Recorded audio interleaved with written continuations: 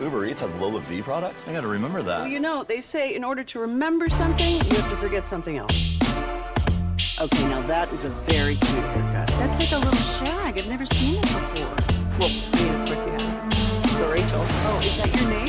No, I mean, like your name. No, I'm Jen. My name's Jen. Right, but I just mean like this is your haircut. But that's hair on your head. I'm not saying this is your hair. Okay.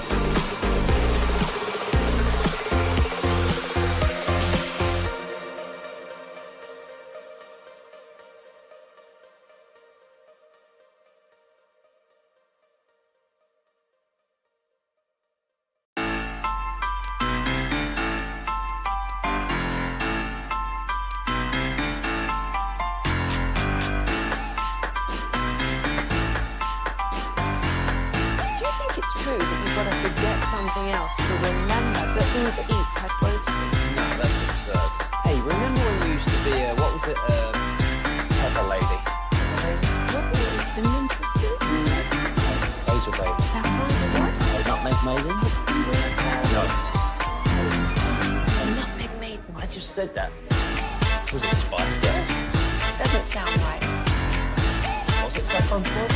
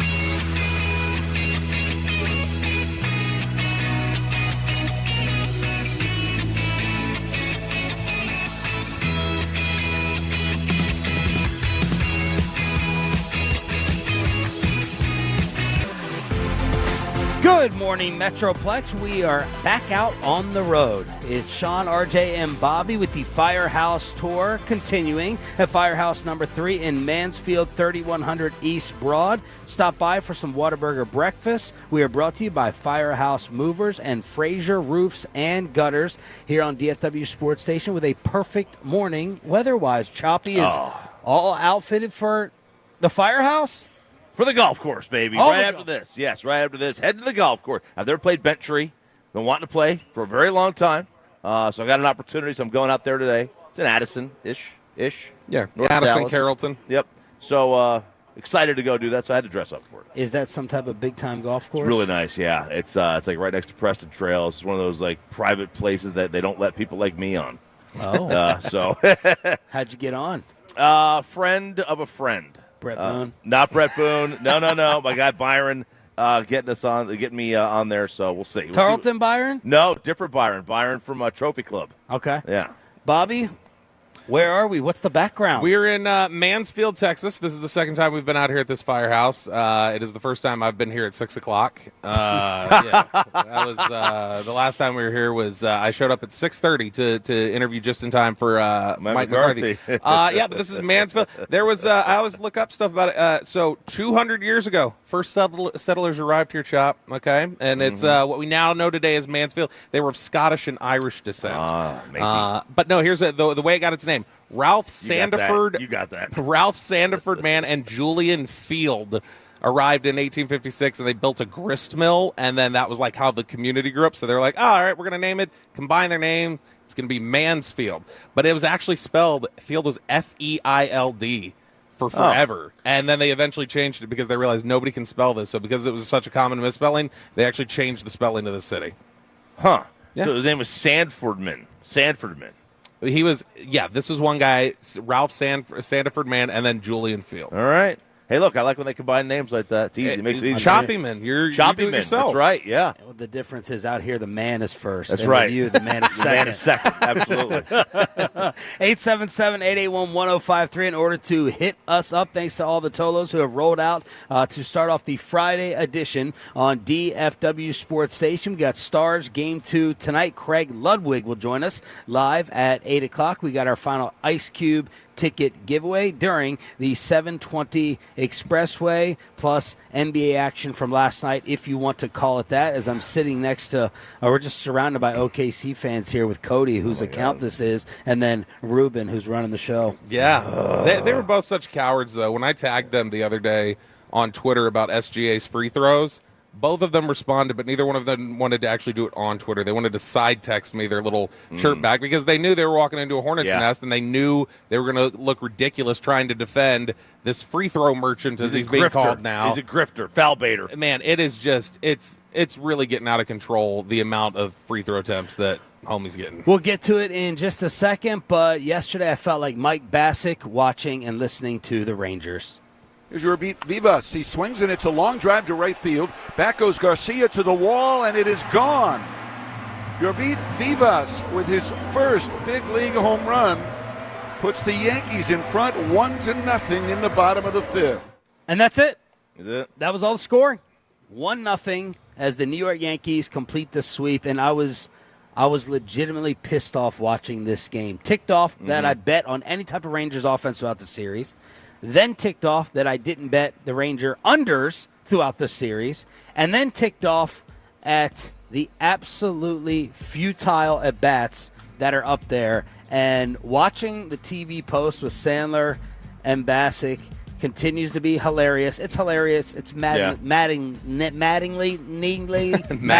yes. It's very Don Mattingly. It's Don Mattingly embarrassing because Bassick is just defeated. They're all defeated. He's talking about the same thing over and over again with no offense. They allowed 10 runs in 3 games. The starters allowed 6. Yeah, and they got swept. They allowed 10 runs in a 3-game series, and they got – this is not 1969 or 68, whatever the dead ball year was. This is not that. This is not the dead ball era. To allow 10 runs in a 3-game series against – I think the Yankees were the top offense in the league coming in is tremendous. And you get swept. I feel like everything is you came to a head yesterday. Like I feel like the anger was palpable on social media, and that's for a day game. People are at work. Yeah, and I feel like the anger was like it hit its peak yesterday. The offense scored 5 runs. They were shut out 5 times last year.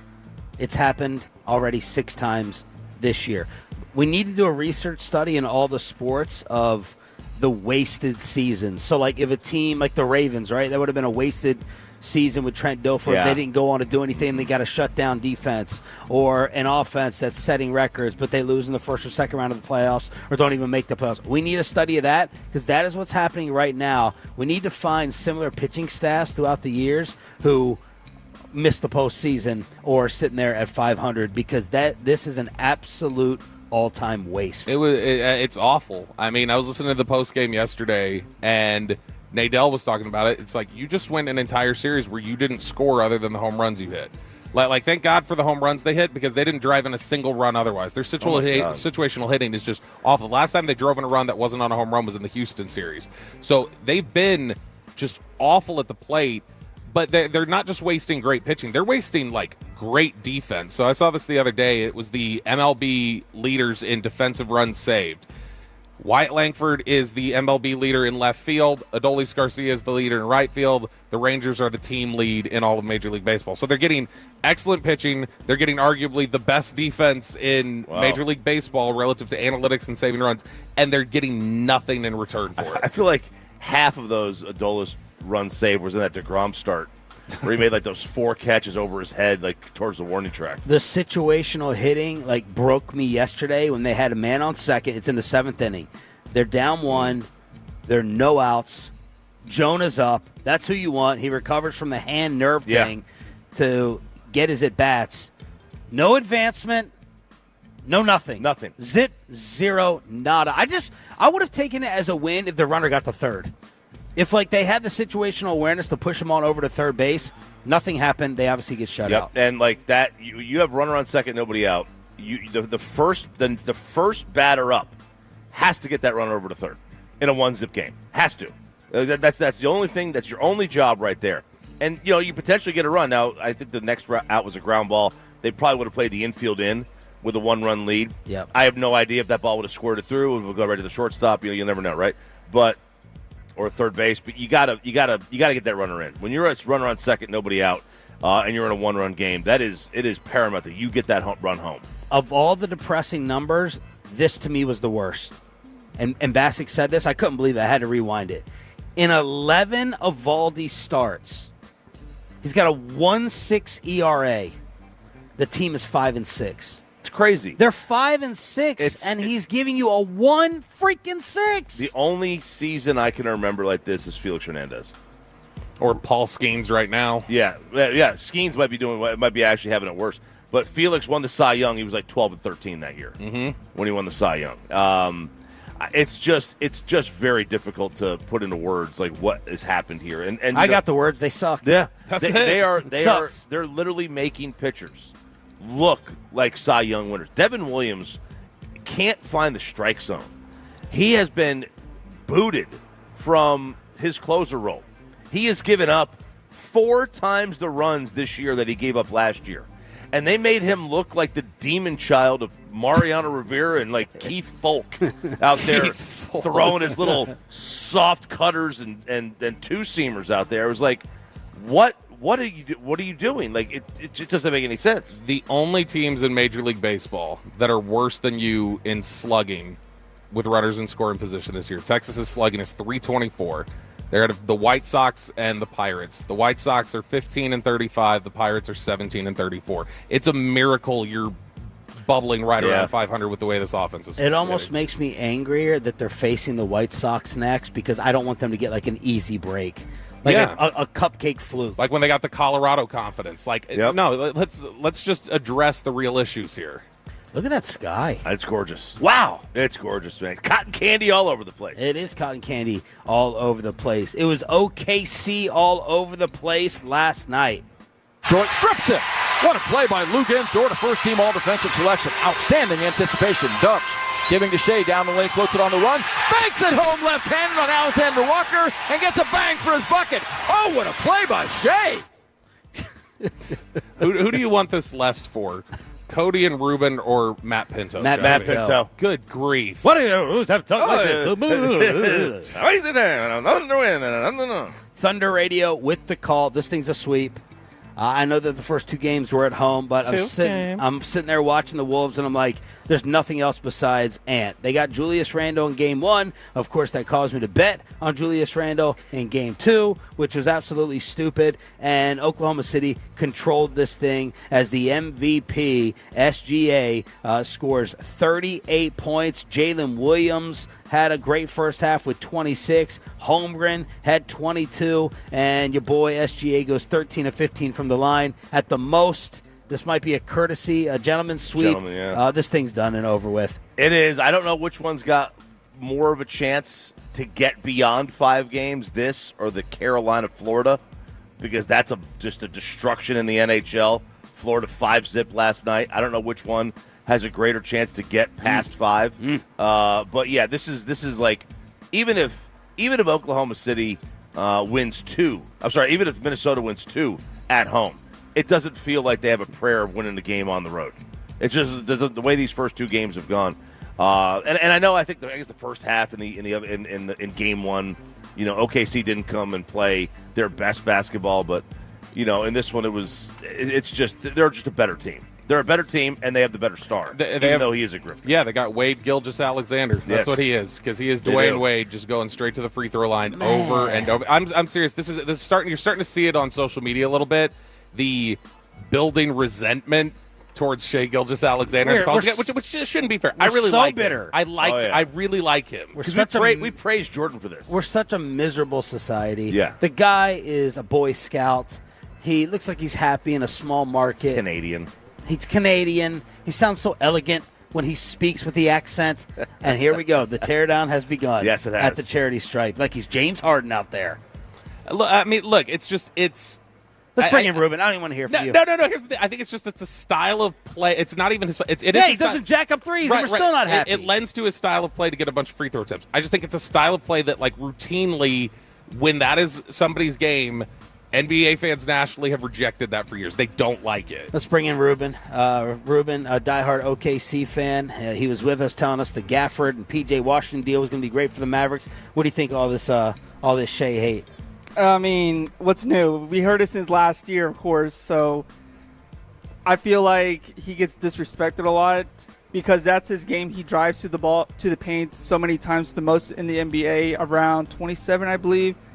And so I feel like he gets overhated. People trying to call him the worst MVP ever? Is that it? Dude, that is true. The worst MVP? That actually was trending yesterday. Worst MVP was trending on social media. It's like what they did with their regular season dominance doesn't even matter. People don't even care about the number 1 seed being clinched for the longest time. The which MVP is worse, Embiid or SGA? Embiid is no longer the worst MVP in league history. Man, their league is ruined. Worst MVP since early 2000s. What? He's literally the only other player in NBA history that has had 30 points per game and 5 assists per game 3 years in a row is Jordan. It's Jordan and Shea. Like that's it. By the way, Jordan, speaking of like how insane he was, Jordan did it like 6 years in a row, and nobody else has done it 3 other than Shea. What did you have the series originally, Rube? Originally had 6 because the Timberwolves, they are a good team, of course. They're really deep through 1 through 8, of course. Especially, it's weird that during the offseason we thought that the Wolves got worse by trading away Karl-Anthony Towns, but theoretically they got better. They're in the same place, of course, but I mean, they don't have a true 2. They don't. Yeah, they don't have a true 2. Randall can pop, but he can also have a bad one and not hit your under. By the way, just put the Knicks in now. Book it. There is zero chance. This is going to be who's the Dick Bavetta is going to be the fix. Yeah, he's going to be reffing every single Knicks game from now on. There is zero chance they allow Indy versus OKC. Indy OKC, that would not like. Well, you Aggie think if said Minnesota yesterday. made it, then that would have changed things. But it's Ant at least. Like it's the guy they're trying to prop up as they like got the MVP, right? But like that's the American star is Ant. Like I didn't realize it was this many in a row. They had the note after SGA winning. That's 7 MVPs in a row that have been won by players who were born in the States. And so, they're really trying to. They want Ant to take over. They want that to be like the next American superstar. And so, I think they'd like that. We got the Sean and RJ Morning Show Firehouse shirts. Our boy Jay Ochoa is sporting his. Stop on out and say what's up today in Mansfield. A gorgeous, perfect morning. We've got a ton of Tolos out here already. Firehouse number 3, 3100 East Broad. And we're going to feed you from Whataburger. We're brought to you by Firehouse Movers and Fraser Roofs and Gutters. RJ gets us all ready for Stars Game 2 tonight. Next on the Fan.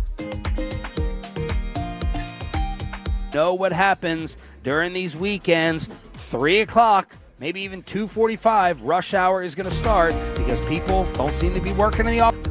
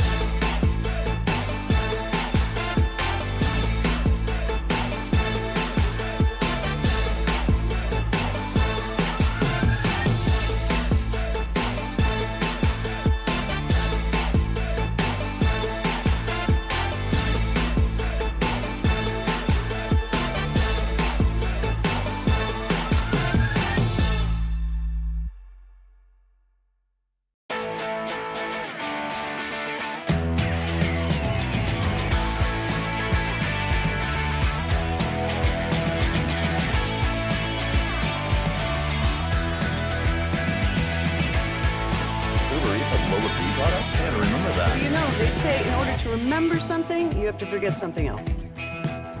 Okay, now that is a very cute haircut. That's like a little shag. I've never seen it before. Well, I mean, of course you have. It's the Rachel. Oh, is that your name? No, I mean, like, your name. No, I'm Jen. My name's Jen. Right, but I just mean, like, this is your haircut. But that's hair on your head. I'm not saying this is your hair.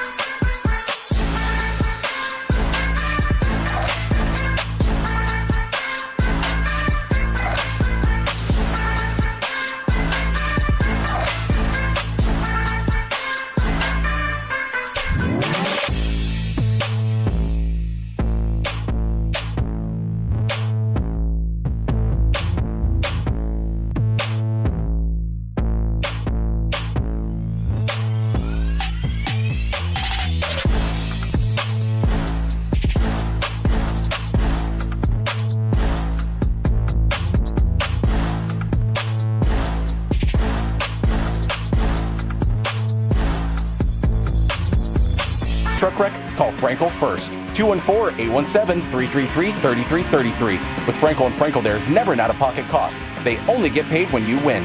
Frankel and Frankel, the go-to car and truck wreck attorneys in Dallas. Verhage is shot. That's blocked again, this time by Martin Gashawn. They score! And it's Carter Verhage. Picked it up on the bounce. A power play goal. And the Panthers have a 3-0 lead with 4:10 to go here in the first.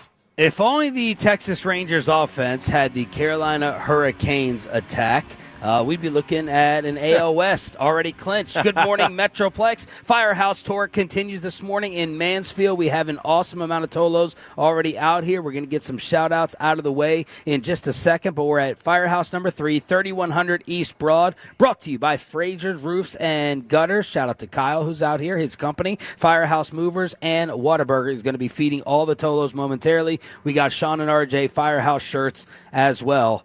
Choppy, have you kept the running total for the Hurricanes offense that the Stars may see? The Panthers. Oh, I'm sorry. The Panthers are insane. So in the previous series, when they played Toronto, they had outscored Toronto 12-2 in their final 2 road games, Games 5 and Game 7. Just gutless performances by Toronto. And then so far in this series, they have outscored Carolina 10-2. It's 16-3. Over the last 3 games. Insane. If you go back to the final Maple Leafs game, 16-3, they're good for 5 a night. It's insane. What they're doing right now is really remarkable. Now they're covering the over-unders by themselves. It's been like 5.5 or 5 for the over-unders in the East. They're taking care of it. And Carolina, 2 things about them. One, they don't have that like superstar they don't have a Connor McDavid to take over. But they got a really good goaltender, like really good. And I think he was like third in Conn Smythe odds, like coming into this series. And they have made absolute work of him. It's remarkable. Like they're just on a different. They're built for this time of year. They've gone deep into the postseason each of the last 2 years. Obviously, the Cup, and then they were the President's Trophy winner like 3 or 4 years ago, and they got bounced kind of early that year. But this has been a really solid program for a while now. We forget about it. We don't pay attention to it because one, it's in the East. Two, it's in Florida. But we talk about the Stars have been 3 straight West Finals. Florida has done the same, but more in this same stretch. I mean, they're really a well-built team, well-coached, and they are on a roll. Yeah, I was talking to you mentioned Kyle from Fraser Roofs and Gutters. I was talking to him yesterday. He's a big Stars fan. This is the team that's got him really nervous. You don't want him. You want Florida. Carolina. You want Carolina to come back and win. He's like, I don't know how much Dallas is, as good as they are. I don't know how much resistance they're putting up to Florida. Even that's just a juggernaut right now. Yep, they're nasty. They're physical. They play a good brand of hockey, and they know how to win. Like that you don't really want that. You want to face a team that doesn't have those attributes. Which, by the way, you mentioned, you said maybe if they had Florida's offense, the Rangers would be doing a little bit better. I wanted to look at the Stars just now. So over their last 7 games each, the Rangers last 7 and the Stars last 7, the Stars have been shut out twice, and they've outscored the Rangers by 2. Oh, gosh. So Florida's won 6 of their last 7 playoff games. They won them 5-4, 2-zip, 6-1, lost 2-zip, 6-1, 5-2, 5-zip. We are talking about a tremendous run. RJ, need your assistance. Yeah, let's see what I can Need do. you to be our Dallas Stars AAC tour guide. If any of you have any tips, hit us up on the Franklin Franco Injury Attorney text line at 877-881-1053 or tweet us what to do and where to go as Bobby landed us some tickets for tonight. Yes, ooh, baby. Yes. Yeah. They're not in the RJ Choppy section. No, they're not. We don't have we don't have Byron and Trophy Club or Oh. anything like that. But we have Get in the Door on a Friday night, which is I guess Wednesday was like much easier to get into. But K-Twiz is going out there. He's Dallas Stars diehard, and he's like, yeah, this is my 4th postseason game. Right. He says he's budgeted for 1 a round, 14 games in the regular season. He's always going crazy on Twitter. If you love the Stars, he's out here this morning with us representing. But I need to know where to go for all the pre-gaming. I'm leaving my house at 3 p.m., so by the time I get home from here, you're set. I'll be ready to leave. You're set. I need to know. I haven't been around that area for a while. So last time was maybe happiest hour. Walking down the street. You can do that. But we do have one surprise I need to remind you about. I'm going to have to get your permission for it. I don't think it's going to happen. You need to get my permission or her permission? Your permission. Kristen will go wherever I tell her. She trusts me. We like to go south of the W. But so not in Victory, just like south of that. There's a bunch of restaurants down that way. That's where all the action comes. Like on the backside where the fan lounge was? No. So like if you go past the Dirk statue, say you're leaving the arena, go past the Dirk statue, okay, but kind of to the right. Okay. So go to the right and then down that street where the W is. So you're going to go to the right of the W Hotel. Yeah. And then all down there is like just a ton of restaurants. If they're open, because you remember we had that Dallas. Well, you think Luca shut them down too? You remember we had the Dallas Observer piece that said restaurants were down 15-20% on game nights. Well, they're getting saved right now. Yeah, they are. They are getting saved now. But I mean, isn't the general spot Hero? Isn't that where everybody but usually that's the goes? problem is it's packed. Yeah. It's always packed. It's you want to get something to eat. Go do down you there. bar hop or do you try to stick in one spot there? Is it too packed to go to different places If because you're of the getting wait down time? there that early, it ain't gonna be too packed. You'll be good. What do you think, Bob? You got a place? No, I mean, I was just wherever they serve alcohol. Basically, was going to be my thought process behind this one. But no, it's the anniversary weekend, so we're going to have a hotel in Dallas down there. So, how are you going to mess that up? No. I think last time you didn't leave the room. Yep.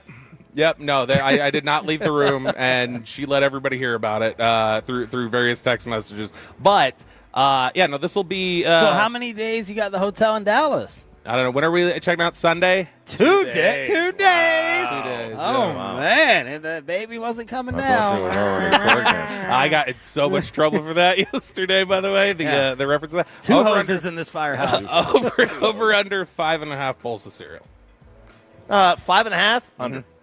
Oh, come on. Yeah. Under.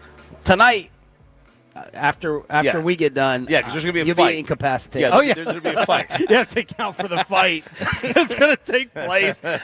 Amanda and I will be left on the street waiting for our ride shares. Bobby goes down the streets like this. Yeah, he's gonna- McGregor. If you see a McGregor walk, you know Bobby's sprinting back to the He's hotel. like the bushwhackers. Yeah, exactly. All right, well, so what about like going inside, Stars decorum, playoff decorum? I don't know if I've been to a Stars Be playoff loud. game. That's it. Be loud, right? Be into it. They're going to give you the bracelet, the wristband, right? The flashing wristband. And then obviously between periods, there's a million bars between periods in the arena. I don't know if Because I never call it Jack Daniels or not. Yeah, so the intermission, right? That's so much better than a Mavs game. Oh, my God, Which it's is great. Mavs game. If it would go by like that, 12 halftime. minutes. Yeah, this is a full 20. Oh yeah, you're set. Well, it's a two drink. It's a 2-drink time. A 2-drink period. Now, Yeah. do you go beer or? I mean, obviously the price is probably gonna be out of control. You going with beers in there? You going mixed drinks? I go beer in there because they give you the you can buy the 16 or ounce beer, so they're bigger, right, than a normal one. So I usually go beer in there, but I mean they got the bars.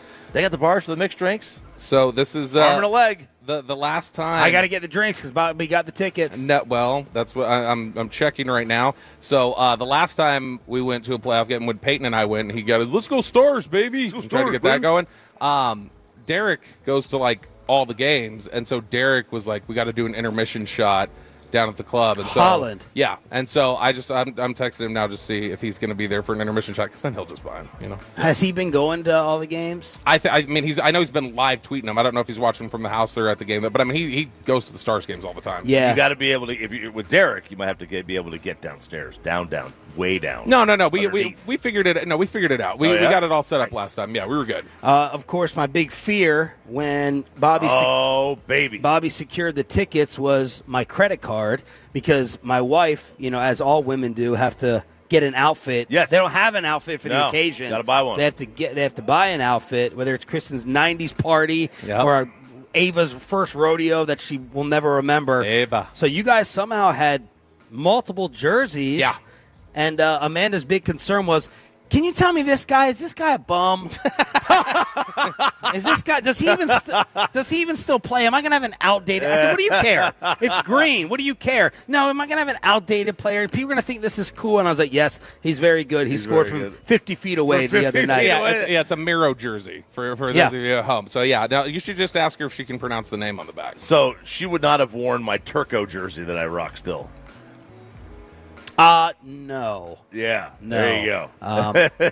I don't think I have I don't have one of these. I mean, something green. I literally bought that because I don't have a bunch of green attire. You got a hat. You got a green hat. I want a green hat. You got a green hat. That's it. Sevy bullied me into buying that.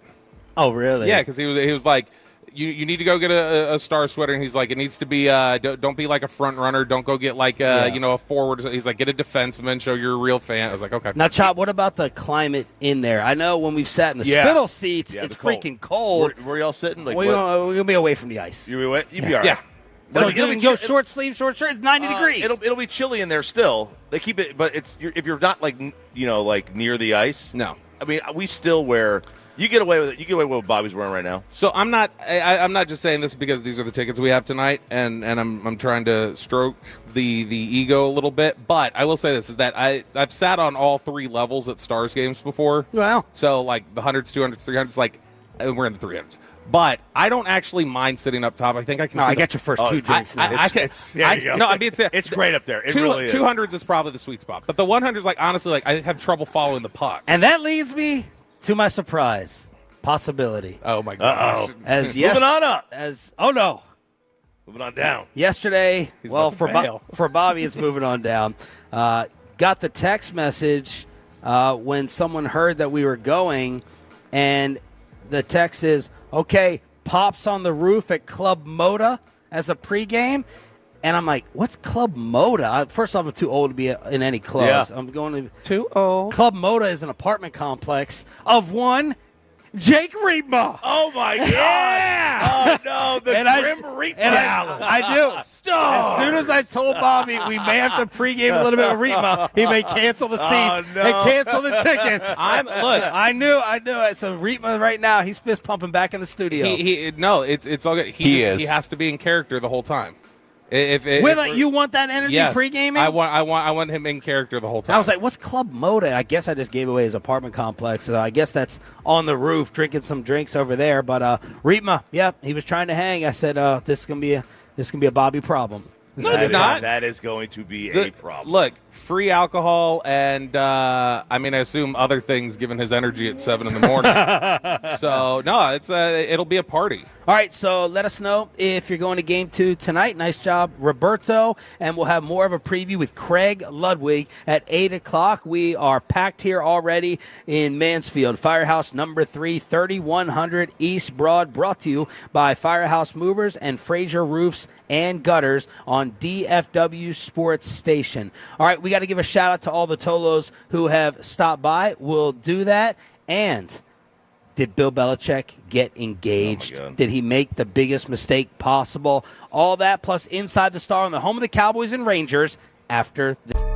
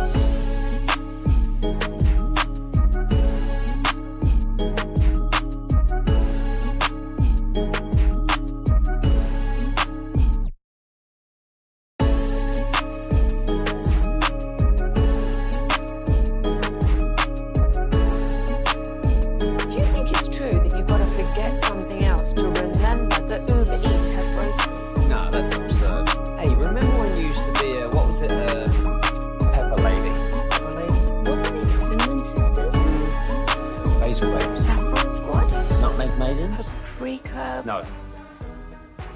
Nutmeg Maidens. I just said that. Was it Spice Girls? Doesn't sound right. Was it Saffron Squad?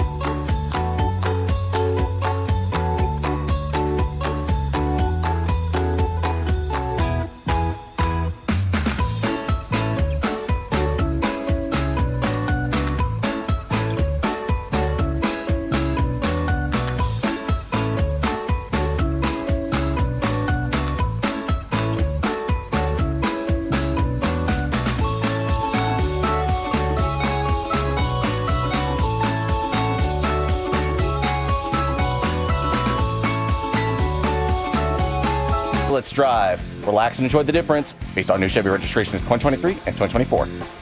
Sean, RJ, and Roberto live at Firehouse number 3 in Mansfield. Come by and say what's up. Look, is that Whataburger setting up that fancy coffee station over here? Yeah. Next to the fan T-shirts that we're giving away. Full service, man. They got the coffee pots there, all the food. I was on Fan After Dark last night. Well, and I was talking with the guys that they had, said, "Oh, where are you going to be tomorrow?" And they were asking, they were like, "How's the spread?" And I was like, "They like Whataburger, like Travis. They bring the whole menu out here, basically." So when I went and spoke at the Star in Frisco, the majority of my time was with Derek Eagleton and then Travis from Whataburger, just being like, "How do y'all do it?" How much time do you spend with the mouse? Good question. Actually, bad question. I'm not gonna answer it, but I was just asking Travis, how y'all be dominating out here? Give me the strategies. What teams do you focus on? All the World Cup coverage that they're going to be all over as well. So Whataburger is the #1 seed, and they're feeding all the Tolos along with the coffee out here this morning. I want to give a few other shout outs. Keith in Mansfield. We got David in Fort Worth. Ruben just came up and he's like, "Yeah, man, I'll be sending you all the local stories on X and on Twitter. So if we're doing Neighborhood Watch or all the local stories," he works at American Airlines as well, Choppy. So maybe you can get a hookup. Hey, I could always use another hookup. Right there. And then my least favorite so far is Roxanne. Oh, no. Who is the shots fired? The Roxy. Bobby Belt defender. Hell yeah. Apparently, with the fan survey saying, "Leave Bobby alone." Yeah. So, hopefully, Roxanne, she's left and she's gone. Yeah. Hopefully, She Simple answer to that: no, we won't. She did take off. We also had Sean in Mansfield, who I just talked to during the break. He just finished up school. He's a teacher. They finished up school yesterday, so they're all done. And then you mentioned David in Fort Worth. He said that back at his gig, American Food and Vending, he said they are all listening every morning. He said station's on in the office there, and everybody's listening every morning. So shout out to those guys. And then Tony said he was with us since the Jagger Mafia days. Bobby, you don't know this story, but everyone still remembers this. It shows you what a class act it was. The first day we took over, first off, Jagger could not have been classier. It was like, oh my God, like, are you kidding me? Great dude. Left like notes in our desk at the time. We had a little office on the 12th floor, and it was like this nice, sweet note wishing us the best of luck. So people still remember the class of Jagger. Yeah, and he deserved it because he was fantastic, and it felt like taking over office for the president. Like the president leaves like the notes of these are the codes. Yeah, and it was the same kind of thing. But that was very gracious. All right, thanks to all the Tolos who have rolled out. Of course, the great Jay Ochoa, who for a change is not in Vegas, and he's sitting here doing deadlifts with the firefighters with a Sean and RJ Firehouse shirt. So come get the gear while it lasts. Big day for RJ Choppy, not just because you're playing golf. The 2023 tax return is in. I got it, man. 24. I got the 2022 one about a month ago. Okay. Yeah, the 2022 one got. Yeah, they're very salacious and scandalous over there. Yeah. How dare they give you something back when you ask for extensions all the time? I do. But they were a couple of years late. And, I'm supposed to get interest. No. They're supposed to pay me with interest. Yeah. They would charge me interest if I was late. But yes, we got the return yesterday. Finally figured it out. Finalized it. Didn't know. No. He was like, it started out like you might owe like $600 before your expenses. Yeah. And you put some expenses in, and we're getting some money back. Not a lot, just a little bit of cash back. Okay. That's all. As long as it's more than a penny. More than a penny is all I care about. Back on track. There you go. I'm whole again. You're whole again? I'm whole again. I'm trying to stay up to date with the Diddy trial, and a dog got inserted into this yesterday. Kid Cudi's dog. That's an interesting way to describe it. Yes. Kid Cudi? Yeah. I just got that. So Diddy's lawyer. Can you sick your 2 dogs on him, sir? Those 2 dogs. So dogs.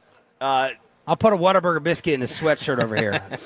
Cudi was called to testify about Diddy orchestrating a burglary at his house. Okay, back in 2011.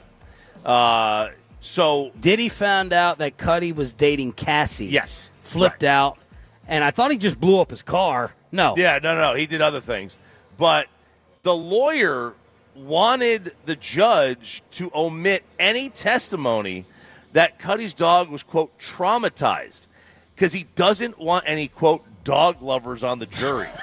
So apparently Cuddy thinks that Diddy burglarized the home, went in there, locked the dog in the bathroom, and gave the dog something like the Jamie Foxx allegations. Yeah.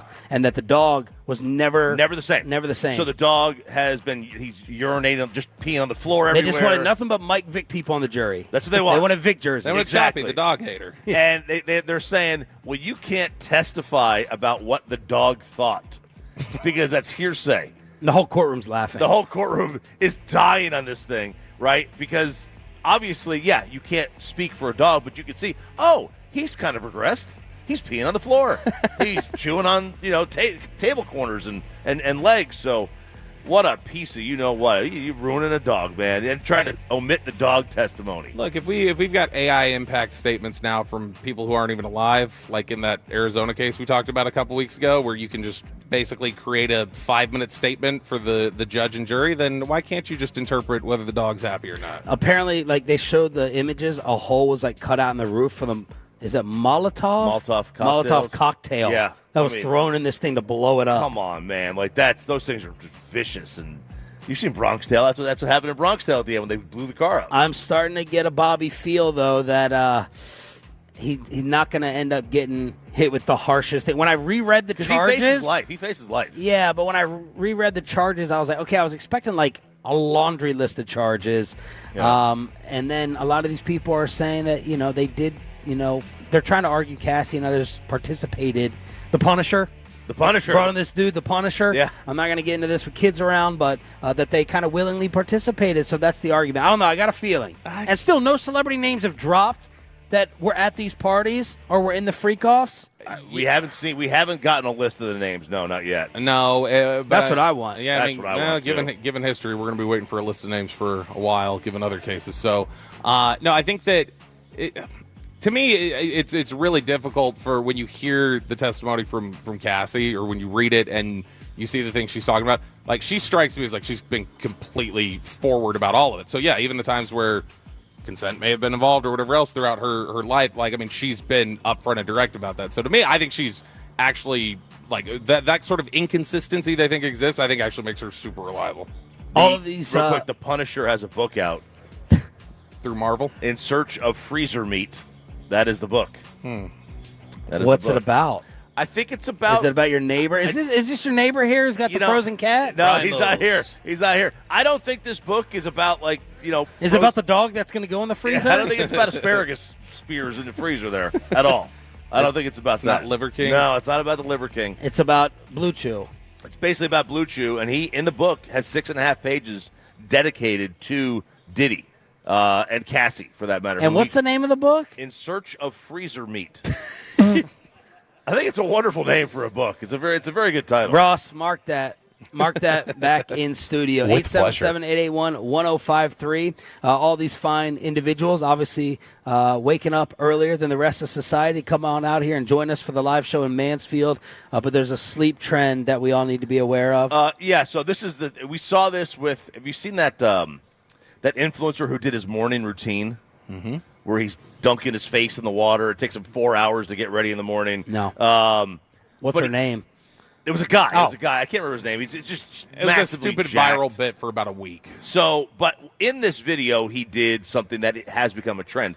Mouth tape. Have you done mouth tape or heard about it? I've heard about it. Yeah. Ruben, Ruben's a mouth taper. I was going to say, I'm going to resist that this guy started this trend. No, he Go didn't on. start it. Yeah, he didn't start the trend. But this has been something that's been going on. I feel like for the last 5-6 years that a lot of people are But doing. tons of celebrities are doing this. For right? what? It's supposed to force you to breathe through your nose, and I guess sleep apnea.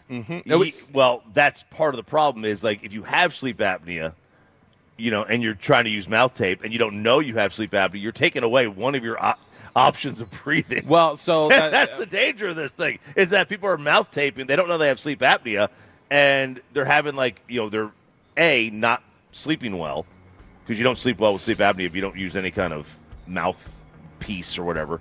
So they're getting poor sleep. They're falling asleep at work. They're falling asleep at the wheel. and then they're not healthy anymore. So there was a study, Or dying, there was a study. There was a book that came out a few years ago from a guy named James Nestor called Breath, and he was like one of the big people say like nasal breathing will change everything for you. And he had like done a bunch of interview circuits with different, Rogan, Andrew Huberman, people like that. But he said he took part in a study where they plugged his nose, him and a bunch of other participants, for like 2 weeks and made them breathe through their mouth, and like all of their vitals, like their blood pressure and everything else, it was like up like 15 points on both numbers in 2 weeks and stuff like that. And so he said like he does the mouth tape every night, and his sleep apnea, like when they registered or recorded sleep apnea incidences, they were like way fewer. Do you really do it? Get your mic on. I've done it. Doesn't that hurt your mustache when you take it off? Yeah, it does. It just depends what tape you use. So I use the mouth tape and also do the nose strip. So it opens up your nasal. So you're taping your mouth? Yeah, I do that. We have no other scientific advancement to where you have to get up. Shut. Just tape your mouth shut. So it's these little strips, because like we've bought them before. Kristen has used them recently. So it's literally about the size of your lip. So it just pastes over, and it's usually got these little holes in it, so you can still potentially. Any of y'all mouth tape? No? That seems like a J. Ochoa thing, I feel like. It does seem like a J. Ochoa thing. There's no doubt about Imagine that. these firefighters get more calls over stuff like this than fires. Right. Someone has fallen or someone needs a smoke detector. They're like, can you help remove this tape? Like, I passed out from tape over my mouth inundating the Mansfield firehouse line. They say if you have mild sleep apnea, it can make it better. But if you have, like, if it's not mild, you have you run the risk of like asphyxiation and stuff. It's a little anxious when you put it on, because it does feel like this doesn't seem natural to go to sleep with my mouth taped shut. But then after a few minutes you kind of forget about it and doze off. And we have our next collectible, Save All Your Pennies. The pennies are about to become a commodity. The pennies are gone. Now, we heard rumors about this, but the U.S. Mint is going to stop making pennies. That'll save $56 million. It costs more to make a penny than the actual cost of a penny. But in this, I also found out that a nickel, it costs 13 cents to make a nickel. I don't believe that's very financially sound either. Let's get rid of those things too. When I was in Europe, everything was to the dollar. There was nothing was $3.99. It was just 13. You think they have it figured out better over there? From that standpoint, yeah, because like everything is baked in, the tax already baked into the price. So like if you walk into a restaurant and you have a $20 bill, and you just your whatever, your burger's $20, you just leave it $20 on the table and you leave. I like that. So it's simple. It's more streamlined. There's no tax. There's no figuring out carry the one on your doing the math. So that from that standpoint, it's easy. So when are pennies not going to be accepted anymore? Was it an executive order? I don't know if it was an executive order or not, but they're not going to make anymore. Yeah, so it's like the $2 bills, I would assume. You could still use a $2 bill. Yeah. Now, so wait, when you use cash only, it would make you round up, or even if you used a card, it would round up in Europe?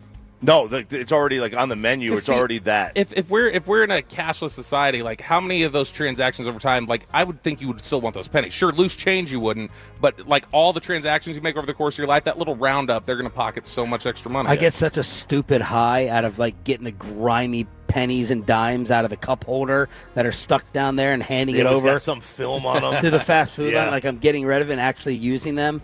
But people look at you in disgust when you hand over change. Oh, I sure. feel like, yeah. It's like you said, it's grimy, it's dirty, yes. And it looks cheap that you're using it. But it was weird. Like they have like $2 and $5 coins in Europe. It was strange. Like I was like, what is this thing? There's a story out there that the greatest of all time is ruining his life with an engagement. We will talk to Bill Belichick about the rumor, along with an Ice Cube ticket giveaway, next on Sean and RJ 105.3 The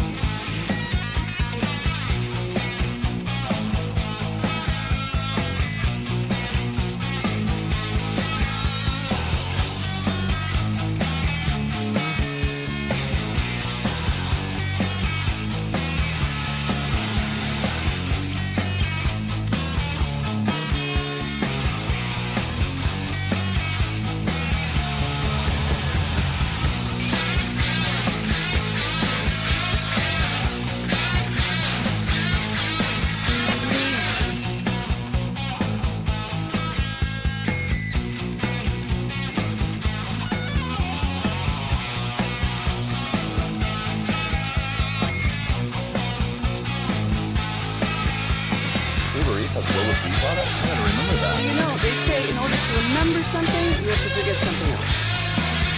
Okay, now that is a very cute haircut. That's like a little shag. I've never seen it before.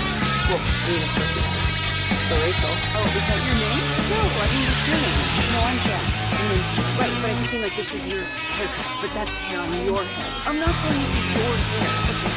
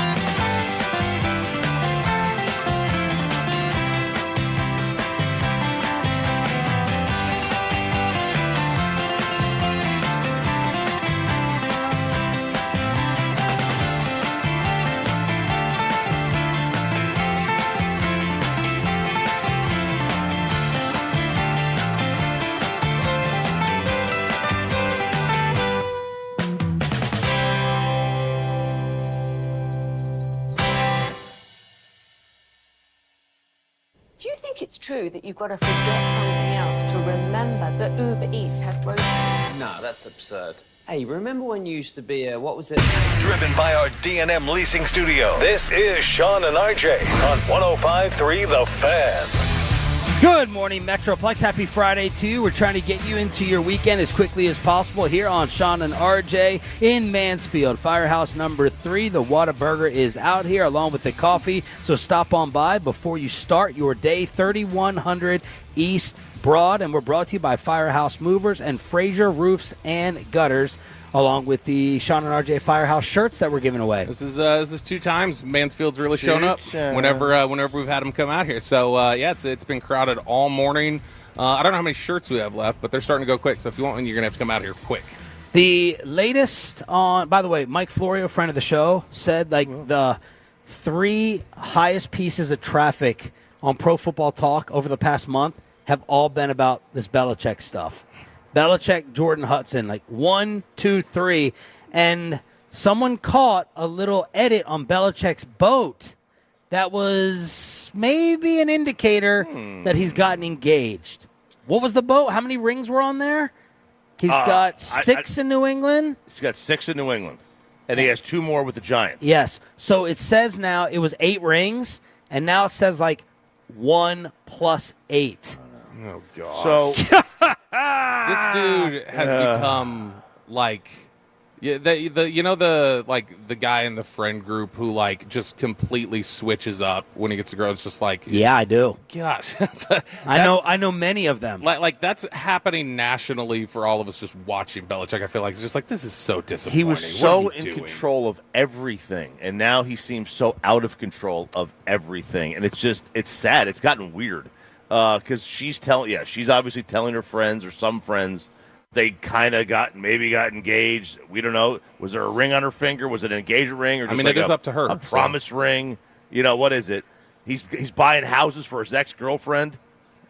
This guy, if there is anybody who is proof positive that is undefeated, it is Bill Belichick. Him and Luigi. Hey, look, Luigi. Yes. Luigi got taken down right at a McDonald's counter. Yeah, he did. Flirting a girl. Flirting. Yeah, this is proof positive that ultimately is still where power ultimately resides. And apparently, the HBO Hard Knocks deal that the Cowboys are going to be in season with the rest of the NFC East, that fell apart because she demanded partial ownership of it. So it wasn't just she wanted partial ownership of royalties. Basically, she wanted to have ownership of it, split it with NFL Films.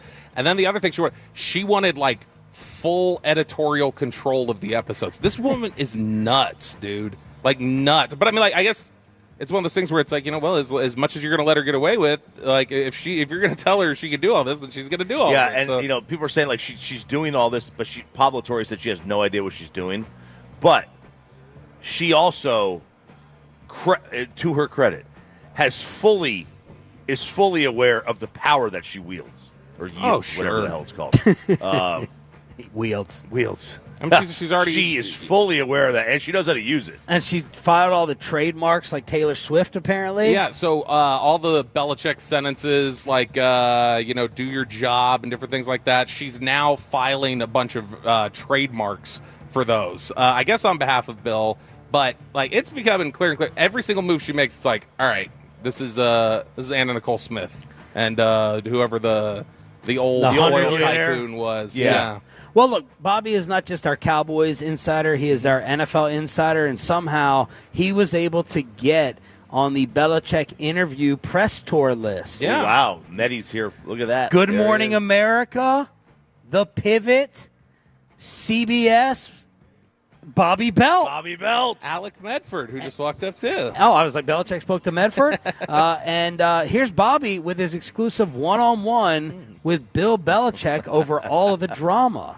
Joining us now on the D&M Leasing Hotline is former New England Patriots head coach and current UNC football coach Bill Belichick. Coach Belichick, thanks for joining us. Yeah, absolutely. It's a pleasure. Coach, I know it's a little uncomfortable, but let's just get it out of the way.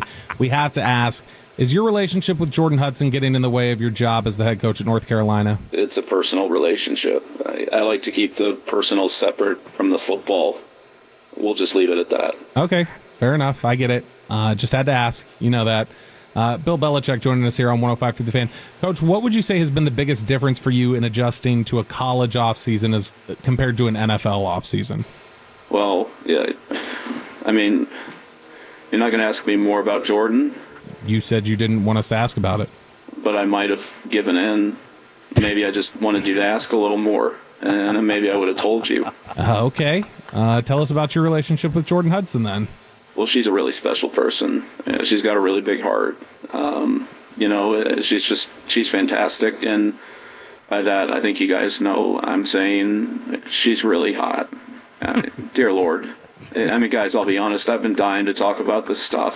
The stuff this girl does to me, I mean, her bedroom versatility is at a Taysom Hill level, which is ironic since I'm pretty sure half the stuff she does is illegal in the state of Utah. Bill, should you really be talking about these things? It seems a little tacky. Oh, it's 100% tacky. If you look up tacky in the dictionary, and you're going to see a picture of me telling my ex how it turns out some people don't need scented candles and a calendar invite before making a guy feel special on his birthday. And even then, The Big Easy, starring Dennis Quaid and Ellen Barkin, has to be on in the background the entire time. So you don't feel like this is a distraction, though? Oh, it absolutely is. My heart hasn't pumped a drop of blood above my waist in 8 months. I can't even think straight anymore. I've basically got Gronk's brain with Aaron Hernandez's CTE at this point. Jeez. Oh, God, no! I'm curious, how has your son, Steve, handled all of this, Bill? Great. Super. No problems at all. I mean, even though we're not married, he walks around calling her stepmother, and she always calls him stepson.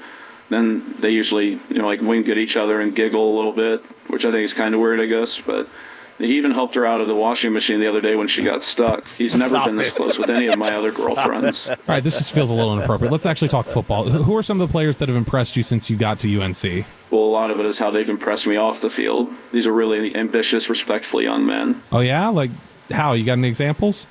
Yeah, for instance, I think some of the guys thought Jordan was feeling unsafe on campus, so they've been following her around everywhere to make her feel more comfortable. And we've got this freshman who told me his dream is to be a fashion designer, so he actually volunteered to go with Jordan while she went shopping for new swimsuits. Yeah, I mean, that's the kind of character that we really want here at the University of North Carolina. But there's really only been one downside to Jordan's presence. Oh, just one? Okay, what's that? Well, I think the guys are really nervous about letting her down, so whenever she's at practice, they end up heading straight for the bathroom and lock the door. Ah, right, okay. I think they've got some nervous tummies or something because they're in there for a while. Okay, thanks, Coach Belichick. That's enough. Bill Belichick here on 105.3 The Fan. We're on to TCU. Well done. All right. There it is. So good. Bobby Belt. God, I forgot that's our first game. He clearly didn't want to talk about Jordan. No, he didn't. He made that clear right from the beginning. I respect that. Their AI Belichick, as everyone in the building is terrified that they will get belted next. Yeah. With Bobby and the computer program. He's Chiafalo put in a request. Chio already got. He wants to be done. No, we've. Well, I mean, he's already done. But we've got. He had me create AI Nadell last night because he's got bits he wants to do. He also said, "I'm a mouth taper on Twitter. Not east on the stash, but I haven't woken the wife with my snoring in quite some time now." I had to read that carefully. You never know. Yeah. With Eric in bed. No, you never know. What could be said. So he's up. He's up and listening. But there it is. AI Belichick here on 105.3 The Fan. Isn't that about the most predictable thing, though? If I said anybody at the station was a mouth taper, I think we would have all defaulted to Eric Chiafalo. Yeah. He's choppy. I don't know. Sarah called me crunchy the other day. I took offense to that. I took big time offense. What does that mean? Well, I'm putting salt in my water. It's like a little hippie-like almost. Yeah, salt water, hydrogen tabs. Just I don't know. I heard somebody do it on TikTok, and I was like, "Oh, that sounds good to me." Makes sense. TikTok doctors who aren't really doctors told me to do this, so let's go. The moms all use this phrase. I learned this from Kristen. Because they'll refer to another mom, they'll be like, she's a crunchy mom. Yeah. And I was like, the hell does that mean? Kind of like granola. Well, yeah. You call Oregon women that. Yeah, Oregon women. Yeah, girls, Yeah. people from Oregon in general, are crunchy. We go from Belichick to Madden. Apparently, this movie that I'm intrigued by with Nicolas Cage. And who's playing Al Davis? It's Christian Bale. Christian Bale. It's a madhouse on the set. It's a madhouse on the set. We've already had people quitting. One actor reportedly quit over some nudity. Because it's a football movie, so there's locker room. There's a locker room. Oh, I was like, okay. Right, yeah, you're in the locker room, right? So there's like the Madden man booths. They're trying to make it as authentic as possible. And of course, Christian Bale is a known method actor, so he gets into character. And stays in character. So the entire time he's sitting there like Al Davis, it's like... in a sweatsuit? Yeah, he's being fired with cause here, okay? So he's like smoking a half pack of cigarettes a day or whatever. I don't know. But is that what they're saying, that he's smoking I like don't know. Al? I don't know.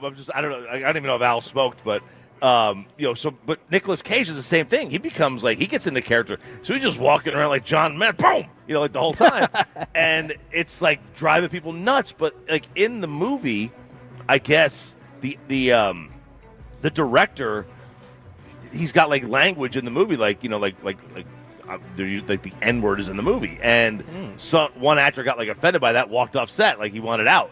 But like this movie's like going nuts, the nudity and the language, and like it's driving actors and actresses to want out of this movie. Which you would think like, is this gonna be in theaters? This doesn't seem like this is supposed to be. No, okay. I mean, like a 70s, Amazon MGM is making it. 70s Raiders were some characters too. It wasn't just Al Davis and John Madden. So I mean, like it's. I imagine whatever you're going to make there, it's going to be a little. You remember Playmakers back in the day? How like controversial that was when it came out. It was like, oh my gosh, we're showing too aggressive a side. That's what this will be. The other movies that are supposed to come out end of the year or next year, I guess, is Shrek 5, Ice Age 6, Jumanji 4. Atolo hit me up on Instagram and said, way to be original. Dune Messiah, Avengers Doomsday, and Robert Eggers' Werewolf. WER? WLF? WER. It has to be werewolf. Werewolf? Werewolf, yeah. Sure. Whatever. Yeah, I don't know which one it is. All I know is that, there's zero creativity. All they do is it's like, let's make a sequel or let's make a reboot. Let's reboot it, or like, let's pick up with Full House 20 years later on Netflix, or let's do this. There's just no originality anymore. I mean, Fast and the Furious figured out that people like me will keep going back 10 times. And so this is your fault. Let's make $1 billion, and they could do that. All right, we got an Ice Cube ticket giveaway for you turning it on, leaving it on. It is our last one of the week. Craig Ludwig is going to join us at 8 o'clock this morning here on DFW Sports Station. But next up, we are going to go inside the Star. Bobby's best friend says the Cowboys still have a problem up front, and a new Cowboy says, I have never experienced the culture and the energy like this in my NFL career before. We are the home of the Dallas Cowboys. We'll take you inside the Star in the commercial-free expressway with an Ice Cube ticket giveaway next.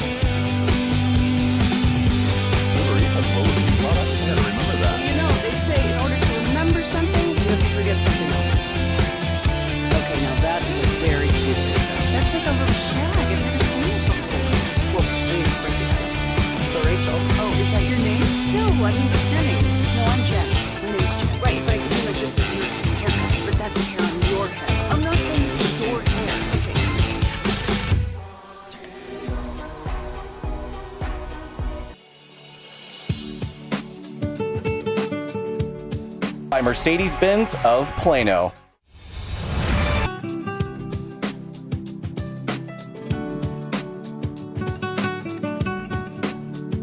The Fan.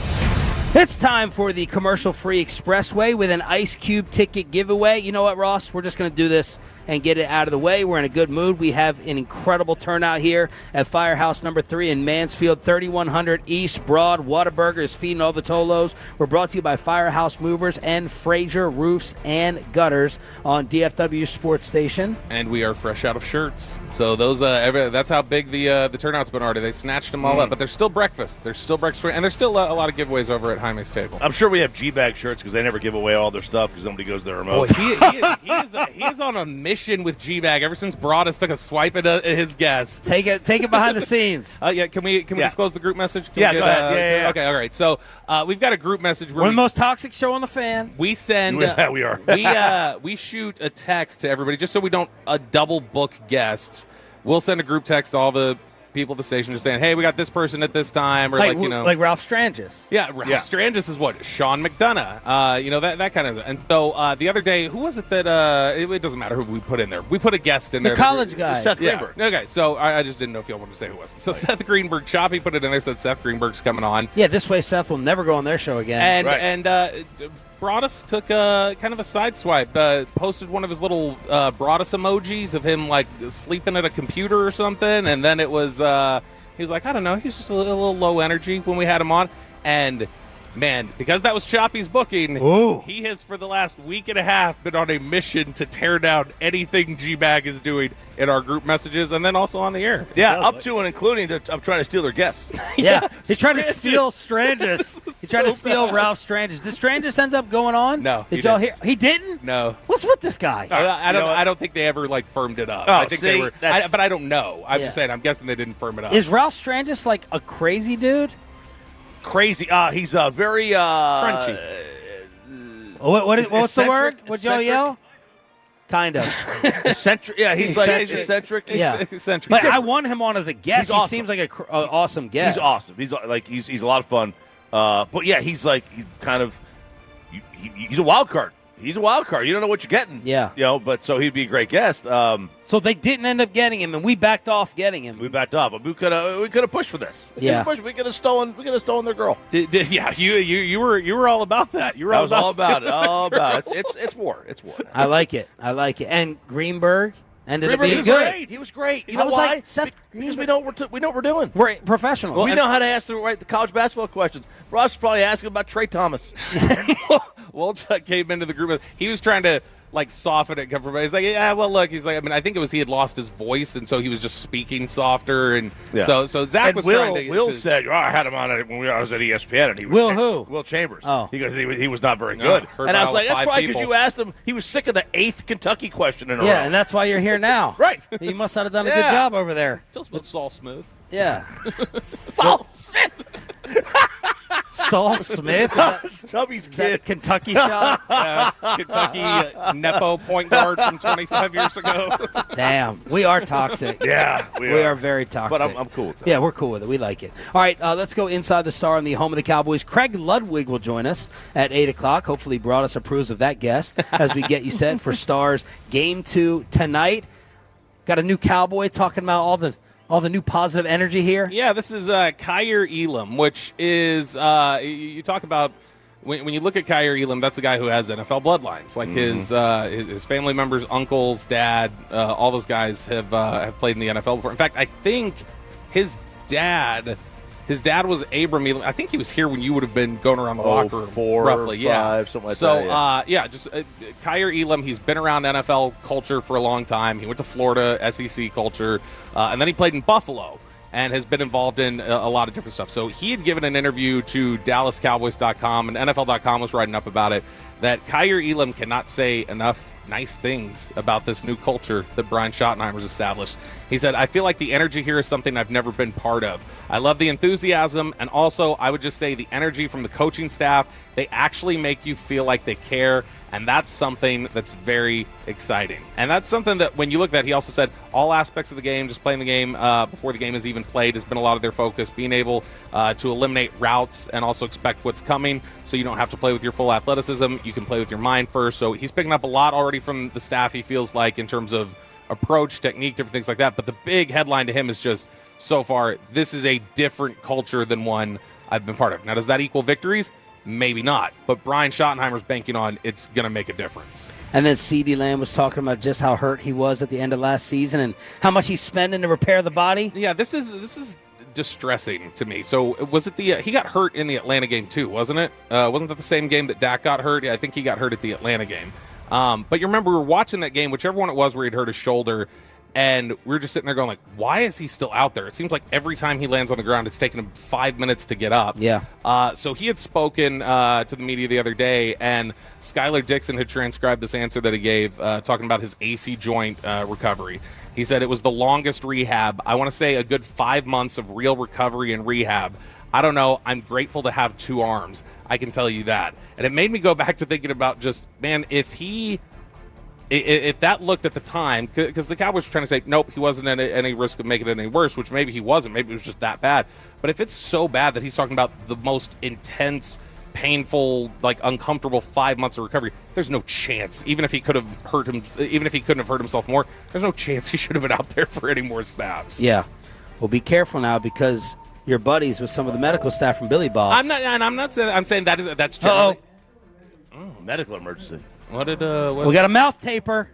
That's right. We got a mouth taper. We got a Mansfield mouth taper out here. When you no, I think it's like the Witten question. Like guys gotta take themselves off the field. Like if CeeDee's in a position like that, CeeDee's got to take himself off the field. But maybe he felt comfortable in it because of, like you said, the amount of money that he's poured into his workout routine. So he had done an interview with Complex recently and revealed to them that he is spending every year $50,000 every 2 weeks, $25,000 a week, he said, on just his physical upkeep, the training, the diet, everything else, that he's spending $25,000 a week, which comes out to, what's that come out to, Chop? Are you gonna? I have no idea, but that seems high. It's it would be $1.3 million. He's spending over $1 million, he says, of his own money every year on his body, which I wonder. Didn't LeBron say this? LeBron said the same thing. Yeah. I mean, look, if you're buying hyperbaric chambers and you buy the chamber and then you buy the chamber. That's it. That's the thing. Why I don't know why he would describe it as $50,000 every 2 weeks if it was just a chamber. Chef, trainers, food. Yeah. The trainer. Yeah. You may have a trainer.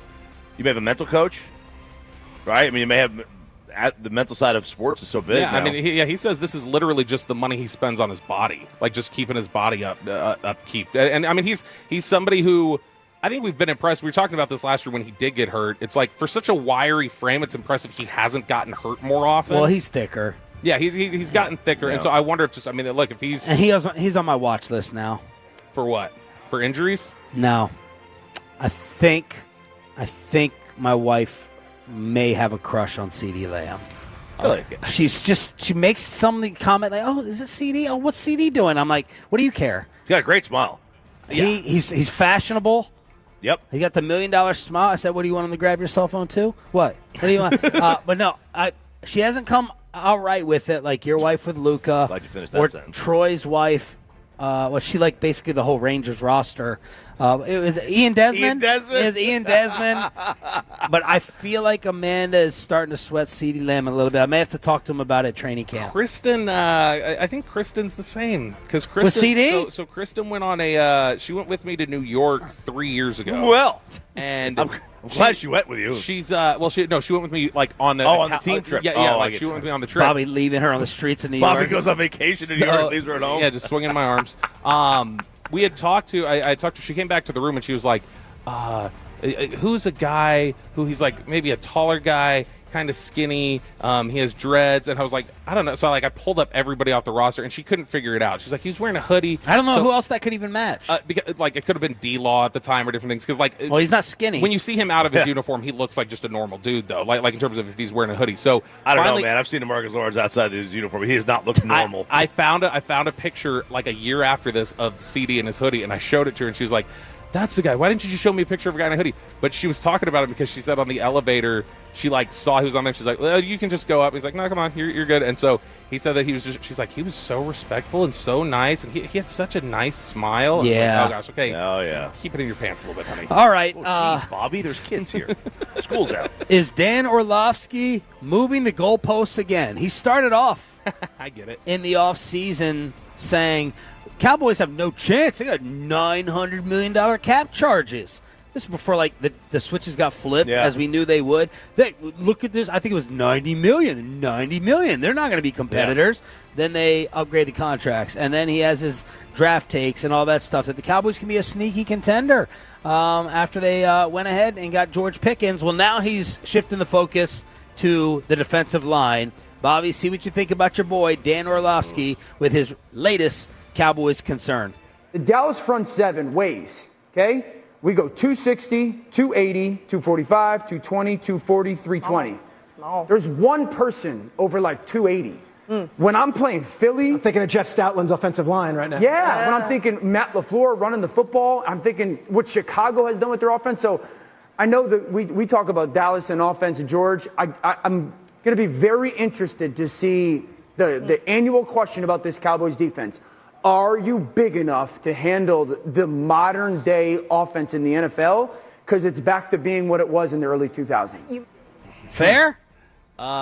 Legit? Yeah. In a way. Run defense always for them is fair and legit. Yeah. I remember this sticks out in my head. There was a playoff game between, at the time, San Diego and Indy. It was in Indy.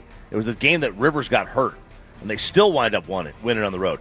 And they kept talking on the broadcast about how the offensive line of the Chargers was so much bigger than that soft Colts defensive front where they had Freeney and they were tiny, right? Yeah. Like not tiny, but undersized for football. And they couldn't. They had no chance. And yeah, I think don't you think it's a legit problem if you're an undersized unit and you're going to get mauled? So it's a legit problem if, or it can be a problem if they don't play bigger. But you're also talking about, like, a lot of what you got to remember. This is Eberflus's defense. Eberflus's defense historically, they never had a one technique defensive tackle. It's always get up the field with the defensive tackles, rush the passer. That's what they want to do. That's what they've always done. Every defensive scheme is going to have trade-offs and weaknesses here. But also when he's going like, they don't have a single defensive line. Well, that's not true. They drafted Jay Toye. He's 342 pounds. In what round? 6th. Okay. But I mean, like, you're talking about a guy that Dane had in the 3rd or 4th round. Like, it was somebody they consider a steal. He's going to get rotation work. They've got Justin Rogers. Justin Rogers, defensive tackle, was a draft pick for them last year, was on the practice squad, will probably be on the roster this year. He's 346. Mozzie Smith is listed at 337. He's not. But Mozzie's over 300 pounds. So, like, I'm just saying, that doesn't mean that they're good players necessarily, but the other thing is that when Dan Orlovsky has resorted to, all right, what's my big buzzworthy Cowboys topic, and it's, they don't have somebody over 280 pounds. He's run out of stuff. He's run out of stuff, and he doesn't know what to say anymore. And so, look, there's a lot of things you can be critical of with them. It's a real question, do they have a one technique that can stop the run? But it's also they never had one under Marinelli. Eberflus is a Marinelli disciple. Eberflus does not love big, bulky one technique defensive tackles either. Inside the Star on the home of the Dallas Cowboys from Mansfield Firehouse number 3. In case you were wondering about the noise in the background, 3100 East Broad, Whataburger feeding all the Tolos. Craig Ludwig will join us. He's always must listen at 8 o'clock to get you ready for Game 2. Let's clean out the junk drawer, Ross. Oh, 1 sec. Oh, boy. Goes my perfect game. Was doing Did you so know well. Benjamin Franklin invented the junk drawer? We can't call it a perfect game in the 2nd inning. Ouch. Tough but fair. All right, sorry about that. Here. Did you know that Benjamin Franklin invented the junk drawer? Junkin! Luke Jackson on the board. All right, let's I'm just kidding. Hey, Ross probably doesn't even know Luke Jackson. He probably knows Dennis Eckersley. Bobby Thigpen. This historian. Bobby Thigpen. Mike Venefro. Yeah, Ross is a historian. Have you guys been checking in with Pepe? Have you been noticing what Pepe's been doing on the bachelor party? I saw a golf course. I saw a golf course. I saw one of the photos from the golf course. He didn't text us any gambling wins or anything. He did not. He was much louder on the text when he was on his trip to Boston with Mackenzie. When he's out with the boys, he's in silence. But he was sending us some really graphic things before he left. And so, I mean, I imagine he's just getting himself involved in all of that. All right, couple of Tolo shout-outs. Hira stopping by from Mansfield. Choppy, you were asking, God, you're so cultured. People coming up saying, you have any advice for Italy? Oh, yes. You have any Italian tips for us? I did. I had advice. There's a couple going to Italy They now? are. They're going to Italy soon, and I think they said the next couple of months. And I was like, comfortable shoes. Got to bring 2 pair. You got to bring multiple pair because here's the trick. You walk all day, and then when you go get ready for dinner, you got to change shoes. Change the contour of your feet. Your feet feel better. They're not the same shoes that have remolded themselves. And then you got to worry about the pickpockets. God, I followed this Instagram account before we left, and it's getting even like since I come back, I can recognize what's gone on, and these pickpockets and how just they're so devious. Really?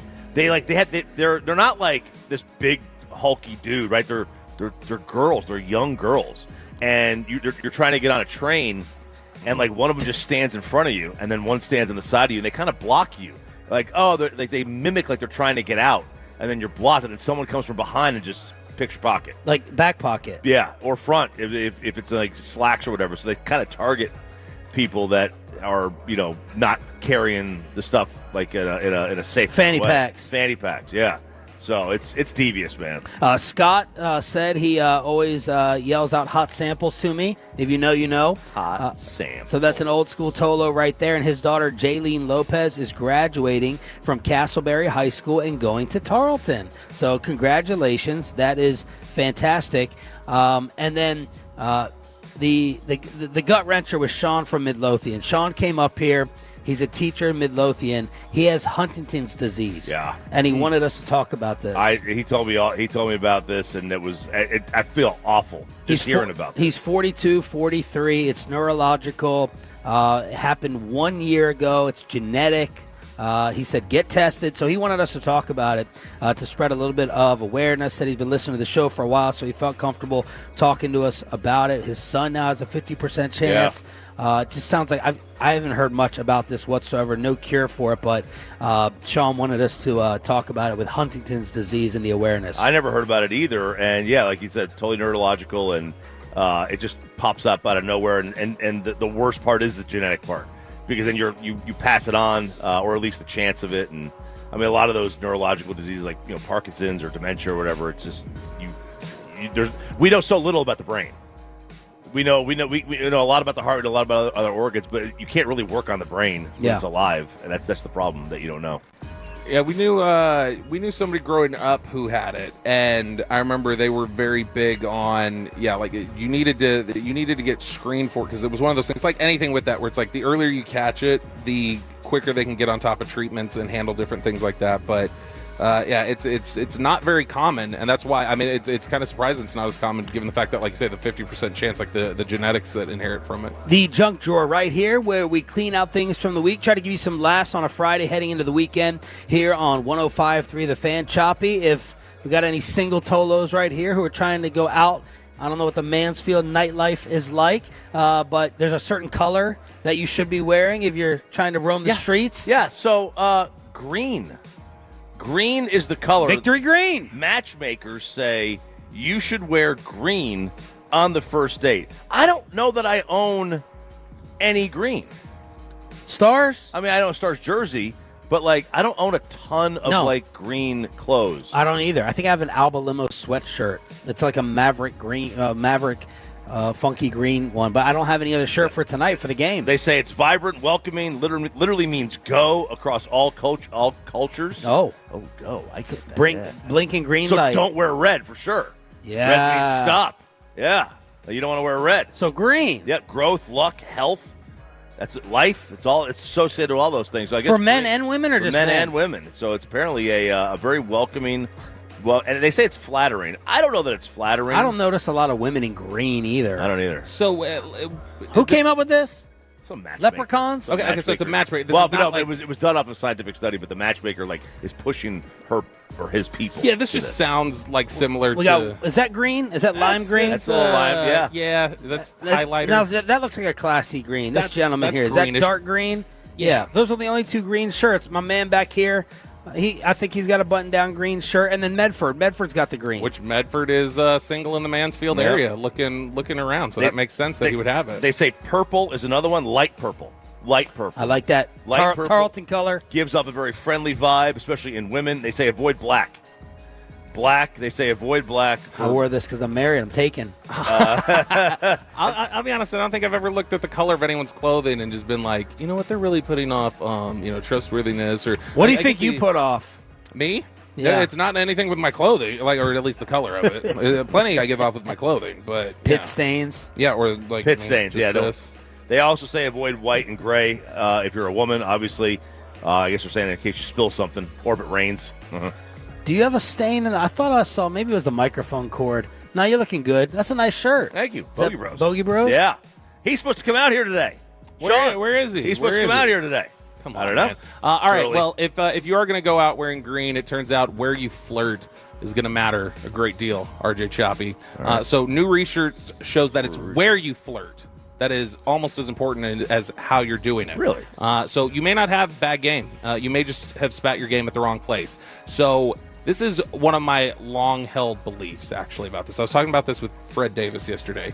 I believe that the country bar is the perfect place to try and sharpen your skills, to try and sharpen your game. Because for most people who are going out there and they're going out to the bar scene, what they're doing is there's like usually an apprehension about like rejection, right? There's the fear of rejection or walking up or like, oh, I'm going to come off super aggressive or whatever else. At the country bar, they're all expecting to get approached by people they don't know because they want to dance. They want to dance. They want a dance partner. So that cuts out like half of the awkwardness Anxiety, to begin with because you know they're going to be approachable. They're going to want to talk. Now, do they want to get necessarily picked up for a date? No, not necessarily. I mean, they may just want to dance. But the actual conversation is much easier. And so, to me, it's if you're looking out there for the dance partner already, they've already got the comfortable level. It cuts out all that tension, different things like that. But the research here said that where romantic interaction takes place is going to significantly influence how it's received. This is a study from Personality and Social Psychology Bulletin, and they found out that perceived appropriateness of a setting shapes how likely people are to accept a relationship initiation. Where is the worst place that you had success initiating? The worst? Yeah, like there was no reason this should have worked.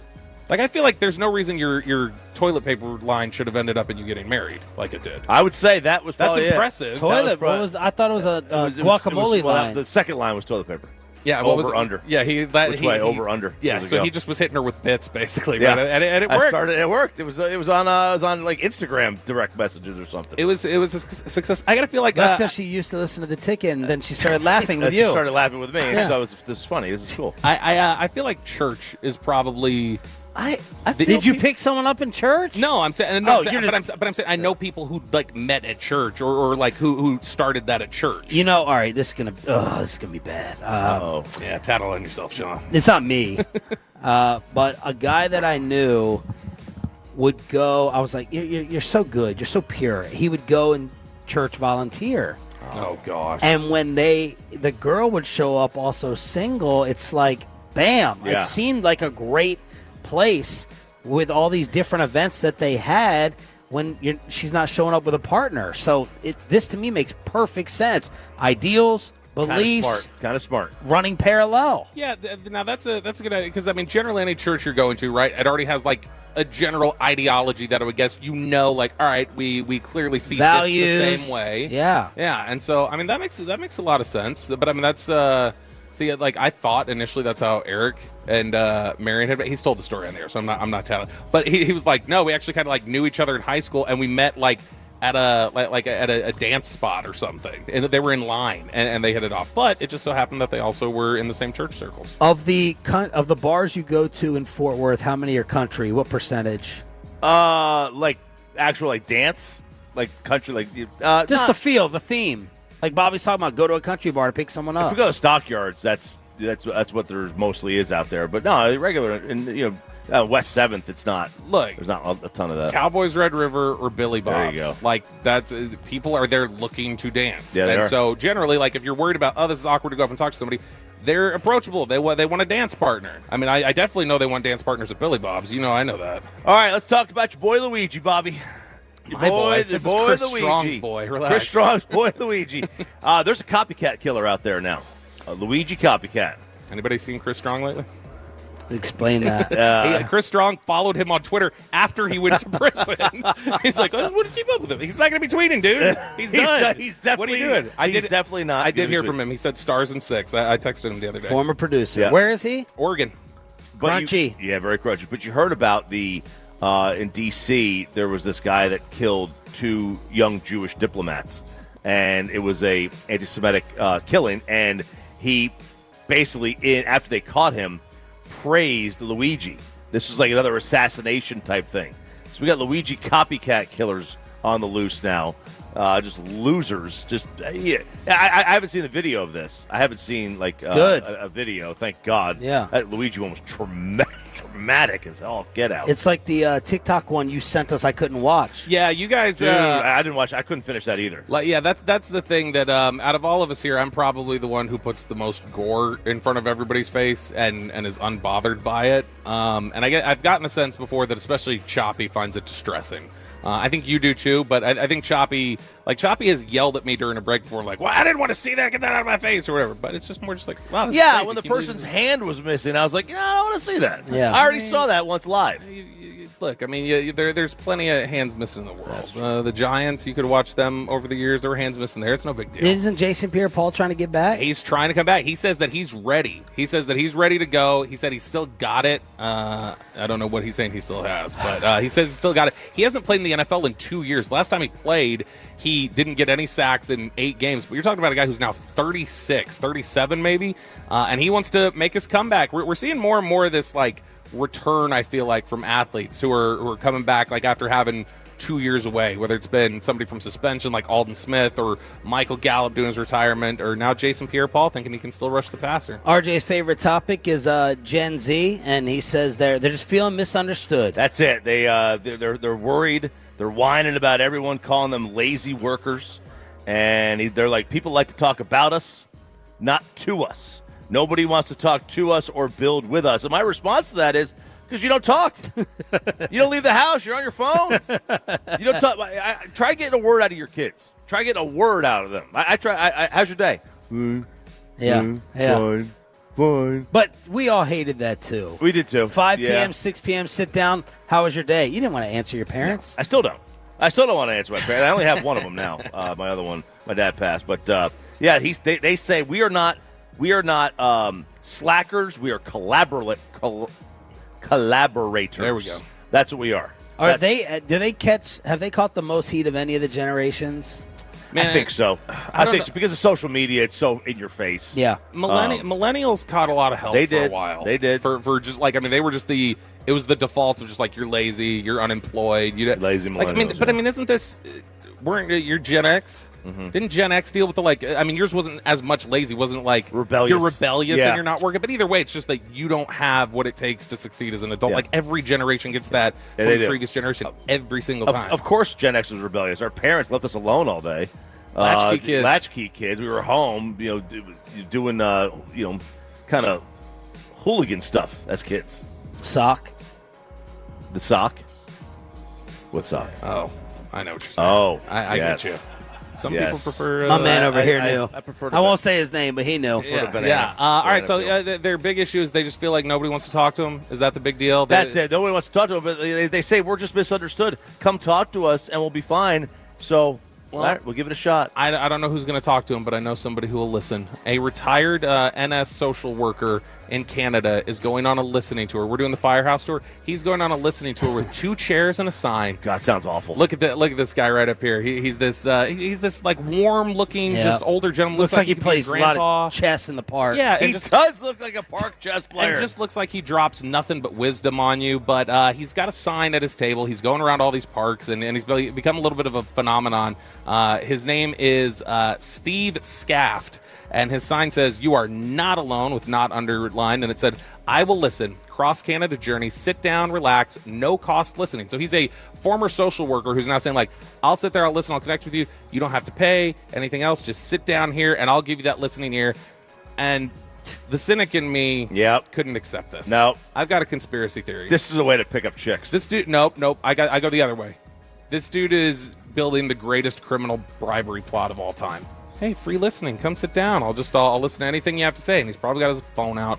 He's probably recording. He's just collecting all the dirt on the people who are just like trying to like unload their anxiety or whatever else. Or, like, it's like the priest confessional, but he doesn't have like an actual like standard that says he's not allowed to talk about it. So I think this dude's just building up a bunch of stuff. Like, hey, stays between us. You can trust me. Get 30 minutes of audio to AI his voice, just like you would do. Yeah, exactly. May or as well just be put him in a bad position. May as well be a Lyft driver and make money while doing it. Do it. Absolutely. Just listen and talking to everybody's problems, right? God, don't you feel like Uber and Lyft drivers could be maybe talk show hosts? Yeah. Yes. Yeah. Yes. They I mean, what was that? so. Taxi cab confessionals. Yeah. Right? I haven't seen that. They do a lot of socks. They did lead to a lot of socks. I was thinking about that. Who would you say of the three of us would be the best listener? Me. I think. I actually do think it's you. Absolutely. Not even close. Sean. I like. It's not even close. People will be like, "Why are you asking so many questions?" I'm interested.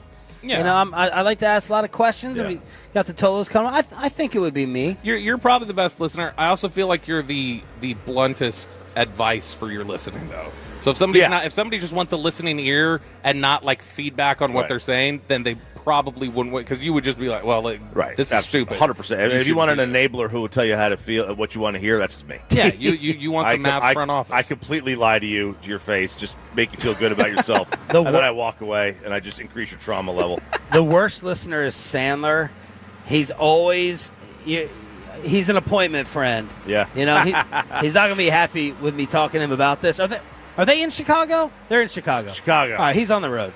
But Jared's always looking at the watch. There's something coming up in 15 minutes. We'll be at a nice dinner, and he's got the Apple Watches should be banned from dinner.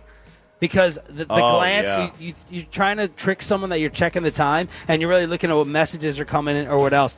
At a nice dinner, I do sit there and put the cell phone down. I put it face down, but Jared, he's always checking something. I told his wife that one time, I was blunt. She was not happy. I was like, yeah, Jared's an appointment friend. You know, he's just checking in. I feel like he's not checking in with me for anything. She was not happy with you for saying that? Yeah, I called because I said he's like... basically said he's a fake friend. It was not fake. Or the interaction is fake. Yeah, it's not a real interaction. Sometimes it's a checklist thing. Which I get. Because Jared is so anal. Which Jared would own up to that, I think. I think Jared would own up to, like, he's so busy, he's just trying to, I've got to have a checklist, otherwise I won't. He wouldn't own up to that. He would be upset about it. He'd be upset, but he'd probably own up to it because he always reverses course when you pressure him a little bit. I'd love to be his fake friend. I don't even have that out. At least you're his fake friend. I know, that's right. You know, Chiafalo would be a good listener. Yeah. Everything is fine. I mean, if he is comprehending anything, it depends. It depends if it lands. Yeah. Eyes half open. Yeah. All right, Junk Drawer, continue right here on the Fan, and then Craig Ludwig to preview Game 2. I was debating whether or not to talk about this. I'm just going to go ahead and do it because it is the last day of school, and Chop just said dump their trauma on you. So I want to know. How about Rietma? Rietma just said Sandler. Well, he just said Sandler's always on his phone. I won't read the rest. Rietma's a good talker. I like going back and forth with Rietma sometimes. So tell me how. We'll find out tonight when we pregame, Bobby. We'll find out. This was bizarre to me. I was told the other day when I got home, Kristen was telling me about Addison. She's in middle school. She's in 6th grade. She was telling me she had her class party today, her choir party. So she went to choir party. I was like, okay, what's the problem with that? You're doing this right now? Do you want me to save it for more time? No, go ahead. Yeah. I want to have enough time. I mean, if you want to, because we got like a minute left. So if you want to really dive into it, we can save it for later if you like, and I can go something else. No, go ahead. Okay, all right. So they have this thing that I've never heard of. The teacher suggested a trauma dump is the name of the party. Oh, God, we need more time. So you had to bring a bag of candy. And how old are these kids? 6th grade. And you had to pour your bag of candy into the bowl. And when you poured your bag of candy in the bowl, you then had to share a trauma that's occurred to you in your life. And this created... Is this Bravo? So much, anxiety and stress, I think, for the girls who were that. Addis was just like, some of the girls were talking about, this really bad stuff that's happened to them. I was like, who thought this was a good idea? No, this is how you do this. 6th grade girls? Who thought this was a good idea? And they got dark with the stories? Oh, yeah. A lot. I mean, this was apparently it got dark with the stuff of just oh, yeah, here's the abuse story in my background. So I was like, guys, this is not, whatever happened to what are you thankful for? Or, what's your favorite color? I'm going to try out the trauma dump on Thanksgiving this year. Do it. Let's go around the table, say one trauma that somebody at this table has inflicted. If my kid was in this class, if Julian was in this, he would have walked up, taken the piece of candy, and said, I am the trauma, and dropped it in. Or he would have just made up a story. Yeah. Like, he would have he would have laughed at everyone else's trauma. He would have. Yes, he He would have been giggling in the back. Was her trauma bad? It has something to do with you, I didn't probably? even find out what hers was. Yeah, probably. Like, I mean, I didn't. It's been 2 days. You haven't asked the girl? No, she was just out here. No, I should have asked her. I mean, she's clearly got trauma from it. So no, I knew Kristen. If there was a genuine trauma there, I would have heard about it from Kristen. So I think it was like she just shared I think this might have to lead to a little school complaint. I think it's going to. Yeah, Kristen has already written the email. Yeah, I mean, trauma dump 6th graders. Trauma dump party, and like I said, it got. I think some of the girls were just like, "Oh, I failed the test." What like, and then you get like really aggressive. It's like these are. I don't know that this is the place to sort all this out right now. All right, we're going to get you set for Stars Game 2 with the always electric Craig Ludwig. Luddy joins us live on Sean and RJ, live from Firehouse number 3 in Mansfield. Next on the...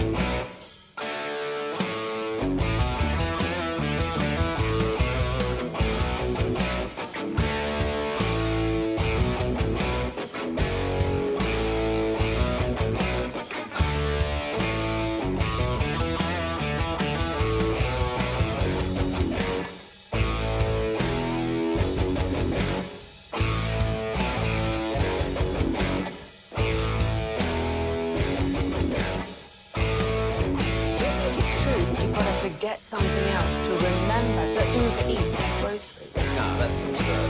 Hey, remember when you used to be a, what was it, Pepper Lady? Was it? those? Saffron squad? Nutmeg maidens? Sweet herb. No. Nutmeg maidens. I just said that. Was it Spice Girls? Doesn't sound right. Was it Saffron Squad?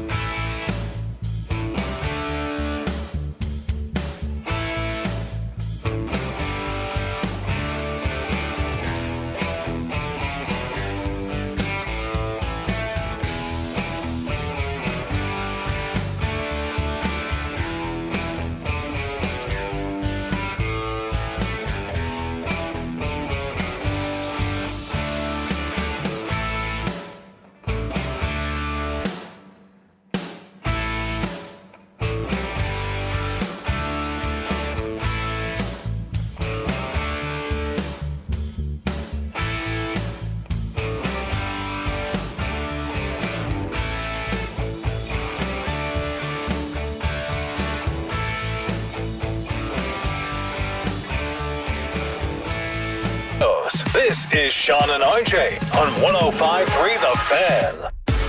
Klingberg for Draisaitl. Lost the handle. It might be a breakaway. Tyler Seguin in alone. He scores! Sean McDonough with the call. Game 2 tonight. Bobby and I will be there. So will the Tolos that have come out to see us in Mansfield. Shoot us a DM or a message on where you're going to be so we can drink it up to hopefully take the 2-0 series lead. This is DFW Sports Station 105.3 The Fan. No better way to preview Game 2 than with the great Craig Ludwig joining us on 105.3 The Fan. Good morning, Craig. How are you? Good morning, guys. How we doing? We're doing well. What did you think after the second period? Did you really think anything like that was possible the other night, or you were rethinking what you thought the series was going to be with the way that Edmonton had dominated? Well, normally I would say that not thinking good things, but we've seen with this Dallas team this year in the playoffs, they have the ability to come up with some big moments, some big periods, big stretches of maybe even 3, 4, 5 minutes in a hockey game. So the one thing for sure, if you're an opponent or a fan, regardless of what the score is with this Dallas team, especially if they're down a couple goals, they seem to be never out of it. Craig, when you win a game like that, where you say first 2 periods we really got handled, and then you come back and you're able to win with a flurry in the third period, how do you guys discuss that as a team in between, or how do you look at that? Do you look at it as, okay, it's nice we got the victory, but man, we really got to clean this up? Or is it just more the focus of, hey, we rallied, you never apologize for victories, our focus is the fact that we finished this game? No, I think in the playoffs especially where they're at right now, in that, that's around before you get to what you've been trying to accomplish all year long. And you have to be realistic about it and say we weren't the team that we needed to be in the first 2 periods, especially in your building. They've been good all year in this building. The fans have been incredible. And I think a lot of the success that happens with this group is due to the fans. I mean, they're never, I don't know if anybody got a chance to watch some of the other series that are going on, especially in Canada and mainly in Toronto. It's tough for me to watch when fans like that turn on teams and early in series and games and things like that. So the fans here in Dallas have been incredible since we got here, in all honesty. But no, you have to sit down and you talk about where you were. You're very fortunate that you won that game when you really look back at it, and when you can their power play has been on fire. And I think everybody in the league knows that if you're going to put the Dallas Stars in the last 2-3 years on the power play, it's not a good recipe to close out a game. And they scored, I think it's 3 goals in the last 5-6 minutes, or I should say the first 5 or 6 minutes of the third period. Oddly enough, their coaching staff decided not to call a timeout and kind of temper it, but you look at it and say we have to be a lot better, and a couple reasons, because that doesn't always happen, and mainly because of your opponent. There's a few guys over there, 2 in particular, that can take a game over. And if it wasn't for some poor penalties, frustration on their side for whatever reason, that game probably wouldn't have turned out that way. But it did, and so you take the win, and you make sure that you put everything into your next game. Because, again, the old saying is, visiting teams, they come on the road to win one game and steal that home ice away from you, which it's never true. You actually come here to win 2 games if you're a road team. But when you don't win one of them, you kind of use that line. We only came here for 1 game. So, and that just gives them home ice, and they're going to be a good team in their building, and they've got fans that are very similar that been behind them. So, again, you take the positive out of it. We found another way to come back, but let's not rest on that, and let's be better next game. Craig Ludwig joining us here on the D&M Leasing Hotline. So you would have called a timeout after that second goal, you think? Yeah, it just, especially on the road. I mean, you feel as a player, as a visiting player, you're sitting on the bench and you feel like everything's just falling down on you. And you're going, man, a couple quick goals and the roof is caving in. I don't know. And again, maybe they had a reason for why they didn't at that particular time, in the game. And maybe it's about some rest for his couple, his superstars and Draisaitl and McDavid, and maybe we're looking ahead and saying, listen, we're gonna save this timeout for a little bit later, and if it's going to be a 1-goal game and there's a couple minutes to go in the game, we're going to have to pull the goalie, and I need my 2 or 3 best players being rested. I want to save it to them. So you really don't know what goes into that stuff, but in my opinion, I especially on the road, and I think that you have to. Sometimes logic has to fly out the window, and you go, my players are tired, and this is just a mental crushing right now. And sometimes you can call it and don't even say anything, and just let the players talk for a minute, and let them, if you've got that kind of a leadership group, let them talk about, hey guys, we're okay, just hang in there, we're going to get our game back on track. But they didn't do that. And, again, I can't say that that's the reason that it collapsed on them, but that would have been my opinion. Lud, the Skinner was, not good in that third period, obviously. And this may be an impossible question for you because you played with, elite goaltenders on your team. But what is it like when you have a goalie that you just don't really trust? Simply put, you start to try to do too much. And I'm speaking as a defenseman. Now, all of a sudden, you're trying – you feel like your goaltender's having a rough night. And now you're trying to block shots. You're trying to get and do everything you can to not let it get to him and let him get back on track. And by doing that, you actually make it more difficult for him. Now you're sitting in his lap. You're laying down in front of him. You're standing up in front of him. I mean, you just go back and you look at a couple of those goals that were scored, and really, and on Miro's goal, it was there was 2 of the Edmonton Oilers that were screening the goaltender more than the Dallas Stars player was. But that's what you're supposed to do. You're supposed to get in shot lanes and things like that. But I think that's what ultimately happened. And specifically, it happened to me. I've had, like you said, I played in, I had the luxury of winning a couple championships because of an Ed Belfour and a Patrick Roy.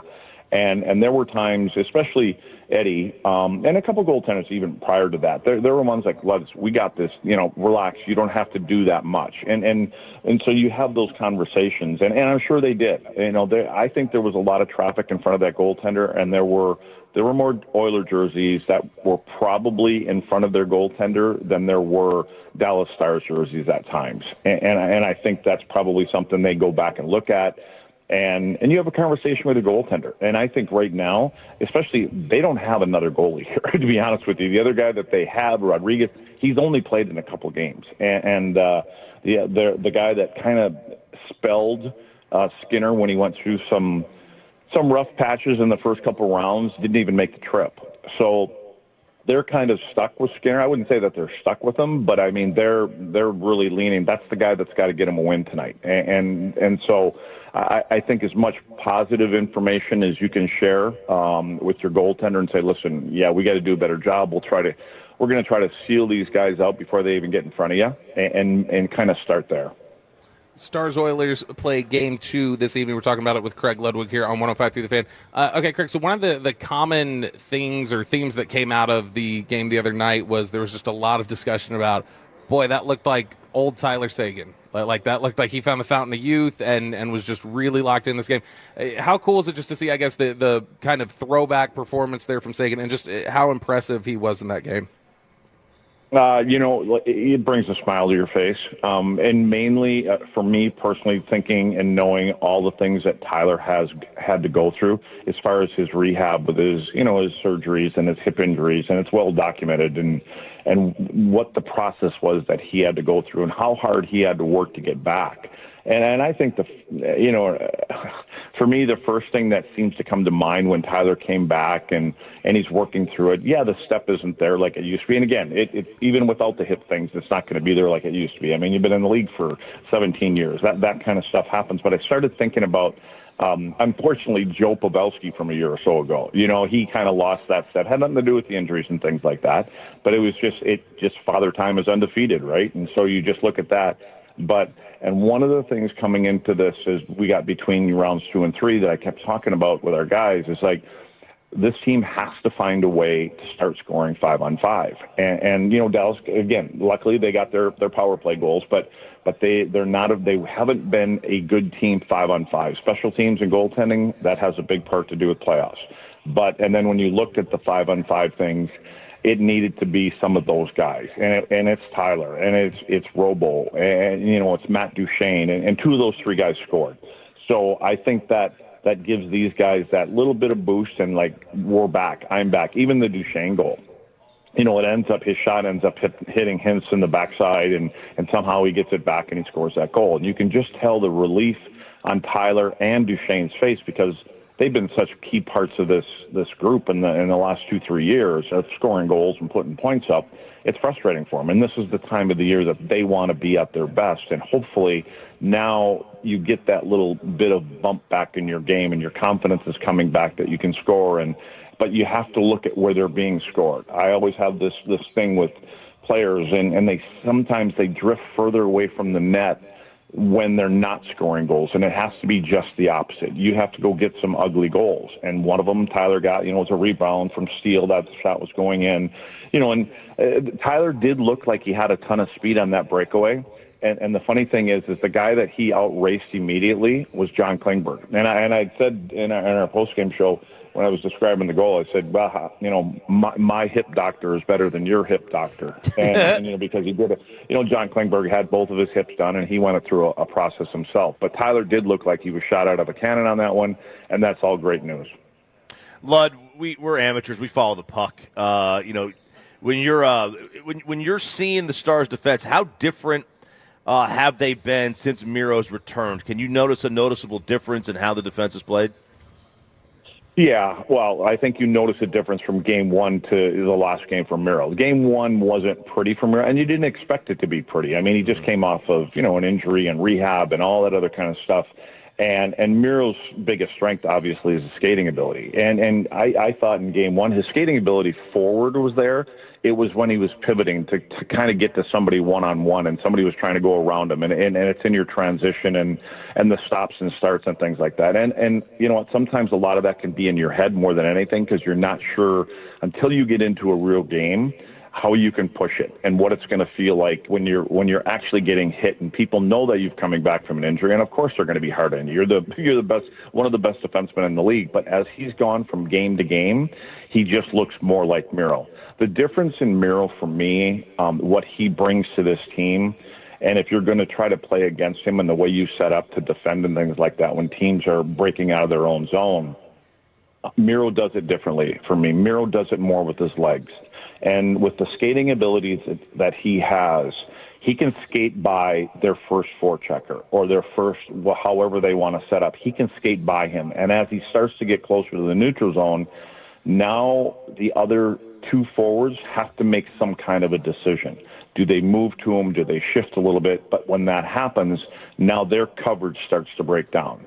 So you've kind of broken what they try to do to defend and, turn the puck over. Well, he kind of throws a wrench into that thing. And then what Merrill is so good at, once he does that with his legs, now he makes that first pass to somebody that's opened up, because now he's almost brought a player and a half to him. So there's a breakdown somewhere. And then what it really does is that it allows that your forwards, when you get the puck to move, you're almost coming in 3-on-2 at times into the offensive zone, because you've broken down one and a half of their forwards, from your end to possibly to the offensive blue line. So it creates more offense from him, just his skating ability and having people get pulled out of position. What was your original pick for the series? I had taken Dallas in 6, and I wasn't even comfortable doing that. It was more of a homer pick, to be totally honest with you. I got to be honest, because I suck at it. I really do. I suck at picking who's going to win series and stuff like that. But Edmonton was rolling coming into and I think they're going to get their game back. And they again. It was more about the way that they went about it and frustration in their game and taking the penalties and things like that. And a lot of that for me is because two of the arguably, 3-4 best players on the planet are on that team, and they look motivated through their first 2 rounds.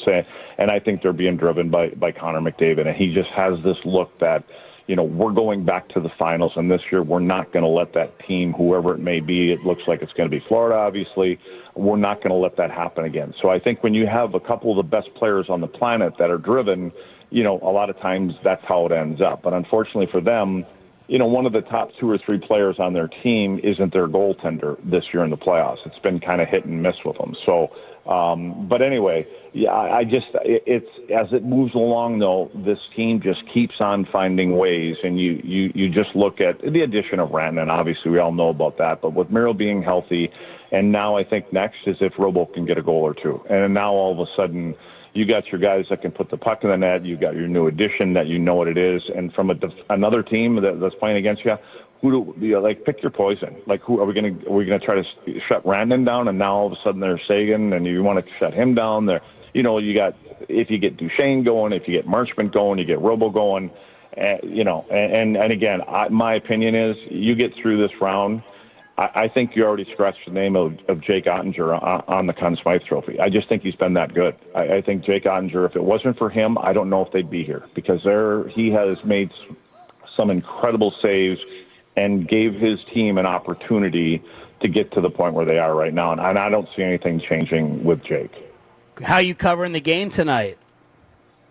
What I do is I sit in our studio over at DLLS, and I do not go to the game. And if I do, I end up going to the game, and I sit there and I yap and I talk. And the next thing you know, when we get ready to do the post-game show, I don't know what the hell happened. So and I may have had a beer or 2. So I prefer to sit in the studio with our producer, and we kind of go over all the things that we're going to try to show and talk about. And I trust myself better doing it that way. Craig, thank you so much. It's always a pleasure to have you on, man. Enjoy tonight and the rest of the series. Thank you. All right, guys. Thanks. Anytime. The great Craig Ludwig on the D&M Leasing Hotline with Game 2 this evening at the AAC. Choppy has drawn a Texas Rangers line in the sand. We got baseball Cavs on the home of the Rangers after another frustrating one next.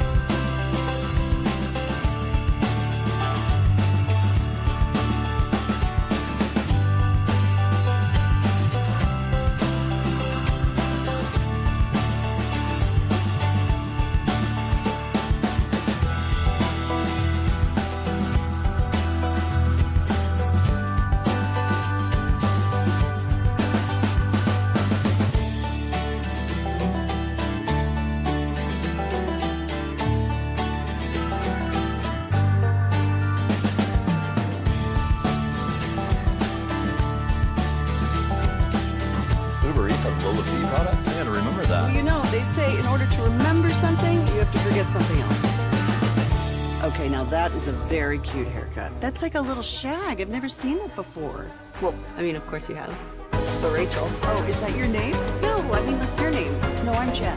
My name's Jen. Right, but I just mean like this is your haircut. But that's hair on your head. I'm not saying this is your hair. Okay.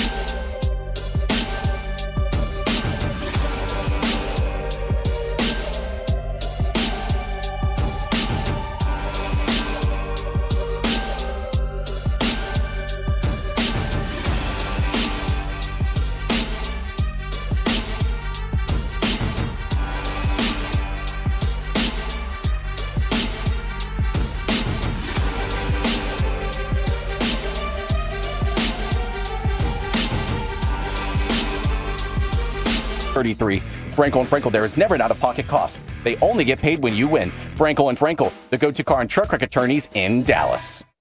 The wet stuff staying away. 1-2 breaking pitch, swing and a miss, struck him out with a curveball. What a beauty of a pitch from Eovaldi. I don't know if that's exactly where he wanted to locate it, but the movement on that pitch, good enough to get the strikeout. And for Eovaldi, that's his 6th strikeout on the afternoon. You're an idiot and you don't know baseball. Ranger fans, you're not dreaming. How can you not be romantic about baseball? I am drawing a line in the sand. You wrote canon event. I did not know what that was. I was going to research it. So I can help you with that. Okay. Of course, canon, a war reference back in the day from Ross. Save Ross. No, that's a Spider-Man reference.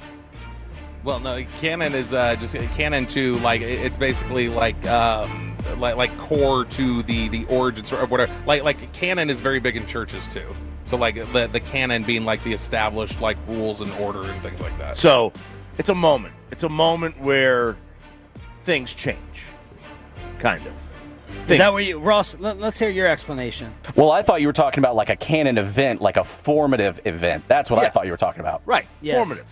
Yeah, it molds you, helps mold you, right? And that's what this is. I feel a line drawn in the sand here.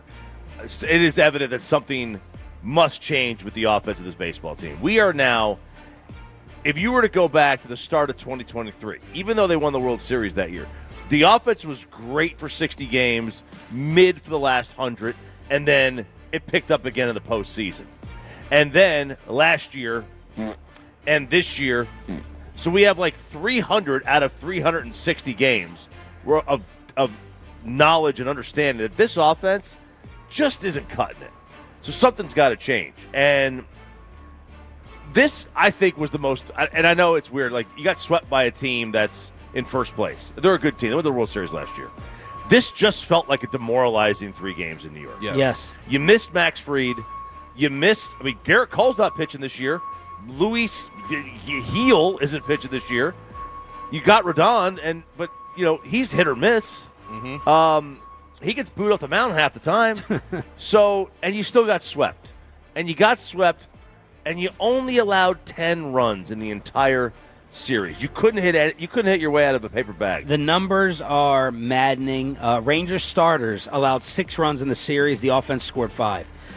They were shut out for the 6th time yesterday. They were shut out 5 times all of last year.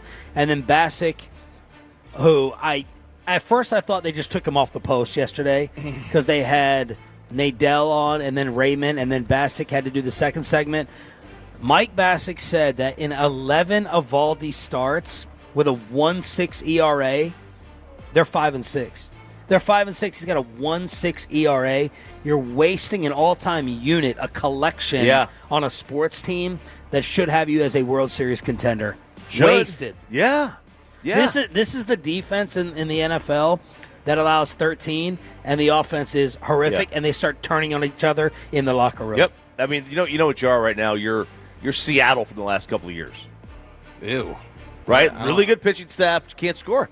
I don't like hearing that. Yeah, when we talk about over the last 3 years, I was just trying to sit here and think of what's the analogy for who you're describing? When you're talking about they were great for this stretch in offense, and then they couldn't, hit water if they fell out of a boat, and then it's they caught fire again, and you still see glimpses of it. They are like an entire team of Tim Hardaway Jr. Where it's they're going to go on their runs where it's they're great right now. They're putting up 40, and then it's they can't do anything. This is the only teams that have scored less than them are the White Sox, the Rockies, and the Pirates. That's it. The Rangers are actually lucky. They're lucky that they're 1 game under 500, that they have 25 wins. Because those other teams have 15 wins, 8 wins, and 17 wins, and they're all in last place. Those are the offenses who have scored less. They have struck out 14, 11, and 13 times in each of the last 3 games. That's I don't know, 37 strikeouts in the last 3 games. Yeah, it's not good. They are. I was looking at it yesterday. I was they don't, because I mentioned it earlier. Nadell had the note that they didn't score a single run in this series against New York that wasn't off a home run. So they're not getting any situational hitting. 5 for their last 35 with runners in scoring position. Give me the top 3 you're angriest with. Let's put names on it. Enough Chris Young, make a move. Boch, Brett Boone. Let's start calling out these hitters. Well, look, Simeon is the easy one. 180. But his WAR is a negative -.3. Is this also kind of just the Marcus Simeon experience we expected at some? Because when he first signed the deal, there was a thought that hey, you probably overpaid, and how much is he going to? How much is this going to potentially turn into Shin-Soo Choo by the end of the contract? Where it's he's good for you early on, but this. But he could beat. He's 34. You could beat 240. You know what I mean? It could be better. He's 180. Adolis. Defensively, he's been really, really good defensively, but he's slugging under. He's got an OPS under 600. He's hitting the ball hard. His chase rate's just awful. I'm sorry, under 700. Yeah, his chase rate is awful. And who's 3? Those 2 are easy. Who's the 3rd? I'm gonna be Jock or someone higher up. I'm gonna pick on, and I probably shouldn't because he was so great early on. I'm gonna pick on Wyatt Langford. I want Wyatt, I need Wyatt Langford to be more consistent. When we got into the end of last year, we're all right, he's kind of putting it together. That's good. Then we started this year, and he was the only consistent thing they had on offense. And it's like, I understand there's a lot of pressure here for you, but like, I also need you to have like more consistency at the plate than going through the stretch of. There was a time he was hitting 315, 320. He's been in a slump. 3-4 weeks ago. He's been in a slump, but he's also routine. Pretty regularly the only one that will ever hit the ball hard. Adolis is hitting the ball hard. The catchers for most of this, like guys. The problem with Adolis is that it's obvious that pitchers are pitching him. And he can't. He's almost turned into Javi Baez, not being able to hit the curveball. Wyatt was at 310 after April. Yeah, and he's dropped 60 points. 60 points in 20 days. 189 in the month of May. He's hitting 180. That he's got to be better. Yeah, and look, and I'm not going to get on him because he is such a great player. And he's new. Well, no, I'm not talking about it. But another guy, he's got to stay healthy. Seager's got to stay healthy. Like, how different is this lineup if he's healthy every day? I mean, look, I'm not getting on him. I don't know how much. I don't know how much different. But I mean, we're talking about a guy who has had, I would say, a Hall of Fame start to his career. He's not going to make it, I don't think, but he's had a Hall of Fame start to his career. Seager, for the most part. I mean, you win 2 World Series MVPs. You're in rarefied air. No, I mean he's been great when he's available. When he's available, that's his problem, right? And that was his problem with L.A. But you still sign him. You got to. But the problem is, another problem this team has is they're in a tricky spot because they're so close to the World Series team. The sentiment I got on Twitter was we know we need to change things, but we're too close to the World Series to blow it up. Man, that's not a good enough reason. I agree. I'm not trying to blow it up. I mean, you got to sell out to add. You got to sell out to add. This is a sell-out ad situation. And here's because of the pitching. Yes. You got to. This team's got to make the playoffs. You have a world-class staff. If this team makes the playoffs, there's not a team in the league that wants to face the Rangers pitching staff in the postseason. Like, how are there even other staffs better than them? I think yesterday they were saying third best, and I was like, what? There's 2 better? Are you kidding me?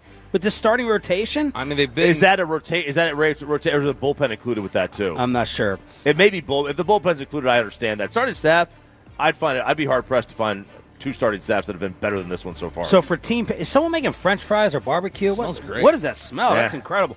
Mets have a team 2.82 ERA, and then Kansas City, and then us. That probably factors in everything. It probably factors in everything. But like. I just think that the idea that it's too close to the World Series to really do anything, and again, not saying blow it up, that's a small market mentality. We're a big market. No. This is a World Series team. I'm not saying blow it up, but if you were to make a trade and try to do what Tampa did last year, recognize there's no market. We got some guys. Let's move on from them. No. This is an all-in buy situation, in my opinion. Right, but what I'm saying is you can move out. You could just take Adolis for a second. You can move on. You could trade him for somebody else. Because you're saying Tampa bought and sold, right? You can buy and sell. Teams have bought. Detroit did that. You can buy and sell. Tampa routinely will buy and sell. When they buy, they also sell something. The problem is, and we talked about this, a lot of the chatter you're hearing from Buster Olney and Jeff Passan and people like that is it's going to be such a seller's market, and you're going to pay such a premium, and it's for guys that are not even the type of prize possessions that you would normally get. You're going to pay really over the top for something that you're not necessarily going to be thrilled with, and that's why I think Texas has to be realistic about how much better can their offense get. And how much in terms of by adding somebody, and then how much better can this current group be? Because if you look at that and go, this offense just isn't going to be good enough consistently, well, then you need to have, I think, the courage to say, we're going to move some pieces in what is a seller's market right now, and we're going to take advantage of some of this desperation and kind of reset. Do what you should have done last year with some of the expiring deals that you had. And how far away are they? Are they one hitter away? No. If this team got multiple. They're one hitter away if Wyatt, Seager, and Young can all sync up and hit consistently. And be healthy. That's the problem. That's so frustrating. All right, some Tolo shout-outs as we continue here from the Mansfield Firehouse, number 3, 3100 East Broad on DFW Sports Station. Apparently, Mansfield ISD across the way has the whole show on, so we have to give a shout-out to them. We'll say hey to them. Oh, I thought you were hey, I got a problem with alma mater right across the street from us. Well, Nate Dogg, the great Nate Wood, came out with Ryan Toomey. Ryan Toomey said he taught Peyton and Alec Medford. sitting there in the school system. So how about that? Corey, Ellison, Jason, and Dylan. Yeah, and Dylan, this is his first day off of school, his first day to sleep in. They're in Mansfield. His first day to sleep in, he said, "Nope, Dad, I want to go out there. I want to check out the show." So he passed on sleep to come out here this morning. And shout out to Tom Cruise, who's probably listening. Tom Cruise is in town. He was in Deep Ellum yesterday. Oh, really? Doing the movie theater tour. Yeah, he was at he was at a barbecue spot, and then I think he went to the movies. Man, I still have I one of my biggest regrets.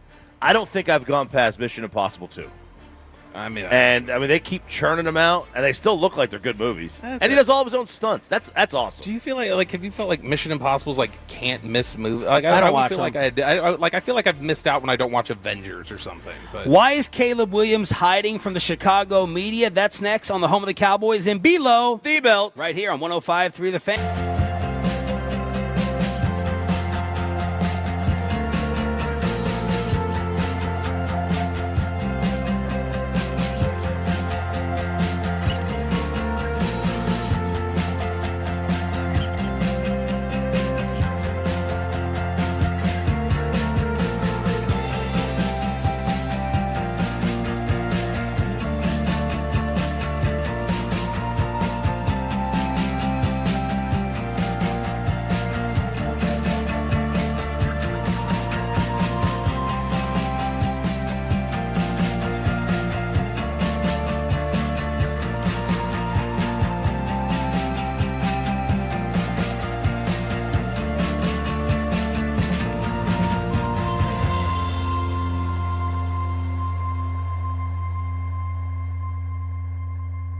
Do you think it's true that you've got to forget something else to remember that Uber Eats has groceries? No, that's absurd. Hey, remember when you used to be a, what was it, Pepper Lady? Pepper Lady? Wasn't it Cinnamon Sisters? Basil Babes. Saffron Squad? Nutmeg Maidens? Paprika? No. Nutmeg Maidens? I just said that. Was it Spice Girls? Doesn't sound right. Was it Saffron Squad?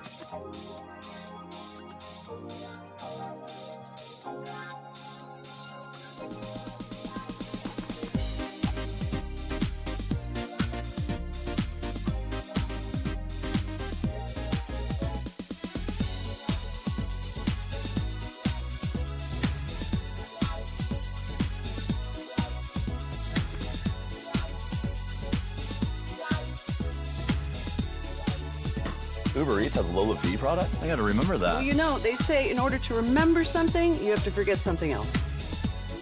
Okay, now that is a very cute haircut. That's like a little shag. I've never seen it before. Well, I mean, of course you have.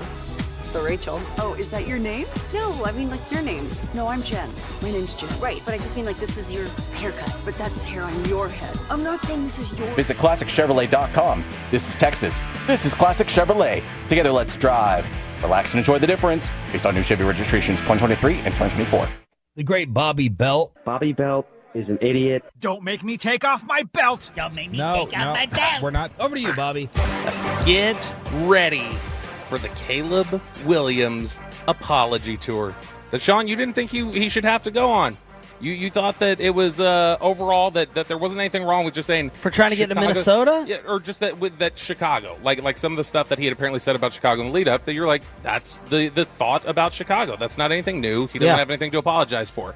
And you would think that would be the case. Typically, it's just like, all right, as long as you're speaking the truth, there shouldn't be any problem with that. Well, Caleb Williams, who has never been one to shy away from a camera or flashing lights. He's hiding from it a little bit now. We're going to talk about it here in a second in Below the Belt, which is sponsored by D&M Leasing. You can check them out at dmautoleasing.com. And we also got a couple quick shout-outs to go through. Who did you get a chance to talk to at the break here, Sean? Darius. Brandon's got a radio voice. He had the Ranger hat. I thought it was Gerald McCoy coming up here. Big Dog. Yeah. Brandon. The Efrons, Andre, and... Efron Squared, yeah. Yeah, they're working together. Big Don's looking for his name. Big Don. I love Big Don. And then Jason...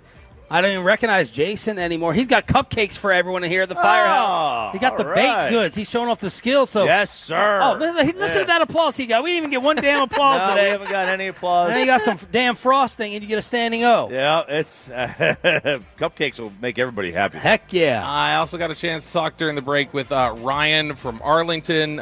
Steven in Mansfield said he's class of 86, has been in Mansfield basically this whole time. I told him 86, okay, so that must have been when they still had standards before they let people like Peyton Russell graduate over there. And then we just got a chance to talk to Andre and his 5-year-old daughter, Emery. So Emery's out here looking cool in those little pink sunglasses. Oh, and she just dropped them so that she could make sure to be seen here. Oh. As she's now famous out here. It's always good to get the father, son, or daughter stories where they're like, yeah, like they're listening to their YouTube every day, and then eventually they broke, and then they're listening to what I'm listening to in the car. Now, this is like, I mean, obviously we're getting to last day of school. Most people are out or whatever, but like we typically will do these over the summer. I feel like this is the most kids we've had show up to one.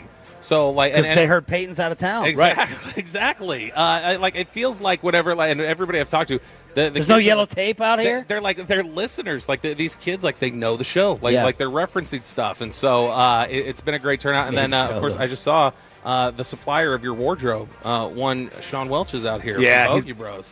He's so remember we had this conversation. Do you talk to guys in a Babe Hun? Yeah, he's my hun from the Tom Brady story he's my sweetie. The one with the hat. Yeah. Yeah, that's right, baby. Whenever Choppy has the whale tail shirt on, the little booty shirt that he has, that came from Bogey Bro. So he's always outfitted in some Bogey Bro stuff. All right, Caleb Williams, Bears OTAs is underway. Again, a guy very aware of his brand, very aware of the spotlight and the camera. It's something that he's embraced and something that he's really tried to emphasize and different things like that. So the story came out last week. There's a Seth Wickersham book coming out in the near future where it's not going to look totally flattering if you're somebody in Chicago, if you're a Bears fan probably, because you don't like mess being talked about your city. But he was not a fan of ending up with Chicago. It sounded like he was willing to even threaten to, I'll play in the UFL before I go to Chicago and land there. Ultimately decided against it, and what'll probably get lost there if you're a Bears fan and you're upset about it is the fact that he did decide to go there, and it was because, as he told Seth Wickersham, after going there, he felt like, I can't just nuke this city. Yeah, this is very Jim Kelly-esque. My favorite quarterback growing up. He did not want to go to Buffalo. He played in Miami. Yeah. He wanted to play warm weather, and he's like, I'm going to the UFL, or I'm going to the CFL, one of these other leagues. If he was playing in the NBA during David Stern's era, he would have made sure he got there. He would have made sure he could have gotten to Miami. Shaq reference. Weather. Yes. Thanks for reliving my old trauma from the Super Bowl where I asked him why he still lives in Buffalo. Oh, gosh, yeah, that's right. I was sitting there going, like, what was that? I forgot that was – I thought that was Eric. That was such a fumble. Eric was not around back then. Yeah, definitely not. No, the note coming out of Chicago is that Mr. Caleb Williams, who is all about seeing the media and has talked to them and been really available the entire time with the Chicago media, he is ducking them as OTA starts. Now, here's the thing is that during OTAs, you are not required to speak. It doesn't fall into because it's voluntary. Yeah. It doesn't fall into the NFL's regulations. You have to speak at minicamp. I think you do have to be made available at minicamp. I'm not certain about that, but I'm pretty sure you do because it's mandatory attendance. So you if somebody wants to talk to you, you need to be made available. Just one day. It's 3 days of minicamp typically, and you just have to make yourself available at least once. Yeah. So Caleb Williams, though, is passing on the media spotlight, deciding not to talk, and now stupid decision. You think so? Dumb PR. Yep. Just go up there and say, yeah, this is how I felt. I was worried. My dad was factored in. The longer you dodge it, the more the Bears fans, I believe, are going to get ticked off. Yep. You're going to make the Bears fans angrier. The city is the only one you have to placate right now. You don't have to apologize. Make the Bears fans feel good. No one will care about this, of course, if he balls out with Ben Johnson in year 2. But don't run and hide from it. Just go up there and admit it and be like, ultimately, I wanted to be the one to be a quarterback who flourishes here. That's it. People are dumb. We, the media, are so easy. We are so predictable. Now there are some in your Phillies and Bostons and New York that are just out to get you, and I get it, and they ruin it for everybody else. But seriously, just talk, be a little nice, and you become somebody that becomes untouchable because now you have a relationship. You think Shea wanted to go to OKC or number one picks to the cities they go to? Of course not. Yeah, imagine how many foul calls he'd get if he was in a real city. If he was still with the Clippers, my goodness. It never ends. It never stopped. You just breathe on it. Now, here's the thing. You mentioned what he should do is what you said, which is just they were concerned. Just basically own it. What is your prediction? He will eventually have to speak. When this eventually comes up, which let's say it's minicamp before he talks. So he's got a month to hopefully, maybe this will die down and people forget about it. But ultimately, somebody's probably going to ask him, do you think he goes with that, what you're talking about, which is just, I was concerned, he's trying to craft a perfect message? Does he ultimately go with, I was misquoted, I was taken out of context, that's not what happened? No, because his dad is the quote. Or I was going to say, does he shift it to his dad and say, look, my dad has his own opinions? Because we've seen that come up with CeeDee Lamb and his mom or other parents that have been, involved in Cowboys players where their response is usually just to start guys, I love my family, but they don't work here. All right. And that could be a good one. And the only thing that I think is the pause is he's going to have to sell the influence of his dad, because there's still some stuff in there where it's at least represented, even if it's not direct quotes. It's represented as Caleb felt this way, and Caleb was concerned about this. Now, which do you think is more likely that he's hiding out from? The running away from Chicago, or he doesn't want to answer questions about the stuff he said about the film study? I think it could be that he's concerned about having to answer questions about the coaching staff more than it is the Chicago aspect. I would be more concerned about Chicago. The staff is gone.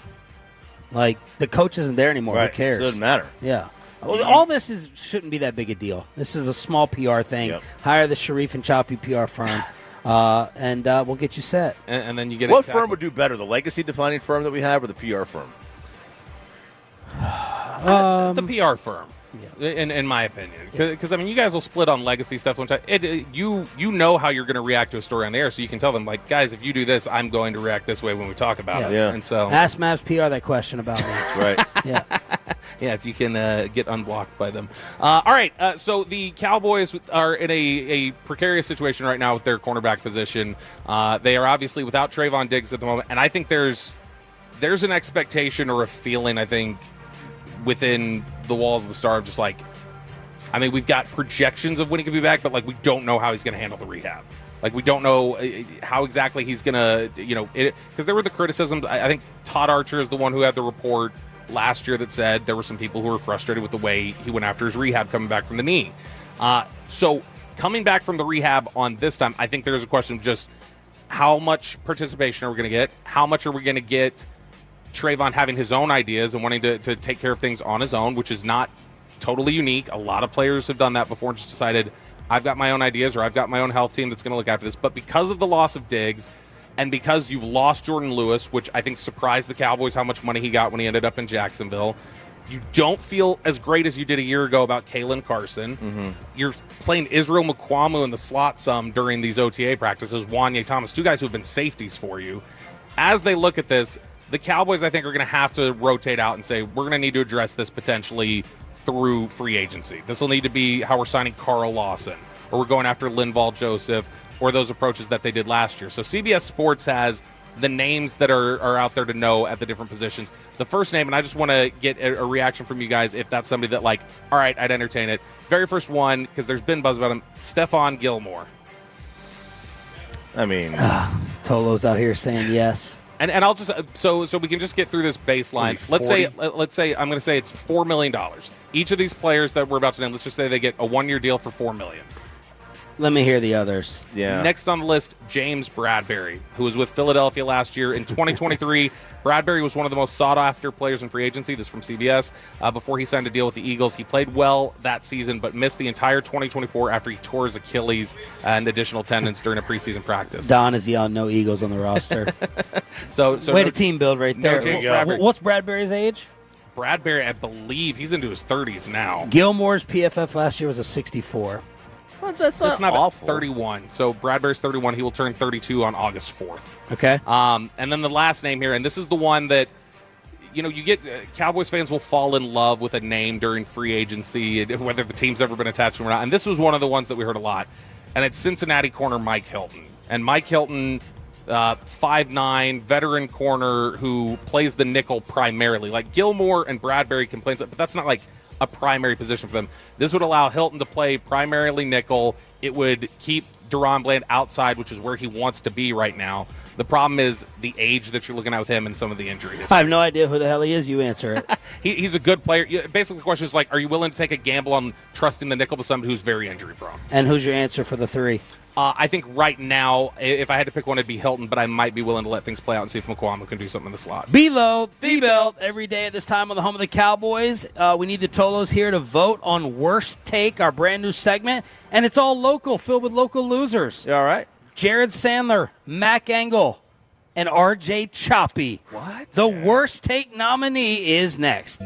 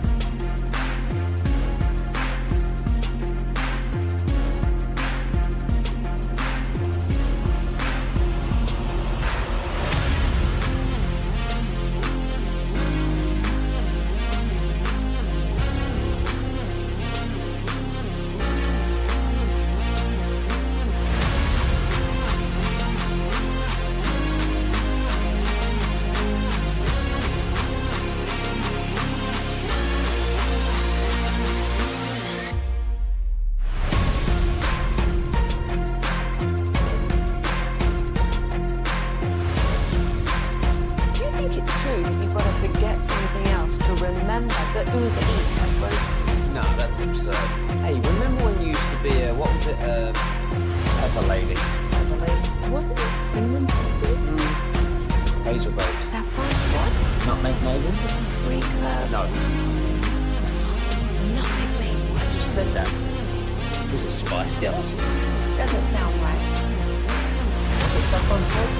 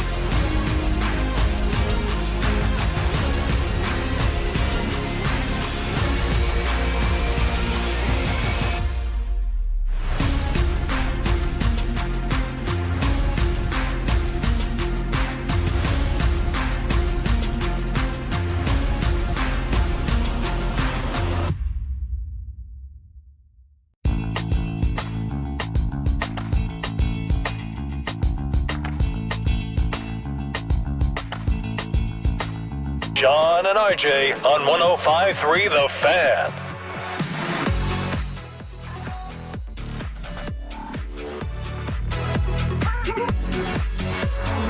Live at Firehouse number 3 in Mansfield. What a turnout.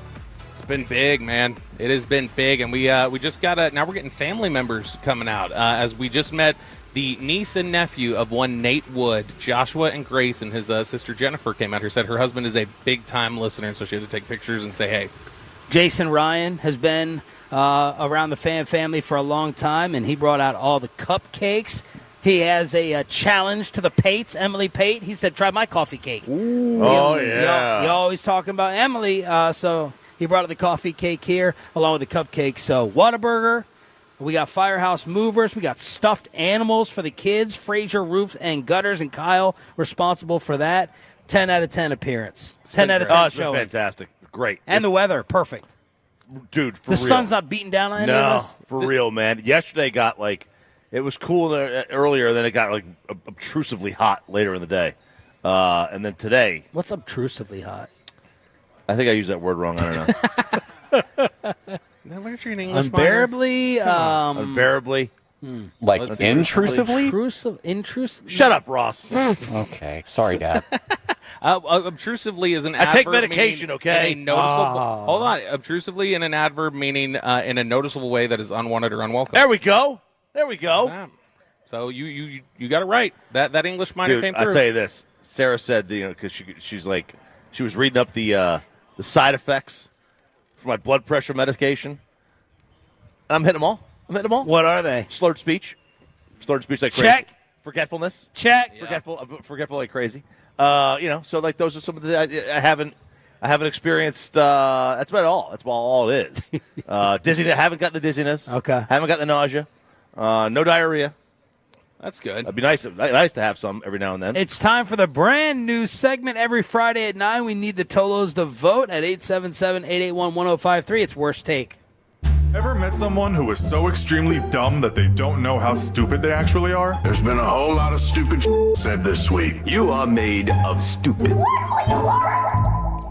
right, so we're going to do Worst Take here on 105.3 The Fan. We've been doing this for a couple weeks now. It's been warmly received to this point. It's a good chance to call out some bad takes. And these could be audio clips, they could be tweets, articles, decisions, whatever they are. We're just collecting the worst takes that we've seen from the week of sports, and then we vote on them here and try to decide. And I'm going to give – I thought it was very selfless of you yesterday, RJ, when I sent in a message to the group message. I said, guys, if you have anything that needs to be nominated for Worst Take, let us know. And you came through calling yourself out. You raised your hand and said, me. I need to be nominated. Yeah, you call that selfless. I just call that another way to make it about myself. Selfish. He was actually selfish. Yeah. But I have to nominate myself for the worst take of the week. I told Sean that yesterday the Rangers would be going for the sweep of the Yankees. They were going to take 2 of 3 easy in that series. And the pitching staff held up their end of the bargain. Yeah. 10 runs they allowed to the best offense in the sport, statistically, blood pressure medicine. Obtrusively. Be that as it may, the offense fell flat. I have to nominate myself. I got to take it on the chin here. I bet on it. I lost on it. Yeah, so now you've cost him money. So, I mean, I think that's an automatic vote for you, for Sean. I'm not putting that up there as...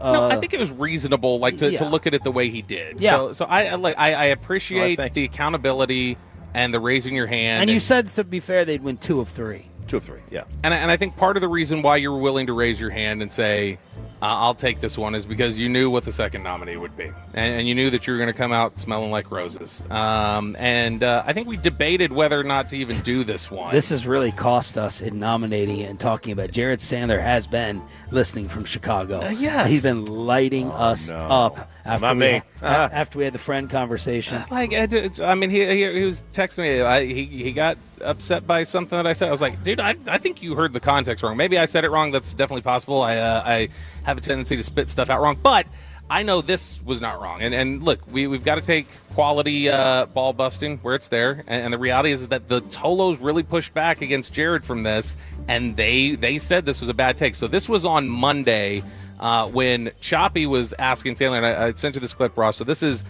Choppy asking Sandler about Jack Leiter going the third time through the order, and Jared being a little dismissive. Jared, after Leiter gave up the home run to lose the no-hitter, and then he got the very next out on 4 pitch, I thought it was a great at-bat for him, being able to lose the no-no in a home run fashion and then just mentally just get right back to it. What was your thought on bringing him back out for the 8th that they actually did bring him out? I didn't have a thought. He had 70-something pitches. Because he's been ish third time through the order this year, right?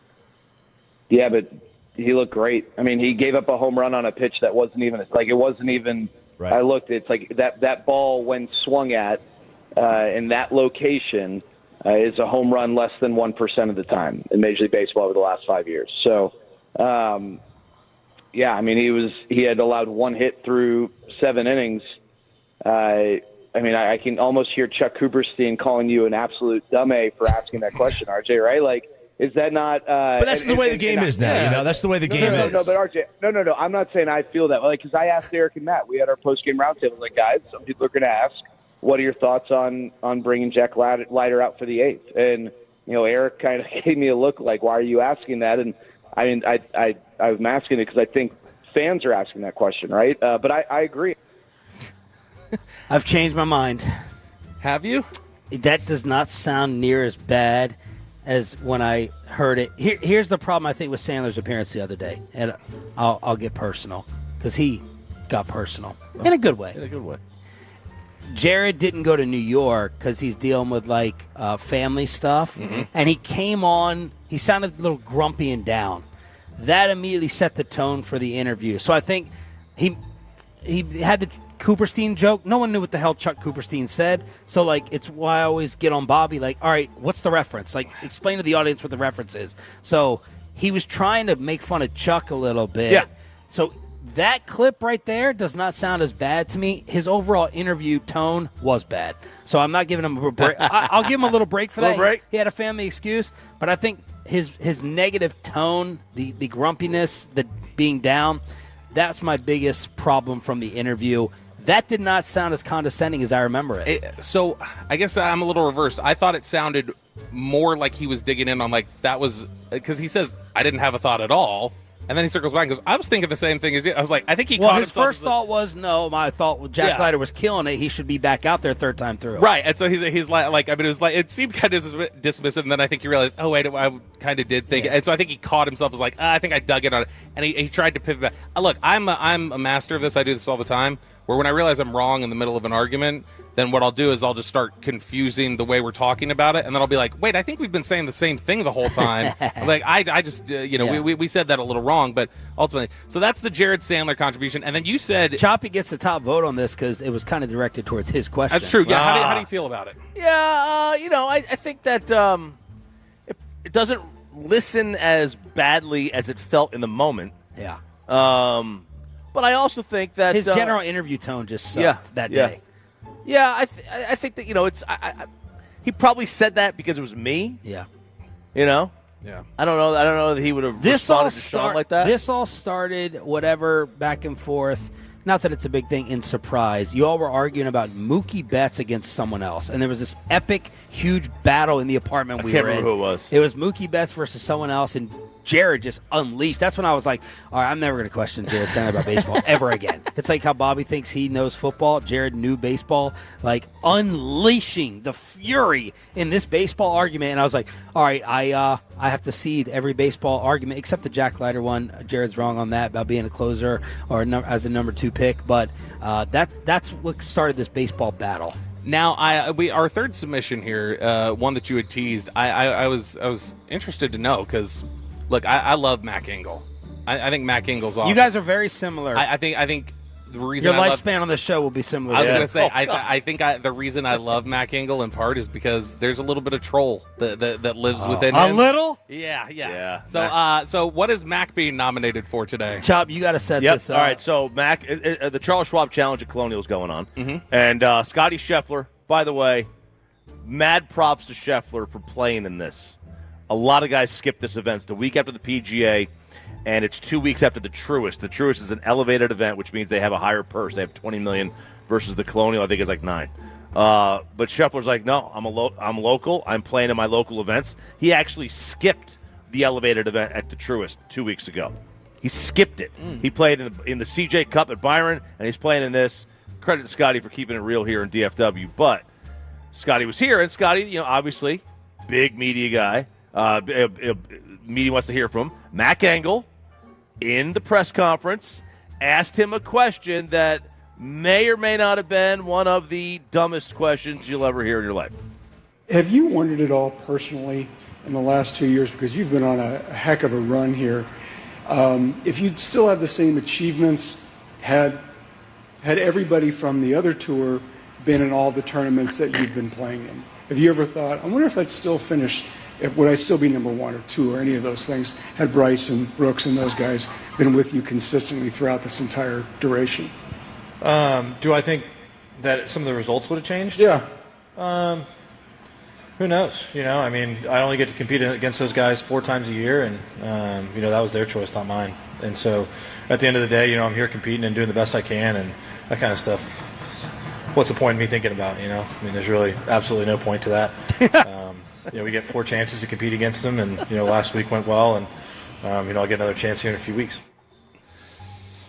Do you think... So, look, the topic isn't bad. No. I think asking the question is bad. The way he... Scotty's not going to... Yo, Hakeem, do you think that your titles are really legit? But if you're sitting around at a bar, right, or you can bring it up to Kenny Smith, Barkley could be like, you wouldn't have them titles if Mike didn't play baseball. Right. It's a legit topic. It's a legit topic. But Scotty's not going to be like, yeah, I have thought. If the other guys played with me a lot more, I wouldn't be winning. I really do think that I'm not that good. Yeah. And, there's no way. The only reason why I got the girl is because lack of options for her part. We're on a base here in the North Arctic. Yeah. In the Arctic here and near the North Pole. And that's the only reason why I was able to get her.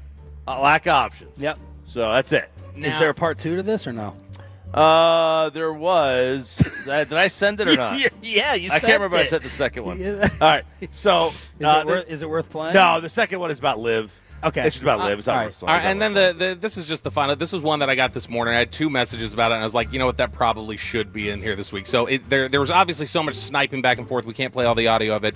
But the most overwhelming submission we got this week is a shared worst take between Ryan Clark and Robert Griffin III for all of their back and forth over the what are you able to speak about given your life experience and the race of your spouse or your significant other. And so a lot of fans wanted us to nominate a shared title for Robert Griffin III and Ryan Clark. So Our nominees here, Robert Griffin III and Ryan Clark for their sniping back and forth. Mac Engel for his silly question, I guess we could say, of Scotty Scheffler. We've also got Jared Sandler and his "That's a Dumb A Question" Chuck Cooperstein quote. And then we've got RJ Choppy thinking the Yankees will get swept by the Texas Rangers. 877-881-1053. Franklin Franco injury attorney text line to vote. The Tolos will decide. I think there's a clear winner here, though. It's RG3 and Ryan Clark. They were the nastiest part Both? of the Yeah, I think they were just a bad part of the sports world. You're blaming RG3 equally? I think just in general, don't even reply to him. Like in general, when Ryan You Clark saying started, that? Don't no, I reply? mean honestly, just don't even reply to him, and because that to me was the ugliest part of the sports world this week. It was ugly. It was ugly. It was unbecoming. Are you blaming one more than the other? Are you going to be Switzerland like Bobby? It's definitely Ryan Clark more, but it's like to me. Ryan it's like got 64. personal. Now RG3 has his own, takes on this, and obviously RG3 is polarizing in his own right. But and he wants and needs clicks. But I do think that Ryan getting personal was can't do that. Can't go there. RG3 is the winner on the Franklin Franco. Oh, Ryan Clark and RG3, the loser really, on the Franklin Franco injury attorney text line. Worst take every single week on DFW Sports Station. If you want your football fix, we got you covered with the Red Zone. Do we really need to be worried about the new quarterback in New York? That's next on the home of the Cowboys. Then crosstalk with KNC after this.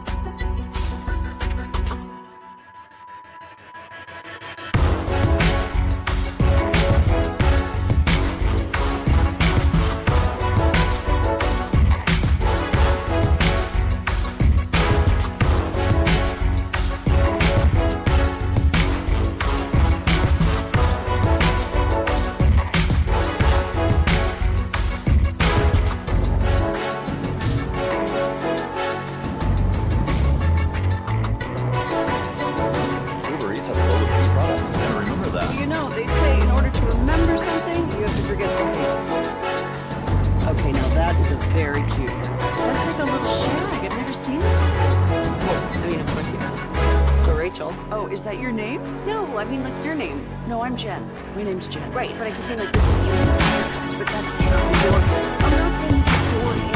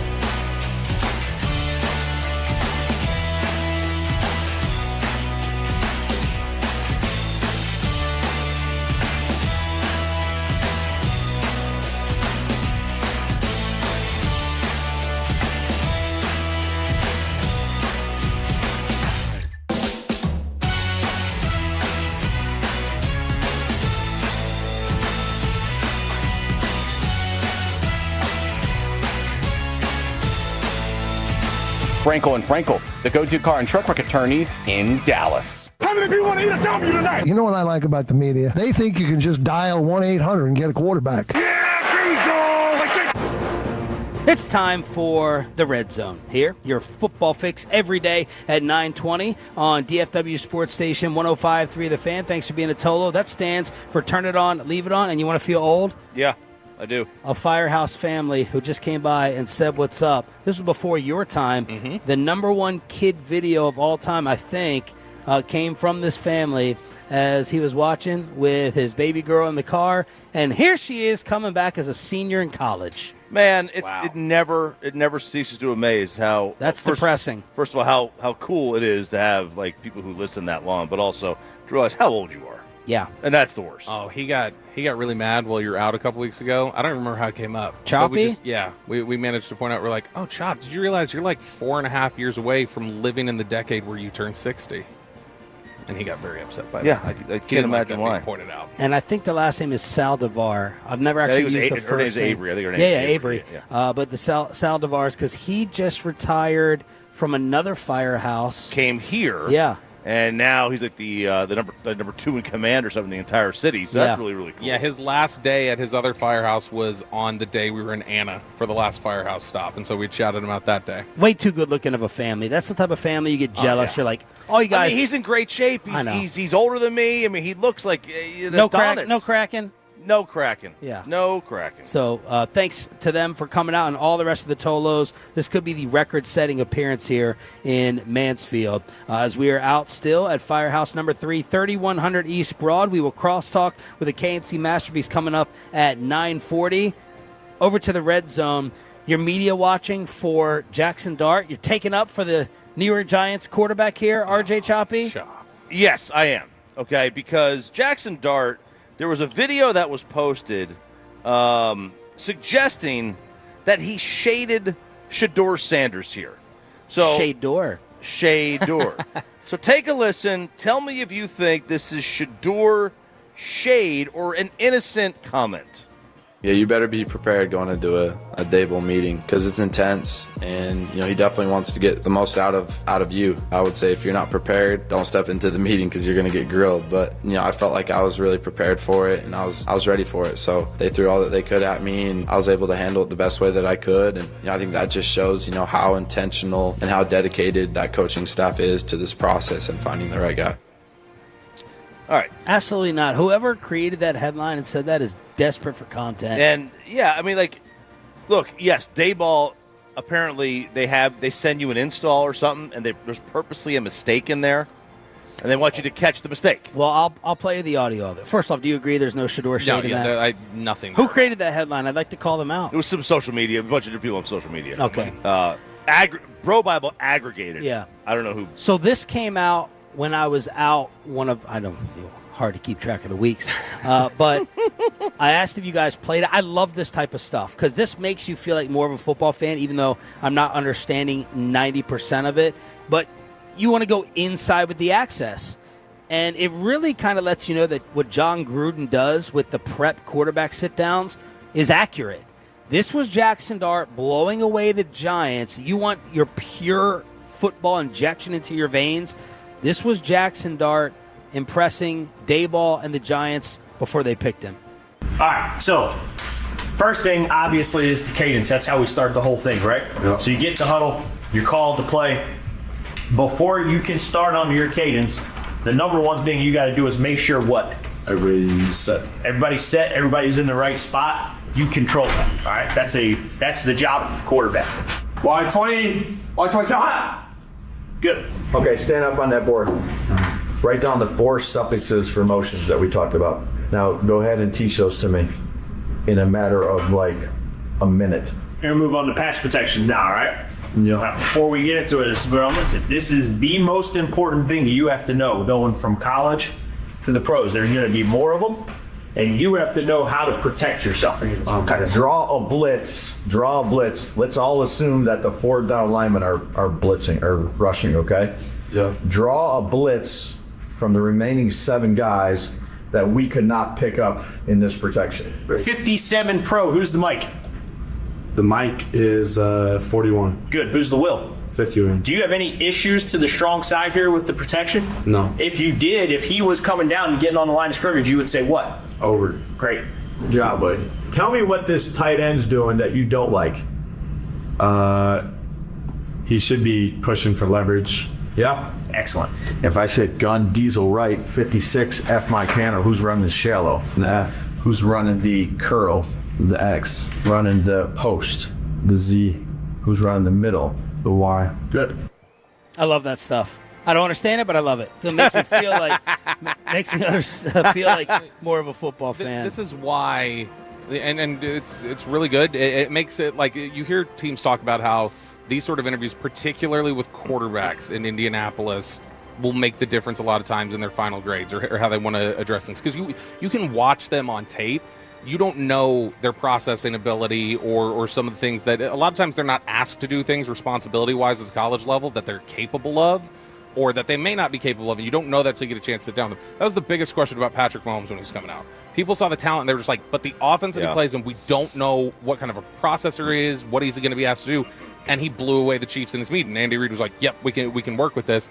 Similarly, I think that's a good example right there why there were so many teams that wanted to punish Shador Sanders. What I loved about the one thing that stood out to me there, where he said, assume the 4 down linemen are rushing, name me the 7 places we can't cover a blitz on, right?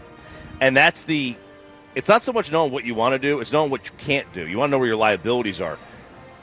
So in golf, you get to the tee box, a professional golfer, the first thing they do is they want to know where they want to hit it. But the number 2 thing is they want to know where they can't hit it. Yeah. You want to know where your miss can be. There's some holes you can't go left. You've got, so that's like your liabilities are just as important as knowing exactly what you want to do. Did y'all talk about the dart testing?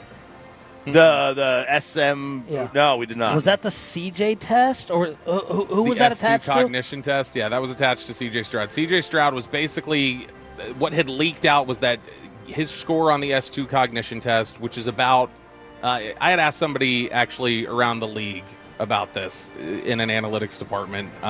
It was an AFC analytics employee, and I'd asked them, like, hey, what's the S2 cognition? Like, what is, do you think that's as reliable? Like, should that have been held against C.J. Stroud the way it was? He said that his problem with the S2 is that it will prioritize speed over accuracy. So, like, he's like, there's a little bit of a flaw in it that, like, you will get graded higher for getting a wrong answer wrong faster than, like, thinking about one and then potentially getting it right.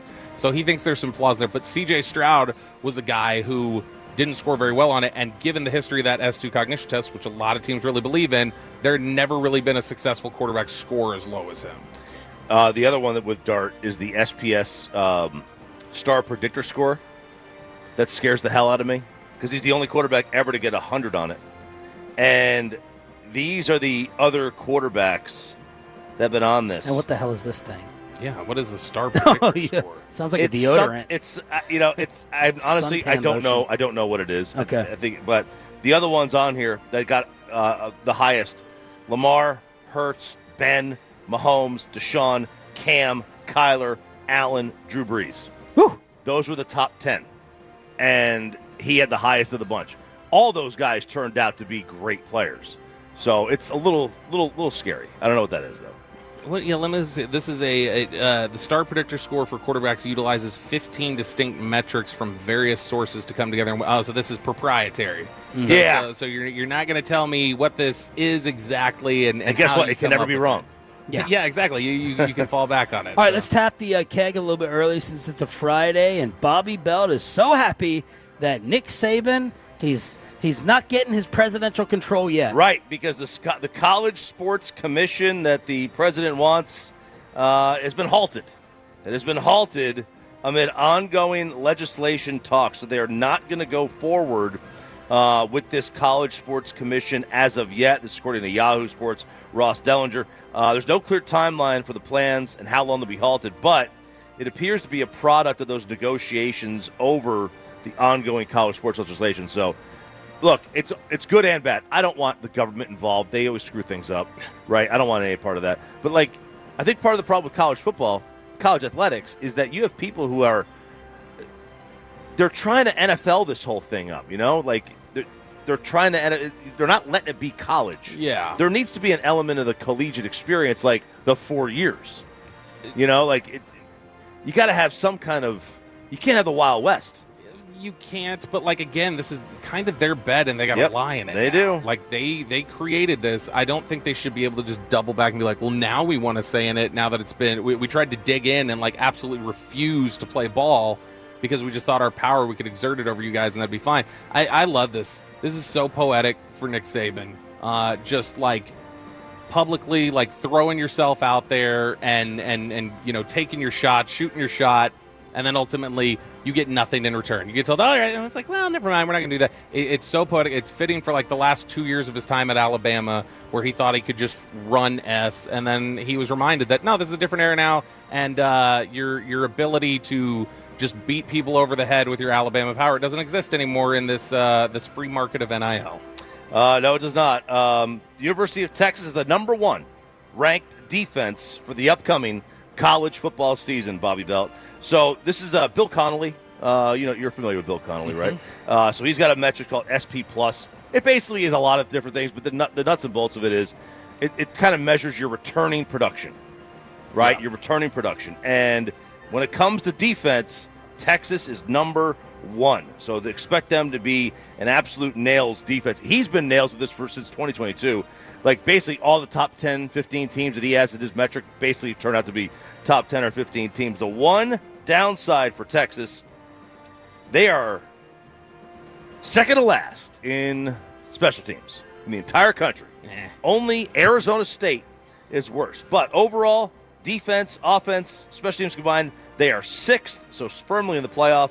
Other locals, A&M 15, Oklahoma 16, SMU 20, Tech 26, TCU 29, Baylor 35. That's a lot in the top 35. Maybe I'd be worried about the special teams if like Jason Garrett was coaching the Texas Longhorns and we had to worry about all 3 phases. But we don't. We score points. We put points on the board. Where's the quarterback rank? We destroy people. That's what we do. And, yeah, I'm stunned. Actually, if it's returning starters, Texas lost a lot of talent off defense to the draft this year. But they are returning Anthony Hill, Denton Ryan product, Colin Simmons from Duncanville. Both those guys are going to be super studs. Well, I'll tell you where Arch is because you asked. He is not a Tier 1 quarterback. The Longhorn situation. Thought he was the Heisman favorite. He's not Tier 1. Tier 1 is Clemson, LSU, Oklahoma, Penn State, and South Carolina. Tier 1B, Florida, Miami, and the University of Texas. What even is 1B? I've never heard of that before. Ask George Pickens. Yeah.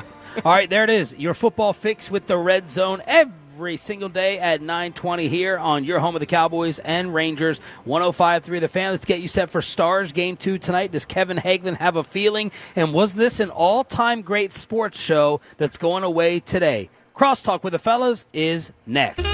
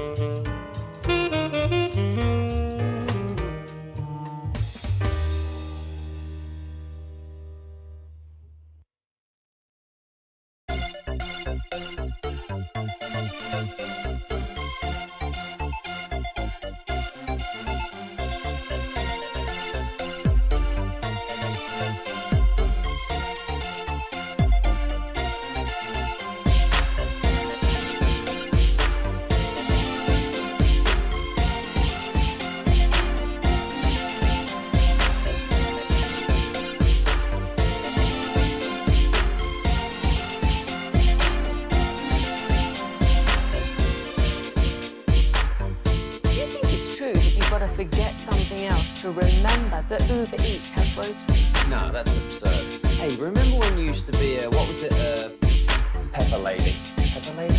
Wasn't it Cinnamon Sisters? Basil baby. Saffron Squad? Nutmeg maidens? Pre-curb? No. Nutmeg Maidens. I just said that. Was it Spice Girls? Doesn't sound right. Was it Saffron Squad?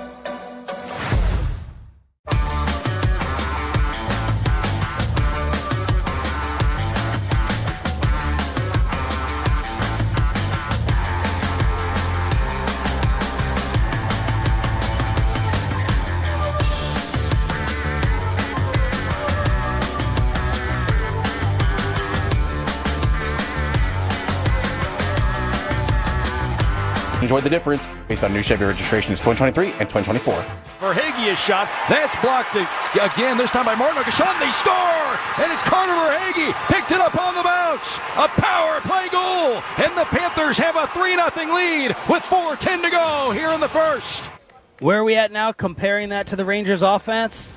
I'll take the Florida offense over the Rangers offense. The hockey offense. Yes, the Rangers are the Carolina Hurricanes right now. Can't score. They couldn't score with a fistful of 50s. Yep, this is the Stars have outscored Randy them Galloway by would say. 2 over the last 7 games, despite being shut out twice. Not a fan of what's happening. That was, by the way, Panthers Radio. Not a fan of what's happening on the fan cam right now. Someone is, I'm guessing Kevin Hagelin with that stupid giggle.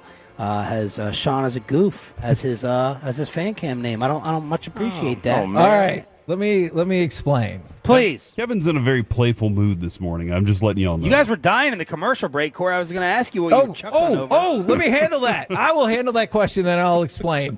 Okay. Sean, do you think in the AHA video for Take On Me, it is surprising how quickly that lady is ready to be lured into the comic book? It's like 7 seconds. A hand reaches out of the comic book, and she's like, you know what? Sounds good. So are you operating under the assumption that really happened?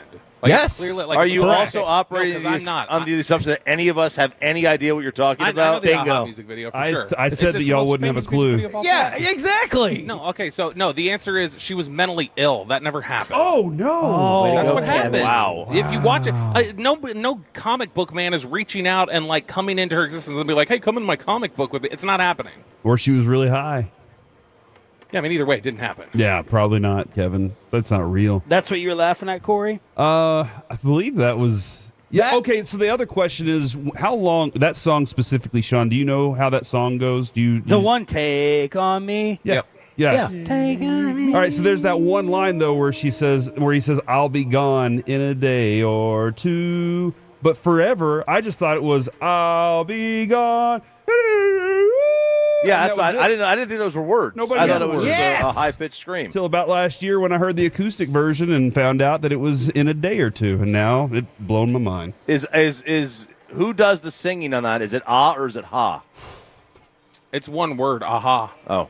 Yeah, so it would be that one. I mean, I don't know. He's got his feathered hair and he's just luring this woman. You've seen the music video. It's like half sketch, half real world, and he's like pulling the girl into the sketch. It was a super innovative. I've definitely music not video, seen the music video. But dude, I'm gonna pull it. When's the last time you watched the music video? I didn't have MTV. About 5 minutes ago. That's what brought it to mind. Mm-hmm, yeah. You didn't have MTV growing up? Nope. Oh, Kenny. He'd have cable. No cable, like Bobby. Did you have no cable too? Yeah, we had cable for like 1 year. Yeah, we stole it.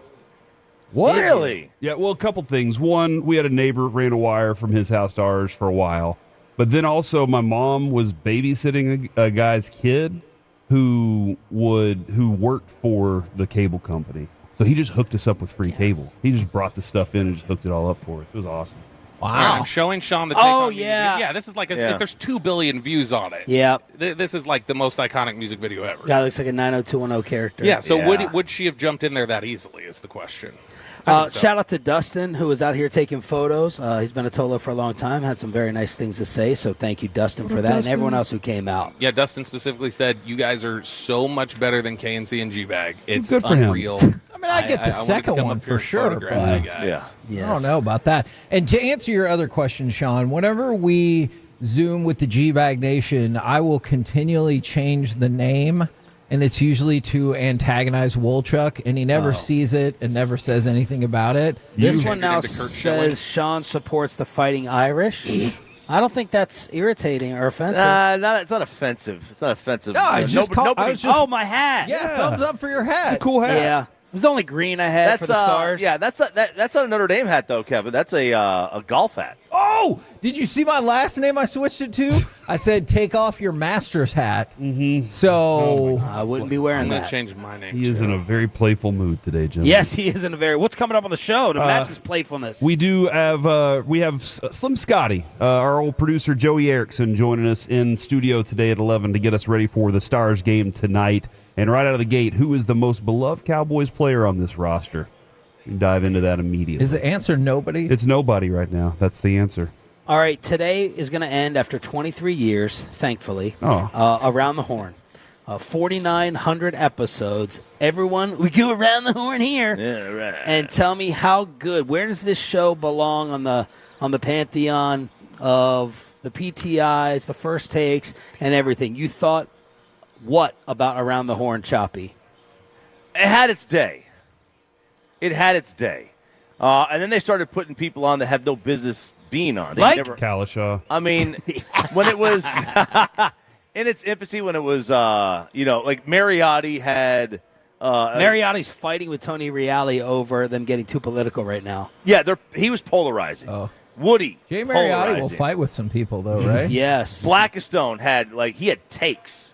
Kalishaw had takes. I can't remember who some of the other early. Plaschke. Somebody was on before Plaschke, an L.A. guy. Bob Ryan? No. Bob Ryan was Jay on. Adondi? J.A. Donda. Yeah, they had Michael Smith, or was it Michael Smith? Yep. When he first came on, right? Yeah. They had good quality people on there that were they had takes, and then it just got homogenized. You started getting people, and you're like, who is this? Who is this? Yeah. Who is this? And it just kind of got old. At its peak, it was the greatest sports show of all time. What? Oh, dear. Ew. That's worst take 9 a.m. You know why? Because here's the thing. Even when it was bad, it allowed you to be, combative at home. You were engaged with what they were saying. It allowed you to argue with them. It took, every single point that was out there. You got everything fleshed out and covered from a bunch of different perspectives. The worst sports show of all time was Levitard's dad, probably. Oh, yeah, that was pretty bad. I'll tell you, one thing this best show of all time. Better than Sports PTI. Show. Yes. What this show really did. PTI was just two crotchety dudes, bickering with each other. Around the Horn was all right, here's different perspectives, and it allowed you, a lot of times, like I said, you could take the debate point. You felt like you were at home, arguing with your screen, way more than PTI. Kornheiser, I could never take seriously on PTI even. I was just all right, he's just here doing bits, basically. You think? You thought he didn't think he was genuine? No, I never thought he was genuine on his radio show either. Wow. See, I thought Kornheiser was very likable. His email address for his radio show was thisshow@whatever.com. Yeah, and he would always make the jokes about how orange I am. Yeah. And, he was Corey, funny, what do you think? It was no Stump the Schwab. Stump the Schwab was good. But I would put it up there. I still like Pardon the Interruption more. I just had a lot of respect for those two guys a lot. But I gained a lot of useful information from the national perspective about things. Obviously, I was always looking for something local in the conversation, and they were doing a lot more national stuff. But I did learn a lot more about what's going on in other cities.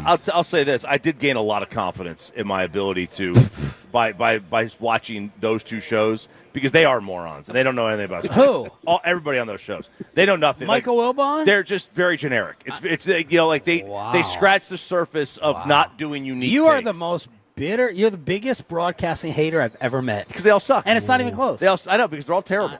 They're all terrible. All right, and they couldn't compete for 5 minutes with us. And that's why they're writers. They're in a dying medium. Okay. But they've been at TV for 30 years. Well, and they're getting canceled. That is radio. And they're getting canceled. Wilbon, I don't think PTI is going anywhere. No, but see, they realize that they're going to parlay their national fame into a TV show, and because it's on ESPN, people will watch. Kevin, do you have anything to add to all that? Yes, I do. I know he's done other stuff in his career, but I think it's really funny that 20 years ago, Max Kellerman was like, the show will never make it without me. Yeah. And he's like, you got to choose. And they're like, we'll just take somebody else. He's the, who's the? Dunkelman. He's the Brian Dunkelman of ESPN. But he probably wound up, I bet you, has he made more money in his life in his career than Reale? Do you think? I don't know. Oh, HBO. Kellerman's done it. Yeah, he's done a ton of I think Fox. First Take. How much are you making on First Take? I think a lot of this for me is my jealousy of Tony Reale, that I felt like he never really did anything except for hit buttons. Ding, ding. And he didn't ever have to have a take. He could just be a wily guy that throws a piece of paper and making God knows how much money. Back to you, Kevin. No, that was it. Sean and RJ over Around the Horn. That's Kevin's new name. See? I like it. That's right. See, but that is kind of why I liked Around the Horn too, though, because it was I was always a talk radio person, growing, that's how I liked consuming sports. I felt like Around the Horn gave you talk radio format of debate and different things. I just, like I said, even when the takes were bad, I liked the way they set Do you think they pre-scripted who was winning? Yes. Yeah, probably. They had to balance it out. They had the to balance it scoreboard. out. I mean, they kept the score, in our life, you know what I mean? Corey, Kevin, which one of you has been to a Stars game the most recent? I Either of you gone to a playoff game? No, unfortunately, not this year. Not this year. I went a couple of years ago. It was the Vegas game where Ben got ejected in like the first 6 seconds. Okay. And then everybody started throwing popcorn on the ice by the end of the game because it was regular season game this year at all, Kevin? Yep. Okay, I need a Stars AAC guide as Bobby and I are going tonight, and I haven't been for a while, so I kind of need a refresher. I haven't been since the Luka graveyard was put out there after the trade, so give me some top tips. This is the biggest thing I can help you with, all right? I need you to remember all these lyrics. When the Stars score a goal and Pantera goes off, it goes like this. Dallas Stars. Dallas Stars. And if you just get that down, you will be in line with the song. And if there's any Otter's better chance, just go ahead and throw in the better the way Kevin says it, and then people will know who you are. Yep. Kevin turned into the new Bassick of out-of-studio I don't know. crosstalks. Like, I am in a very upbeat, potentially mischievous mood today. By the way, Stars still flies during the national anthem if you feel like doing that. You have to do it. That's part you of it. You got to yell have Stars. to? Yes. You got to do the Who Cares. The Who Cares, right? Choppy did Stars in Vegas. They weren't. I even do playing Stars. Vegas I do Stars at a Ranger game. I do everywhere I go. You got to do the Who Cares. After Sean, they do you know announce- that one? No. Okay, They so announce- after so the there was other nothing team wrong. scores Didn't a they goal. slide off doing that for a while, and now it's back Now it's or back. something? Okay. It's back. What yeah. is it? So when they announce when the other team scores, and then Jeff announces on the PA, when he's done, everybody says, "Who cares?" Okay. Who cares? I like that. Yeah. All right. Well, everyone have a fantastic 3-day weekend. Say what's up to Bobby and I tonight if you see us out. And thanks to everyone in Mansfield. This could be the 1 seed. It was awesome. Of This the is turnout fantastic. that happened out here. Thanks to everyone. Thanks for having us as well. The KNC Masterpiece is next on 105.3 The Fan.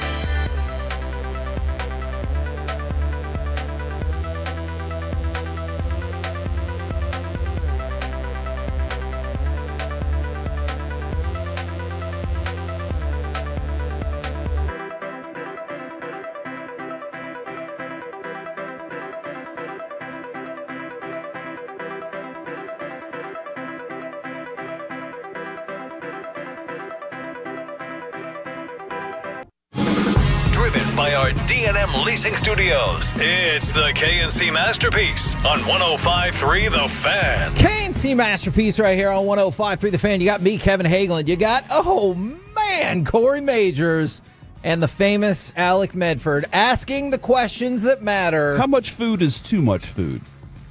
Clearly haven't found out yet. But also, I did for like a little bit. But also, are you a bad person if you don't think that Andor is like the greatest TV show ever made? You could be like, it's good, but like, I'm not through the show yet. I've finished season 1. I'm up to season 5 of 2. I'm up to episode 5 of season 2. Why do you think it's taking you so long? Just because it takes me a long time to watch. You know this, dude. Why else? It takes me 3. All right, hold on. First off, it takes me 3 days to watch a movie. Fact. That's just how it is. I watch 30 minutes, and then the rest. That's just how I watch movies. Secondly, it's kind of slow to start. And it was season 1 is boring until you get to that one episode. Season 1 it took a while, and then finally it ramped up. And season 2, so far, kind of taken a minute to really get going. But I'm told, and I'll trust it. If you're going to be the best show ever, you start hot and you finish hot. You don't have any in between. You maybe have one fly segment, all right? Sure, and that's it. And the back half of the second season is very good, like very good, and I like the show. Like I like it. It's good. From the 214, my son says not enough pew pew. So yeah, yeah. And it has some things in it that like that's not what I'm looking for in my Star Wars. Like 2 Jabbas making sweet love to each other. I mean that is probably, but I think in the Clone Wars movie they kind of like insinuated that. But no, an Ewok orgy. There's like, whoa. There's, Can you say that on radio? Yeah, there's another word I wanted to use that starts with an R. It's a crime that takes place in that I'm like, I'm not really looking for that in my Star Wars or suicide or that's not really. That's not a really peaceful rally. Yeah, no. Okay, don't get me in trouble. I'm fine with that, but I'm just like, there are some things that maybe, I'm not totally looking for from my Star Wars, but everyone's told me it's the greatest thing that's ever been, and I was like, I liked it.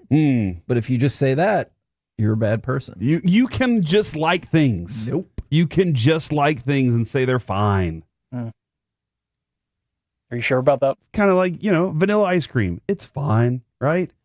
The really good ice creams are the ones with other flavor, though. Oh, I so disagree with that. From the 817, not the Stars talk I was expecting. Fair enough. That's probably not going to be in this segment either. But at 11 o'clock, we do have Joey Erickson coming in, getting you ready for Game 2 of plenty of stars throughout the day. But we're going to switch it up. We haven't really talked about the Cowboys all week because, right now they don't really matter. So we were going to, sorry. They're in OTAs. That's super important. All right. Settle down. Okay, Jerry, I will. All right, that's fair. I will. So we got a couple of questions for you here. Who is the most beloved Cowboys player on the current roster? And then we're going to get around to the quarterback ranking thing that is surely going to inflame a lot of people. This is interesting because the question beloved means most loved by a majority of people. Yes. Right? Now, one of the reasons that this came up, and this is a fan text that we had a while back when we were having some conversation about Micah. And somebody from the 903 texted in, if we trade Micah, we will have the same Luka situation all over again. He is currently the most beloved Cowboys player. So first, I kind of wanted to put that to the test. And secondly, even if he does win this, I don't think he's anywhere near on the level of belovedness of Luka. But that's just my opinion from the amount of fans like we have complaining about those two particular players. Yeah. But as beloved as Luka? I don't think so. I think that he probably has more lovers. And I'm sorry, I didn't mean it like that, Micah. When I say that, because the Cowboys fan base is larger. That I can't agree with. More people that love Micah because it's just based on sheer percentages. There was a very loud group, though, about Luka. A very loud group because that's the first time they've ever been shocked that way. I think it's CeeDee Lamb. Okay. That being said, I still know the conversation. Man, no, somebody's right. Aubrey. It's definitely Brandon Aubrey. He's the most. Nobody hates Brandon Aubrey. He's a kicker. But if I'm going to go with somebody different, it is CeeDee Lamb in my mind because he does give you the most pizzazz. He's making big plays. He's your best offensive player by far.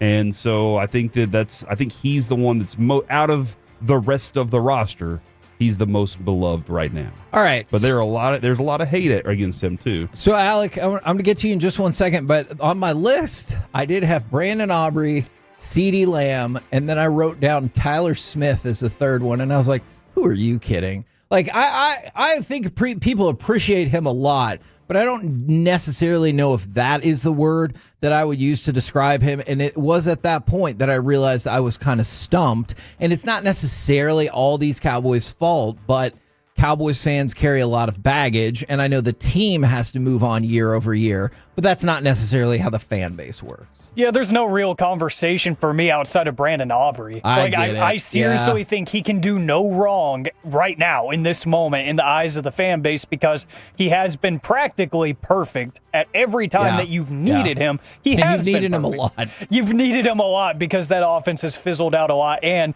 it's pretty much automatic. You say, hey, if you get past that blue star in the middle of the field, then we're going to get 3 points at minimum. But outside of that, I would say Tyler Smith, but you kind of got me thinking there too. So, I mean that as a compliment for Tyler Smith because you don't ever really feel like anybody says anything negative about him. Exactly. But I was like, yeah, like the general fan base, are they like, oh my God, I love that Tyler Smith? I don't know. I would pivot from there to Deron Bland. That would be where I go because he did set the record a couple of seasons ago.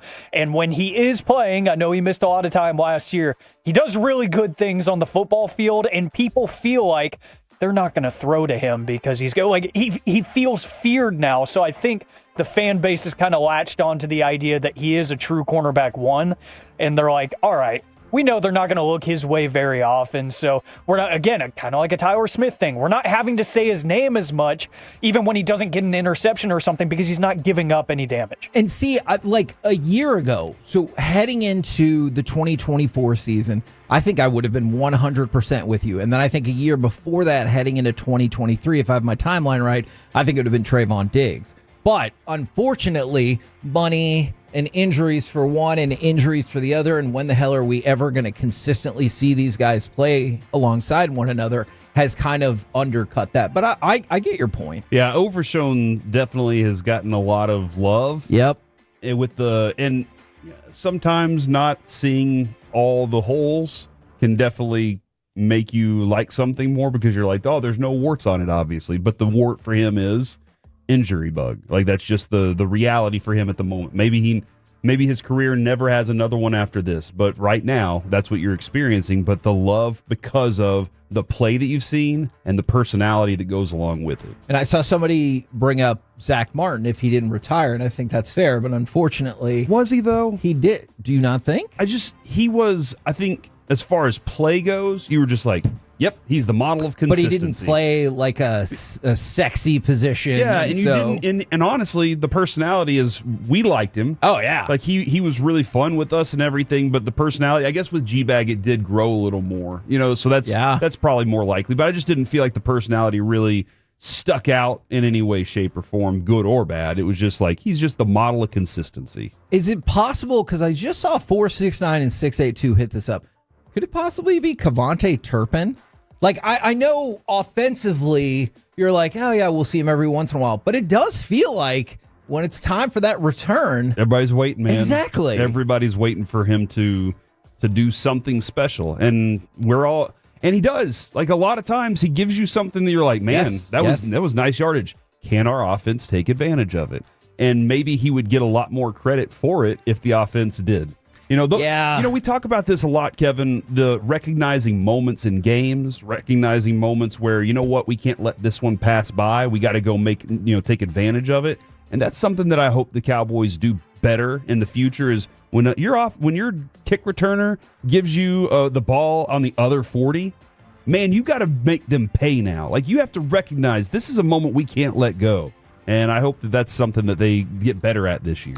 You know, that's an interesting idea that, like, every time he returned it to the 20 or the 30, you scored a touchdown. And you're like, oh, well, Turpin helped us get, like, 14 of those 21 points. Exactly. Or whatever the case is. He would get more credit for it. And this is why I love the feedback here, because basically it's like, well, if this didn't happen, it would be him. And if this didn't happen, it would be him.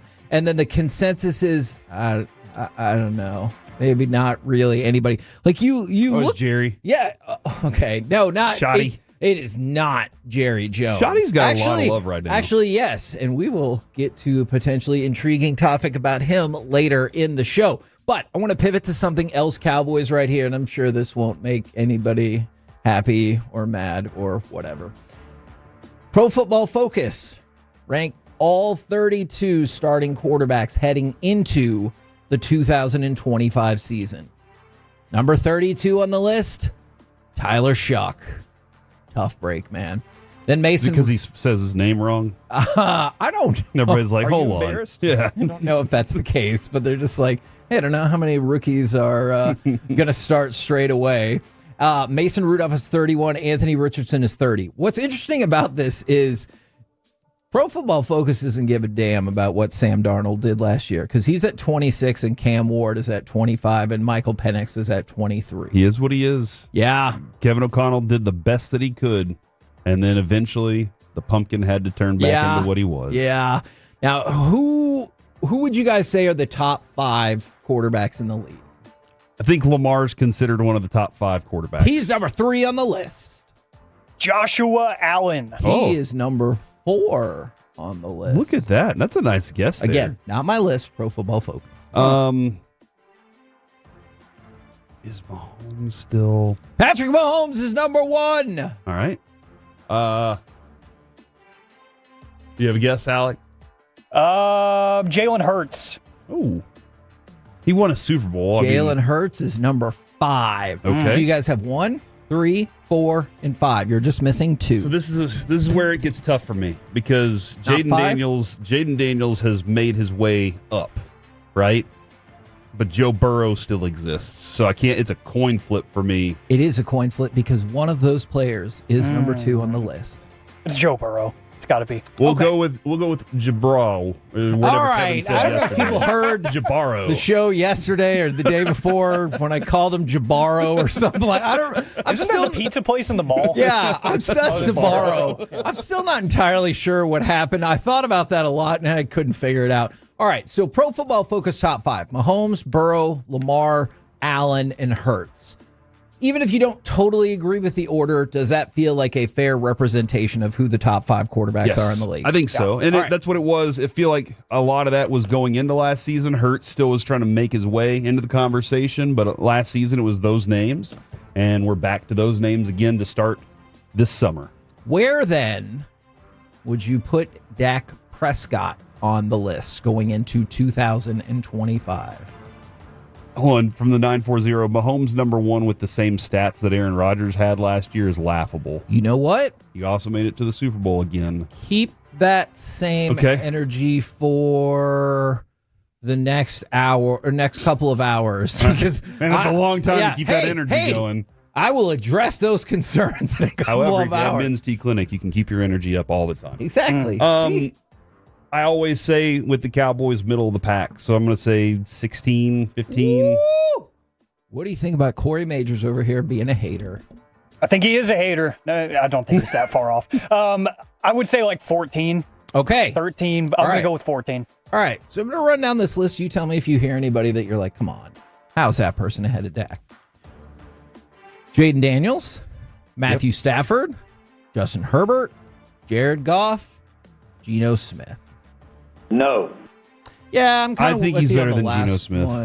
I don't think he's better than Jared Goff. I don't think he's as a thrower. I think, and there was a time when Dak's legs were a difference maker for him. It's not. Yep. Unfortunately, at this point. So you do. I'm sorry. You do or do not. I don't think he's better than Geno Smith. Okay. So I would 10. If that's the case. Okay. He's better than the 10th person. Okay. 11. Brock Purdy, Jordan Love, Baker Mayfield. C.J. Stroud, Kyler Murray is 15.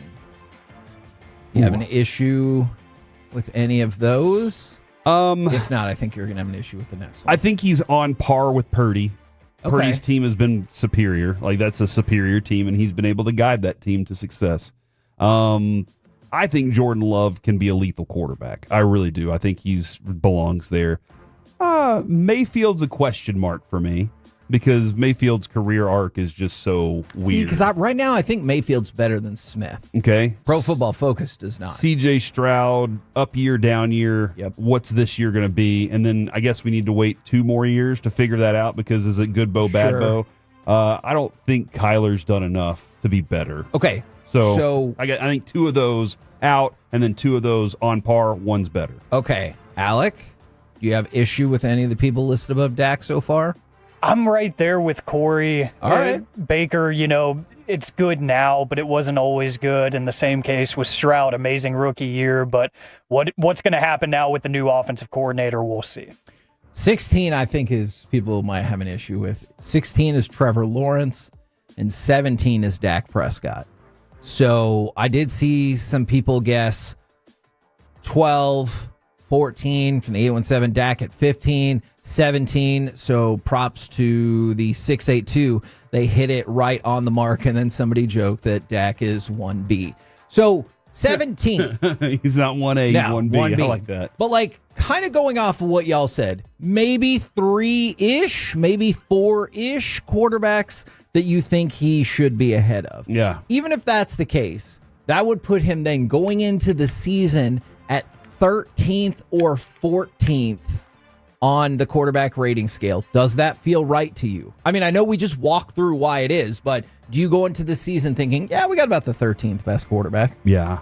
I felt kind of, for a long time, it was anywhere between 7 and 11. Sure. And now that number's dropped down further and further. Right. And I don't know what's going to change it that much.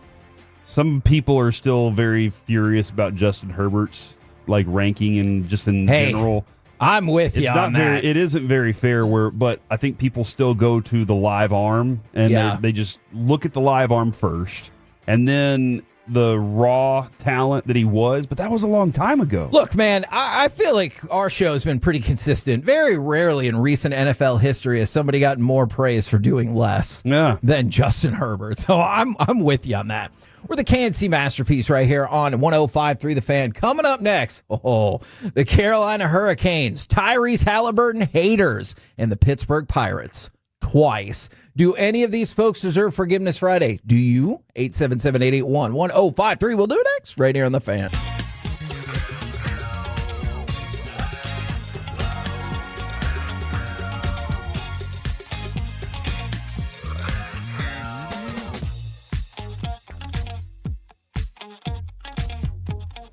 It's true that you've got to forget something else to remember that Uber Eats has groceries. No, that's absurd. Hey, remember when you used to be a pepper lady?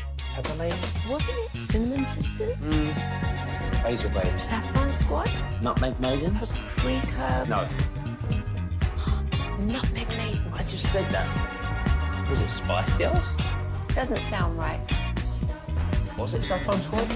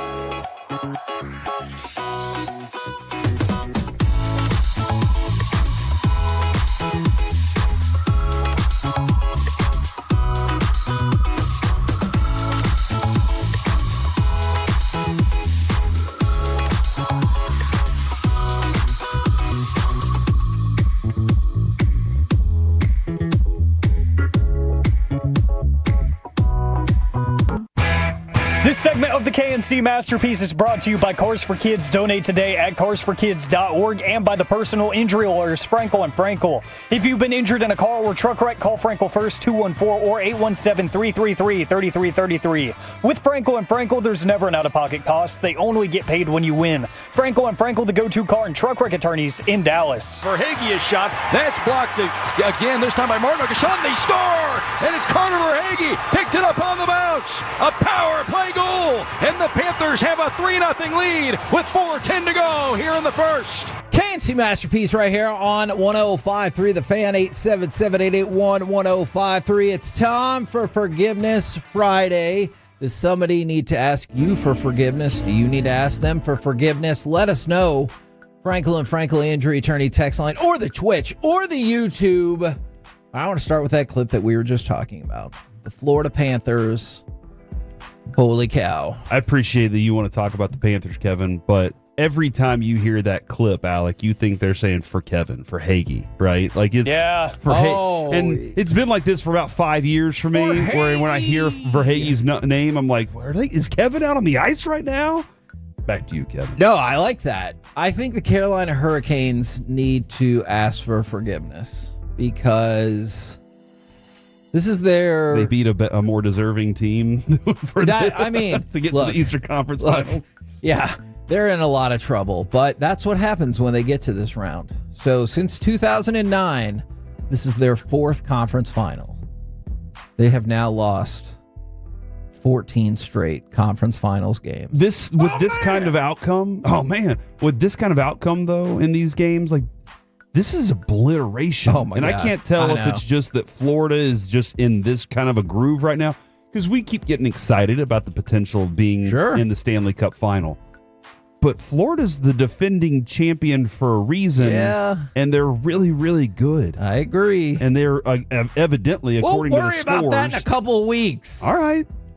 But we should probably worry I'm worried about it now. Yeah, no, that's fair. What? You're right, Kevin. We need to beat Edmonton first. I watched a video on TikTok of a guy up in Edmonton, and he was at a bar, and he was asking everybody up there what the result of Game 1 would be. And every one of those Oilers fans was like, "Oh, Oilers 6-0. Oilers, it's going to be 4-2 tonight. Oh, we're going to get an anytime goal from Verhage." And then they just kept, and I was like, man, how stupid do y'all feel today? Knowing that y'all went out there and said dumb things only to get obliterated in one period. The Stars only need one period to beat you. I definitely posted the meme on our Facebook page, and if you're not following our Facebook page, I really wish that you would. The KNC Masterpiece. It's the guy who gets a knife pulled on him, and he's the Stars, and he goes, "Call an ambulance." And then he pops back up with a gun and says, "But not for me," against the Edmonton Oilers. And so I enjoy that very much. I hope Carolina can win the series, but also just win one game. You've lost 14 straight conference finals games. Just win one. That's a step in the right direction, right? Yeah. They have any championships on their ledger? How's Carolina looking in that world? They do. Good. In the before times, right? In the before times? Yeah. Before the merger? Pre-merger? No. Before they lost these 14 straight conference finals. Oh, so they were in 2006. Yeah. Okay. All right. They were pretty good, especially when they were the Hartford Whalers. Mm-hmm. Remember that, Kevin? Yeah. Remember that night we went to that restaurant and we saw all those people in the Whalers jerseys? It was a strip club. All right. My wife Okay. Is she really going to get mad about something that happened team building. Decade ago? Team building. Huh. I'm intrigued. All right. Alex I'm all in on team building Invite me now. next time. I'm telling you, and I got made fun of this at the time. I stand by this. Probably the best water I've ever had in my life. They brought it to you in this fancy bottle, and it was super cold. It was delicious. I think it's that blue bottle that the dude is like... you're Ashton Hall now, it was that stuff that he was putting on his face and running miles with. It was really good. He's an influencer. You're an influencer now. All right, let's go to cut number 13, because does this cameraman need to ask for forgiveness? So I'm going to set up what's about to happen, because the tennis player Danielle Collins is going to be mad at the cameraman because he's blocking her way to the water. Okay. And then Danielle Collins also thinks he's too inappropriately close to her opponent. Let's hear it out. I need to get water. We're on a changeover. You don't need to be that close to me, and you don't need to be on top of Emma. It's like wildly inappropriate. It's not that difficult to give space. It's not that difficult to give space. How often do you get reprimanded with the laughs in the middle of it? Because she definitely was doing kind of like, I don't know if it's like a nervous laughter or whatever that comes along with it, but like she is not joking around. Like if you watch the video, she definitely looks mad.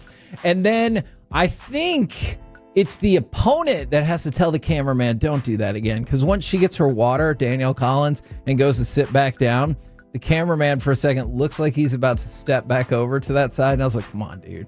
Did you learn nothing from what just happened? Sometimes he just wants to push it a little further. And He did. And it looked like it might have been a tournament organizer. It might have been the other player that's like, come on.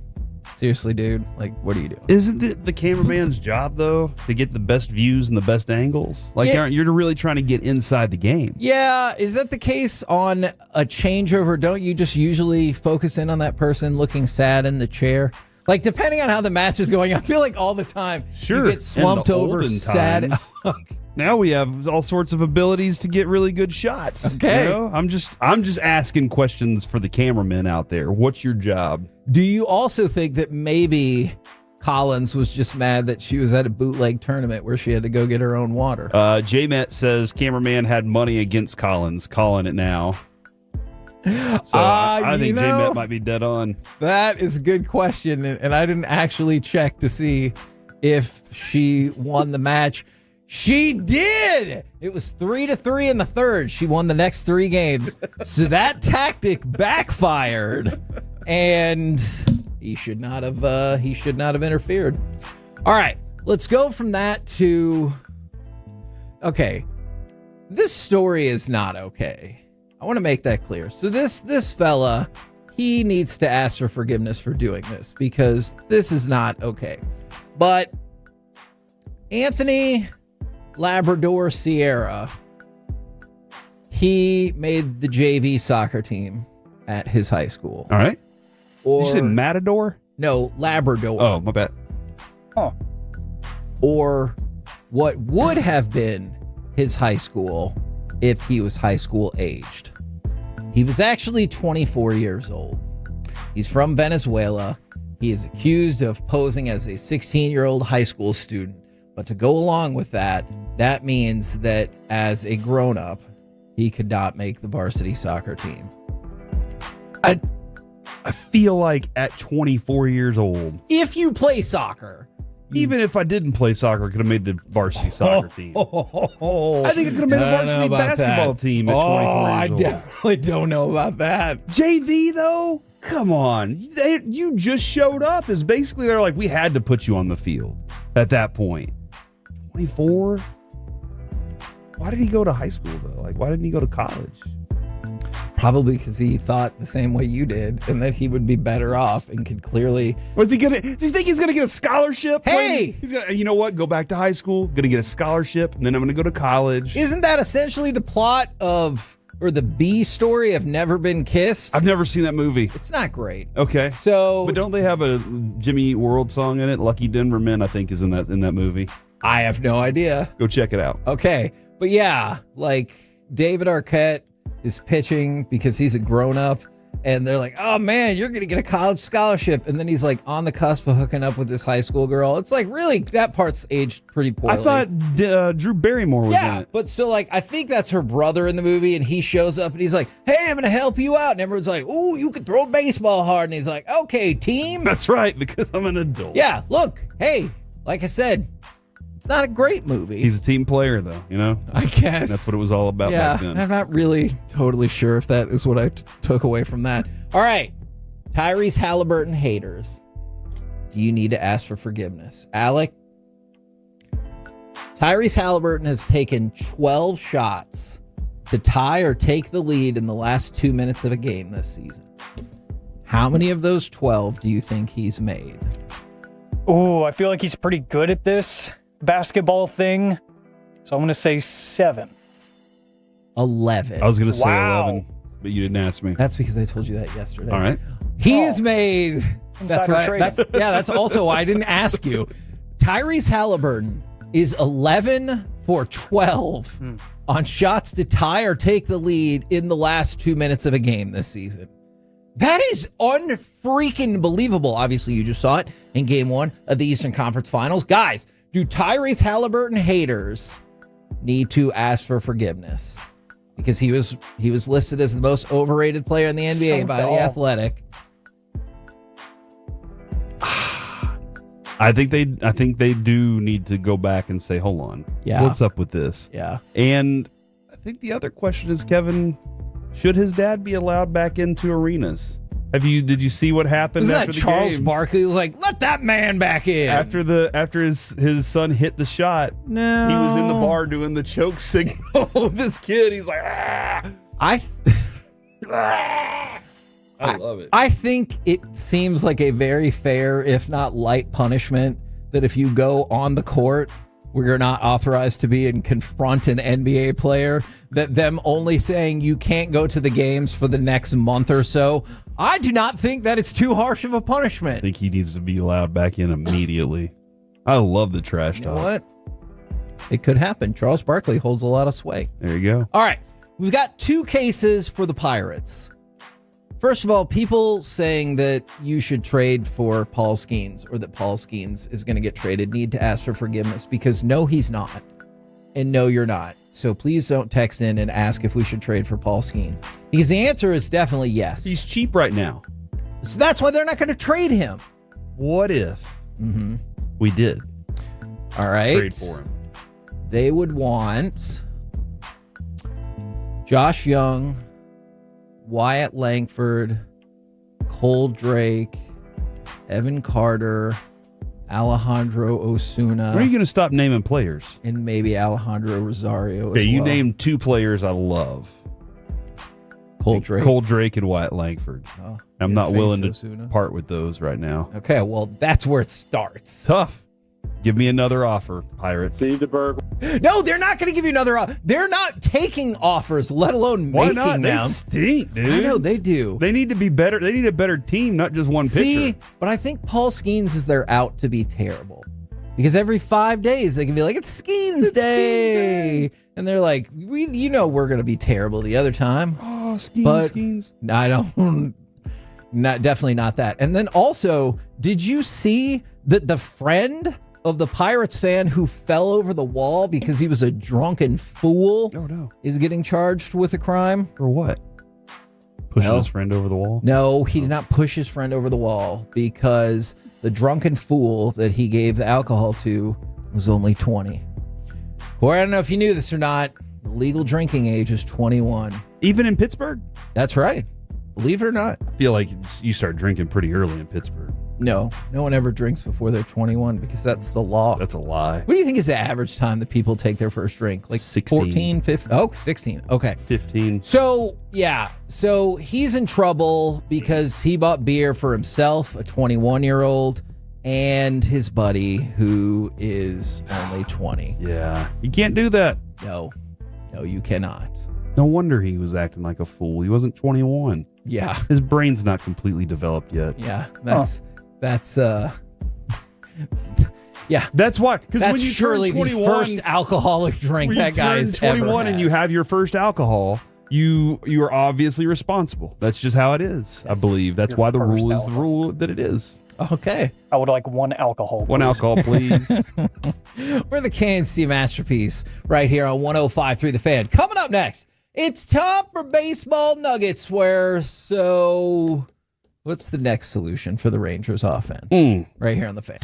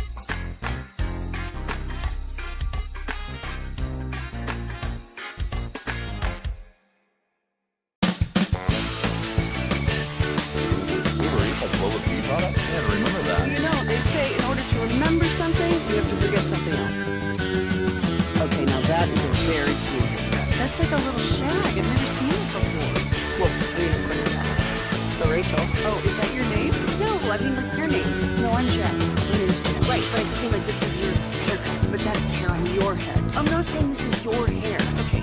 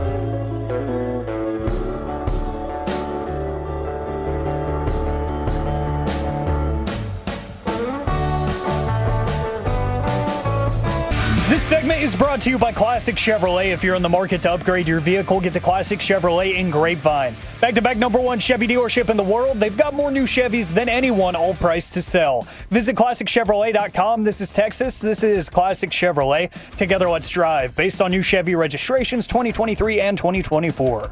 Weaver to the plate, and Himes strikes out swinging on a changeup to end the ball game. The Yankees shut out the Rangers by the score of 1-0.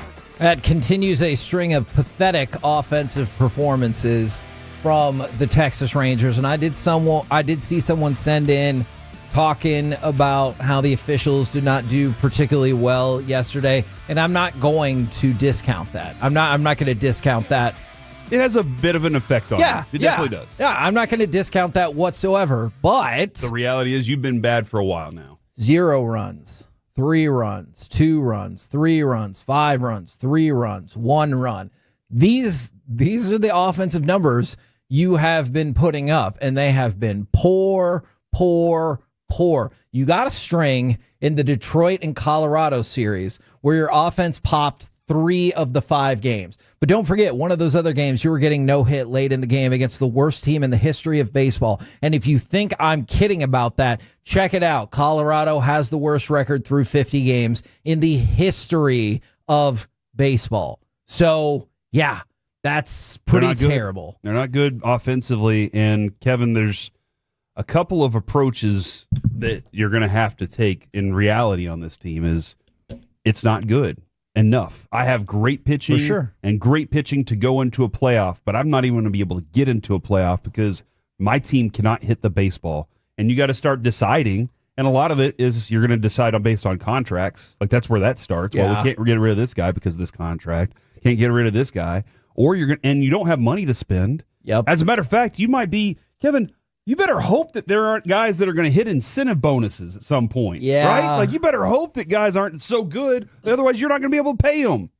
Look, and that's why whenever people say get rid of folks like Marcus Semien, I'm not here to argue that it hasn't been a tough year for him, for Jock Peterson, though, of course, you felt like that's maybe starting to turn a corner. But you're not going to be able to move off of those players just because of those 2 players alone right there. They make like a combined $44 million or something around that. And you have less than $6 million remaining that you're capable of spending for the rest of the year. And to Corey's point, that's assuming that you don't hit some of these incentive bonuses. So I don't think it's going to be a case of making a trade for a hitter that makes money. Like if somebody on their rookie deal, maybe you will be able to figure that out. But obviously that's going to be an expensive thing to do. And from somebody sending in from the 903. Look, we got a lot of texts. Sometimes we lose them. From the 903, I found it. Solution for the Rangers is simple. Bunt. Oh, that was from Tim, yeah. I just get the sense. If you bunt every time. Then we're probably going to be in trouble. And get on base every time. You know what? Would it have been that much different if we bunted every time last night? I say no. I agree with you. Because what, they have 4 hits? Yeah, draw the infield in, then you can strike out. Yeah. Or pop out. But, like, I think they mean selectively bunt to move the runners along. And one of the things is that that seems to be against the nature of Boch and what he thinks this team is constructed to do. Albeit that was last year, so we should probably ask him again this year. But one of the things that I feel like he said to us before is you stifle a lot of potential opportunities for a bigger inning, which is true. But at this point, aren't you also kind of like, that's fine. 1 run is a big inning for us right now. You lost that game 1-0. Yes. And so I understand, and he understands that too. And I think his patience and trust is one of the greatest things about him. And also in a season like this, and a season like last year too, is one of the reasons you don't get better faster quickly, right? You know, like, hey man, we need to turn this ship around very quickly. Well, I'm not willing to change this, and this. I'll make some adjustments here, but I'm not willing to tell the entire staff that we're going to go ahead and start swinging back away and doing this, or we're going to play small ball forever. Yeah. And maybe it's not forever. Maybe it's just until your team starts being competitive at bats again. And then you think you see a glimpse of it. Do you think that, just real quick, I'm sorry to cut you off, but that's just a really interesting point. Would you say right now you even look at some of those at bats and you're like, we're not even There are a lot of times that I don't feel like they are. Like there's a lot of the conversation about it. And there are some nights where they look like they got it back again. Yeah. And it's just, you know what? That was a line drive shot right at somebody. And, you know, it even stinks even more, Evan Carter not being there because of the way that he approaches the plate. Maybe I see a little more of that when he's there. But yeah, man, you got to find some way to get through to those guys the importance of not just your at-bat. And that's why Boone, I think it's so important that he's like, get off the iPad. Be involved in the game. If you're involved in the game, and then you know what you need whenever your teammate just hit this double and now it's your turn to be up at the plate. Instead of thinking about what's going on there, you're like, okay, this moment is calling for this. Yeah. And I need to deliver at least this to get him over so I can do this. And maybe it's not a bunt. Maybe it is just a long fly out to get him over. But you still got to be within the game. So I've seen some people texting in about the bullpen as well, and I think that's fair, and I think this stat reflects that. So the Rangers lost last night 1-0. Before that, they lost 4-3, and they also lost the opener against the Yankees, but I want to take you to the game before that when they lost to Houston 4-3. So they've lost 4 straight games. 3 of those 4 games have been by 1 run. In their last 10 one-run games, I believe they are 2-8. Okay. And part of that is because of the hitting, because you'll see... And because of the pitching. Yes. Because they were in that game in particular. Yeah, you'll see some ones on the board, like Seattle, 2-1. Detroit, 2-1. Yesterday, 1-0. Like, you see it again and again and again. So part of that is the hitting, but another part of that is the bullpen letting you down in key scenarios, and I understand that. Mike sent over the stat. I don't know if he put the stat together, but that's who I saw it from. I think I saw it on Twitter for sure. The Rangers are 17-14 this year in the starts of Tyler Mahle, Nate Eovaldi, and Jacob deGrom. So think about that for a minute. Tyler Mahle has a 1.47 ERA. Nathan Eovaldi has a 1.6 ERA, and Jacob deGrom has a 2.33 ERA. Those ERAs are 3rd, 5th, and 10th best in all of Major League Baseball. The Rangers are 17-14 in those games. Like, what the hell? How are you not at least like 22-9 or something like that? Maybe the hitters are like, you should be 1st, 2nd, and 3rd. You know? Yeah, well, pretty much that's We're what it really feels close like to it's going to take at this point. It is the most baffling thing to have for us as a fan base to have this type of elite. This is elite pitching. Like, this is elite pitching. Yes. And it's not, this is not, man, this is really good. This is elite pitching we're seeing. But it's baffling for us to have this and no bats to go with it. Yeah. Because our entire lives we've been like, man, if we could just get some damn pitching, we'd be a dynasty. You know, and that's really fair because there are times when, look, let's be honest. There are times when you score 3 runs and it feels like, holy crap, what a bonanza of offense we've gotten. And that's why you look back at 2 of those Houston games and one of those Yankees games where you're like, hey, we had 3 runs and we were in position to win the game. I get it. 3 runs is not enough. Your offense should be bringing in more than 3 runs a game. But you had that and you still lost because of the pen. Yeah. No, then the bullpen, there was a time when you were like, oh my gosh, they're actually doing a really good job and they early did. in the season. That time is over. Now they are more like what they actually are. And that was the reality whenever we were seeing it earlier. We're like, are they really this good? Like, is the bullpen really going to be okay? And I think that we kind of just got comfortable with the idea because the bats had been so bad. And so you were just like, well, the bullpen is what it is. And if they give one up, I mean, what's the concern? Because the bats aren't producing at all either.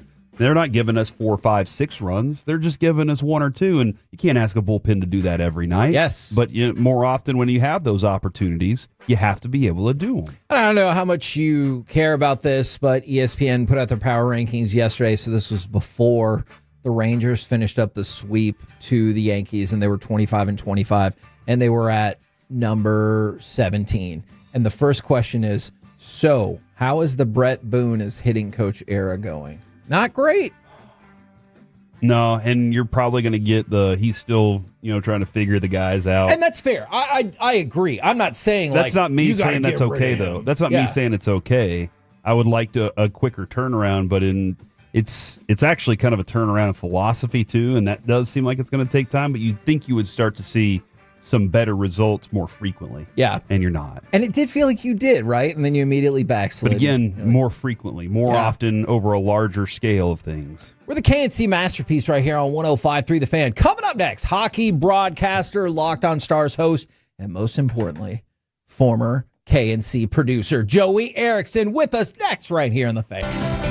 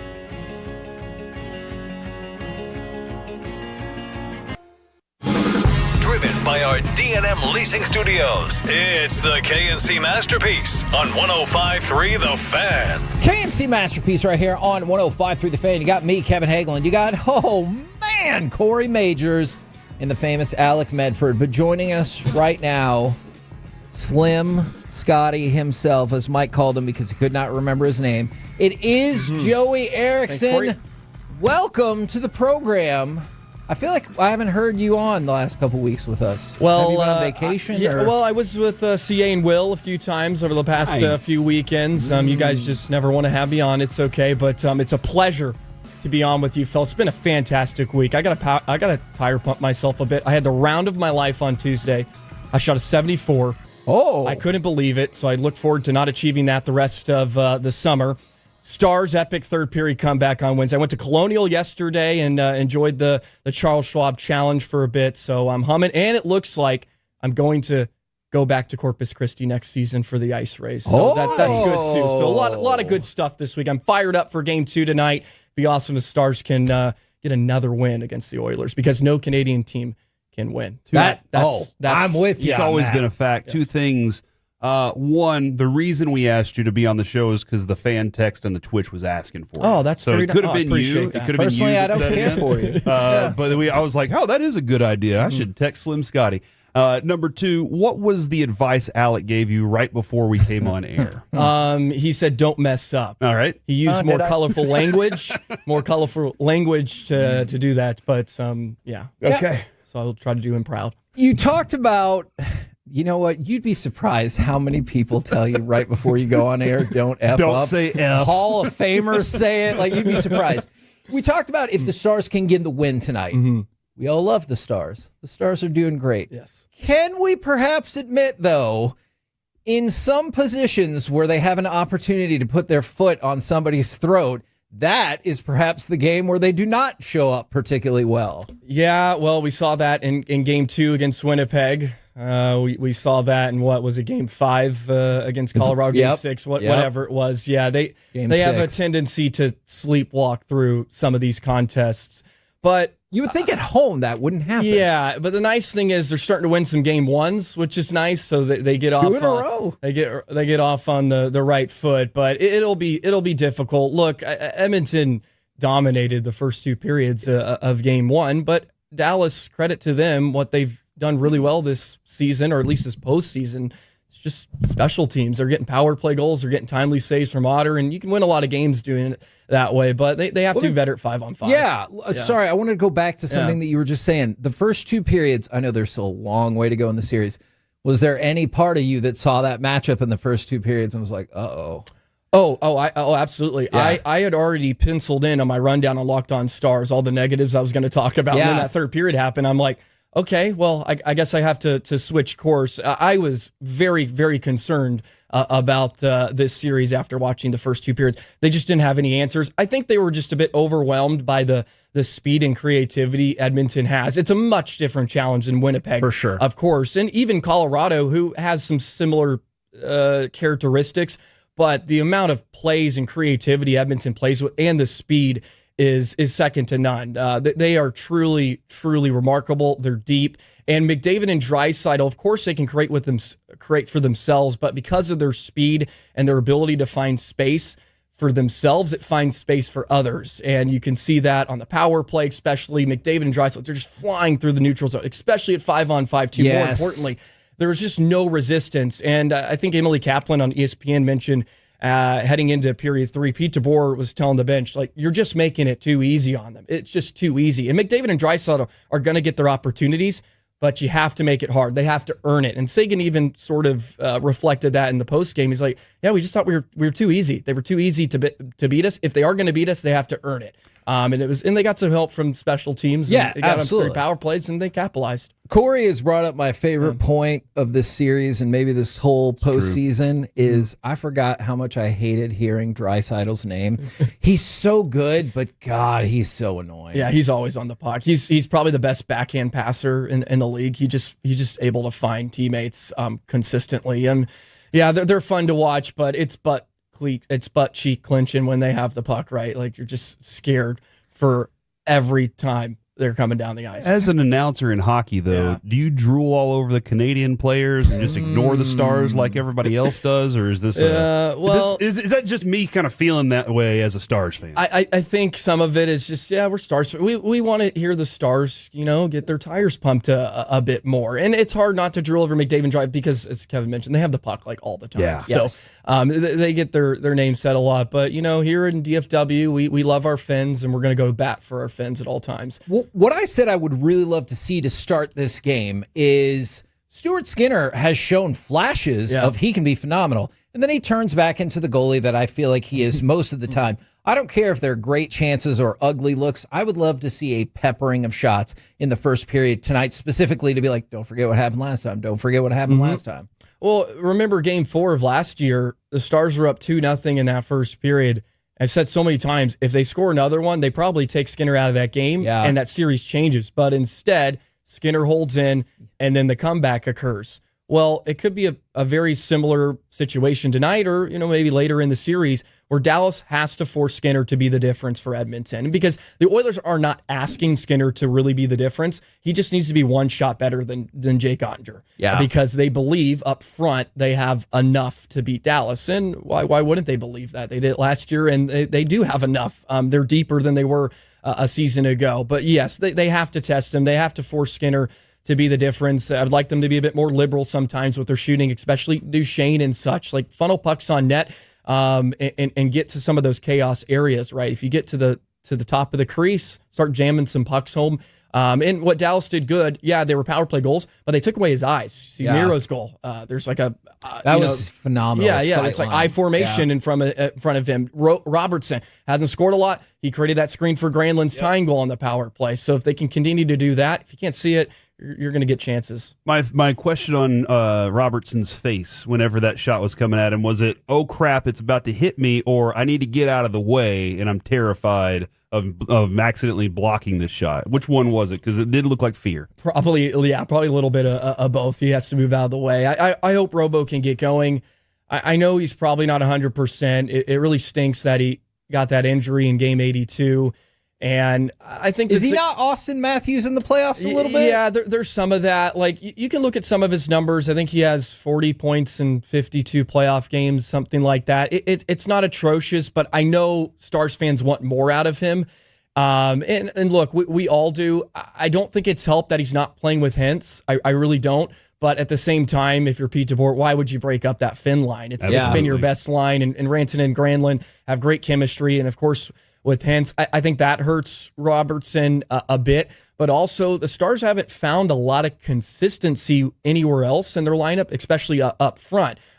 They went back to Duchesne with Sagan and Marchment in game 1. That seemed to work out, at least in the third period. They started to put some shifts together. But other than that, it's been a real hodgepodge. Like they're throwing Steele up with Marchment and Sagan in game 1. Like they're trying to find some answers. Hopefully the Stars can find a combination that works for him, because it's not like he's playing with the fourth line every night. He's playing with Johnston and Ben. He's playing with Dodonov a bit, and they just cannot seem to find some consistency in his game. Now, you mentioned Jamie Benn. I hope this does not sound like a rude question. We've had this discussion. Is Jamie Benn essentially a somewhat offensively inclined enforcer now? Absolutely. I think that's just where he's at, and he can be. And look, he can be so effective that way. What was really irritating, especially in that Winnipeg series, just the amount of dumb penalties he was taking. The Stars have gotten caught into some of those issues where they just take the most inopportune penalties.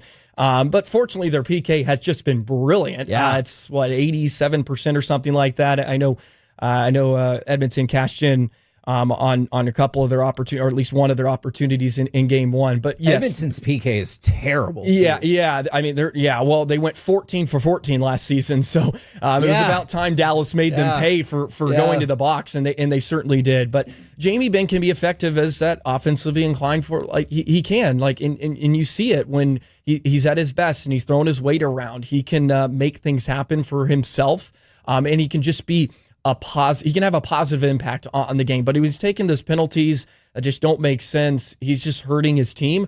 Fortunately, it hasn't really hurt his team on the scoreboard yet, but I was waiting for it to happen at some point. Fortunately, it hasn't really happened for Dallas yet. I do have regarding the dumb penalties, because Yeah. I've agreed with you. Like there have been some that you're just like, that looked lazy.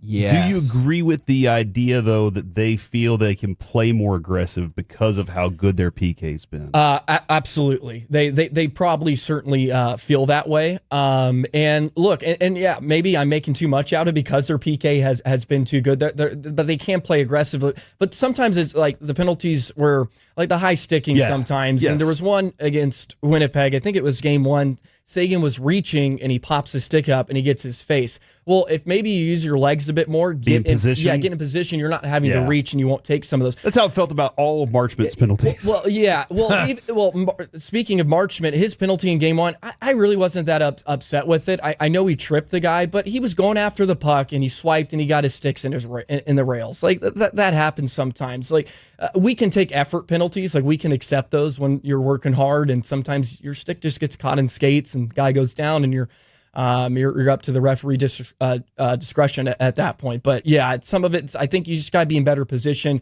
You're not reaching, and you're not going to have to take some of those infractions. Would you be okay if Edmonton continued to forget not to hit people in the face with their stick? Yes. Well, yeah, a lot of Oilers fans, I guess the replay in Canada wasn't very good. They showed it from the side, the Duchesne one. Oh, that was a penalty. So they couldn't see it, and then they thought it was obvious on ESPN. Yeah, they definitely hate it. TikTok's going nuts. Well, they were mad too because the embellishment, and I'm like, okay, you've probably never gotten hit with a stick in your face going full speed. I think you'd. And feel that's what Duchesne, when he got back in the circle, that was it. He was telling whoever, he was like, "Yeah, you get hit in the face with a stick." Well, and if it's anybody that you want to call for like the Stars have some guys that can theatrical. Like look at Marchment, for sure. Yeah, like Duchesne's probably not one of them. I think he would be on my short list of guys that probably doesn't embellish as much. Now, we talked about this before the series. This has been a big irritation for me, but it hasn't really cost them in particular. And I know Edmonton is very good at making a comeback, but the Stars have now given up the first goal 11 times in their 14 playoff games. That feels like a recipe for disaster, and yet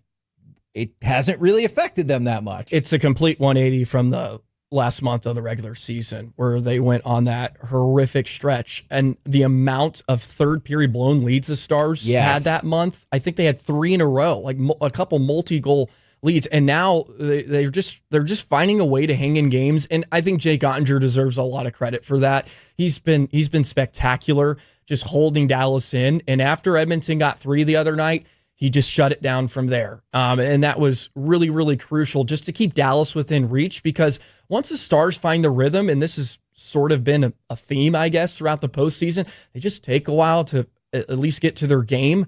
And once they did, and they got some help, of course, with the penalties, they were able to take control and really put the pressure on Edmonton. Does Ottinger need the cup, though, to truly be accepted as an elite goalie? It feels like he certainly will. Here, at least in DFW. Because he shows flashes of being elite all the time, but I feel like usually it comes back to, you didn't get the job done when we needed it. Yeah, he's going to have to at least win the ultimate prize, and I think he's good enough to do that. We had this conversation last year. He's one of the better goaltenders remaining. He's second, probably. I don't think that's even arguable behind Bobrovsky. Florida. Bobrovsky's incredible. If there's one goaltender you want to have to win a game at this point, it's probably him, but Otter's right up there, and I've made this comparison. He's sort of the Dak Prescott a bit of the Stars, where either you're not happy with him or you're just over the moon about him every single contest. But he's better than Dak, though, right? Well, I think that's safe to say, right? He's been to 3 conference. He's been to 3 straight conference finals. Good point. Yep, that is valid. Like he at least is getting there. But I mean, look, the team in front of him is spectacular. But Jake Ottinger has done a lot of heavy lifting this season. Deserves a lot of credit for where the Stars are. And he was fantastic. And he just outdueled the best goalie in the world the past 2 years in Hellebuck. Yeah. And it wasn't particularly close. He was much, much better, in my opinion. So, but yeah, he's going to have to lift Lord Stanley, and that's okay. If that's what he has to do to get credit. We like our champions. Similar question here, and I've gotten a lot of pushback on this. I say Pete DeBoer needs to do the same thing to be truly a great coach. Yes. Not just a very good coach. No, I would agree with most of that as well. Now, I'm going to throw this out here because it was really interesting. I saw the NHL posted this video of Paul Maurice and him. I don't know if you've seen it. It's called Coffee with Coaches. I really encourage you to go look it up. It's on the NHL YouTube page. And they've gone way back. They played junior hockey together, and they've gone through this whole journey together. They're just great friends. They have great respect for one another. And they'll see each other in a couple weeks. Yeah, exactly. But this is where I got really excited listening to this.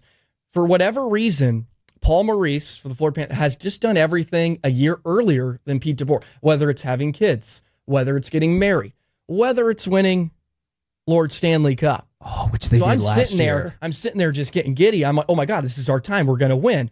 Although it doesn't look like anybody can beat Florida 4 times, let alone once. I'm getting really giddy watching this. So, but yeah, I mean, to be considered really great, he's going to have to do that. And what is his, he's always had the knock that he can't finish. Yeah. He can't get across the finish line.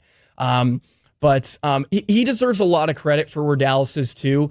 I mean, the amount of injuries they went through. I totally agree. At one point, I think they had 7 rookies in the lineup. Like, it hasn't been smooth sailing for DeBoer this year like it was a year ago where they really didn't have any injuries.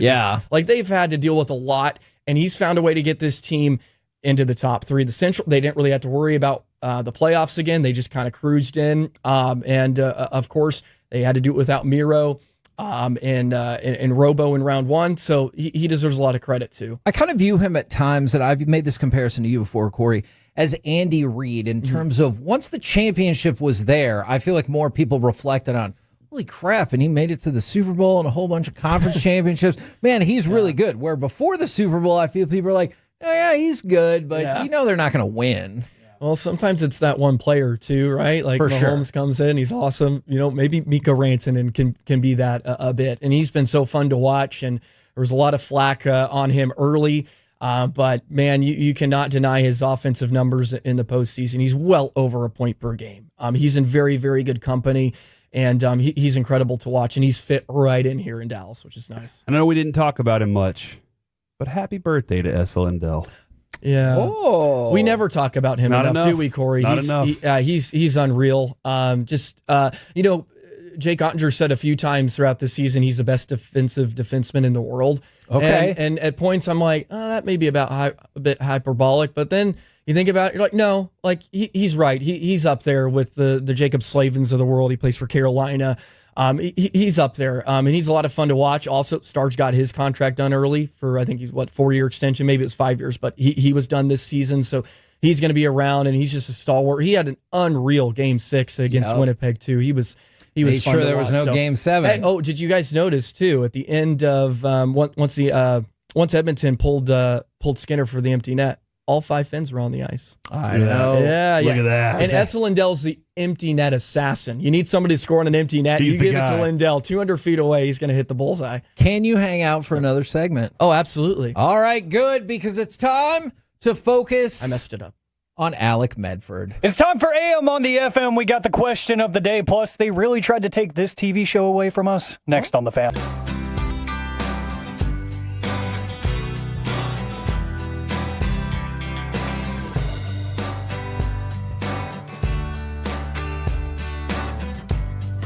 Uber Eats has low-low fee products? You got to remember that. Well, they say in order to remember something, you have to forget something else.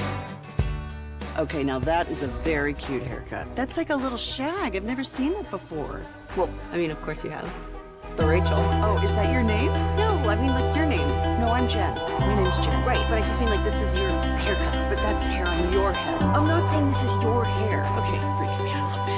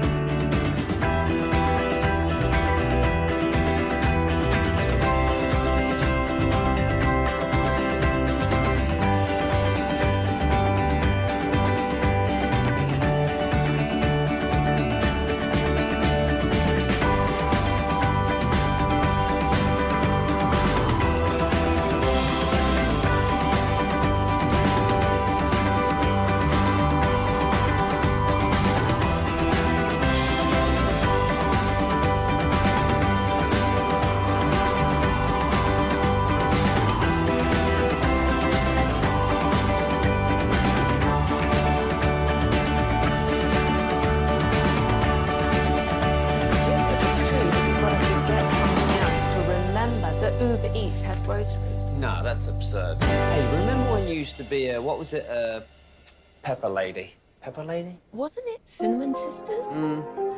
Basil babes. Saffron Squad? Nutmeg maidens? Paprika? No. Nutmeg Maidens. I just said that. Was it Spice Girls? Doesn't sound right. Was it Saffron Squad?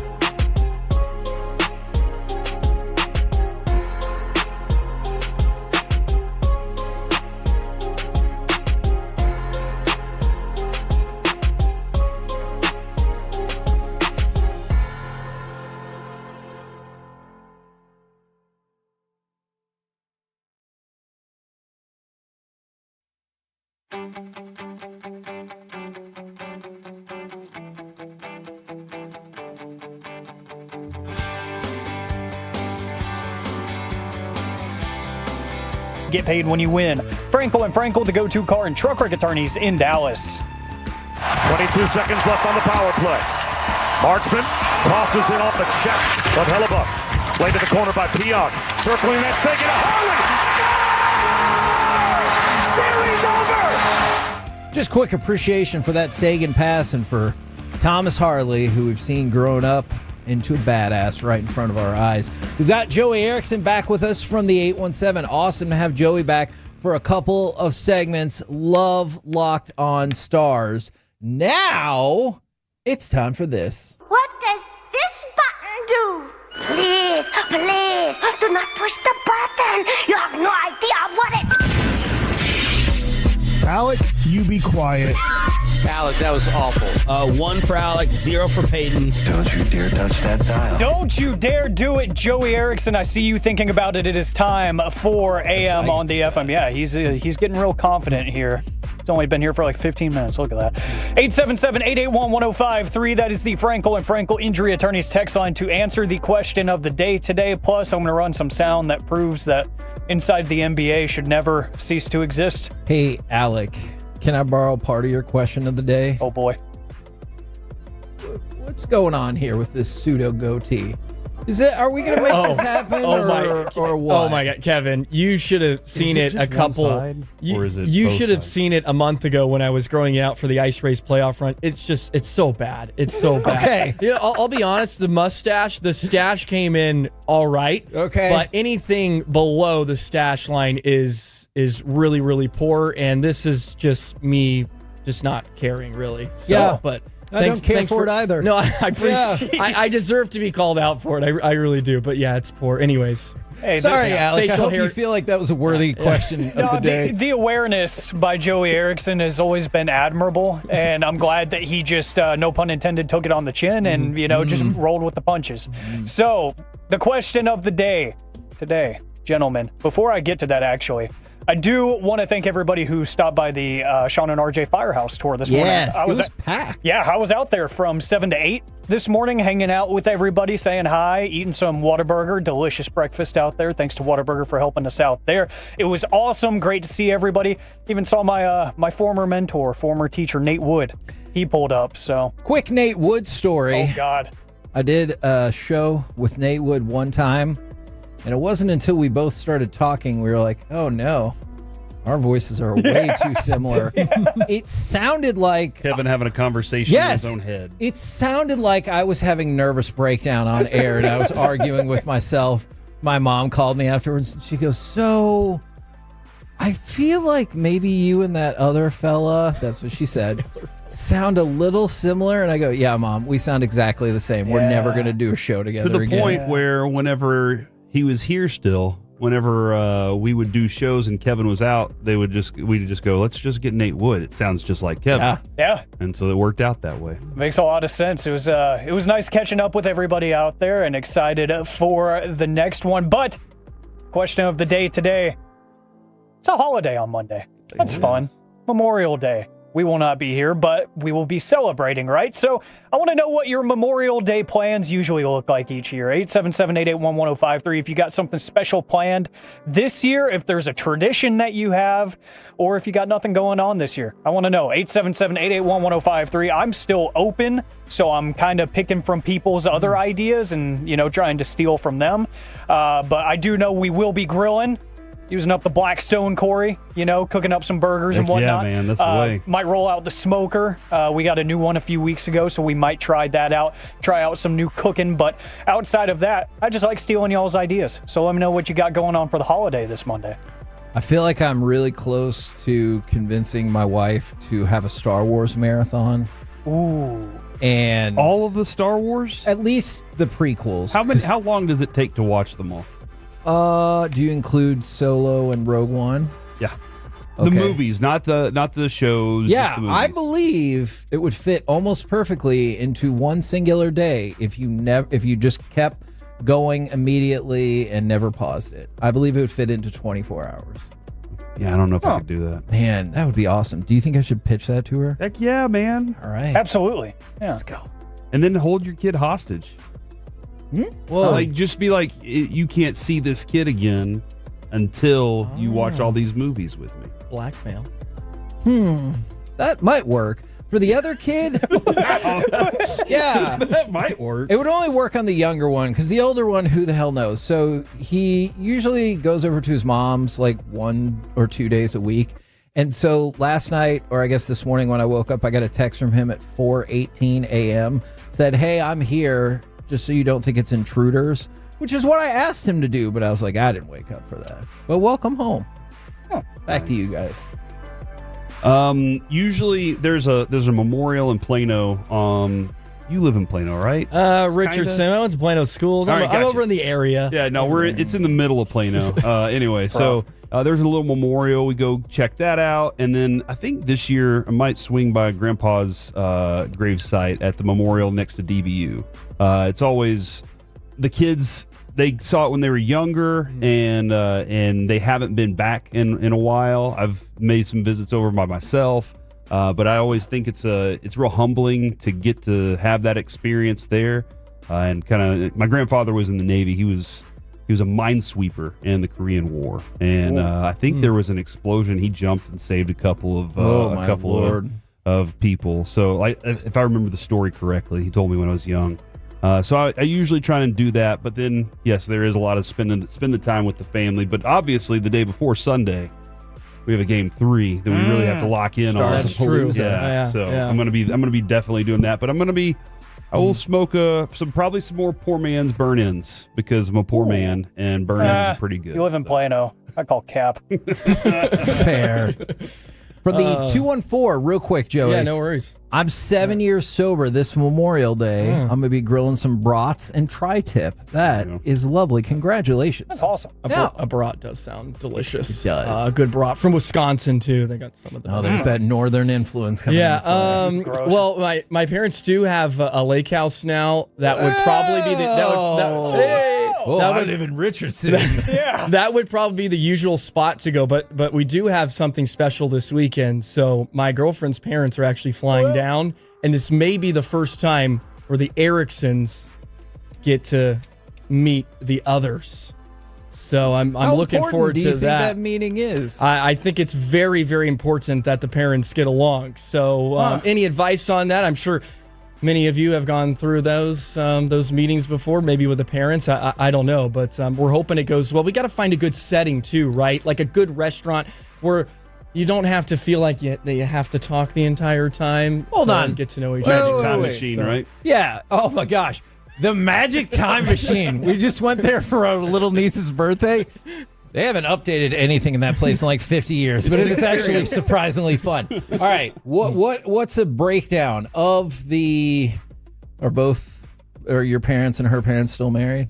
Correct. Okay. Yes. Of the four, which parent are you most worried about fitting in with the rest of them? Oh, it's definitely my dad. Okay. I think it's party? obvious. Well, he may not be here because he may go to that said lake house, but we'll see if he stays around. It's like, screw that. I want the lake house. It's my time. Yeah, I gotta mow the lawn. I gotta do something. Me and Mark Parker have been together for so long. You're like, yeah, that's great. No, holiday weekend. I think I would say my mom. I think my dad. I think my girlfriend would even say my dad. So, okay, what is it? Intriguing. Assuming he skips the lake house for the purposes of this, what is it that brings you some concern? Well, my dad has some staunch political views, I could say. I could put it that way. And let's just say, her parents are from Madison, Wisconsin. That's all I'm going to say. I don't know. Well, for those of you that know, if you know, you know.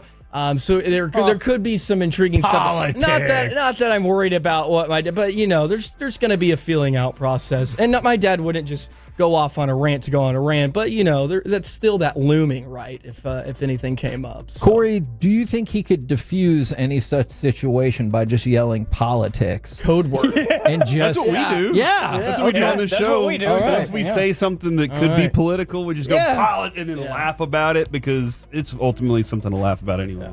Yeah. Are you kind of hoping he goes to the lake house? I guess. I don't think he cares what I think. I think that's where he wants to go. Because they're going on my parents are going on a trip next. They're going to Europe like next week. Oh, and so got lake house and Europe. Your politics are doing good. My parents they've gotten 3 kids through college and everything, so I guess it's their time to spend with one another. So they deserve it. Time to buy in, Parker. Yeah. Time to join up with this family. They're doing well. Yeah, they got it like that. So I got to watch the dog. That's going to be thrilling. But we'll see. But I'm going to lake house on Memorial Day. So I don't know. All right. So Alec, what I just took from that is you need to get in a serious long-term relationship in the next couple of days and introduce your dad to your significant other's parents. Oh, I mean, after tonight, that might be a possibility. We'll see. Are you going on a date? Maybe. Going to Stars game? Oh, that would be amazing. He doesn't have Stars playoff ticket money. Yeah, Joey. I don't either. Joey, I'll teach you a thing or two about radio during the break. Yeah, keep those coming in, 877-881-1053. What your plans are for the holiday this Monday as we pay our respects to those who have served and those who paid the ultimate sacrifice. Both of my grandfathers both served on my dad's side in the Navy and on my mom's side in the Navy and on my dad's side in the Air Force. So lots of military ties up and down my family tree. So definitely a day of remembrance for us. But something we don't need to remember, fellas, because it's not going anywhere, is Inside the NBA. And I do not watch this program whatsoever to be educated. I watch this program to be entertained, especially because Charles Barkley doesn't know the names of the players half the time. So much so that he thinks SGA's cousin has a made-up name. His cousin, McKeel Anderson, whatever his name is, Alexander. Alexander. I mean, it's all hands on deck, man. It's all hands on deck against OKC. Yeah. What'd he say? Listen, he was just, what's his name? He was laughing Mikhail Alexander? at your attempt. What is it? Hey, man. Is it? What is it? Nikhil. Alexander. Nikhil. Is his real name Nikhil? Yeah. No, his fake name's Nikhil. Boy, somebody just made up some stuff again. Nikhil is not a name. They named him after a coin. Oh, my God. Just spelled it wrong. Nikhil. Hey, how much money you got? A nickel? 20 Nikhils. It's the dumbest show ever, and I love it. And to think that they were trying to take this away from us. Named him after a coin. How much money you got? 10 nickels. That was amazing. It's beautiful. I love the show. That was tremendous. All right. Joey, where can people either stalk you socially or listen to you talking about the Stars? You can find Locked On Stars on YouTube. You can subscribe. We're almost over 4,000 subscribers now. We're over that, which is awesome. So we cracked that. But wherever you get your podcasts, as always, I appreciate all the Stars fans that have jumped on and have listened and consumed the content. I appreciate you guys for having me on. I love catching up with y'all. It's always good to come back to my radio roots. Got my radio sensei, Alec, of course. He showed me the ropes, and I love being on with you boys, and I appreciate all your support throughout the years. It was very little credit. Thank you guys. Yeah, really not any credit at all. Yeah, take that. How will Maybe he thought we kept him down. You know? He's like, I left, and now all the successes, and I get How it. will the Stars-Oilers series end? I have Stars in 7. I like Stars in 7. DeBoer goes 10-0 in Game 7. He said Edmonton in 6. Wow, hater. What a That was joke. before Game 1. Did you choose Winnipeg to win the series? No, I didn't. did. I got the first 2 series right. Okay, all right. Hey, you know what, smart guy? We're going to have you back if they win and get your prediction on the Florida series. All right, that's what we'll do. Stars in 7. Well, liar. You are a liar, ladies and gentlemen. Joey Erickson right here on 105.3 The Fan. Coming up next, it's time for Gridiron Gravy, where our long national nightmare is not over. Next on The Fan. Yeah.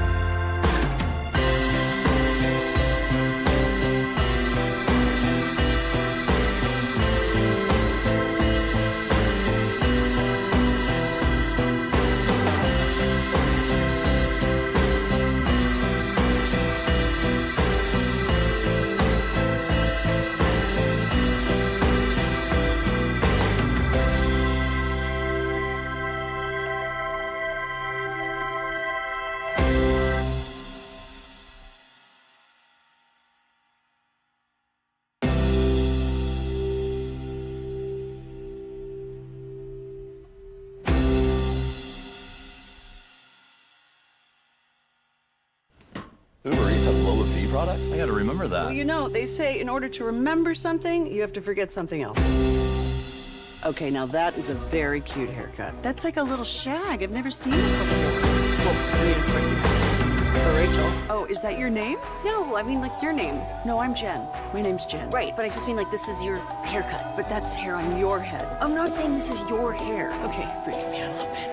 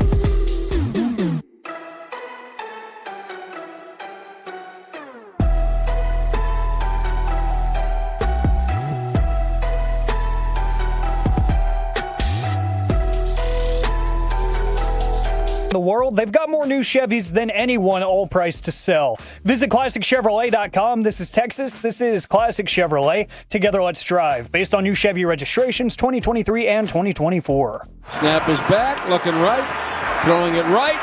Cooks, right side of the end zone. Perfect throw, my goodness. Touchdown, Brandon Cooks. KNC Masterpiece back here on 105.3 The Fan. Right now, time to go around the entire NFL and dip into some gridiron gravy. Dip it and rip it. I like it. Now I'm going to start with kind of college football, but just also some fun passive aggressiveness. This is what Mac Brown said about Bill Belichick potentially excelling at North Carolina. Quote, as far as North Carolina and Belichick now, he's arguably the best coach ever. They've committed money to it, and they've helped him with academics because they've lowered some of those standards. So there's absolutely, that's what he said. So there's absolutely no reason he shouldn't be successful. What do he sounds like a hater, doesn't he? A little bit. And he's like, oh, they lowered those academic standards just for Belichick. When I was there, it's pretty effing tough to recruit. Yes. We didn't have as much money as they got now. I mean, how'd we even win a game while I was there? Doesn't it kind of feel like that? It does kind of feel that way just a little bit. Yeah. I really would have liked for him to be a little more blunt about it, though. Yeah. And really throwing something out there like, okay, man, those alum, what a bunch of idiots. They show up now, huh? Right. If I'd have had UT's alum group, I would have been a lot better at UNC. And then I'd be like, didn't the UT people dislike you? And he'd be like, hey. Not what? Hey. It was later in my career. Okay. They loved me when I was schmoozing with them at those parties. Schmoozing? Yeah. Dude, that's the most difficult part of the UT job, isn't it? Schmoozing. Like, you got to coach, but then you got to go spend like 3 hours at some gala. Oh my God. You know, in Austin, and you got to go say hi to every single person once a minute. I'd never make 15. It's impossible. I'd never succeed. All right. NFL.com put out this list. 6 contenders to take down the Eagles. Guys, if Cowboys. Do you really want that to be one of your answers? They get to play them twice this year. Do you really want that to be one of your answers? In the NFC or in the football all world? Of football. Y'all can work together Washington. On this. All right, Washington is on the board. Alec, do you want to keep this rolling? Contenders to knock off the Eagles for the Super Bowl this year. I would imagine they would throw Kansas City in there again. Kansas City is number 1 on the list. So you guys so far are 2 for 2. Corey, it's back to you. The pressure's building. I think we're going to go with Haley Steinfeld's man. Mr. Steinfeld. I know exactly what that means now because I saw Sinners. Was it good? She's in that movie. It was excellent. I still love when she was asked who the other teams were in that division, and she said the Buffalo Bills, and then all the Buffalo Bills sons, the Buffalo Bills 3 sons. Like it cracks me up. I think the Bills. You guys are 3 for 3. Chiefs, Bills, and Commanders. All right. Alec? Ooh. Ravens? The Baltimore Ravens are correct. By the way, those teams are 1, 2, 3. So it goes Chiefs, Bills, Ravens. So if you're like, hey, maybe the NFC can do something, maybe not. All 3 are AFC to start. Speaking of the Ravens, I recently watched the movie Craven on Netflix, which is probably why my Netflix account got disabled. Because you said it sucked, right? I'll just put it to you this way. I have watched it.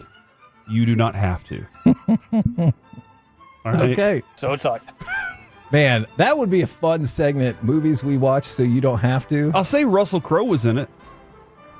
Man, he was in Noah as well, which, man, that took a lot of liberties with what happened. He was also in Master and Commander. God, that movie the greatest sucked. nap movie of all time. That movie sucks. All right, one time, quick Master and Commander story. Okay. So our friend Sharon was going on a date with this fella. First of all, this fella was doing a terrible job. I think it's Sharon. No, and that came up. He called her Sharon during the date, and they've been dating for 3 months. And I was like, seriously, dude? So as soon as he got it from the table, Jess looked at him, and I was like, oh, dip. And she goes, hey, you need to fix that. And I was like, oh, my God. I knew that guy was in trouble. Also, he just kept talking and talking, and she was like, he's not for me. But the next guy, they got married, and that was a good decision. And so he goes, oh, there's this movie, Master and Commander. It's so good, and it's so complex. He said this? Yes, he did. So when he went to the bathroom after Jess yelled at him, I go, also, you never need to watch the movie Master and Commanders. It's the most boring piece of crap ever. Alec, I started watching Master and Commander in my 20s. Oh. The fact that I may have finished it by now is amazing to me. But I fell asleep for 2 hours. When I woke up, there was still 2 hours left in the movie. What in the world? And I didn't even hit pause. It's just that long of a movie. They're still looking at the ocean. Yes, that's exactly right. Unnecessary. All right, you guys are 4 for 4. Oh, Wendy's. I'm going to go. I think this is a very shocking name to drop in this mix. Wichita State? Not the Cowboys. Not Wichita State. They don't play in the NFL anymore. Anymore. Because I don't know if they ever did, so that's why I just threw They're the the anymore Shockers, in there. though. The team that nearly beat them in the playoffs last year. The Rams. Alec, how we feeling about this pick? I really like that pick. Okay. You're smart to do so. The Commanders are on the list. So are the Rams. So are the Ravens. So are the Bills. So are the Chiefs. Alec, you guys are 5 for 6, and you've got them all right so far. Yet there's only one more answer on the board, and it falls to you to get it correct. Oh, no. I hate pressure. I would go, and Corey, you have every right to veto. I would say the Cincinnati Bengals. That's actually not a bad one. I'll go with the Bengals, too. It might not be a bad one, but it's also not the correct one. Is it a cat? The Detroit Lions. It is a cat. It is. I'm a little. I really have concerns about the Lions this year. Me too. Everybody thinks that it's just going to be the same, but that coaching was good. Does it bother you that the OC was like, yeah, we're just going to keep it the same? It really does, because he's not Ben Johnson. Yeah. So if you're just trust that Jared Goff can run the offense the same, I have some questions about that. But the defense and offense have new coaches in that regard, and they're not quite the same. But the one thing that is for real and still is that Dan Campbell will be saying go. He will be at the front of the line saying let's go. So that's a real thing that does exist. By the way, I think this texter has misunderstood the point of what Corey said. Master and Commander is 2 hours and 18 minutes long. If that movie is not 6 hours long, I do not believe it. Yeah. That is the longest movie ever made. It's the longest 2 hours and 18 minutes of your life. I think you could watch all the extended versions of The Lord of the Rings back to back to back in the time it takes you to watch Master and Commander one time. And what did he even master? You know? The Commanders. water? Come on. Aquaman masters the water better than he did. Yeah, Jason Momoa is pretty good at what he does, you know?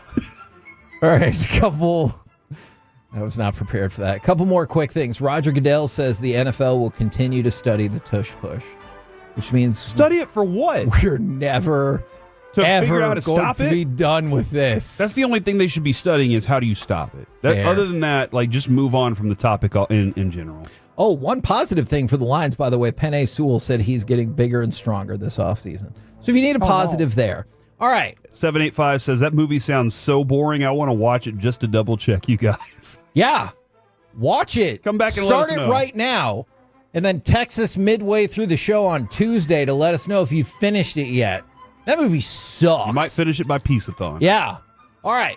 Flag football. Who do you take? Team USA, having no idea who's on it, or the rest of the world, also having no idea who will comprise that field?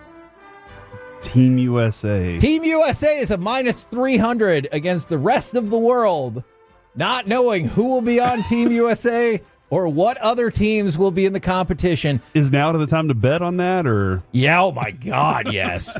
Who do you think will be the starting quarterback for Team USA? I mean, obviously it's Aikman. It's not. I'm sorry. He's not in my top 6 of betting candidates. No, you shut up. You don't try to turn that on me. He's not in the top 6 of betting candidates. I know what you're going to do. I think Lamar Jackson's the perfect quarterback for it. Okay, Lamar Jackson is in fact number 1. If it weren't him, who would you pick? Steve DeBerg. No, not Steve DeBerg. Really good option. That's a terrible option. This is still 3 years away. Josh Allen's a pretty decent option. Josh Allen, 3rd on the list. In between, Jaden Daniels. Really good option there. And Yeah. anybody that can run. A lot of people don't think about that aspect of it, but in the 7-on-7 that we've watched, Kevin, I know this is 5-on-5, but in that world, the ability to take off running because you have so many seconds before you can be attacked by a blitzer or whatever, and then it's time to take off running. If you have the legs to do it and you can avoid getting your flag taken, you picked up more yards. We're the KNC Masterpiece right here on 105.3 The Fan. Coming up next, do you believe Schottenheimer's goal of one of the greatest cultures in pro sports is achievable under the Jones family? Next, right here on The Fan.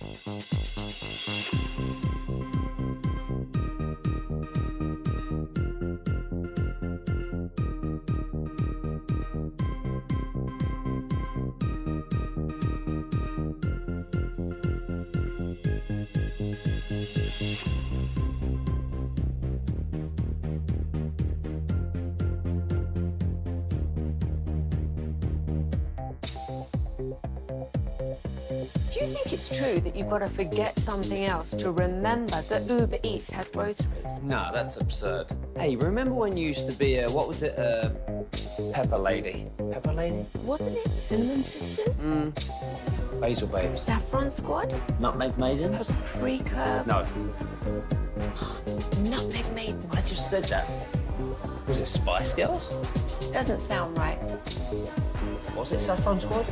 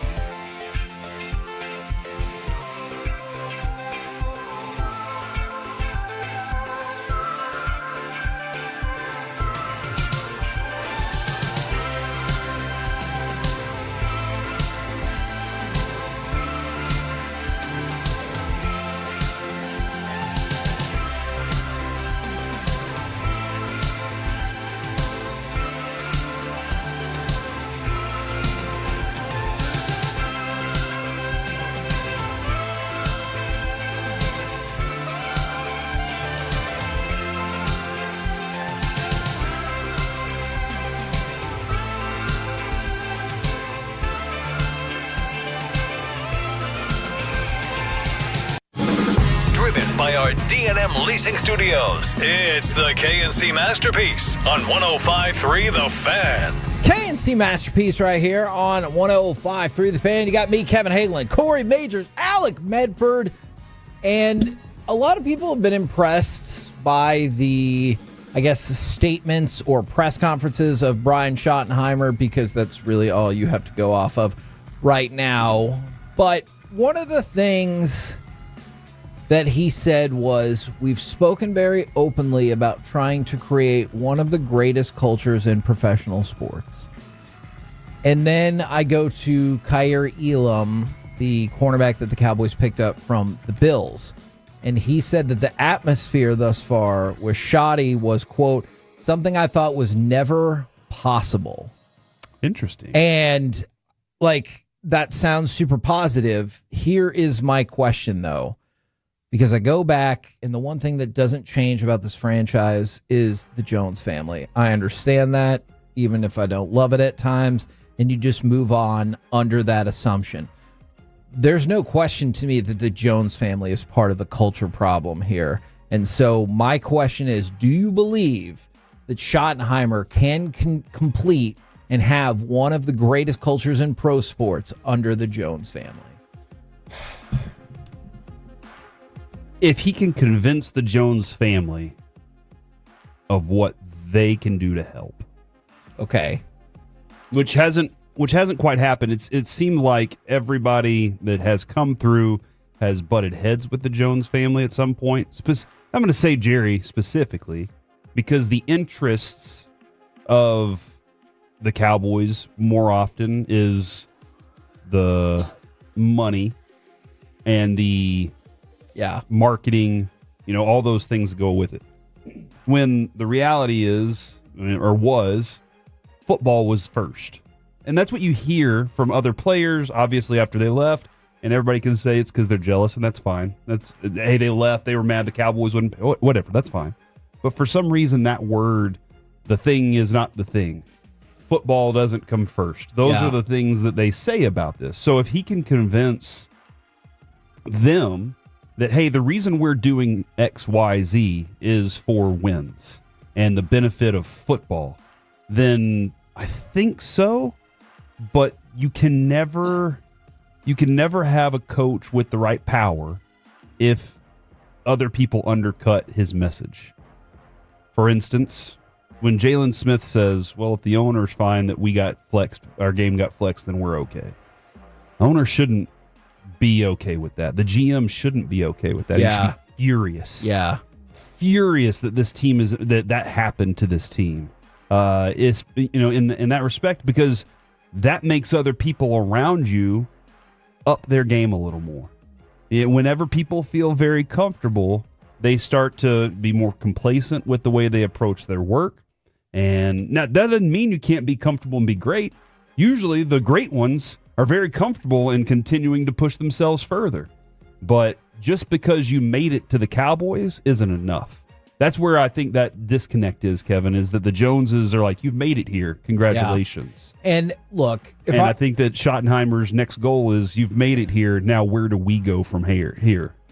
And so one of the reasons this question popped into my head is because I will just tell you, I really hope I am wrong about this, but I don't think he can. And he has to. Not this year. And that's where I run into the issue that I think it's going to be too difficult to overcome. I think he would have to do it immediately for it to kind of maybe go under the radar enough, and if they don't get it done immediately, I think there are going to be too many things with the Jones family about, but what does that do with our media penetration? And what does that do with our bottom line? And what does that do with any number of other things that are not, what does that do with helping us get past the divisional round for the first time in 30 years? And changing coaches isn't changing coaches to go make the leap this year. That wasn't correct. That was the decision with McCarthy from Jason Garrett. We've replaced Jason Garrett because we've taken this team as far as we could possibly take them. McCarthy should be able to take us to the next place, and he didn't. Well, Schottenheimer, first-time head coach, is not supposed to be expected to make the leap. He's supposed to come in and in the next 5 years or whatever, build something. Yeah. That's the real expectation. So Kevin, for this year, everything is going to be on it's going to take time. That's what I would suppose. When we talk with Steven and Jerry, there's going to be a lot of opportunities to say, we expect this to happen over time, and we are expecting this is going to take time, and it's going to take time to have. That's what we should be hearing this year. What I'm really afraid of is that a variation of this conversation takes place. Micah Parsons gets paid by the Cowboys in training camp, and after the season, which ends, again in the wild card round or whatever, Jerry's conversation with Micah is not, hey, how can you be the defensive player of the year? Or how can you be back-to-back defensive player of the year? It's like, hey, you got hundreds of $1 millions now. How are you going to make it work for you? Mm-hmm. How are you going to make it work for this team? And I want that to be the case while they're winning. For him personally, I hope he turns those hundreds of millions into $1 billion. While also winning Defensive Player of the Year. Exactly. Yeah. And so that's my concern, is that conversation could happen or it could not happen. It's not as relevant as, how are you going to make sure to keep my Cowboys in the spotlight? How are you going to make sure to turn your money into my kind of money? And, things along those lines. But what you ultimately do, it takes the right people to build it. But you want people, and I say this about the Ravens a lot. The Ravens just feel like you're expected to win. Yeah. Every year you're supposed to be in that conversation. But you walk into the Ravens facility, every player I've ever talked to that's ever played for them has said the same thing. You know what's expected of you when you walk in. And the expectation is you're there to work and work your ass off. And winning is the only thing that's acceptable. And I know Super Bowls aren't necessarily the thing there, but that's they're at a winning level at a constant time. And that's the feeling is that you walk into this organization and winning is the next thing. The next thing on it. There's a lot of responsibilities, but winning, you got to have that level of, from everybody in the organization holds people accountable. Players hold people accountable, and when they do hold them accountable, they don't get shot down for it. Yeah, they get propped up because that's what we expect around here. I want to get to this from the 901. I understand the sentiment behind it, but it's the specific verbiage used that I just can't agree with. For the 901, Jerry doesn't give a crap about getting to a conference title game as long as you idiot fans keep selling out the stadium and buying millions in merch. I have an issue with the back half of that in terms of calling fans that. I'm not saying you're wrong about Jerry being like, oh, no, we have to win to stay relevant, because that's exactly what they built the team on. They didn't build the team in 1989 on being the Cowboys, right? Because that brand wasn't existent. It was severely injured. They built it on being winners, and then they built it so well that they were able to coast, and then you don't need to really win anymore. My issue with that line specifically, though, is there are so many people who buy the shirts, buy the hats, go to the games, watch on TV every single week, listen right here on 105.3 The Fan every single week, because it's part of their upbringing. And they were probably brought up by somebody who was here before Jerry, and they're going to be part of a family lineage of Cowboys fans that will be here long after Jerry is gone. So, for example, I know my mom, she knew who the Cowboys were and was probably rooting for them before Jerry Jones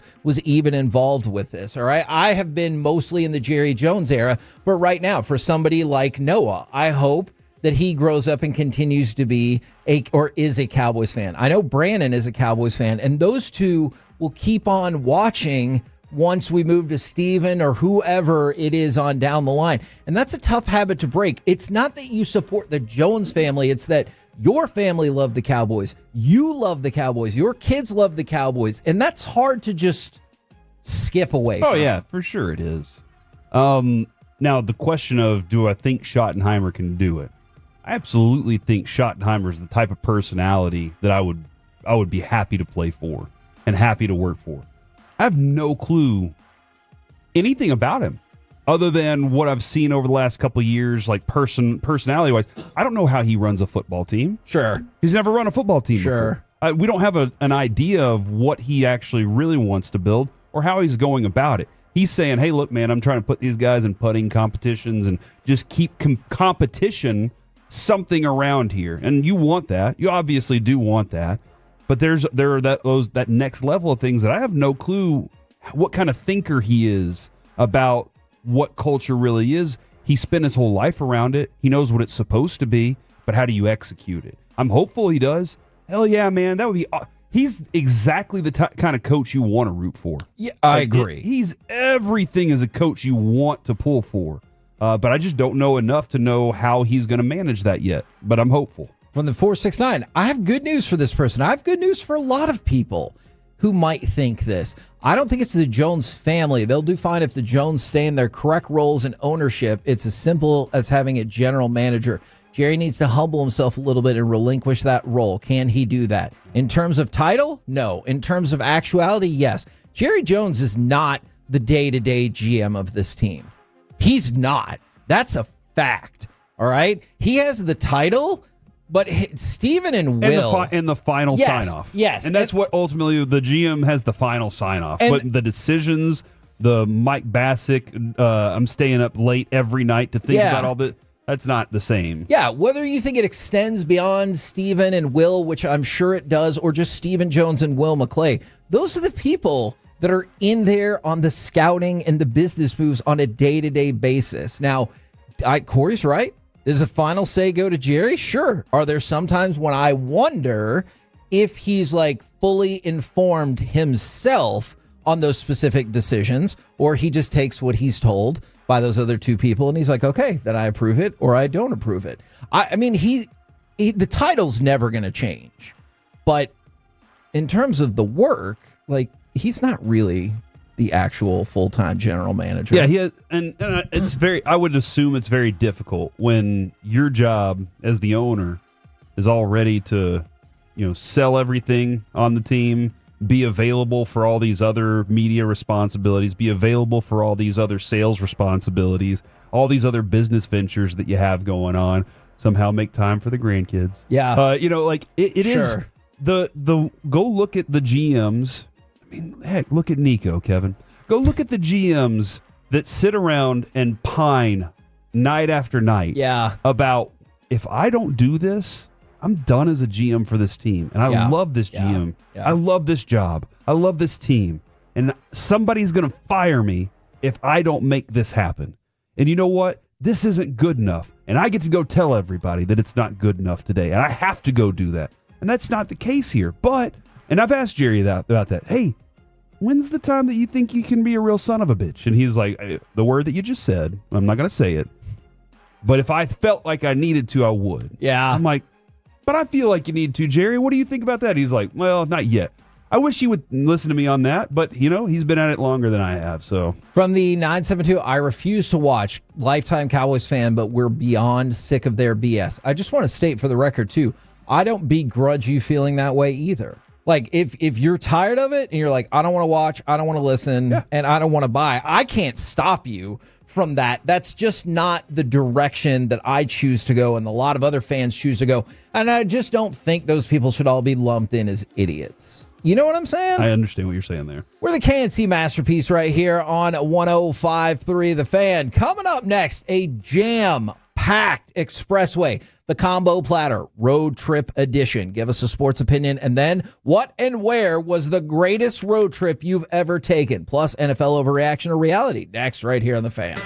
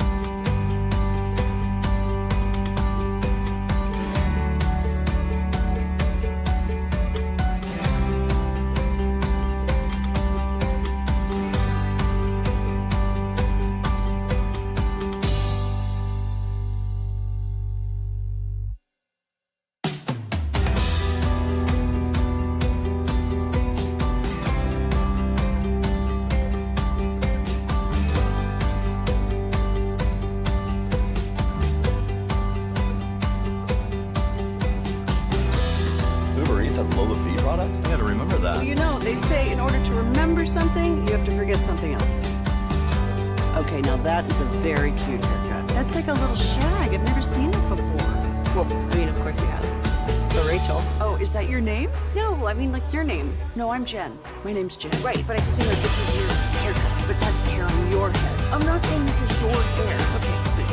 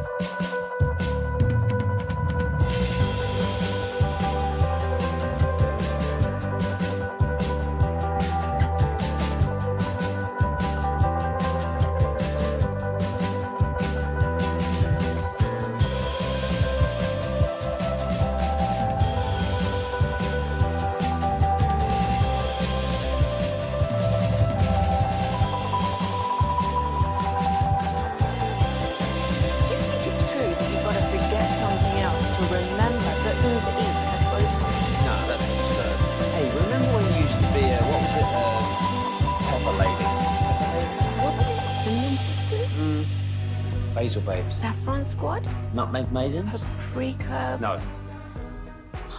Nutmeg Maidens. I just said that. Was it Spice Girls? Doesn't sound right. Was it Saffron Squad?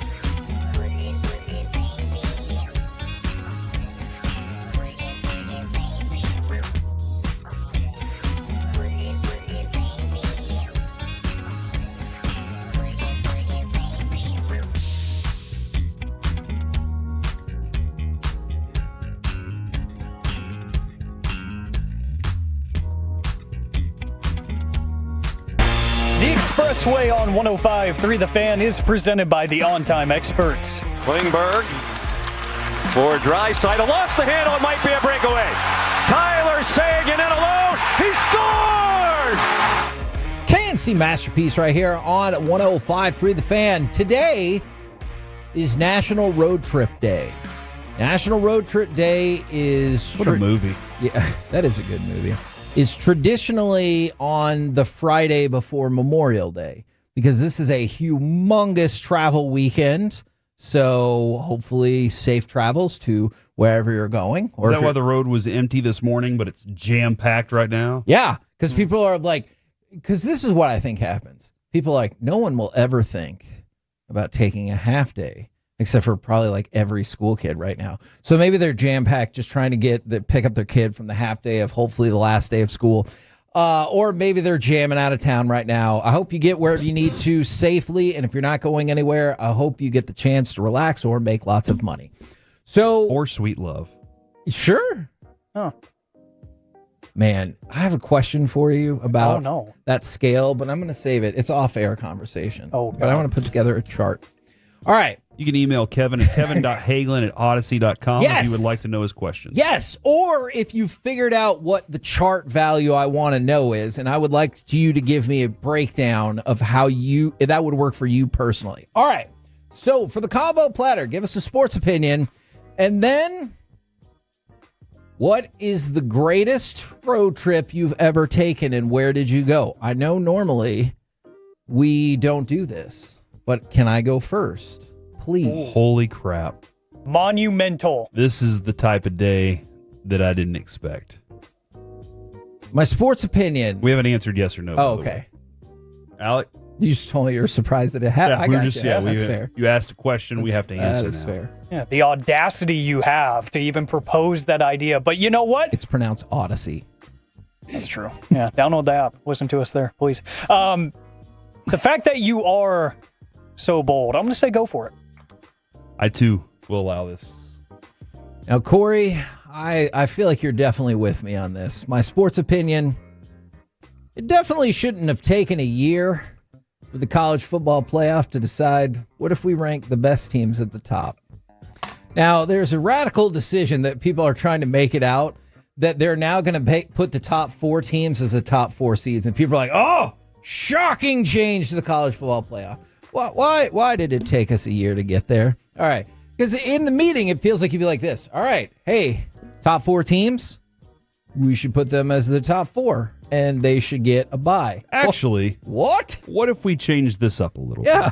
What if we put 2 teams that we don't think are very good at the top, but we need to make the other conferences feel better? Somebody they overthought it. Yes, they did. They overthought the whole process of it, and they did not.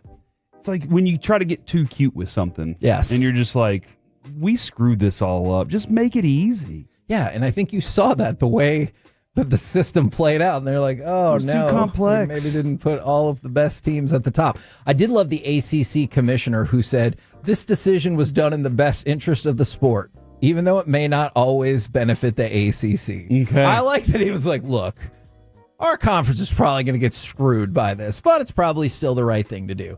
And the best There's no way around it. Yeah, see? Too Tall knows. Thank you, Too Tall. Best road trip I've ever taken was with Brandon 6 years ago. The only thing that could have made it better is if he would have also been old enough to drive at the time, because that would have made life a lot easier. Because he wanted to fly and do a road trip. So what we did was we flew into Salt Lake. And from there, so obviously we went through Utah, but also throughout the week, we went through Idaho, Montana, Wyoming, North Dakota, South Dakota, and Nebraska. It was probably the most driving I've ever done in my life as well. But we had a blast. And he didn't drive at all? No, that is not legal. Greedy. Although, if you're going to learn to drive, check out Montana, because you can drive for a really long time without seeing anybody. You know how like they'll always show in an apocalypse movie, somebody walks out into what should be a busy street? You could easily think you're in an apocalypse movie in some of those rectangular states, like North Dakota, South Dakota. You will go miles without seeing another car. It is kind of wild. Look up in the Northeast. Find a square. All right, Yeah. find a rectangle. Can't state. do it. You look out west, and it's just like they just got lazy. Well, they're just like, yeah, let's just draw straight lines and decide that's where What it even is is a polygon? Yeah. I kind of think that too because they're like, hey, America is only this big. That's all we get of America. And then eventually they're like, no, you can have all the rest of it. What? Wow. Oh, man. Well, we could make that like 8 states back in the day or 8 colonies. But now let's just draw a big square and nobody's going to live there and it'll be fine. Like, we're definitely not taking the best advantage of our resources with the way we have people distributed in this country. But, that's a separate issue. So there's my sports opinion. There's my best road trip ever. Alec, would you like to go next?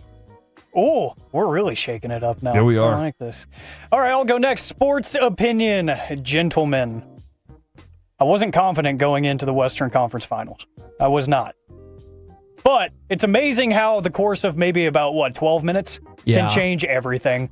And I was thinking this was going to go the distance. I was thinking it was going to go in 7, or 2-7 rather, but feeling more like 5 now.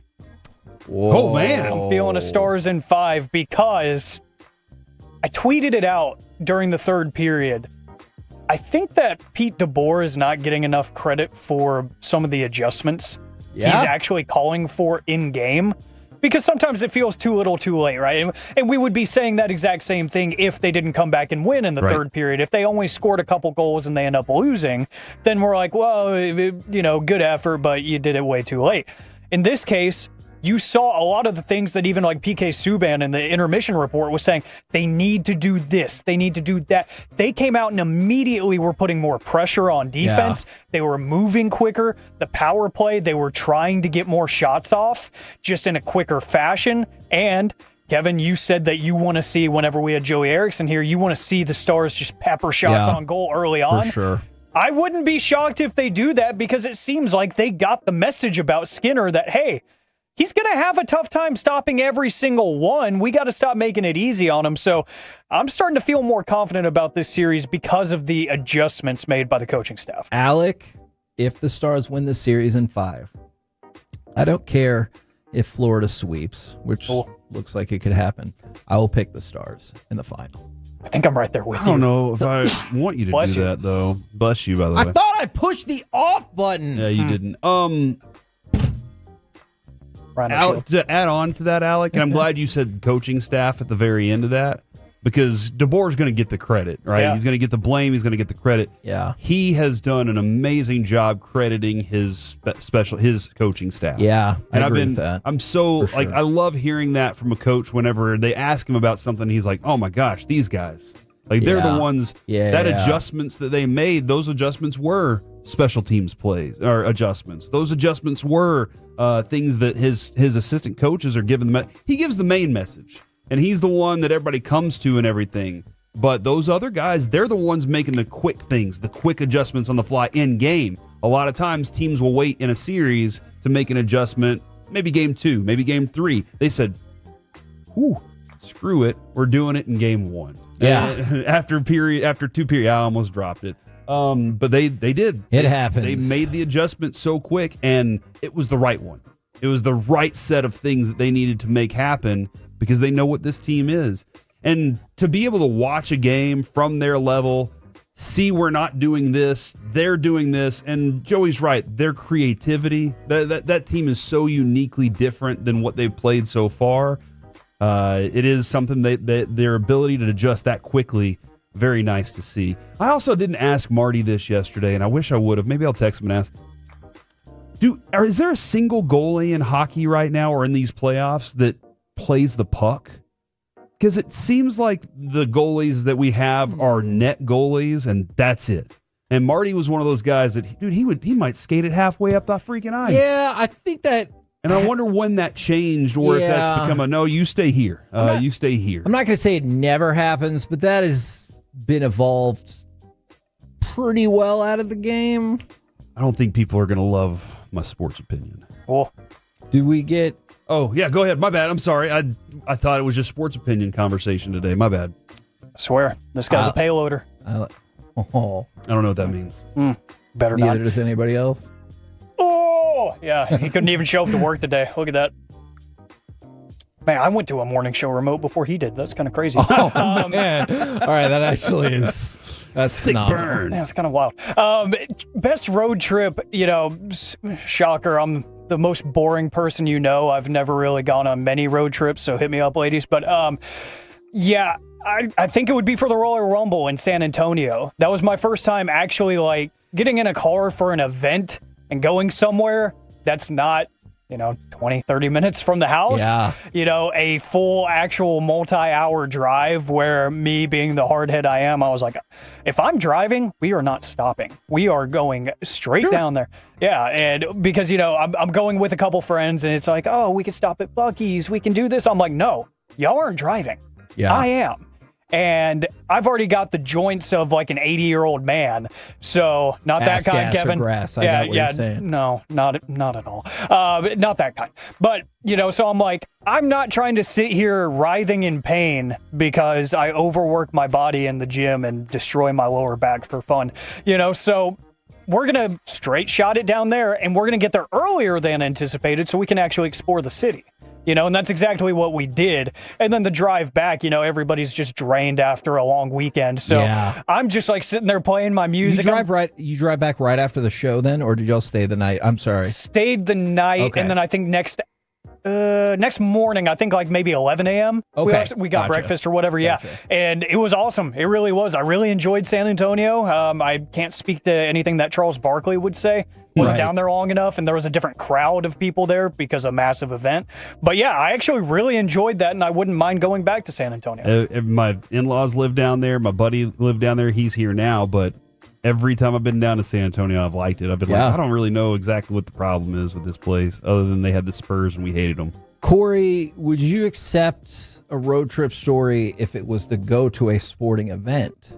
So they didn't give a sports opinion, but it was to go to a sporting event. Go ahead. From the 315, greatest road trip, drove from Shreveport to Winnipeg, Manitoba in high school to watch my cousin play in the Grey Cup.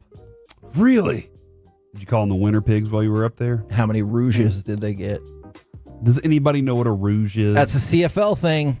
Tell them then, so that they know. I'm not entirely sure. I think you get a rouge is when you miss a kick or something. And then you get an extra point for missing the kick. Yeah, I'm not 100% on that, though. From the 716, the Stars will win easily tonight. Ooh, I like that. And best road trip was a baseball road trip out west. Saw 18 games in 21 days. That's a lot of baseball games.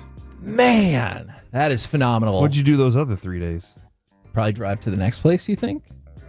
Can't stop and watch a game somewhere else? Hey, look, like a pickup game broke out on the side of the street. You're like, hey, let's go there. Pull in and watch a high school baseball game. I don't know. Okay, that's not a bad idea. From the 214, Stars eke out a win tonight in overtime. Best road trip, lived in South Carolina, went to Cooper, Texas to get my grandparents, and then to Apple Valley, California to visit my uncle that lived next to Roy Rogers. What? Roy Rogers? Yes, in the 1977 Ford wagon. That's pretty amazing. That is pretty special.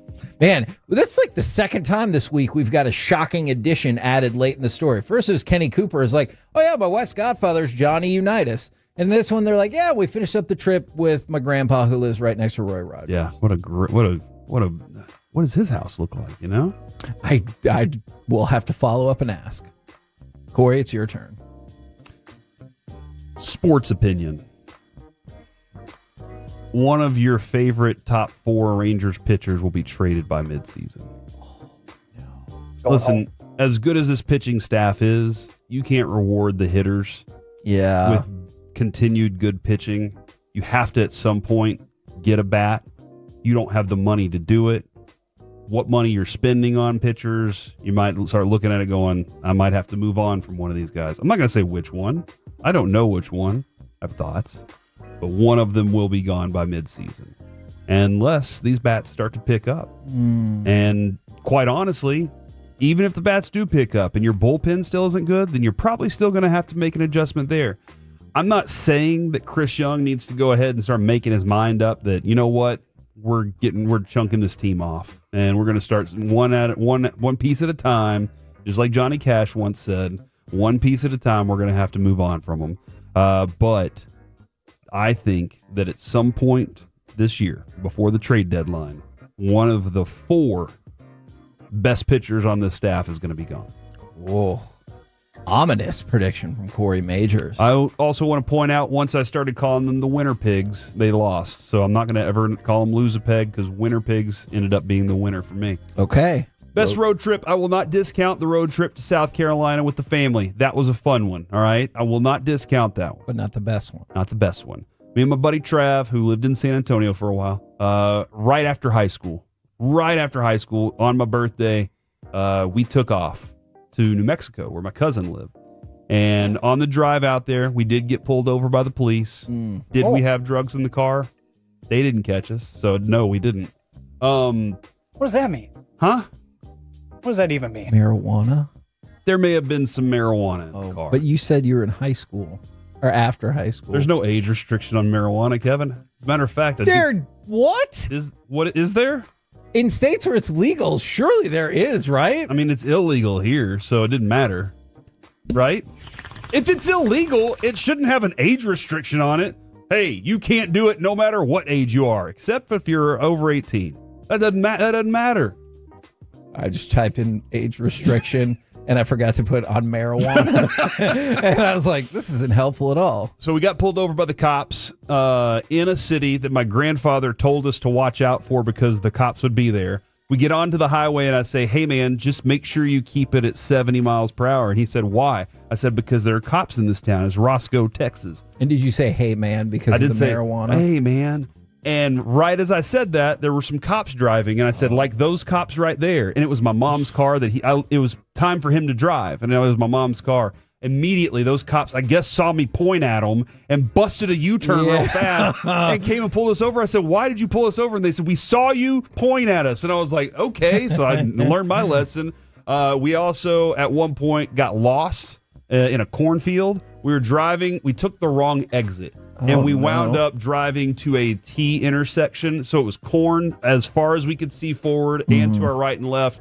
At which point I got out of the car and saw a truck driving down the road. And my buddy rolled the window down just enough and said, this is how they die in Children of the Corn, and rolled the window up and grabbed number 2 pencils and just held on to them as tight as he could because he was going to use them as weapons. He's not wrong about that, all right? When we were on that road trip up in the northern western part of the United States, we drove by, somebody had a flipped over box that said, then they wrote free Wi-Fi with an arrow going up a drive, and I was like, somebody has definitely been murdered at that house. So I flagged down the 2 dudes in the truck, and they were like, oh, yeah, you actually took one exit too soon. Follow us. Okay. We're still alive, obviously, so we didn't die. That's a good point. Met a couple girls in New Mexico while we were there, which was pretty awesome. Had a wonderful time. And, Kevin, while I was there, I got to watch Brandi Chastain take her shirt off after she made the goal that won the 99 Women's Olympic Cup. Yeah. Which we also asked her say later. Olympic Cup? World Cup. Which we also asked her many years later in our lives. It's true. If she would tell us whether or not she takes part in the No Shirt 9, and she absolutely did. Let me see if we still have that. Yeah, we got to find that audio. It's hilarious. From the DJ has it. 214, the Stars better not let me down. Need to see them win in 5 games or less. And road trip, my wife and my grandson, the one I just married off, and I in 4 days went to the Great American Ballpark, Citi Field, and Camden Yards. I do think it's really cool that we've had multiple of these that are like kind of based around ballparks and going to baseball games and everything like that. I think that's just pretty neat. Yeah, that friend of mine that I went on that trip with, that's always been a goal of ours, to go on that kind of a trip, to go watch every game at every stadium. Just, life kind of jumps at you sometimes. True. From the 682, DeGrom finishes top 3 in Cy Young voting. All right, so now we know who we're going to trade. Just kidding. Best road trip ever was me and my buddies drove to Las Vegas and stopped at the Grand Canyon at dawn. It was stunning. I could see that. Dude, I've seen the Grand Canyon flying over. We've never been there? We've flown over it multiple times, but I've never gone and stood at the edge of it and looked down. And that's something that I feel like needs to happen. I'm not sure if they still do that, but I'm pretty sure you could go on ride on burros like down in the Grand Canyon too. Joe Burrow? Not Jaburo. No, not Jabora. Jaboro or whatever I said. I'm still not entirely sure. Yeah, you can ride a burro down. Okay. I'm pretty sure that's a thing, and I think I'm allergic to burros also, as well as horses. Oh, that makes sense. So I might have to take a different animal. What kind of animal do you think I could ride? Cow people. Camel. A moose. Is camel? Do moose let you ride them? No, they just score goals in the third period. You know what I'm saying? And wrestle. Stars. That's right. We've had him in studio. All right, you guys ready to transition into a little NFL overreaction or reality? Absolutely. Okay, NFL overreaction or reality. You get excited about Cowboys OTAs. Now, I'm just asking y'all this question, not me, since I feel like I kind of tipped my hand on my opinion about that earlier. I think I do get excited to hear some of the interviews that come out of them. I get excited. There was a time where I got, man, oh my gosh, they were so important. Yeah. Over time, I do understand training camp has become less important too, even though it's more important than that. But I am excited for the team to get together, and I'm excited to hear the Nick Harris's, give the information that they see and start to get this thing rolling. One of the things I remember talking with Dave Raymond a long time ago, and I was like, dude, I really think you do a really good job. And he complimented back. He was like, look, what y'all do with Mike is phenomenal. He said, I don't even know how you work with that guy. No, I'm just joking. But he said, thank you for keeping the stove cooking all winter long. Yeah. And that's what, like with football too, I do enjoy the stove getting turned back on during OTA. Yeah. Organized team activities for the person who asked, what does OTA stand for? Alec? Optimal terrestrial aliens. Huh. I was trying to think of some clever way to joke about how OTAs are pointless. Oh, you know what I could do? All right, Corey, are you done? OTA stands for over there, Alec. Your turn. That's pretty good. Yeah. I mean, it would have been better like 5 minutes ago. Fair. But, That's fair. Yeah. I'm one of those people Damn too it. where I'm usually like, dang, I should have said this. Alec, overreaction or reality? You get excited about Dallas Cowboys OTAs. I want OTAs on a t-shirt now. But I don't get excited about them, if we're being totally honest. I don't really get excited about any football activities until training camp. Because when the team actually gets on a plane and flies out to Oxnard, that's when it feels like, okay, we're close. Okay. To me, right now, it's just like, it's just the things they have to do. It's procedural. It's just, it's part of the gig, whatever. And we're not seeing anything interesting right now. It's guys with the rehab group that we're kind of keeping an eye on. At least I am.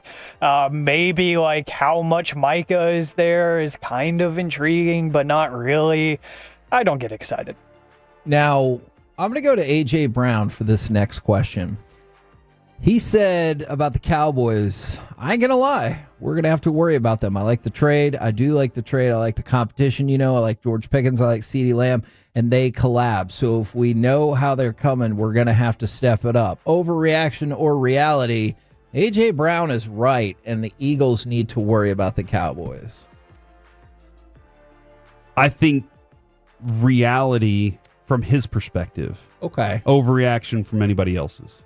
If you are the best, you better act that way. What's the line, Kevin, you have on your Twitter? The success is not owned, it's just rented, and the rent is due every day. And then Mark Cuban also had the line of, and this is, I mean, everybody's had this line, somebody's out to take your job. Somebody's out to come get you. Yeah. And if you have that mentality all the time, it's going to take the actual diminishment of your skills to lose, because the mentality is going to keep you working harder. So as it was Michael Jordan, they came to Dallas and he was like, listen, man, these Mavericks are better than my team thinks, and we're probably going to lose if we don't shape up. And they got here, and it was one of those, like, I told y'all they were better than y'all thought. No, I think they still won that game, but he was like, I told y'all they were better than y'all thought, just because he knew his team was going to take them lightly. Yeah. And that's the thing with this is, if you go into a season and you're just like, we're the champs, then you're not doing all the other things. So yes, I think that's a reality for him. It's a reality, but not like that they have to take them as a serious threat to the throne or anything, but they have to take them seriously because you got to play them twice. And if you do want to try to make a run at another Super Bowl championship, what do you got to do? You got to be good in your own division. And you could easily just mail it in against the Cowboys both games and say, they're a new head coach and they're probably a little bit less talented than they were last year. And if you split those games, it could have seeding implications in the postseason if the Cowboys end up being decent this year. So I think they need to take them seriously, but don't take them exactly as a threat to the throne. Now, this is based off of an article that we kind of talked about earlier in the week. Overreaction or reality, Trevor Lawrence has more to prove this season than Dak Prescott. So Trevor Lawrence was number one on this list of quarterbacks with the most to prove. And so do you think that Trevor Lawrence has more to prove this season than Dak? I do. Like Dak, we kind of have an idea what Dak is. Sure. Trevor Lawrence is still an unknown that was the number one overall pick. Dak is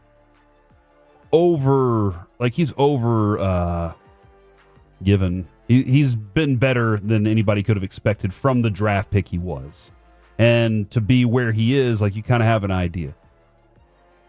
You feel like you haven't even scratched the surface with Trevor Lawrence considering what he was expected to be. Yeah, that's fair. And so I think every year from here on is kind of one of those, dude, you still have to prove it to keep your job years. Yeah. And, you know, we gave you a good enough team this year.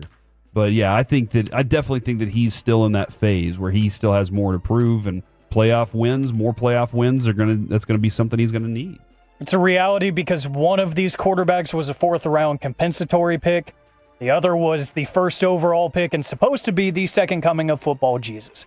Like, it's as simple as that to me because of all the hype that Trevor Lawrence deservedly got. I'm not saying that it was wrong. It was all deserved in the moment, but it goes hand in hand with Corey's point of we know what Dak is and what he's capable of at this point in his career. Trevor Lawrence is a former number one overall pick and highly touted recruit and all of that. I still don't know what he is to this point, just like I said earlier this week. Nick Sirianni just won a Super Bowl. I don't know if he's a good coach. I have no idea. You know, like it's so weird how in pro sports you can have these accolades and you can have these superlatives attached to your name and you can still have no idea what the person is. You know what? I'm going to hold on to that Sirianni question for the moment because I wrote one of those just for you. This might be my spiciest question of the day. Overreaction or reality? Another mediocre regular season and no Super Bowl win means Mahomes is no longer the automatic number one QB. So he would have a passing season like he had this year. Yeah. Because this year he was human. Yeah, agree. That's a good way to put it. That's a really good human way to put it. for the first time. Not pedestrian, but human. And then another no Super Bowl win. How far into the playoffs? Does he get to the Super Bowl again? Divisional round. If he gets to the Super Bowl again, and let's say he loses to Matt Stafford, then, I mean, that's kind of one of those like, well, yeah, he's the reason they got there. So, what round did you say? Divisional. Yeah, I think that would be all right, now let's take a look at everything else. Especially if you're halfway through the season this year and fantasy footballers aren't getting their numbers out of Patrick Mahomes, they're going to be furious. So they're already going to take those shots at him. Because it feels like no matter what happens, like even in the MVP voting this year, everyone's like, hey, that's great. Patrick Mahomes is still the best. It's still Patrick. Yeah, you absolutely feel. And when you watch him play, you're like, he's the reason they win in late games too. Yeah. You know, when those games, it's real wild. You trust him with 2 minutes left. It should be a reality, but is it really going to be? No, because exactly what you guys just said. No matter what happens, as long as he doesn't have an absolute stinker statistically season, then he's going to get the benefit of the doubt every time. It's going to be but the O-line, but the receiving core, but the defense. It's always going to be something other than him as long as he looks like Patrick Mahomes. If it looks like a Mahomes, if it plays like a Mahomes, it is a Mahomes. That's what it's going to be at the end of the day. See, the one scenario I could see that would circumvent that is it's either Josh Allen or Lamar Jackson that beats him to get to the Super Bowl. That's fair. Or, and this is a longer shot, it's Jaden Daniels that beats him in the Super Bowl. Like I think that would be a longer shot, but that would be really impressive. Be like, holy cow, that kid is amazing. But I think it needs to be Allen or Jackson that knocks him out of the playoffs. And if they don't win. Or Burrow? Burrow? Yeah, that's a good point. Or Burrow. And then they need to win. So they have to win the Super Bowl, because I think even if you knock them out and they lost in the Super Bowl, people would be like, that's great. Come back to me when you win a Super Bowl. Right, yeah, probably so. With a KNC masterpiece right here on 105.3 The Fan. Coming up next, it's time for the C Block starring Corey Majors. He's my best friend. Oh, thanks. But should I watch the game with him tonight? Next on The Fan.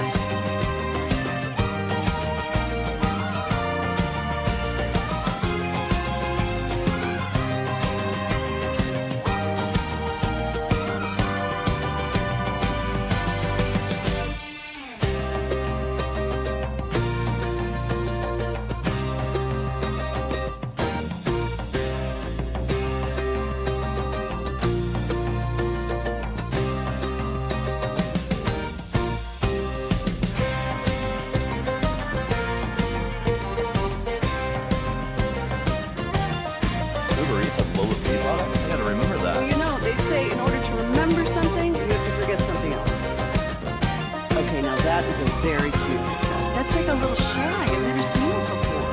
Well, I mean, of course you have. It's the Rachel. Oh, is that your name? No, I mean, like your name. No, I'm Jen. My name's Jen. Right, but I just mean like this is your haircut. But that's hair on your head. I'm not saying this is your hair.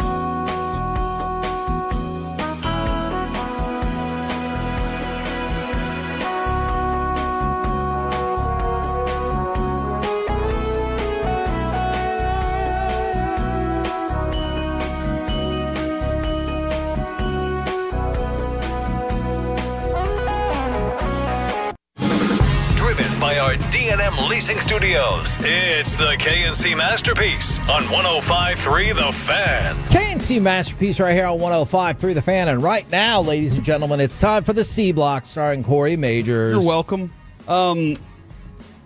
Guys, I just saw something and I'm kind of caught off guard by it, and it leads to many, many questions. Is it the Minute Bowl stat? The Minute Bowl stat is the most amazing thing I've ever seen in my life. 32 points, 27 rebounds, 31 block shots. In a single college game. And not a single person tried to shoot a three-pointer in that game, I'm guessing, because 31 block shots?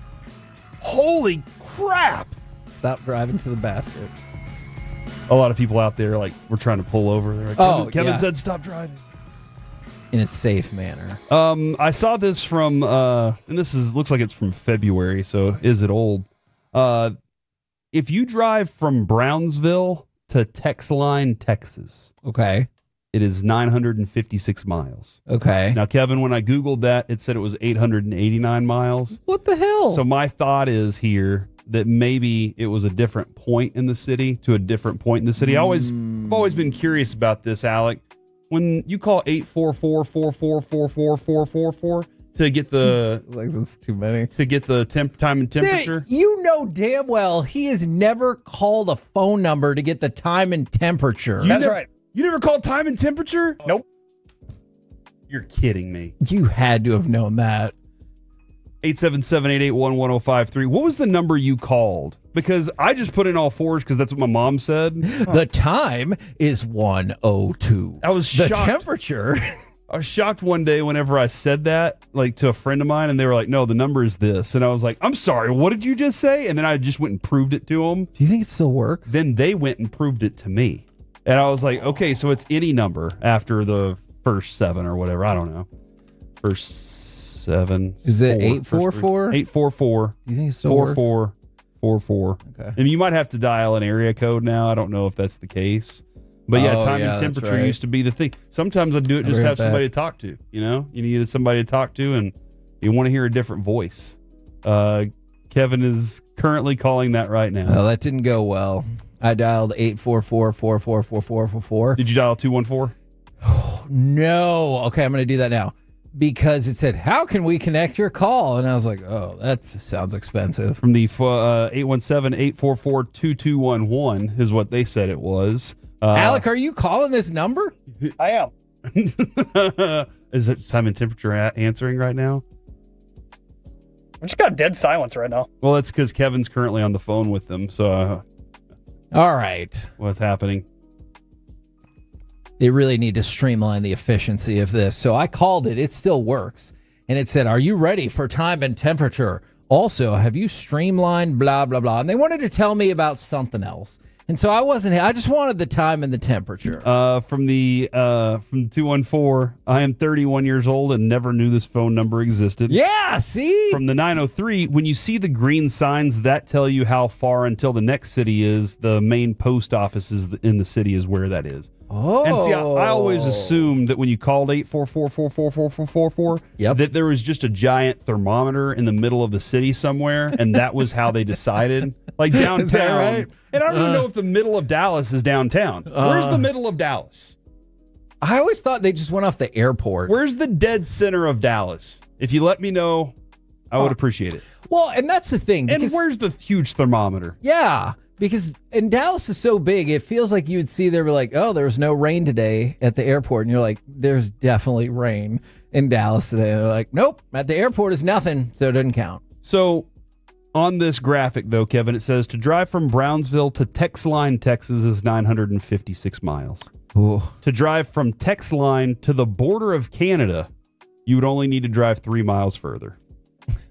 So that's how big the state of Texas is. Man, and that is one thing I've never done on a road trip. Like I went with my grandparents once. We drove out to the Grand Canyon, I believe, and we must have done this.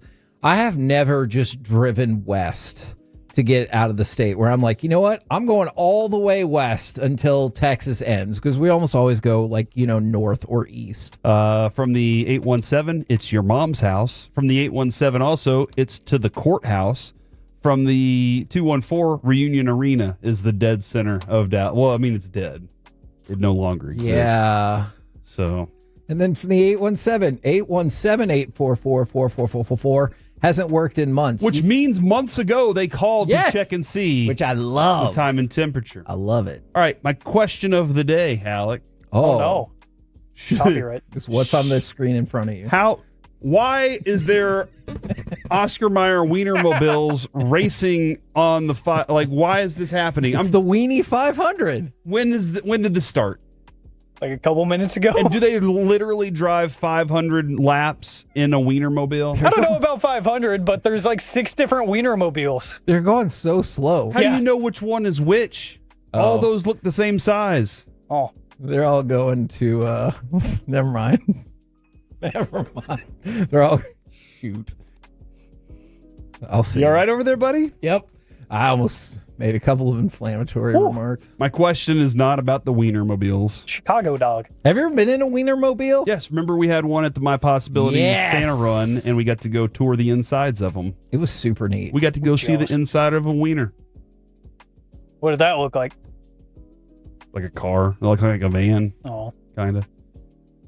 No plushy beds or anything like that. That was kind of. Were you hoping shocking. there was like a hot dog shaped bed in there? I really was hoping there was a hot dog machine in there. Oh, there wasn't even a hot dog machine. Would you like it if in there was a hot dog bed shape and then the covers were the buns and you just like wrapped yourself in there? A cocoon. Corey, your thoughts? We have 3 days off ahead of us, Kevin, that I think that we've been encountering today. That's a valid question. Probably. Should I watch tonight's game with this friend? No. He's the friend of mine who was in San Antonio, who lived in San Antonio for a while. He's a former Air Force veteran. Oh. Fantastic dude who I do believe is going out on his own to create to get good, clean drinking water for everybody. That's what cool. he's going to start his own business doing that. So that's I'm really excited lovely. for him. However, we went to the owner's box, and the owner's box at the Omni Hotel was full. So we went next door and watched at another restaurant the Packers and Cowboys game together, which Jared Cook caught the ball on the sideline and Mason Crosby kicked one through and beat us. We also watched the Colorado State and Colorado game in which we were rooting for Colorado State because that's where he went. But guess what? Shedeur Sanders, no, he wasn't there. Guess what? Colorado. Yeah, they were. It was them. They ended up winning that game. So 2 games there.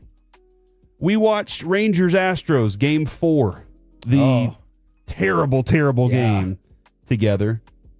We watched Stars game 6 at the arena, where Jamie Benn was ejected within 6 seconds of the game, and popcorn was thrown on the field or on the ice. I think you should watch with this friend. And the only opening day game I've ever been to with him, did I drink too much tequila? Yes. Was I probably too chatty for the people in front of us? Yes.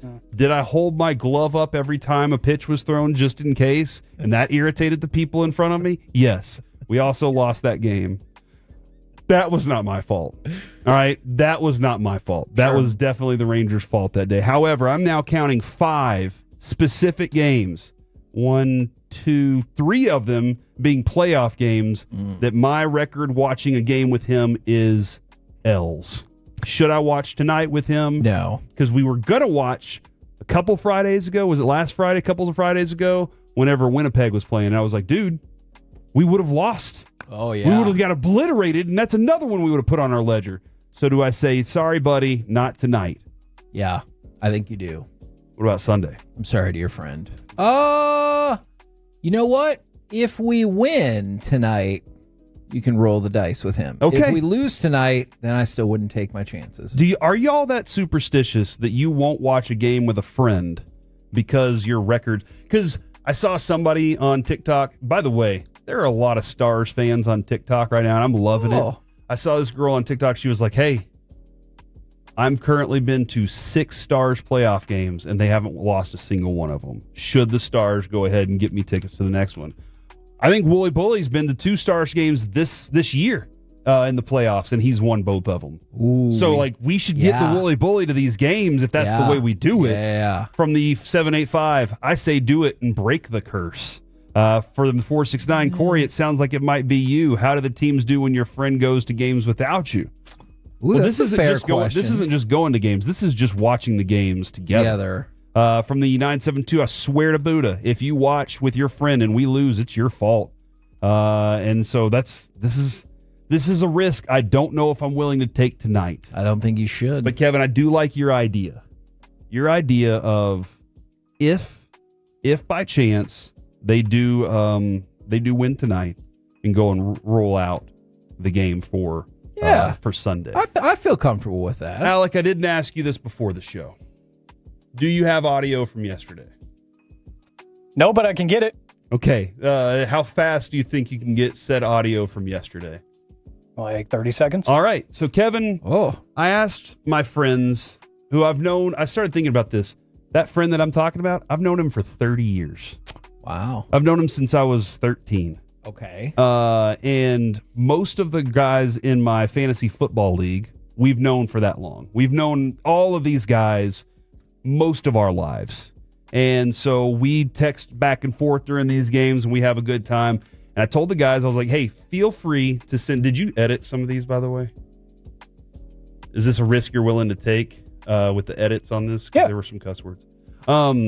We did, Kevin. I said, hey, send me your voice memos. Okay. Send me your voice memos to let me know. And we're gonna start with the first one. I don't know how they're labeled. So, but there's gonna be one that's gonna go last. All right. The first one, however, was my friend who has a child sleeping in his house. So when you hear this, I want you to understand. Oh, yeah, I get that. There's a child sleeping in this man's house. Wait, so which one do you want? Just play one of them. Holy 3 unanswered. Gabe just went back to the store to get another 30-pack of Stones. That is a man right there. Is that Keystone? Yes, Keystones. And the guy, so that's a man definitely right there that has a sleeping child in his house. Okay. He's kind of whispering into the phone. Yeah. Probably went into another room to do it also. And he's talking about our friend Gabe. Now, anybody that's ever met Gabe knows that man will drink 4 beers in your face just to prove to you that he can do it. Oh. He's also drinking while vomiting at the same time. Like, he's one of those guys that just in spite of you, he wants to prove that he can do this. Okay. He's the party guy. He will have a good time. All right. If you want to have a good time, go out with this guy. It could be pretty fun. His response was whenever I said, whenever the Stars score, send your text messages, send me your voice memos. This was his response. You right, doggy. Let's go, baby. No, that wasn't it. It was this one right here. It was the other one. There was a third one. Oh, did you not get the third one? The horn? Yeah, play it. All right.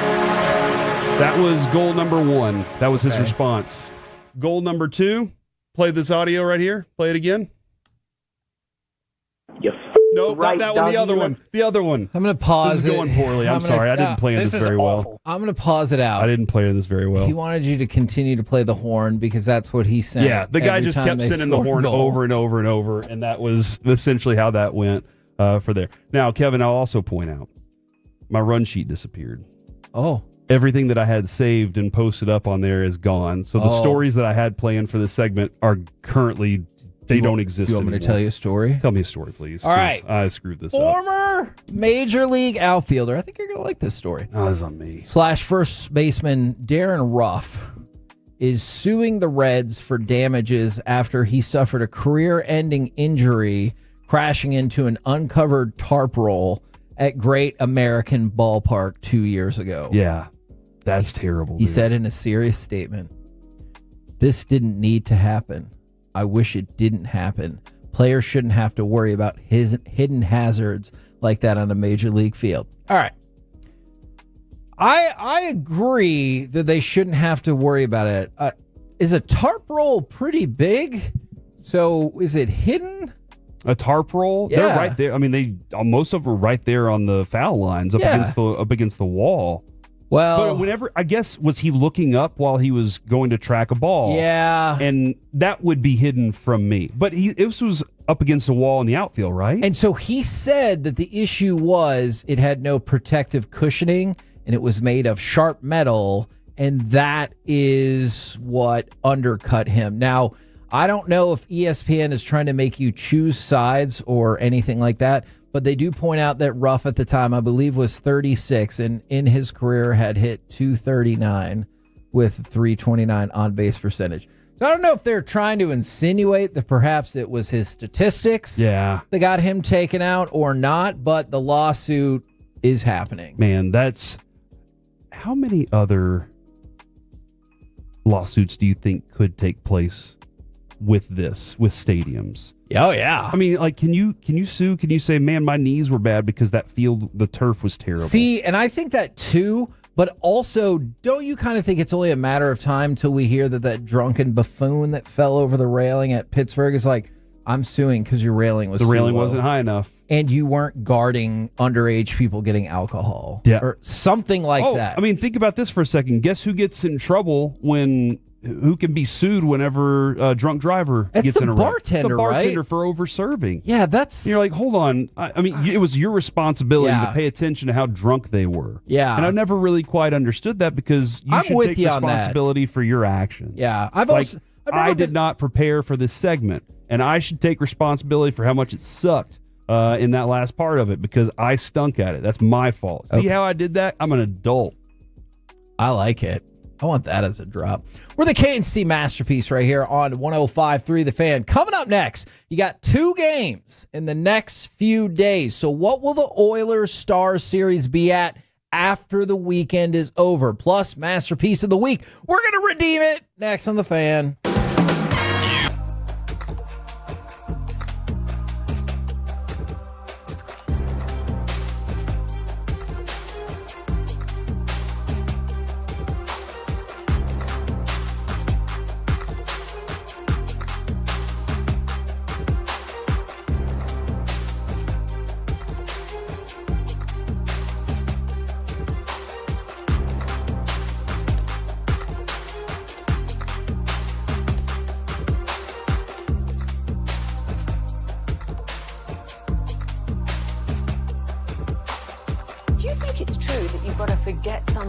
To remember that Uber Eats has groceries. Nah, that's absurd. Hey, remember when you used to be Pepper Lady? Pepper Lady? Wasn't it Cinnamon Sisters? Hazel Babes. Saffron Squad? Nutmeg Maidens? Paprika? No. Nutmeg Maidens. I just said that. Was it Spice Girls? Doesn't sound right. Was it Saffron Squad?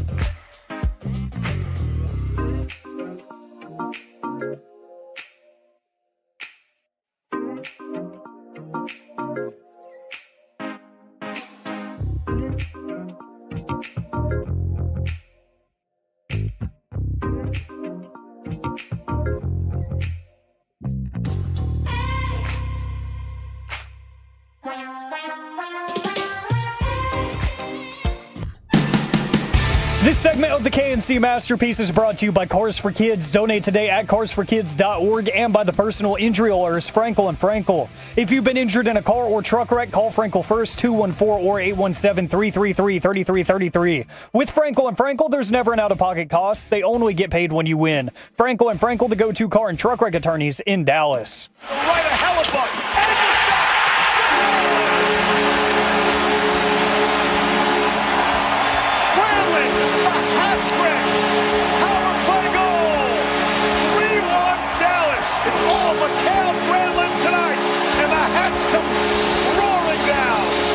KNC Masterpiece right here on 105.3 The Fan. What will the Stars-Oilers series be at when we come back? So that means you got a game tonight and you've got a game on Sunday before you get to game 4 on Tuesday. So what do you think will be the series matchup at that point? I want you to ponder. Let us know. Frankel and Frankel Injury Attorney text line 877-881-1053 or the Twitch or the YouTube. I also want to give you this breakdown. Do you know how many states are rooting for the Florida Panthers to win it all? I mean, probably not many because everybody loves Texas so much. So, I mean, everybody looks at Texas as the epicenter of the country.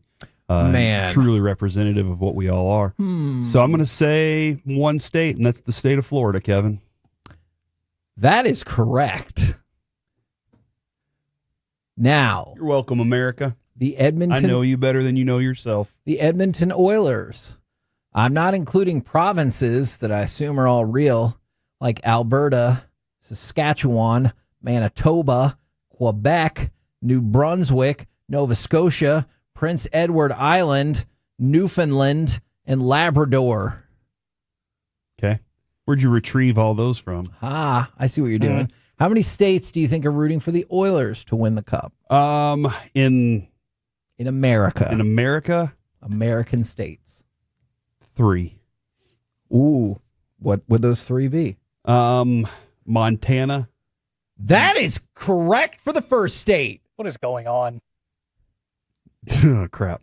North Dakota. Oh, man. Wyoming. Idaho. Idaho, you are too. They have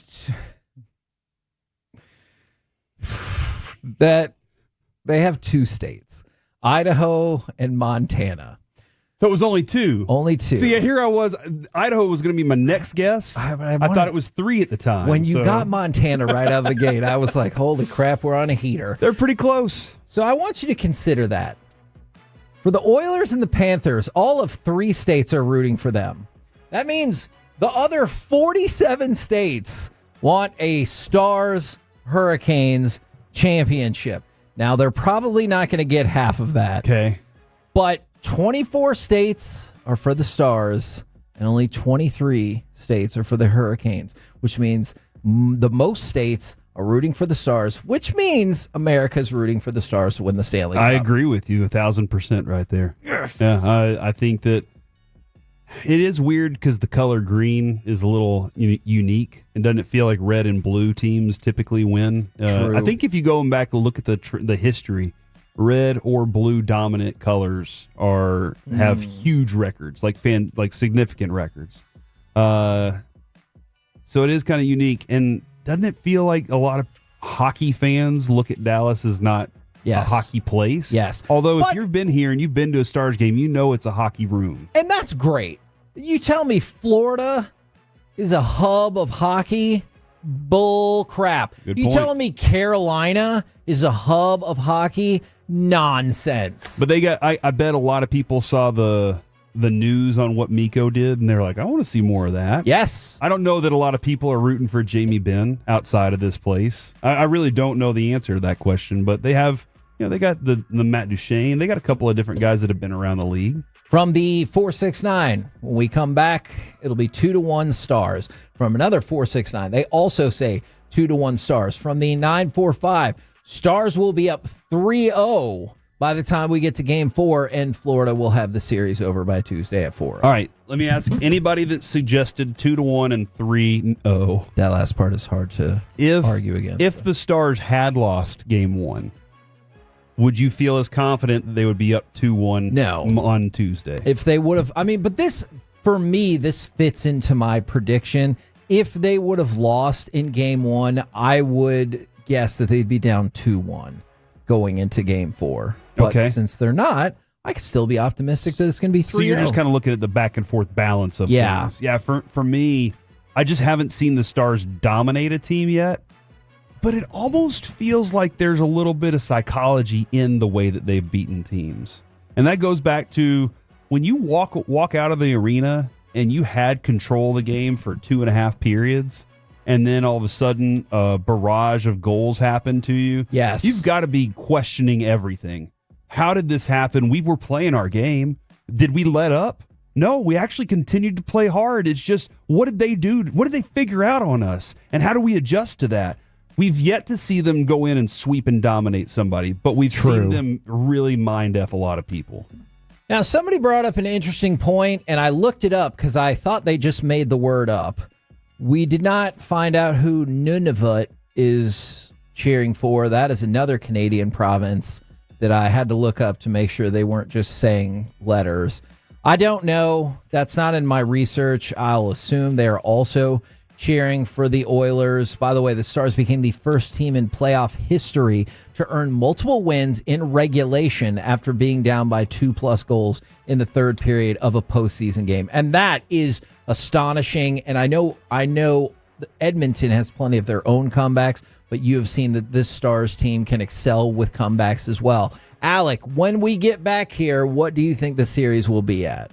I would like to be optimistic and say 3-0, but I'm going to go with 2-1. I did say Stars in 5 earlier during the combo platter, so that will keep that intact, but I do think they drop a game. And in all honesty, that is still positive. Like, if you go into Game 4 in Edmonton up 2-1 with the opportunity to hopefully really put them in a tough spot, that's still positive. I would also love it to be 3-0, but if it's 2-1, good enough. Nunavut, by the way, Kevin, looks like last year Edmonton really became their team. Okay, so they're definitely for the Oilers. Yeah, they're definitely pulling for the Oilers in Nunavut. I'm gonna say it's very easy to understand. It'll be 2-1. If the Stars can win tonight, agree. Then I would totally understand on Sunday on the road, first time in Edmonton.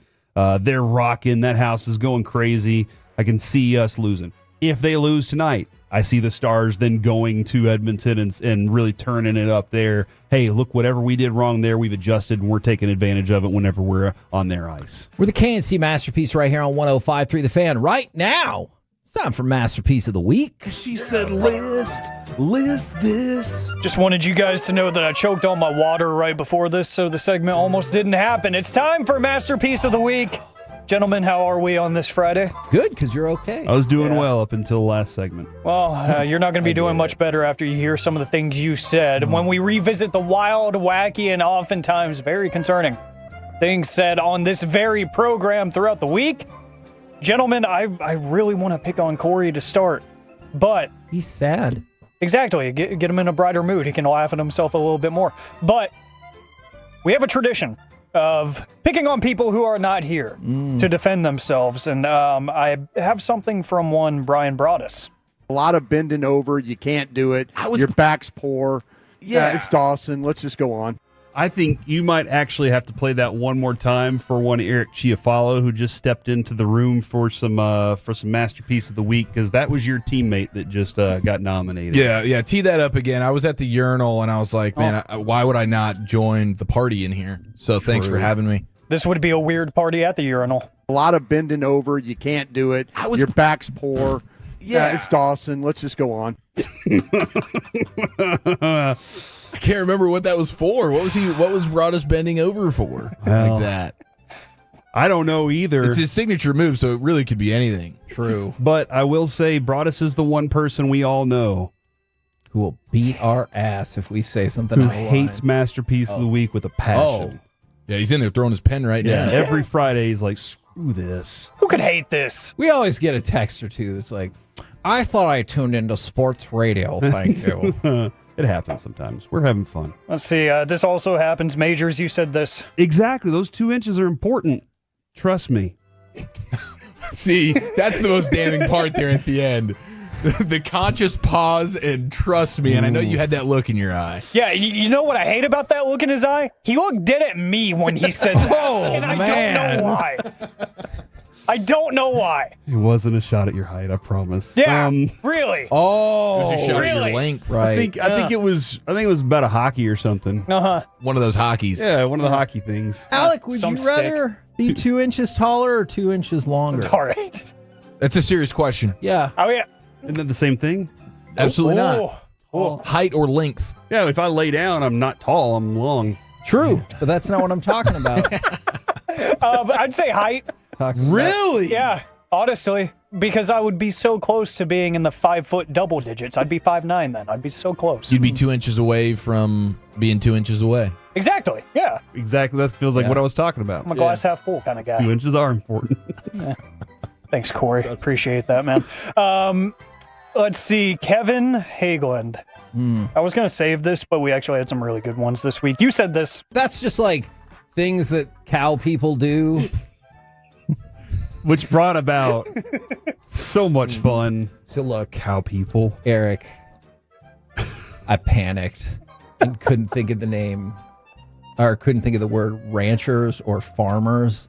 And you get caught up in the air. So and you're what? like, Yeah, crap, I Josh Greened ball? it, and I just had to throw the ball at somebody that wasn't ready, and it was cow people. It was a cow person. It was supposed to be a farmer or a rancher, not actual people who just get up and like, I need some for my cereal. Bloop, bloop. So these cow people, are they cows on top and humans on the bottom, or cows on the bottom and humans on top?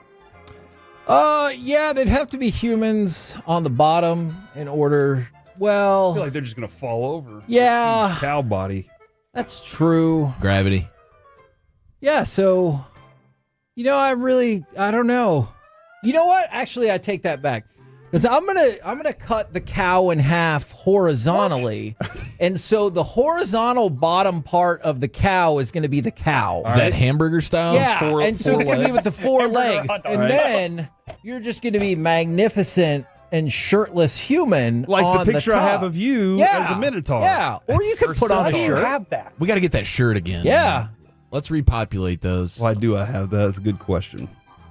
That was a very moving conversation there, guys. Thank you. Corey, very defiant when you said this. I know there was a dude named Al. Absolutely, there's a dude named Al. I don't know why I like that. You could call Alec Al if we wanted to. I mean, it's already short for Alexander. Don't be that. Don't do that. Why'd you say like there was a K in there? Alexander? Yeah. Huh. Look, we've established that words can be difficult. And yeah, you could milk the cow, people. I just told you it's the bottom part of the cow. That's where the udders are. Hey, Kevin, thanks for the segue. They're walking around milking themselves. Yeah. Oh, my God. Well, clearly I've changed my tune over the last few days about that. Yeah. I learned in Meet the Parents that you can milk anything. You can pretty much milk anything. Yeah. But why? Why would you want to? Yeah. Well, sometimes you're thirsty, man. Yeah, what if it's really the most nutrient dense thing you could put in your body is milk from another human being. I'll dispute that. Really? Yeah. What's the most nutrient dense thing you can put in your body? You called my bluff on not saying what it is. We all know. Is it raw beef liver? Come on! I'm going to go with kiwi, but that's how I choose to answer that question. Was there a dude whose job it was to go milk all the animals and then say, yes, we can drink this? Yeah. No, we can't drink that. Yeah. That one's bad. Yeah. That and then wasn't they another. died. Wow. Do the cow people walk on all fours? Yes, they do. That took a turn. All right, Kevin, I'm going to try to save this sinking ship. You said this. You think about the way S is supposed to go.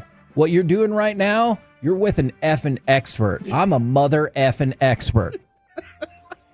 That was Ron Washington talking about infield drills. That was single, Kevin. You had some hubris there. You got thoughts about my Han Solo up in the living room? I got thoughts that you could leave. He is a Star Wars expert. And there absolutely was a mounted Han Solo up in my living room. Nice. And when Are you serious? Oh yeah, I'm dude? dead Who was mounting serious. him? You were like 35 years old. Oh yeah, and it was like full size, and so that led to a very hilarious exchange. I didn't think it was hilarious maybe at the time, where Jess's best friend, we were all out to dinner, and she goes, "Oh yeah, because you told me, Jess, that like he lives in a bachelor pad," and she just looked over at him like, "What the hell? You're supposed to keep that between us?" And I go, "Oh, do I?" Then I went home and I was like, "Yeah, that's fair." You can't expect her to keep that to You herself. look around and you're If you have a Lego and card room and a giant Han Solo in your living room, that is a fair critique. Yeah, you have to warn your friends before they meet your sure. new significant other. Like, he is that guy. Yeah, for sure. It's a lot cooler than the swordfish hanging in my living room. Corey, it's kind of cool actually. It's like, Is it like a championship banner, like dangling from the rafters? that would be amazing. Do you ever? I'm gonna tell the dad. Do you ever grab it off the wall and try and stab people? You know, it's from like the 80s, I think, and it's like handmade, so it's super fragile. You could stab people with stuff from the 80s. Yeah. Yeah, but Oh, like, yeah. It's well documented. I was born in the break 80s. off in there. I'm Yeah. trying to reuse it. I do some Corey, stabbing. Corey, you said this. Corey, This is the toughest meat in the world. It's so hard. all right, allow me, if you will, to speak on that. As I saw this transpire, he was eating some like weird knockoff beef jerky. I found it downstairs. Oh, dude, it's been there for years. And it looked like it was a tongue. And he started eating it, and you could just see straight away. He's like, he looked like a cow trying to chew something. I thought I was going to break a tooth. Yeah. Honestly. It's so hard. You know when you pull beef jerky apart sometimes, like it's soft, and this one looked like all the fibers were still like just Oh, yeah. together. Whatever cow that came from was 1,600 years old. Yeah. Jeez. We all kind of contributed to this one. Look, I'm not trying to bang somebody when they come out of prison. I'm not either. I'm just trying to see what prisoners look like. Same. You haven't lowered your standards that far yet, Hagee? No, but their contention was it was like right when they came out of prison, you need to be like waiting out there, like you've seen in a movie with your car to pick up that person when they've got like their little bag of belongings with them. And you're like, it's go time. And then Corey's absurd contention that he just wants to see what people in prison look like. They look like the rest of us. How do you know? Because I have been arrested. Have you been in prison though? No, I went to an isolation cell. It wasn't even a cell. It's just like a room. See? Hey, 877-881-1053. If you're a prisoner, let us know. We get letters from prison all the time. So do you think every the day. prison population looks more or less about like the not prison population? All right, great question, guys. But let's get at least one more. My sisters never could get it started. You're a very family-oriented man. Boys respected that. I don't know about you. why I said I that know your sister. or in what context that is. It's one of those that I felt guilty even marking that when I'm playing it. I don't know why I said that. It's really going to bother me. Well, you know what? Just because of that, I'm going to vote for Corey going Jake the Snake Roberts and just looking in the camera and saying, "Trust me." Trust. Which one even is that? That's the 2 more inches. Oh, yeah. There we go. Let's see. Exactly. Those 2 inches are important. Trust me. Wow, dude, trust me. That's going to be ringing between my ears all day long. Just trust me. See, I wish this person would have given more information. I've worked in a jail for 20 years. But then they didn't tell us about the looks. Yeah, they didn't tell us what the people look like. From the I'm a prisoner of Masterpiece of the Week, and from the 817, been to prison twice. It ain't pretty. So they're saying most people outside of prison are pretty, is what they just said. What about those prison baddie pages we were talking about? That's how they look when they go into the prison. Have they caught the New Orleans prisoners that escaped yet, by the way? Because this one says, I'm a prisoner on the run, using my time to Tolo and text. It could be one of those guys. I know one got caught from Instagram Live. The other one fell asleep on the bench at the bus stop. That's not the place. That's not the place to catch But some you're Z's. tired. When you're tired, We might need to vote, or we'll just go straight into the top of your show. I'm voting for cow people. All right. I vote for the inches. All right. You know what? I'm not even going to play yours, Corey, because this is our winner. Exactly. Those 2 inches are important. Trust me. Trust me. Got a chill down my spine. That is Eric You're welcome, Chiafalo. America. We are the KNC Masterpiece. Coming up next, we'll chat with the rest of his cohorts from the G-Bag Nation. Next on The Fan.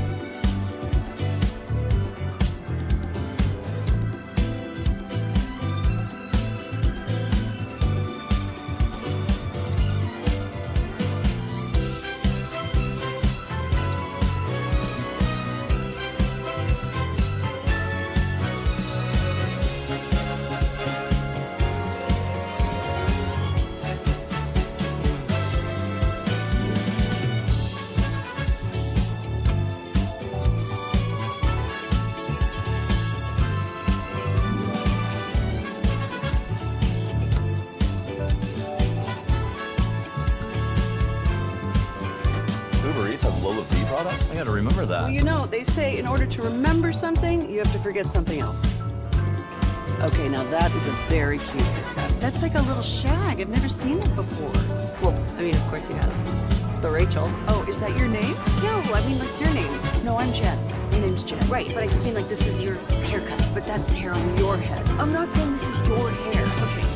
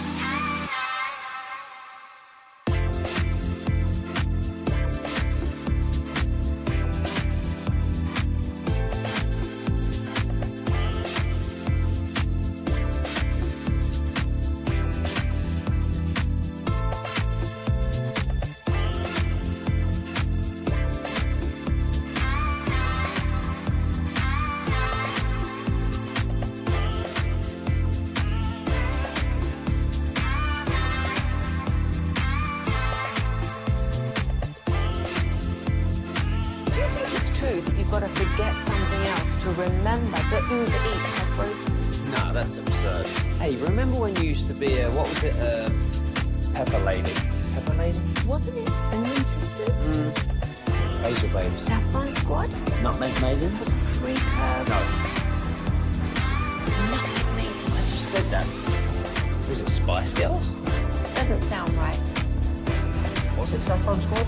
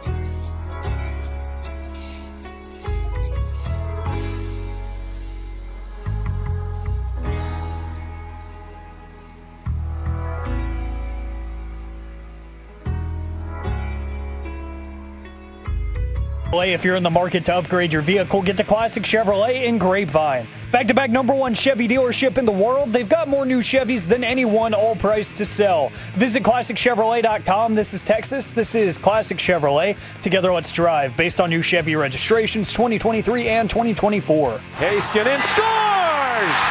Through a screen.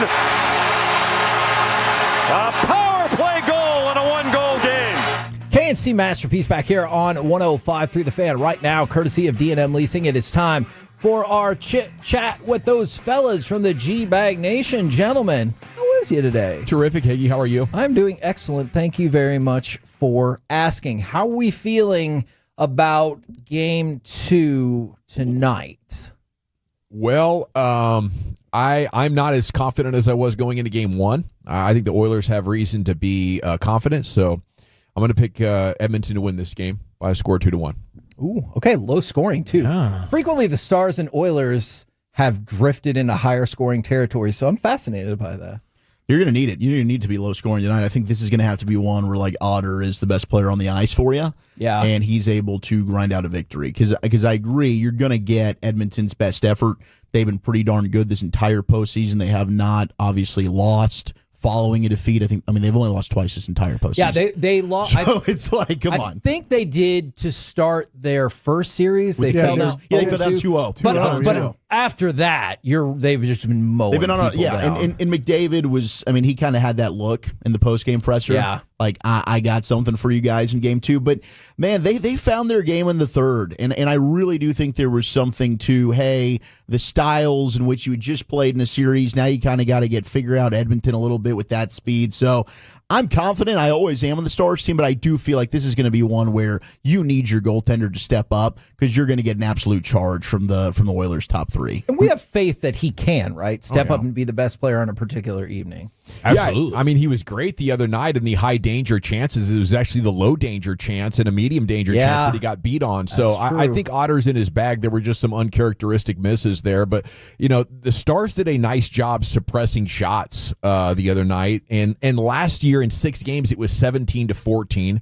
I don't think the Stars shoot a lot. And I think it was 25 shots for the Oilers. So I like the Stars grinded out conservative strategy to not get caught up ice too far, which can lead to turnovers and goals. And I think as a result, I like a low-scoring game tonight. Hey, but ESPN had like a Chris Knobloch, the adjustment master article out on ESPN today. I'm like, Pete DeBoer, are we not giving him any love for the adjustments he's able to make? Well, his team didn't fall apart in the third. Right. But his team was falling apart in the first two, and then he makes the adjustment to get them going in the third. Yeah, well, actually, their inability to keep their sticks on the ice helped Dallas. No kidding. Well, they still make, you have been bringing those points up, but I think we're also failing to mention, the Stars killed penalties. The Oilers did not. No. The Stars deserve credit here. It's not just because Edmonton ended up in the penalty box. You got to still make them pay. Giving Dallas complete credit, but for 40 minutes, you sat there and watched them not play very well and had some concern. And the adjustment that the coach made and the players made going into the third, a lot of it they deserve credit for that. And I do. We give them credit, but you also have to say that Edmonton brought them back into that game with stupid penalties. Well, I mean, you could say that the Stars had stupid penalties in the first two. They're stupid when you're not a team that kills penalties well, and you send people into the box. You're playing with danger, and they did. They saw it last game. It's clear. How you feeling about tonight then? Oh, Stars win. Okay, Stars win. Here we go. Let's go. The Stars win because I feel like a couple things are going to happen here, though. I think Dallas has kind of figured out how to play Edmonton. Yeah, I do. And listen, you have to keep pressure on them. They started to figure out ways to get the first 40 minutes of that game. Anything going entry in was a problem. They finally figured some things out. How to get the puck from their end into the Edmonton end. Sure. And the thing about it is with Skinner, his reactions for some reason were really slow the other night. And you figured this out. You've got bodies that are willing to stand in front of the net and screen. Not only are you screening him with your body, you're probably bringing a defender in there with you. Yeah. His reactions were really poor. I'm with you on that. I could see this happening again. Mm-hmm. I don't think this is going to be a low-scoring game. I think Dallas is going to find a way to put some points up. But again, they're going to have to block some shots like Dawson's talking about. Screens. Watch how many screens Dallas gets in front of Skinner tonight. That will be the key if them. That might be good for Robertson. Maybe you finally get Robo to get off the schneid if that's the case. Definitely. What do you guys got coming up on the program today? Well, we'll toast to the potential for a Stars victory at 5 o'clock. What you drinking, what you thinking, and talk with Sean McDonough at 4. Pure Gold as always. Thanks for asking. Rangers pregame is at 6 tonight. By the way, it's a little earlier start than usual. Okay, roll home with those G-Bag Nation fellas. We've been the KNC Masterpiece. We'll be back on Tuesday right here on 105.3 The Fan. Say, let's go Stars, Kevin. Let's go Stars. Exactly. Those 2 inches are important. Trust me.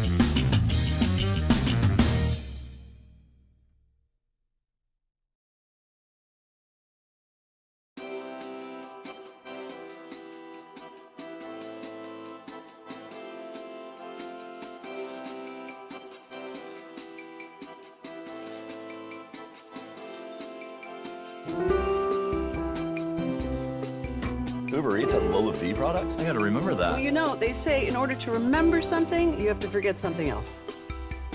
Okay, now that is a very cute haircut. That's like a little shag. I've never seen it before. Well, I mean, of course. Driven by our D&M Leasing Studios, you're rolling with the G-Bag Nation on 105.3 The Fan. Welcome to the nation. Yeah, here we go. Hour 1, G-Bag Nation here on a Friday. Welcome into the show. General at your service. If you see me, bear me. And we got what you drinking, what you thinking coming up in 3 hours. So if you are doing some day drinking, we'd love to hear from you. Maybe set a reminder. You know how it goes. Time starts flying when you're day drinking. But, man, we have a huge Sports Friday here for you on the show. And 4 hours to get it done in. Rangers pregame's coming up at 6 tonight. They're in Chicago against the White Sox. There's Broadus. Happy Friday to you, sir. Thank you. You too. Same to Lucius Alexander in the Pimp Cup over there. Master Control here, 75 and Fitzhugh. Fixing to go 4 hours flawless. That's radio producing, engineering, and hosting. Got Wolchuk and Chiafalo here, your Nosebleed brothers. And Carter Freeman's coordinating your video. You can watch us at 105thefan.com, Twitch, and YouTube. It is a double sporting event Friday here for DFW, Rangers and White Sox and Dallas Stars and Oilers coming up. Game 2 down there at the AAC 5 hours from now. Wolchuk, you have your sweater on. Are you going again? They're undefeated with you in the building. I know. And I'm sure there are, a lot of Stars fans that can say that. Granted, they've only lost one game at home. But right now, currently not going to be in the building. All right? So, I don't know. If anybody just has a spare ticket, they want to bring Bully Melrose with them, I'd be happy to tag along with you. So I came prepared, undefeated when I've been wearing my Stars sweater, so at least I'm going to be wearing that regardless of if I'm in the AAC or if I'm watching it at home. This is going to be awesome. I'm hoping we go up 2-0. I loved what you said earlier, Brian. Let's go ahead and pepper Skinner. He's leaky. Yeah. He's not feeling it. He's not I seeing think we're the going to puck. be getting bing-bong quite a lot from Shippy. Yeah, he's just not seeing the puck, and especially with these screens. And if Dallas is willing to stand in front of the net, and it also puts an Edmonton guy in front of him as well, that's been a problem for him. But is there any way that like Shippy can make you like assistant music producer guy tonight? I asked him. He's asking. And like be like get a credential? Oh, you could definitely get a press pass. He did text me and said, is Bully Melrose going to be in the building? I said, as of right now, no. The wallet could not afford a Game 2 ticket. So he said, well, I'll let you know if I can figure something out. Freaking wallet, man. Always getting in the damn way. Well, when you have... Do something about that. Okay, tickets My are wallet does the same thing. What are tickets? At the top, it's $173. That's not far away from the auxiliary press box up there where you could just get a press pass and sit maybe 15 feet higher. It's not. No, it's not. It's not. Maybe I should have worked harder to get the press pass. But I like going as like, I guess if I have that, I can just go wherever. You know, you can just wander around. I don't have to sit up there. It could be hard to find a seat, though. A Friday night, Game 2 after winning Game 1, that place is going to be on fire. Awesome. Nobody wants to miss that game tonight. No, it's going to be awesome. But I think we might have only gotten a limited amount for the station. I know Jake has it, so I figured like I would be out of luck. Like, okay, if you're paying $1.69, what are the fees on these things? The fees can be up to like $50. Sometimes, see what I've tried to do, like I was looking at Game Time, TickPick, all these apps. You can put includes fees on there. So when I was looking at the Game Time app, that's how I got the $170 with the fees. But I mean, having gone to the closeout game against Winnipeg and then Game 1, I mean, rightly so. I just had to put money into Eliza's college fund today. It was payday. I mean, wifey does want me to look at the big picture here, but to me, the big picture is, honey, we're trying to win a Stanley Cup here. All right, this is a once in a lifetime opportunity. Championships are pretty big, Sugar.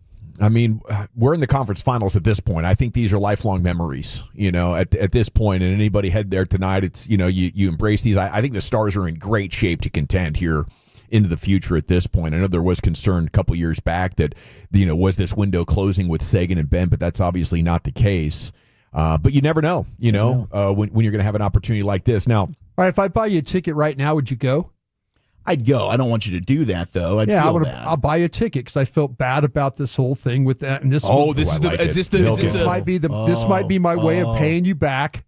What if I send you the money and you just get it your own? You could do. All right, I'm looking right now at 182.33. Okay. Well, let's talk about this the next break. We'll make this happen. Okay. That sounds great. Look at that. Brought us stepping up. Because I just looked like it a up. Teammate. See, they're trying to get me for 144. They must have dropped a little bit. Yeah, it's in section. Let's see, it's in 300 section. Oh, I've been sitting in the 300s the last two games. 323 row K, one ticket there. I'm getting you the same, and you could go by Shippy then if you want to. Hey, I'm in on this. All right, we'll make this happen. We'll finalize this during the break. Yeah, just to be clear, I do have to kind of get permission from the significant other. Wow, he's still got to get the permission. She's pregnant. You dude. do have to understand that. It's walking on eggshells. There's sometimes. a baby back home too. Yeah, you have to understand pregnant that. with a baby. That is definitely something to get greenlit. You're being a good husband over there. She's been really, really cool the last couple times. I don't think it's going to be a no, but we'll see. But this is to make good on Broadus taking Walchuk out of Globe Life Field when Corey Seager was hitting a World Series home run. Exactly. Now, do you think this totally absolves you of that guilt? Yes, okay, absolutely. Good. You've been absolved in my eyes, brother. But I will. I mean, if it means the Stars to win, I'm willing to give $200 to see the Stars win tonight. Yes, and I'm sure the Stars fans appreciate that sacrifice. $183 to guarantee Stars victory. I'd throw in on that for sure. I mean, going up 2-0. Just ask the missus if you can go. And we'll get it down. I got 5 on it, Broadus. Let me help out a little bit. I'll throw you a 5-ski. There it is. Nice job, Chief. 5 on Team effort. That's my guy. Sound like Broadus really appreciated that too. Yeah, it seems like he does. Jim Gregory. I don't know what to say. I'm just totally moved. He definitely doesn't want to strangle me right now. Is there with his bare anything? hands. Let me ask you this: anything you could get in that arena for $5? Water. That's a good question. Can you get a bottle of water? Maybe. I will go strong take. Maybe. I'll take a picture of the concessions for you. Good chance it's 6. If we were Good at the chance you're a buck Masters, short. if we were at the Masters, we could get a beer and a pimento cheese sandwich while we're at it. I bet you might be able to get a hot dog for $7. You know, just that's my estimation. You got inflation happening. I bet it's hitting the Masters too, Brian. It's rampant. No, the Masters is one of the few places. It's rampant. It is, dude. Inflation. Crazy. It's everywhere you turn. Let's go to national correspondent. Lucia said it the other day. You can't walk outside your house without spending $200. Yeah, that's true. It's just ridiculous. True. Alrighty, so Jim Nill is nominated here for this. What is the name of this award? I'm having computer issues over here. The Jim Gregory GM Manager of the Year This Award. would be the 3rd year in a row if he won it, 3 right? in a row, baby. What a beast! The absolute gold standard of general managers here. He was working in Detroit for years. Oh yeah, they won the Cup a few and times. Now they're with him way there. down, and the Stars are a model franchise. It's great to have amazing leadership like. I think at least 2 of our teams exhibit on a regular basis here in DFW Sports. I'm going to be listening to the Rangers, watching Stars tonight. That's what I'm going to do here with this, confliction. What do you guys have? You have a double TV situation? I unfortunately do not. Speaking you're always I've got the dot next to where I sit to watch the game, but I like to hear Sean McDonough. I'm sorry. I know. Are you pandering for a 4 o'clock go to guest? the game tonight? Why don't we go together? Nah. You don't want to go? I like to sit at home and watch. Fair enough. Big day. We haven't won with you and I both in the arena together. That's true. That's weed. Okay, Stars are a slight favorite at home. That's what Brothers likes to do. He used to sit in the house and smoke dope. He's having half a gun. I'd have an old corncob pipe with his slippers on. What it really is. Reading the I hate newspaper. you being so smart. watching YouTube of cooking channels on the side. I actually Can't find the game on TV. Might as well just watch the YouTube. He's using paprika.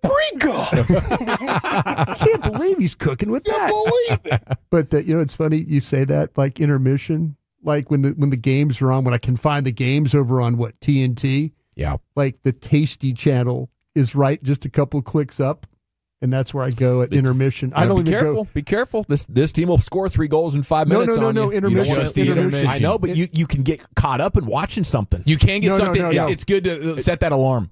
Set that 20-minute little alarm start going off on you because all of a sudden, you get sucked into like Knicks Pacers. Next thing you know, you miss the first goal. The other day, I caught back up with Knicks Pacers because of your tweets. Like you were tweeting after the game, and then Bennett called me and goes, "Dad, you got to turn this game on."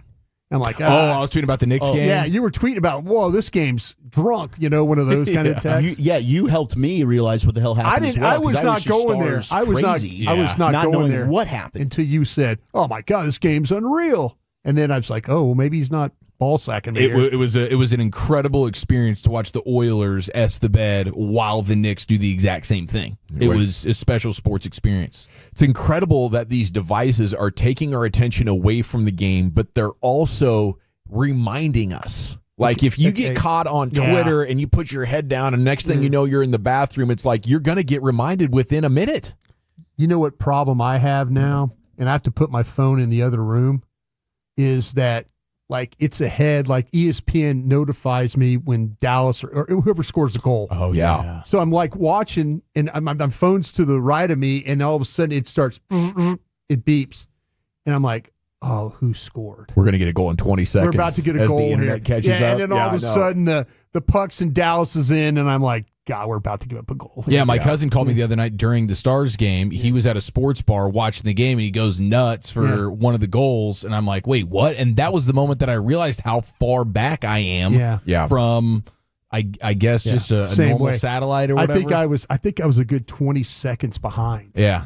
Yeah, and I thought I was watching live the whole time. I've had that experience several times. I have to put my phone away. I just don't want to. I don't want to know. Now I do have a little bit of a wagering opportunity here for you. Okay, the Stars slight favorite at home. I don't know if that's the wagering opportunity. I think these teams are close. I won't be surprised at all if it's 1-1 going to Edmonton. But the over under for the goals in this game is 6.5. I feel like that's a ton of goals for this Stars team. They haven't scored a lot in this run. They've been playing conservatively. I think. You know, and how much of it was power play related? I have to imagine Edmonton's going to be playing quite a bit more disciplined hockey after they maybe relax and let that one get away from them in game one. So I think that first 40 minutes is concerning. Maybe you believe that that's what it took for the Stars to figure out how to get it done. You know, and if that's the case, maybe you're confident in a high-scoring game tonight. But I'm really feeling low-scoring. The Oilers did only have 24 shots. I gave them too much credit there in crosstalk. It was only 24 shots in game one, and that's because the Stars are playing a grinding style. You know, we're going to score less, but we're going to have a lot less turnovers and one-on-ones with the goaltender as a result. And it sucks. You know, it's how Italy plays soccer, you know, but they put winning as the main priority. Who cares about our style? Who cares about the entertainment and putting on a show? I don't want to score. I want a Stanley Cup, right? So if we got to pack it in and be extra careful when we're moving out of our zone into neutral ice, that's what we're going to do. And that's why the Stars were outshot so much against the Jets, you know, but when they do get an opportunity, it is high quality. And when they get in these power plays now, they're pouncing on them because DeBoer's such a genius. Pounce. Okay, Rangers and White Sox tonight. Odd start time in the Windy City. It's going to be Malley opposite Sean Burke. Leiter and Cannon tomorrow. Hoping for that fastball location. I'm going to have my eye on that. This is going to be fine, boys. This is where you get the brooms out. Right? It's going to be just like that Rockies series. You're going to be feeling good. I know we probably won't have CY because we're not on Monday. We'll be back for Tuesday after Memorial Day.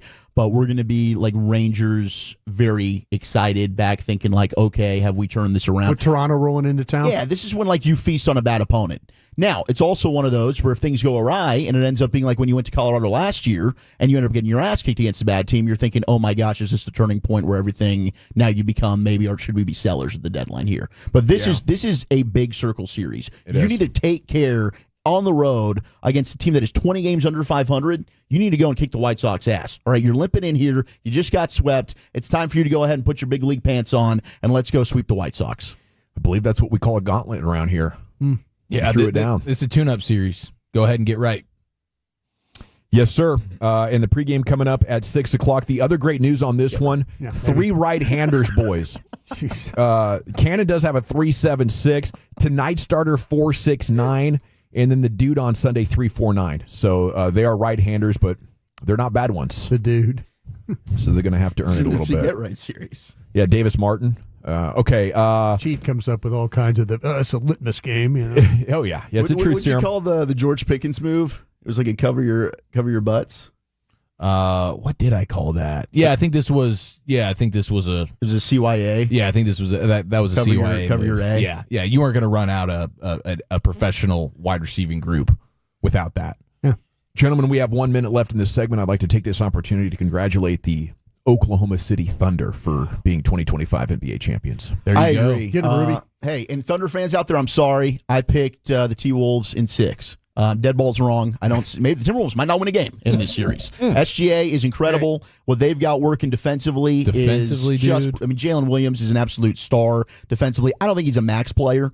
So if I were OKC, I'd look to maybe move him. Sam Presti's a wizard at this. Try and get some assets because I think if you max him out, especially with how we're talking about, you can't pay everybody. I don't know that he's got that two-way ability, but he is a star defensively. But yeah, Oklahoma City. We're going to the Twin Cities, man. I don't see him losing. A little faith. Well, Twin Cities. Yeah. I'm go up there and play. A lot of respect for Minnesota. I think Anthony Edwards is so good he could win you a game or two. Sure. But eventually the Thunder's defense is just going to overwhelm. I would probably think Thunder in 5 right now. Maybe not a sweep, gentlemen sweep would be my best prediction. Okay, yeah, buddies. We'll replay the G Bag of the Day champ for you on the other side. There is no G Bag of the Day. It's a vacated title at this point. Vacated title. Yeah. Okay, that's right. Brian went 5 times. Yeah. Let's Congrats to AI Broadus. He went 5 times, so no champion replay on the other side. Get the G Bag of the Day tonight at 5:30 with a vacated championship. Yeah. Right before we get to LA Live. Woolchuck, top 10? I'll tell you, I got a clip we can play. We have a morning show host that is a bone to pick with the G-Bag Nation, and then we'll slide into the top 10 in honor of Tom Cruise's appearance in Big D yesterday and Mission Impossible Final Reckoning out now. Who are the top 10 action movie actors of all time? 877-881-1053. Who's your favorite action star next? Your name? No, I mean like your name. No, I'm Jen. Your name's Jen. Right, but I just mean like this is your haircut, but that's hair on your head. I'm not saying this is your hair.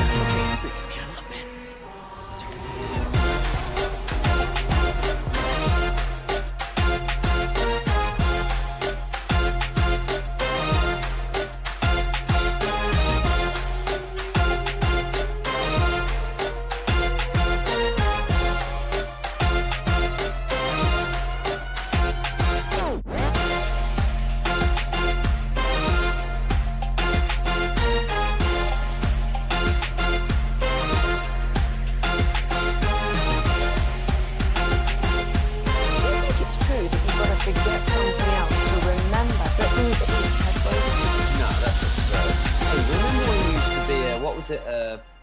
Pepper Lady. Pepper Lady? Wasn't it Cinnamon Sisters? Basil Babes. Saffron Squad? Nutmeg Maidens? Paprika? No.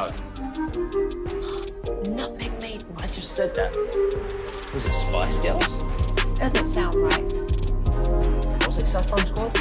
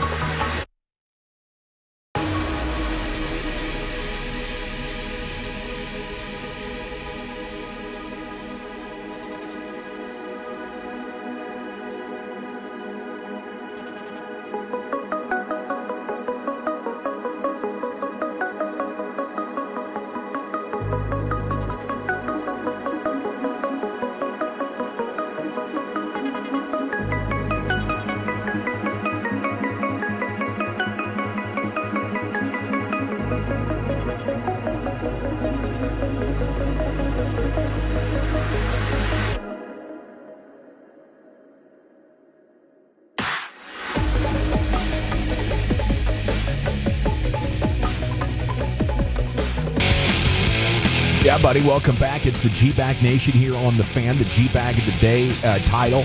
Broadus AI went 5-time yesterday. Vacated title. Tune in tonight 5:30 to see who our next champion will be.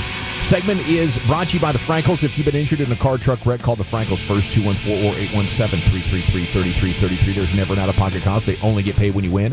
Franklin Frankel, the go-to car and truck wreck attorneys in Dallas. They say bring back the 2:30 G-Bag of the Day. Damn it, 325. You can go back and listen with the Odyssey app. 5:30 every day. It's broken down like it's a podcast menu. You just click on the segment you listen to. Buddy called us lame too, by the way. What? Yeah, lame. Like, why you gotta be lame, bro? Damn, With bro. like, is that 10 exclamation points? Lame. Sorry about that. Lame. It was our number one rated segment. Okay, let's just be transparent. The number one rated segment. The number on it's huge. Yeah. And like at 2:30, there's about a third of the listeners that are there at 5:30. So we said, man, if we could have it be our number one rated segment with 3 times as many listeners, then that'd be good. That'd be good business right there. I don't see anything wrong with it. It's also brought to you by Streets Cars. gotta eat. Right? Cars for Kids. Donate today. Carsforkids.org. Here's Wolchuk with your top 10 at 2:20. All right, so we are going to get to the top 10 greatest action movie stars in history, as we do have Mission Impossible Final Reckoning. It is out. Reviews are pretty darn good. We had Tom Cruise was just up the road at Pecan Lodge yesterday. Then he ended up at AMC North Park. Pretty badass. But this morning, and great turnout from what it sounded like in Mansfield for the Firehouse tour. Sean and RJ did an excellent job with Bobby, and even Alec Medford showed up out there. We had Ross on the board. It was a who's who, man. Ross was pitching a shutout into the second inning, as Bobby said, and then unfortunately missed an opening intro. So, hey, that's true Ross fashion. That's why we love him. But RJ... Oopsie. Sorry. Sorry. Who's the hell is this Ross guy? He's zesty like how's he cat. working? Relax. Yeah, Tim gave him a job. What does Tim damn know? God. Here's Can't believe this crap. Here's Chop. He's not happy with us guys.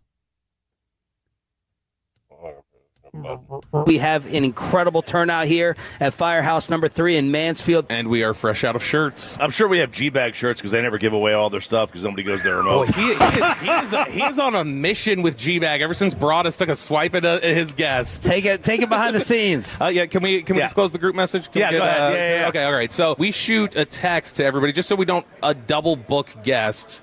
We'll send a group text to all the people at the station just saying, hey, we got this person at this time. The other day, we put a guest in there. The college guy. Seth Greenberg. Okay, so I just didn't know if y'all wanted to say who it was. So Seth Greenberg, Choppy put it in there, said Seth Greenberg's coming on. Yeah, this way Seth will never go on their show again. And Broadus took kind of a side swipe, posted one of his little Broadus emojis of him like sleeping at a computer or something, and then it was, he was like, I don't know, he was just a little low energy when we had him on, and man, because that was Choppy's booking, he has for the last week and a half been on a mission to tear down anything G-Bag is doing in our group messages and then also on the air. Yeah, up to and including I'm trying to steal their guests. Yeah, he tried to steal Strangis. He tried to steal Ralph Strangis. Did Strangis end up going on? No. Did y'all hear? He didn't? No. So they didn't end up getting him, and we backed off getting him. We backed off. We could have pushed for this. Yeah. We could have stolen their girl. Yeah, you were all about that. You were I was all about it. All about it. It's war. It's war. I like it. And Greenberg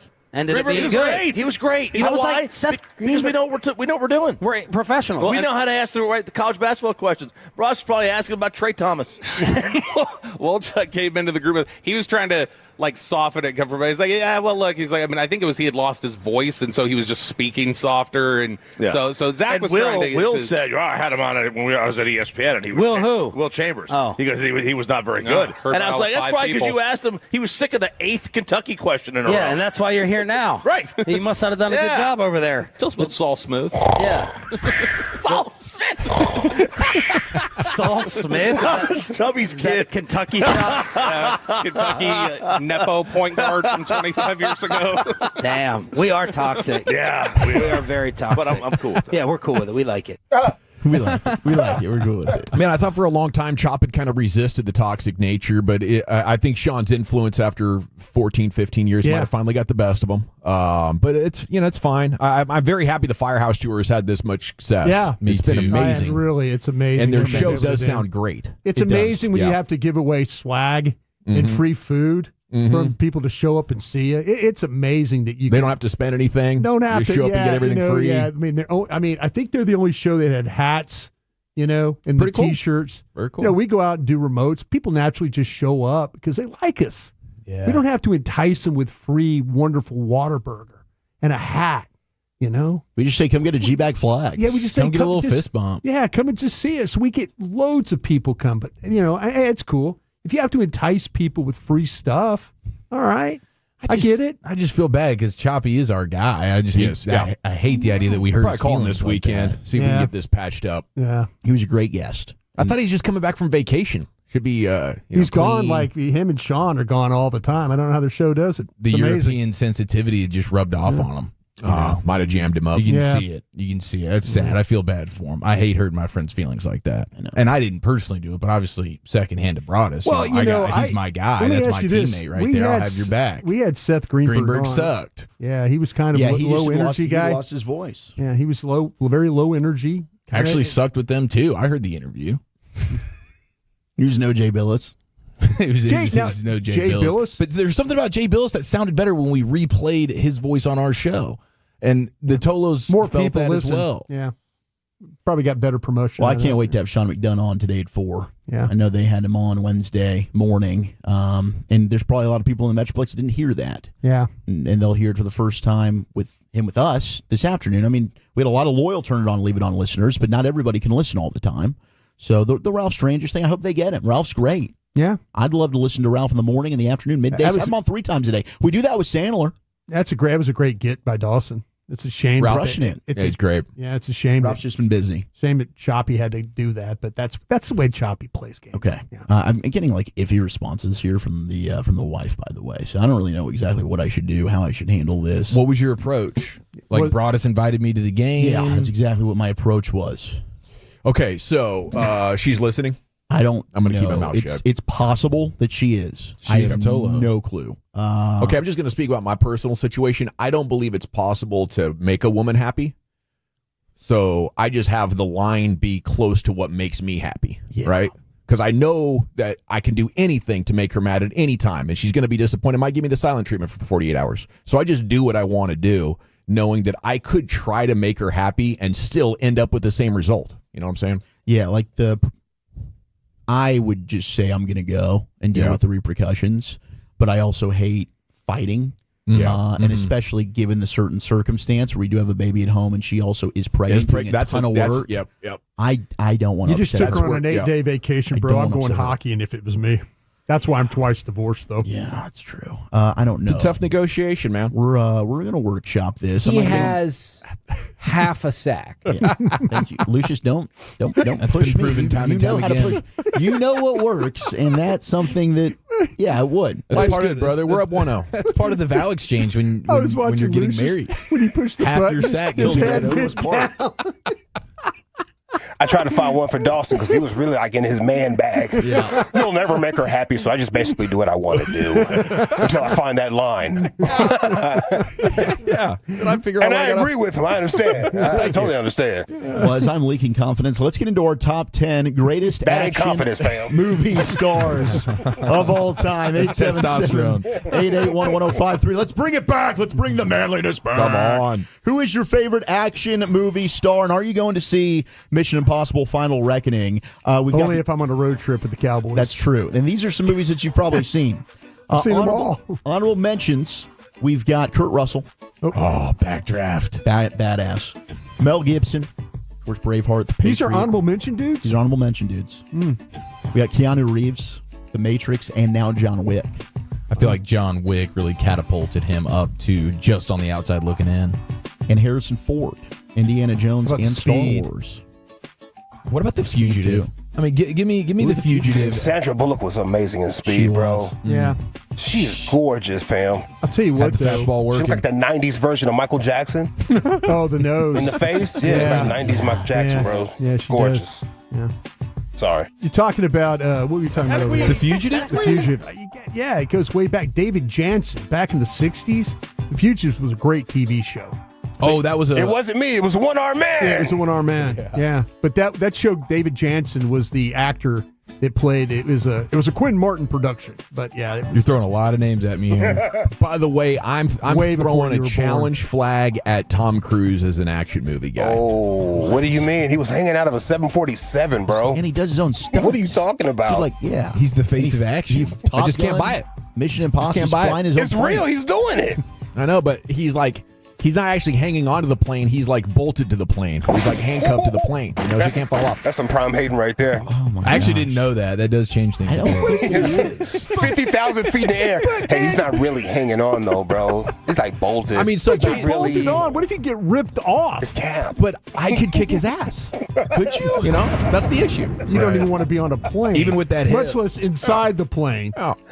I mean, look. No, I don't want to be on the plane. No, he's like a thrill seeker that happens to be an actor. Hey, you know, I like that. I ain't mad at you. Once you said you can kick his ass, I totally understand where you're coming from. Man, I got to back down. You are taller than him. He is cuckoo for Cocoa Puffs, but he makes some damn good movies. Yeah, great actor. You never said anything about his acting, right? Acting's good. Yeah, acting's good. That Top Gun 2 was kind of Top Gun 1. Just everybody was older. Though. Everybody was older. Magnolia. He was amazing in Magnolia. Yeah. Number 10, we got Vin Diesel. Number 10, Vinny D. Fast and Furious. The Chronicles of Riddick. Chronicles of Riddick's badass. I'll never forget the pacifier. The pacifier, dude. I think he's short, but I definitely could not kick his ass. No. Number 9, and it's funny, these guys are right next to each other, and they hate each other. Dwayne "The Rock" Johnson coming in at 9. Ooh. Yeah, I mean, he's the face of action movies these days, I guess still outside of Tom Cruise, but The Rock has been that dude for, a decade now? Yeah, he's crushing. 8 is Steven Seagal. Yes, thank you, man. Yes, So Hot glad. belly. But he's an action hero. He beats everybody up and never moves his feet. Yeah. It's amazing, bro. He is a goofball. Yeah, he's nuts. We got Jean-Claude Van Damme. Oh, I'm glad he's on this list. He is. Is that the best roundhouse in action TV history? Him and Chuck Norris. Or Chuck. I mean, Bruce Lee. Yeah, maybe for the modern era. Yeah. Oh, good call. Pre-85, post-85. The things I do for my country. That was going to be my name, by the way. Jean-Claude. Jean-Claude. My mom had a crush on Jean-Claude Van Damme and almost named me Jean-Claude. See why? Pops came in and was like, nah, just name him after me. We got to get out of here. Sign the paperwork. We've been here too long. That's a lot to spell. 6 is Chuck Norris. 6, huh? Coming in number 6. What? Walker, Texas Ranger. Way of the Dragon. Is that okay? Those are actually that's a TV show. Walker. There's a lot of kung fu type of stuff in the 80s. Movie was Way of the Dragon. Yeah, a lot of kung fu. Okay. Number 5, Jason Statham. Dude, yeah. The Transporter. Transporter. Crank. Where's he going? Freaking badass. And that one scene in Crank is crazy. Oh, yeah. Yeah, it is. Just to stay alive. Number 4. Oh, yeah. That was out of necessity. It was. Shout out to Amy Smart. Tom Cruise comes in at 4. Mm. And you're right, Denzel is a hell of an action hero. I mean, I do think the Equalizer films are badass. He's always Denzel, though. He is. He's always Denzel. He is. You know, as a cab driver, as a banker, it's just Denzel in different roles. And currently, Michael B. Jordan's crushing it. Yep. Number 3, we got Bruce Willis. Die Hard. Die Hard franchise, of course. Get well, bro. I know. Yeah, he's not doing well. 2 is Arnold. Yeah. Terminator series. That's it. Yeah, Terminator. Predator. Freeze is coming. That's the action Conan hero. the Barbarian. Yeah. Conan, yeah. He's number 1, bro. Number 1, though. Best action actor of all time. Stallone? Sly. No! Sylvester Stallone with Rocky and Rambo. Oh, Rambo. Dude, Rambo's incredible. I mean, First what do we Blood think? was good art, too. We like Sly. We like Sylvester Stallone being number 1, Lucia. Yeah. No, Expendables, I bro? think no. Arnold was the number 1. He's an Arnold's action one? hero. Yeah, he got it started. He made the genre what it is in a sense. No, absolutely not. That's some hating right there from the writer. Probably what what's the guy's name? Stallone. It's probably with Stallone's people. Yeah, he's probably like Connected somehow. Tango and Cash, bro. Cliffhanger. There's a lot. Demolition Man. The guy from Tango and Cash and that chin he had. Oh, but he had a chin, bro. Clint Over the Eastwood. top. Clint Eastwood. Over That's the him, top. absolutely. Yeah. Wesley Snipes, 100%. Wesley Snipes, Got dude. Paul Walker on Blade. it. That's the best superhero movie, if you ask me, Blade. Okay, we got to run, though. Biggest L, biggest dub in the books. It's every day at 2:20 here in the G-Bag Nation. Mission Impossible 8. This is the final one, right? Yeah, I think the final one. They might do it like Fast and Furious, where it's the last one, and then 5 years from now, it's back. He gets ripped from the plane this time. He'll be 82 years old, still looking like he's 42. Running, he does. Yeah. I mean, he was jumping down off those stairs pretty good last night at North Park. I was like, man, props to him for staying in shape.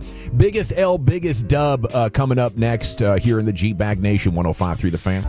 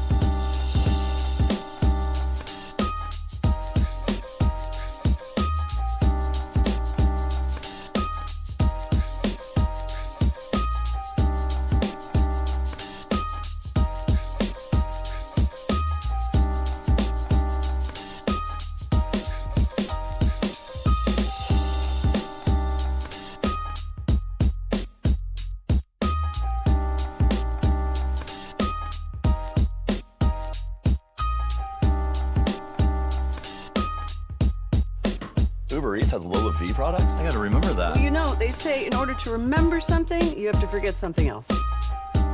Okay, now that is a very cute haircut. That's like a little shag. I've never seen it before. Well, I mean, of course you have.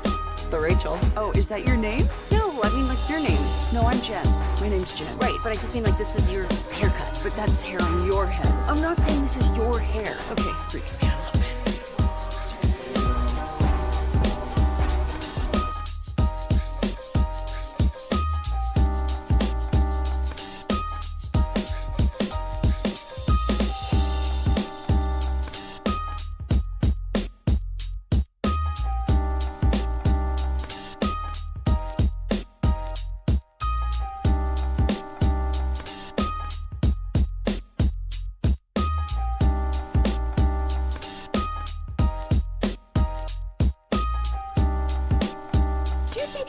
That you've got to forget something else to remember that Uber Eats has groceries. No, that's absurd. Hey, remember when you used to be what was it, Pepper Lady? Pepper Lady? Wasn't it Cinnamon Sisters? Basil Babes. Saffron Squad? Nutmeg Maidens? Pre-curb? No. Nutmeg Maidens. I just said that. Was it Spice Girls? Doesn't sound right. Was it Saffron Squad?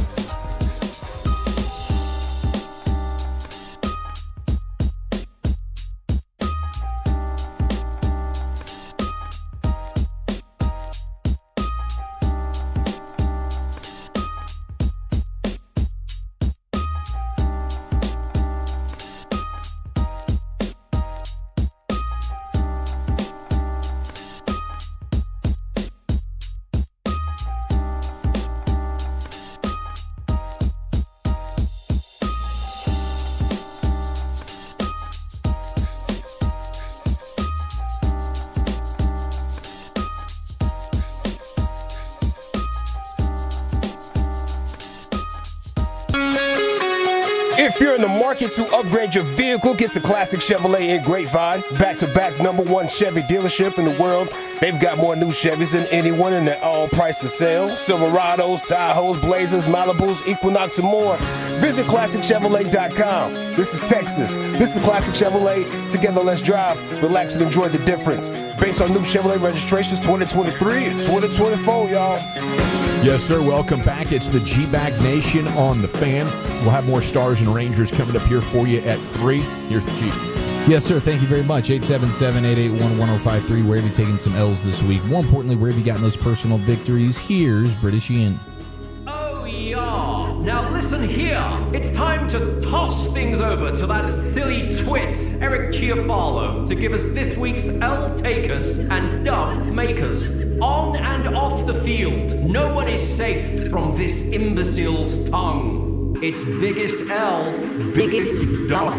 All right, well, we advanced the sport of auto racing, and we had the first ever Weenie 500 today. I don't know which wiener took home the victory, but I did see it happening. It was a pretty slow race. I was hoping they were going to soup those things up a little bit, but aren't those things like little bit embarrassing? Are we like with the speed of those? The Weenie Bill's like 20, 25 feet long, kind of a thing. Yeah. Well, let me see. Kind of like a Winnebago. I saw that's the same. Somebody had some dimensions. They were like basically scaling it to a regular hot dog, like it's X amount of regular hot dogs in length and in width and stuff like that, height, whatever. So we just weight. We went around the track just promoting Oscar Mayer. That's pretty much what they did. Yeah, a couple laps. Everybody wave to the crowd. Great promotion. Yeah, good job. But it is pretty cool, though. We got to witness the first one. We made history today in the world of motorsports. I'd rather bring the Lego cars back. It was a collaboration with Oscar Mayer and Viagra. Yeah, that's right. It was a duo. Mark Martin, number 6 car. Viagra 500. The Extends. 214 biggest Gas station pills 3000. Yeah. What are those? Text in your favorite gas Rhinos, station bro. What? Yeah, it's the Rhinos. Yeah, the Rhinos. There's a laundry list of just ridiculous. I don't know if they work personally. I've never taken the plunge into Premier gas station Zins, glam pills. Premier Zins or whatever. That's another one. Hey, look at Dawson say, Yeah, which ones seem to work best, Dawson? I don't know, man. They all work pretty good if you ask me. 214, our buddy Woody catching a dub thanks to the Stars and OU softball once again. OU softball, you can't beat them gals. The Roll Tide versus Bama, I guess, this weekend, so that's very exciting. World Series on the horizon. Still going strong from the opiates and the benzos. Woody is a super beast. We appreciate him. Salute. Shout out to Matt and Alvaredo. Just wants a shout out, 469. Country Critters Farm in Mansfield, Texas. Sounds pretty fantastic. May have to pay it a visit. I'll tell you, that's a fun thing to do with the kiddos, man. You get an off day, you just find a farm. They just go stare at animals and whatnot. Wait a minute. Are your daughters allowed? What do you mean, are they allowed? Because they might strike some violence? They might determine look, we could take a couple out here. Let's pair up. The raccoons was a one-time thing. You know? I'm just saying, man. They come in there with their rabbit furs. They didn't flinch. Taunting the animals. They're standing there just staring at them. Deer moccasins on. You're next. 469 biggest up went to the game Wednesday and bought a house. Wow, what a week. What a week for you. Soaking in Stars victories and bought himself a crib. Oh, that's fantastic. I think the biggest L is just realizing the Rangers offense isn't very good still. If I had to speak for DFW Sports. Yeah, I'm glad you said that. I know we're going to catch up with Eric Nadel in the 5 o'clock hour. In the news dump, though, at 4:20, I got hot mic Eric Nadel lamenting this Rangers offense. Ooh, and it was impassioned, and it was also pretty funny. You know, I think it was. But this is a guy that's seen a lot of good baseball. He has, and this and offense, a lot of bad baseball too. And this might be the worst. So we'll hear from Hot Mike Eric Nadel coming up later on in the program. Sounds like a win to me. Okay, 817 took an L on Monday. Third wife says she wants a divorce. Third wife. Goodness gracious. At what point do you just bow out of the wife? After two. That's it. After 2. Oh, that's right, 2. You don't get to that third strike. Nope. Never do. Might be in store for my first. Same rules as DWIs. You know, if you go to 3, you got to quit drinking. Yeah. Just you wait on it, Wooly. Just you wait on it, buddy. I was questioning a little bit of marriage this week. It was actually yesterday because we were outside. My wife was kind of cleaning stuff out of the garage. I'm hanging out with the girls. We're going on a walk. We're scootering around, whatever. I noticed that she took the keys from our minivan and set them on the back of my car as she was putting stuff from the garage in the car. And I was like, hey, just so you know, the keys are right there. Okay, great. We all forget about it. I leave for work a couple hours later. I get to work, and she goes, hey, do you know where the keys are? And I'm like, no, I don't know. And then it dawned on me, like, oh, wait, they were on the back of my car. She set them on the back of my car. And so I drove off with our minivan keys on the back of my car. And so I'm like, are you freaking kidding me? So I'm like, retrace the steps. Maybe they fell off in the neighborhood. She ends up riding with her mom like a half a mile down the road before the highway and found him. Oh, that's awesome. Goodness. But now the clicker part was obliterated. Okay, the fob. But the actual key itself to start the car still worked. Okay, at least you have that. I guess that's L and a dub. Yeah, it's a combo platter of losses and victories. Because otherwise, those electric keys, man, they're like $300+. Now this is a turn starter deal. Oh, thank but goodness. yes, the electric, the push start key stinks. That's a $500 expense. Yeah, that would have been really bad. Okay, here. How about the 24-year-old in Ohio that was arrested for pretending to be in high school? And I think the worst part about it, this guy was only playing JV sports. 24 playing JV sports? Acting like a 16-year-old. He's 24 years old. He's from Venezuela, and he was disguised as a 16-year-old, and he was playing sports, and he got popped, but the funniest part is this dude was just on the JV. It wasn't like he was just tearing them up on the varsity, setting records, doing 24-year-old athletic achievements versus 17 and 18-year-olds. This dude was getting embarrassed on the JV team. That's a big-time L for that guy. Also for Angel Reese last night. Everything's going viral on Angel Reese because we get the ESPN update that Angel Reese goes 0 for 7 from within 4 feet of the basket to tie the most misses from that distance in the WNBA one possession, didn't it? Over past 10 seasons. Yes, it was. What did you say the play-by-play was?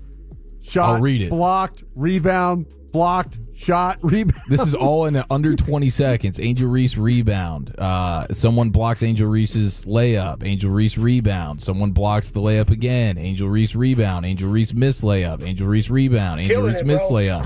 Angel Reese, offensive rebound. She's gonna set a record for the most rebounds in one game. She's gonna find a lane some way, somehow. Absolutely, bro. Triple double. She should probably holler at Olajuwon and get some footwork down there a little bit, but she's got the rebounds down packed, fam. She does, man. Yeah, she's cleaning up the glass with the best. It's like playing with her little sisters the way she gets those damn rebounds. I've seen people are now making they're betting on Angel Reese to miss the first shot. So the videos that are going viral now of everybody just like huddled around, oh my God, here we go, and then she misses in the celebration that ensues after it. It is pretty funny. That's ridiculous. How about the better? How about the schmo better that with under 3 minutes in the Knicks-Pacers game the other night, when the Knicks had a 99.7% chance of winning the game, went ahead and threw down almost 10 grand just because he thought it was a guaranteed win $100 bet. And then, of course, they go on to lose the game, and he bet almost 10 grand only to win $100. Thought it was a surefire guarantee hundo. Ouch. Lost it all. That is your bleep hole dumb A of the week, and also perhaps the biggest I've always L. liked that Spike Lee guy. Yeah. Oh, you thought that was Spike. That's going to be hard to catch in the L department. Maybe it was Drake. Maybe L of the year. 210 said they're me bounds for Angel Reese. Mine. The story's taking on a life of its own. I hope we can get a sense of humor about it and enjoy the game at some point. Honestly, the funniest thing has been the Ryan Clark fiasco, where he's taking shots at RG3's white wife, and then all of a sudden he's got to go and have like an entire diary post on Twitter explaining why he also has a daughter from a white woman from years past. And now he's having to double down on another video saying he shouldn't have lashed out at RG3's wife. That whole thing just over the simple Caitlin Clark fouled Angel Reese. Bro. It was a foul. It was a regular ass foul, bro. We doing way too much. I stayed away from this conversation all week. I'm not touching this. It's stupid. This is ridiculous. So dumb watching. It's too charged. Yeah. It is. It's too charged. 682 biggest dub. Justin scored 2 tickets to the Stars game tonight. Section 105. In your face, Wooly. For $130 each. Hell yeah, big time dub there. Why don't you get a babysitter? Take her. I offered that. Yeah. And I don't want to It's cold in there. I you don't want to read it. I'm not gonna. Yeah, be careful. It wasn't bad. Yeah, we're just not gonna touch. Don't catch the biggest L of the week at 2:54. I can't reveal on a Friday. too much of the personal life, just in case. I would. I'm an open book, but in my safety, I need. I think you're doing the right thing, Wilczek. Respect to your discipline. I'm trying. Bye. Let's see. We're getting close, though. I can feel the break coming. the victory break of you being at the AAC as Bully Melrose. I think we're getting close. You're going right into the doghouse for the weekend? I'm probably going to get home and the bedroom door will be locked, and I'll be in the guest room tonight. But that's okay. I'll take that for a victory and a 2-0 lead. Those can sometimes be incredibly peaceful sleep. Happened to me last week. It was I awesome. hate women. I've actually saved my wife. My wife bought the mouth sleep tape for me about a month ago because apparently I had been waking her up with my snoring so much. That, yeah. Okay, you've been sleep taping? Waking her up with the snoring. Oh, you have? Okay, so the sleep tape has You two roomed on the road for a long time, right? When we used to go on road trips. Yeah, I'm such a deep sleeper. I'm such a deep sleeper, so Walchuk could literally do anything. Honestly, he could have done anything to my sleep, and I wouldn't have known. Okay, you know how Walchuk gets. Yes, little handsy. We've seen it, heard about it. I want to see the text where you're saying, "Honey, the Stars and the Stars fans need me as Bully Melrose hammered at the AAC tonight." How do you not understand? Well, she tried to offer me a ticket. I know. I said all of this, and then she tried to pull well, you didn't go to any regular season games. You don't even care. Oh, now she's Now she's lashing out at your fandom. See, I was being a dad. I was doing all the dad good graces to get to postseason time, so that I could really unleash the beast in the postseason. The spin on that is then I don't appreciate the sacrifices she makes for the family. It's like, honey, if you want to take a Saturday and I'll be on full dad duty, do whatever the hell you want to do. What time we doing Love of the Star? Go for it. Honey, after Love of the Star tomorrow and a little bit of film watching for next year's draft, I'll be ready to rock and roll by about 4 o'clock. Got to work on my top 100. What are the sacrifices I'm making? We're working on Sundays just so we can keep paying the bills, honey. Oh, no. A17, biggest L. Someone tossed poisoned food over my fence, and 2 of my French bulldogs are dead. Oh, sorry about that. Back to you in studio, Dawson. Holy cow. Thank you, Chief. Biggest L. Yeah, good job. I did that for you, I was clapping in here. I was like, yes! Give it to him. Might have been a bigger L right under the radar. Okay. Sorry about the pups, though, for real. Yeah, the biggest local sports stories of the day coming up next here. It's the G-Bag Nation on the Fan. I have to...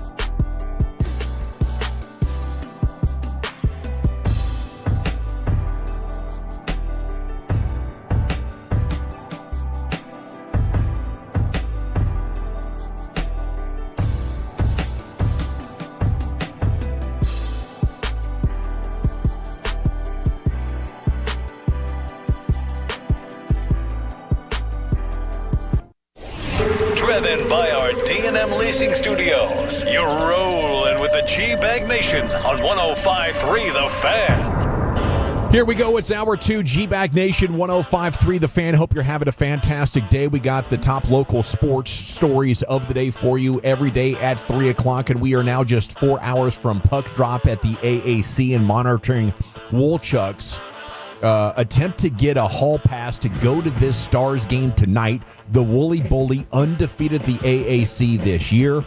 Wifey's pregnant with a 1-year-old back at the house, so he's trying to negotiate it. I think I see sweat on his forehead up there on the brow area. I noticed that too. I'm struggling over here, guys. I am struggling, but we're going to try and pull this off. The Stars fans want to see you out there. I know. It's honestly, the support's been overwhelming. All of America wants to see you out Brian's offering to buy the ticket as a way of paying him back for dragging him out of Game 1 of the World Series. We'll finally get closure on that as well. Yeah. Lovely Mrs. Wolchuk. Heck, and I'll even drop you off at the AAC. Are you serious? There we go. Oh, my gosh. That's teamwork. Oh, my gosh. Saving money. I'll throw in, what do you want? Money for booze? No. Maybe a little booze money. Maybe like $1,000. I'll give it to my wife. Some vodka shots. I don't know if I can go that big, but I can help you out. You got the Massage Connect? I do. Get wifey a massage. Look at that. That might be perfect. Oh, that could be good. Saturday massage. Next Saturday massage. We book this thing. I think we can get this sorted out. So everybody wins. Everybody's got to win in this situation. I mean, will Wolchuk be more of a helping hand at home, sitting on his recliner watching the game? Probably not.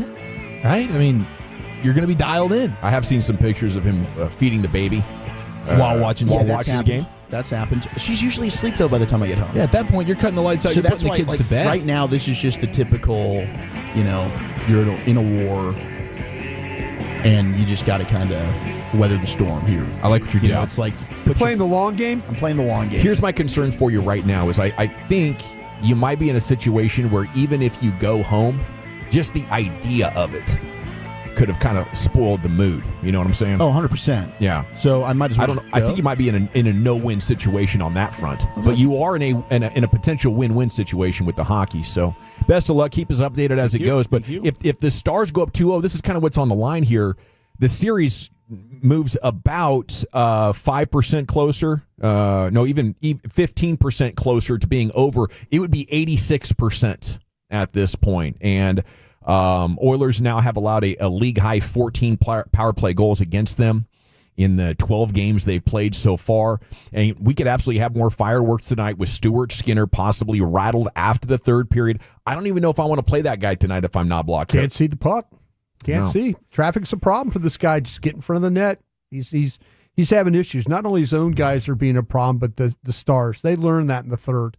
Like in that power play, they learned that traffic in front of him in the crease is going to be a problem. And if all of a sudden Edmonton's not going to move bodies, then just camp there and let shots go at it, because he is reacting really slow to pucks. You know from football how difficult it is when you have to take your eyes off of the play. Oh, yeah. And then can't see. And then you get it back for a brief second. Can you take that full snapshot and have awareness of everything going on? And I don't think Skinner would score high in that category compared to his peers. You look at some of the shots and where like glove positioning, and when you see a goalie, and it happens to Otter sometimes, when you see a goalie go like into that turtle mode where they just their head goes into their neck, they're not sure where the puck is. They're just hoping that it hits some part. Trying to raise their shoulders. Yeah, they're trying seal to the goal. Please hit some part of the body. And when that happens, and that happened to a lot to Skinner on those power plays, he just could not. Glove like was in position, head to neck, and you're thinking he can't see it. So keep after him, Stars. Okay, how about it, Zach? If we go up 2-0 tonight, are you going to call it? Yeah, I mean, I said Stars in 7 before the series started. You go up 2-0, boys. My goodness gracious, huh? You go up 2-0. This thing could be a sweep. We could be looking to get in the brooms. Now it's going to be tough there in Edmonton. You go ahead and cross the border. There's going to be a ruckus crowd there at the Rogers Center. But I think that worst case scenario, gentleman's sweep. I think the Stars have been pretty damn good on the road. Yeah, you could be looking at Stars in 5 if they go up 2-0 tonight. Yeah, you just got to know though that what the Kings went up on them 2-0, right? They did start, and then things kind of stabilized from that point on. Yeah, the series doesn't start until a road team wins. Everybody knows that, right? Yeah. Yeah. And it's the old adage, Let's hope it doesn't happen tonight. At this point, I think it's more likely that it's a long, hard-fought series than a short series. I have a lot of respect for what they showed and what they did last year. We can't get too far ahead of ourselves. I know, but watching Florida on the other end of this thing. They're serious. Holy jeez. They're a wagon. Yeah, they are a wagon. The Ice Cats are the real deal. Yeah. The Ice Rats. You know, you go up 2-0, though, and you force them to their win. Mascot, the Rats. That's what? weird. I thought they were the Panthers. They are, but they throw rats on the ice. Oh, it's hilarious. Rubber rats. I've been calling them Rubber Ice Cats this whole time. They should be Ice Rats. It's hilarious though. Like sometimes, like when the rats hit the ice, the players will fire them in, and like a couple of times, like a dude's been hitting the crotch a couple of times with the rats. Oh and no! You can see they're kind of joking around with each other, and they're flipping them. Some heavy rats. You see the guy like, stop. I'm looking at these now. I'm gonna have to pull some rat vids. Yeah, they've always been the rats. Yeah, I think even if you go the old stadium used to have the rat. Rangers, is this a turning point as they get set to take on the White Sox here tonight? Pregame coming up at 6:00. We go to Nolan Wrighton, okay, for some hopium, maybe some copium in here. I don't know which one you're looking for exactly. With Nolan Wrighton is a website about the Rangers. Okay, right on. Yeah. It sounds like a play on words, Nolan Wrighton's name. Like, maybe that somebody is named Nolan Wrighton. It is a fun name. I love blog names that have cool names and like that. But Rangers basically about to get some relief is the takeaway. They have played most of their games against teams with a 500 or better record this season, and the schedule is going to lighten up. They have had 4 games in the month of May against teams with a record below 500 after the conclusion of that Yankees series. And over the next month or so, there's only a couple of teams that have winning records. And I think 3 or 4 of your next 5 or 6 series are teams that are like double-digit games below 500 already. Hopefully that's what we need. But, man, looking at these White Sox starters, they have some respectable ERAs. They're gonna have to go ahead and earn it.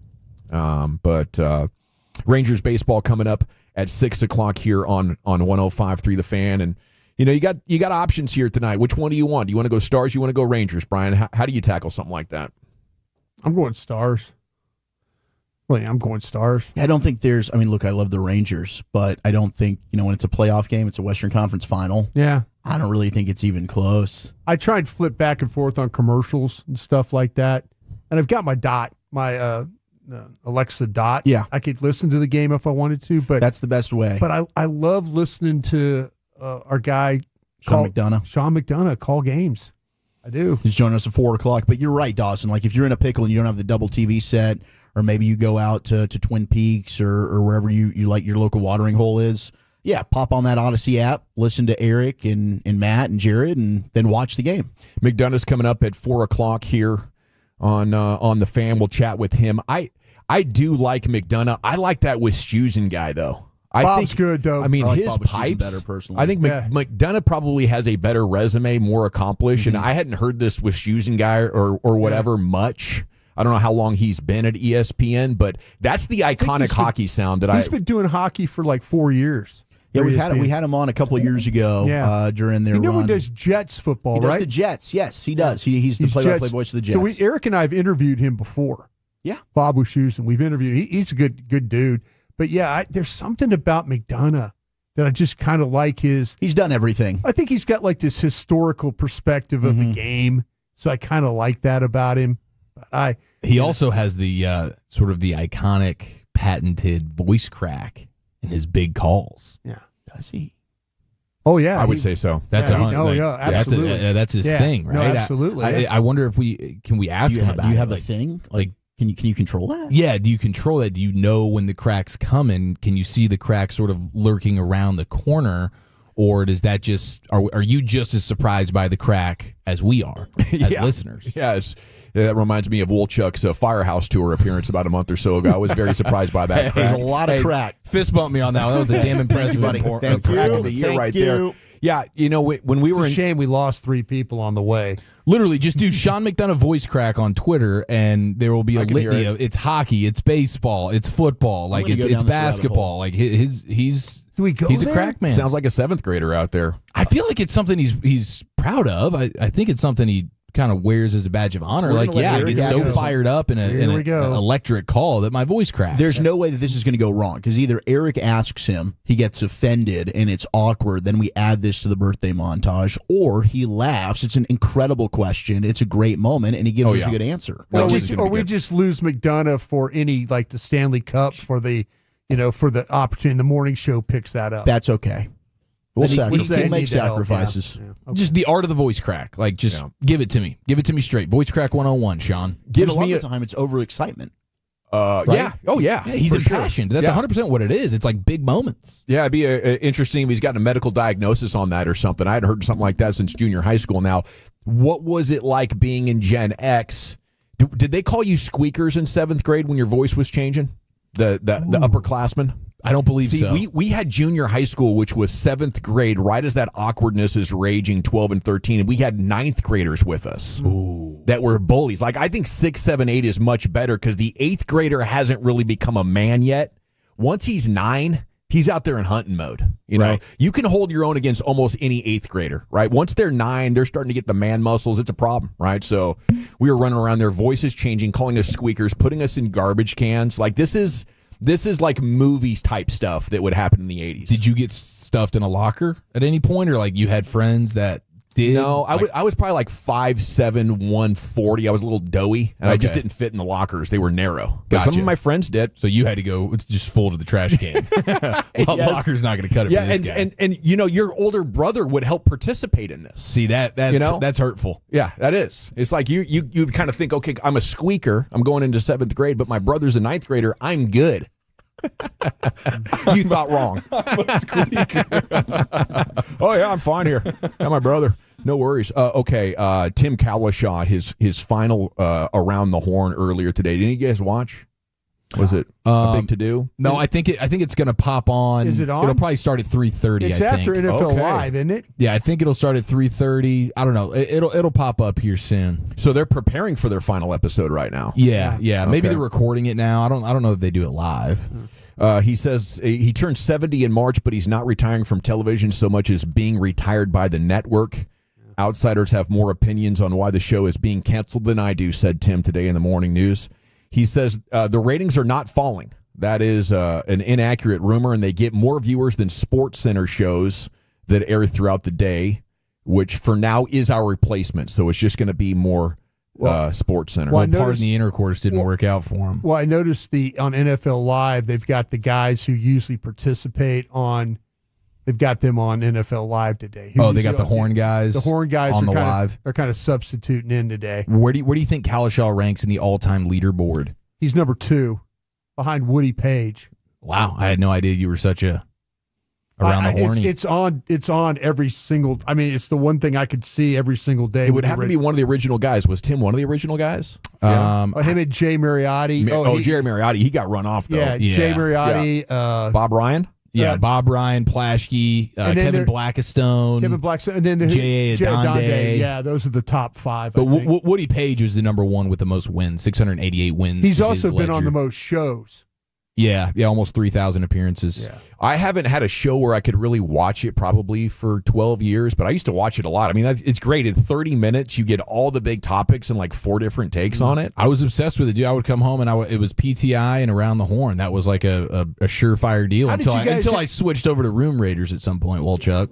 How did you guys handle all the crusty dudes? Like being young guys handling the crusty dudes. Well, it was all we knew, like sports reporters and stuff. You got like Mike Lupica and gang. It's like, that's all I knew. Album. That was a Sunday morning, right before football. Absolutely, It was a great show. That and you woke up in the morning with like NFL matchup. Whatever happened to that thing? Merrill Hodge. That was show. Al Pal. That show. They should have never cut that show off. You learned a lot watching that thing. We went from like sports reporters to PTI and Around the Horn, and it was like a baby step towards.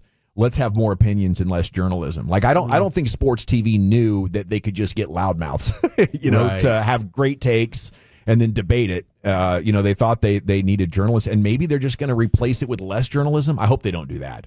Please don't give us because I think you need some of that in sports in ESPN land. Some credible, good sports reporting and journalism, especially if the ratings are decent. Okay, we'll hit the C note. Biggest Cowboys stories of the day coming up next right here. Rangers pregame is at 6 o'clock tonight, and we're back in the nation. But I want to chat about D&M leasing before we do that. If you want or need a new vehicle.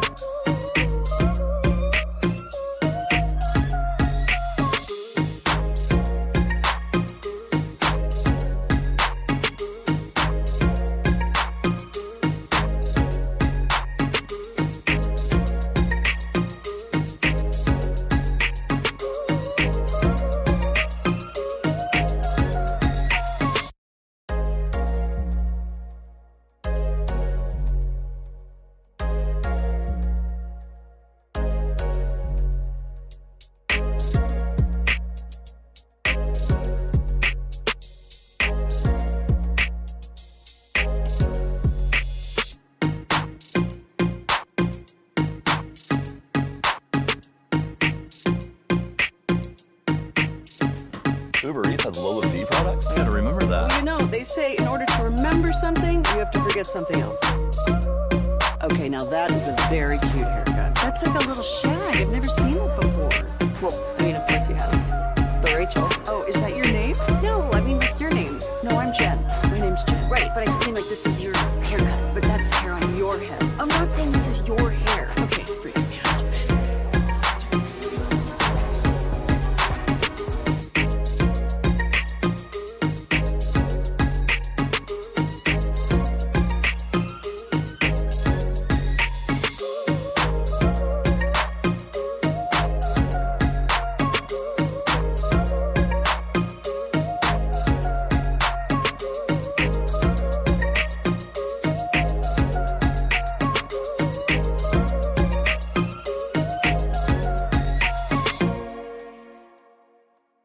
Do you think it's true that you've got to forget something else to remember that Uber Eats has groceries? No, that's absurd. Hey, remember when you used to be what was it? Pepper lady. Hazel Boats. Not Maybe? No. I just said that. Was it Spice Girls? Doesn't sound right. Was it something called?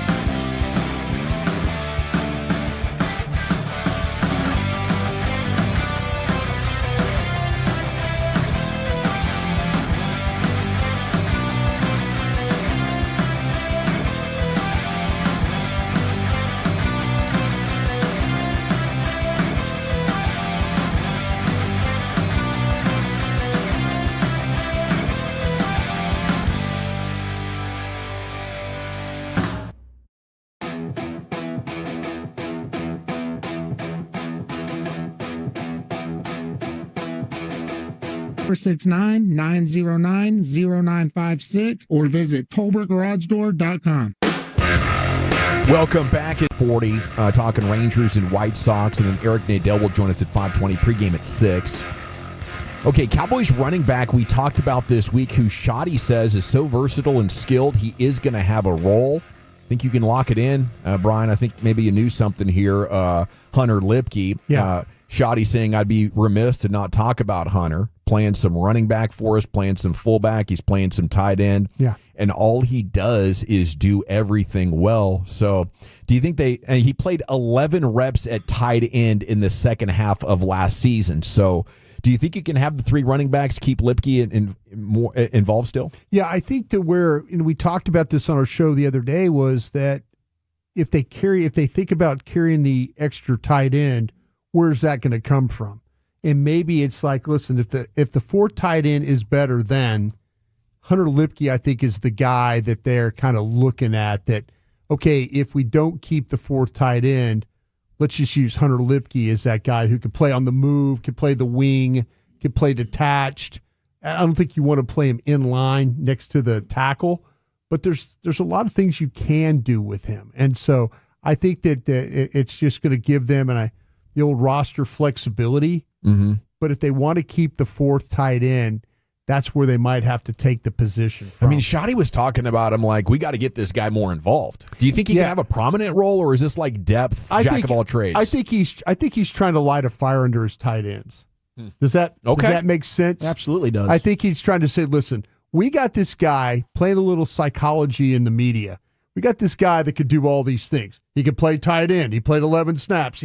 He's throwing all these things out there in a way of kind of maybe getting maybe getting one of these tight ends to step up, and say, okay, we can, we could go with this guy. If you guys don't want to make this football team, but you don't want to be one of the 53, I got a guy right here that can do all this. I think he's trying to light some fires, is what he's trying to do. Yeah, because you got, obviously Ferguson and Schoonmaker, I'm assuming those spots are spoken for. Brevin Spanford, they paid a lot of money a year ago to, as an undrafted free agent out of Minnesota. And he had some solid moments. The game in Washington got when better Ferguson was out. He as did. The year he got, did. Yeah. And then John Stevens has been the darling of camp, unfortunately just gets hurt. And is he again able to rehab and get back? And then Rivaldo Fairweather is a big-bodied tight end, good receiving tight end out of Auburn, whom they just brought in as an undrafted free agent. And then you got Princeton Fant, who's kind of hanging around, that also has that fullback flexibility. He's kind of like Hunter flexibility. Lipke guy, yeah. So I guess a lot of it is special teams, right? Like, which one of these guys is going to be able? That might be where Hunter Lipke is able to secure a spot, is special teams. Tommy Yarish here in the C-Note, DallasCowboys.com is our next headline. He wrote about Solomon Thomas and his thoughts on the culture and that is already there now and what it's like in his first summer with the Cowboys. Says guys are excited every day. There's enthusiasm. It's feeling like a family. Says I've only been here a few weeks, but being around the team, everyone feels close. It's a very college-like atmosphere.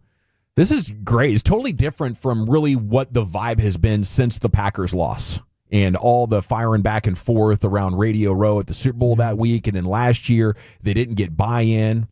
But it seems like, Mike McCarthy did a really good job kind of keeping the guys happy, but maybe Schottenheimer's doing a better job pulling them together. Yeah, this is, they've had some turnovers. Turnover, guys like, with Tank moving on and some others Jordan Lewis, guys moving on. So, new guys coming in, maybe their situation where they was so bad. Solomon Thomas, that's a toxic situation with the Jets. Any place is better than what the Jets were doing. We're having fun here. And Solomon's from here. So he, the appreciation of being back home and work with the Cowboys.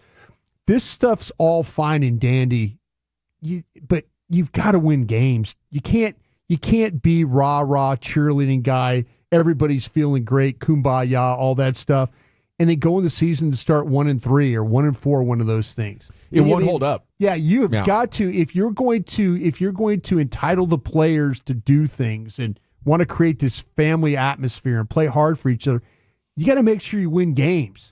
You got to make sure, hey, having a ping pong table in the middle of the thing, is it helping you beat Philadelphia in week one? Yeah, maybe in a way of competition and guys, that kind of thing. But the bottom line about Brian Schottenheimer is can you get this team to play well on Sunday? All the things, it feels great right now. Whoa, look at this. Everybody's enthusiastic and all that. Bunch of new guys. Yeah, you got a bunch of new staff. You got coaches that have never coached the NFL. It's adrenalizing. The grind hasn't even started at all. Yeah. And all of a sudden, what's the wear and tear going to be? And I'm saying this from the standpoint of, God, this is such a positive. Yeah, it's very positive. It's very cool. It's great how Schottenheimer got involved with the draft. It's great how they drafted their board. It's great how they traded for guys. But, man, this has got to translate to the field. This has got to find a way not to be all of a sudden they get a slow start like they did with McCarthy, and now they're digging out of it. All that kumbaya stuff and great feeling and culture and all that, that's great until you start getting your ass kicked. Only matters if you have a great team, and then you can make your working environment better. Yeah. Maybe your guys fight a little harder for each other, but it doesn't matter if you're not winning. See, this is what worked for Dan Campbell. Dan Campbell came in there with the bite your kneecap attitude, and then all of a sudden you start winning games, and now there's the buy-in. Right? Yeah, you get beaten. You don't make the playoffs the first time around. But all of a sudden, the buy-in's there. You go to Green Bay and win a game you're not supposed to win. You knock the Packers out, of getting into the playoffs. Dan Campbell, there was some rough time, but the buy-in, that's when it really, when you get the coach and everybody's playing hard for each other, that's when this stuff works. But you could kumbaya all this up as much as you want. But if you start losing games, then it turns into, what the F are we doing? Also, a lot of the unseen stuff that goes on, where the Cowboys have one of those weird schedules where they're not playing every Sunday at noon. Yeah. You got short weeks. You got how many Thursday night games? 4 this year. You got 2 Monday night games. You got a bunch of different weeks where it's like, okay, all of a sudden our Wednesday is now our Friday, to where you got to plan this thing out. And honestly, Mike McCarthy talked about that a lot and tried to keep this team healthy. That's why maybe they took some days off here and there. Brian Schottenheimer's kind of navigating this for the first time as a head coach. He's been a lifer in football. He's seen a lot of guys do it, but now he's the one responsible for doing it. And to Brian's point, he's got a lot of guys that are position coaches. This is their first time doing this in the NFL, too. They got a lot of college guys. Yeah, and I do like it. I would prefer my working environment to be like this. But, Bill Belichick, it was just all about execute, do your job. Yeah. Not a lot of people were having fun. Yeah. And they won. Yeah. 6, See, that's 7. I am all that camaraderie. I am not trying to be wet blanket guy. I'm just saying all this positivity and Kool-Aid drinking and all that stuff is great.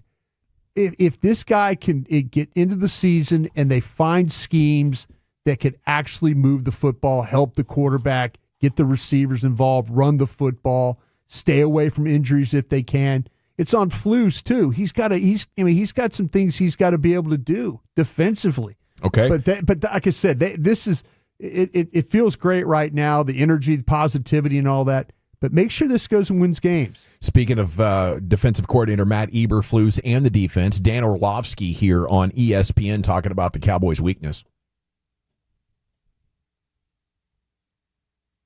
The Dallas front seven weighs, okay? We go 260, 280, 245, 220, 240, 320. Small. There's one person over like 280. When I'm playing Philly... I'm thinking of Jeff Stoutland's offensive line right now. Yeah, when I'm thinking Matt LaFleur running the football, I'm thinking what Chicago has done with their offense. So I know that we talk about Dallas and offense and George. I'm going to be very interested to see the annual question about this Cowboys defense. Are you big enough to handle the modern day offense in the NFL? Because it's back to being what it was in the early 2000s. He's not wrong. He's not wrong about the flip in how people are trying to run the ball more and take advantage of smaller defenses. The key to this, whole thing is your offense.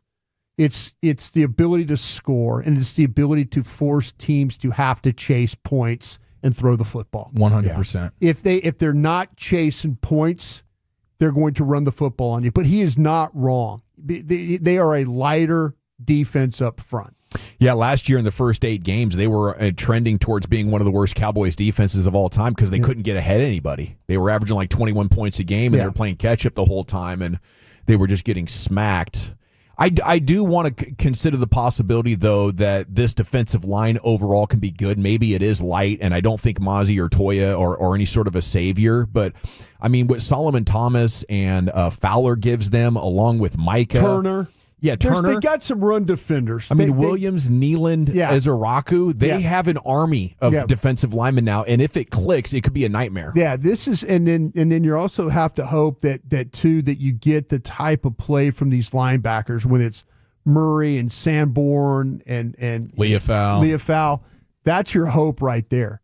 But man, how did the Saints win the game last year against you early, week 2? They smashed you in the running game. They threw the ball 15 times and scored all those points. But offensively, you have got to find a way to make teams have to chase you. And if Dallas can turn teams into one-dimensional passing teams, they've got the pass rush to be able to handle that. Blogging the Boys next up here in the C Note, where every day at 3:25 or so, we look at all the Cowboys headlines that are populating a Google News search.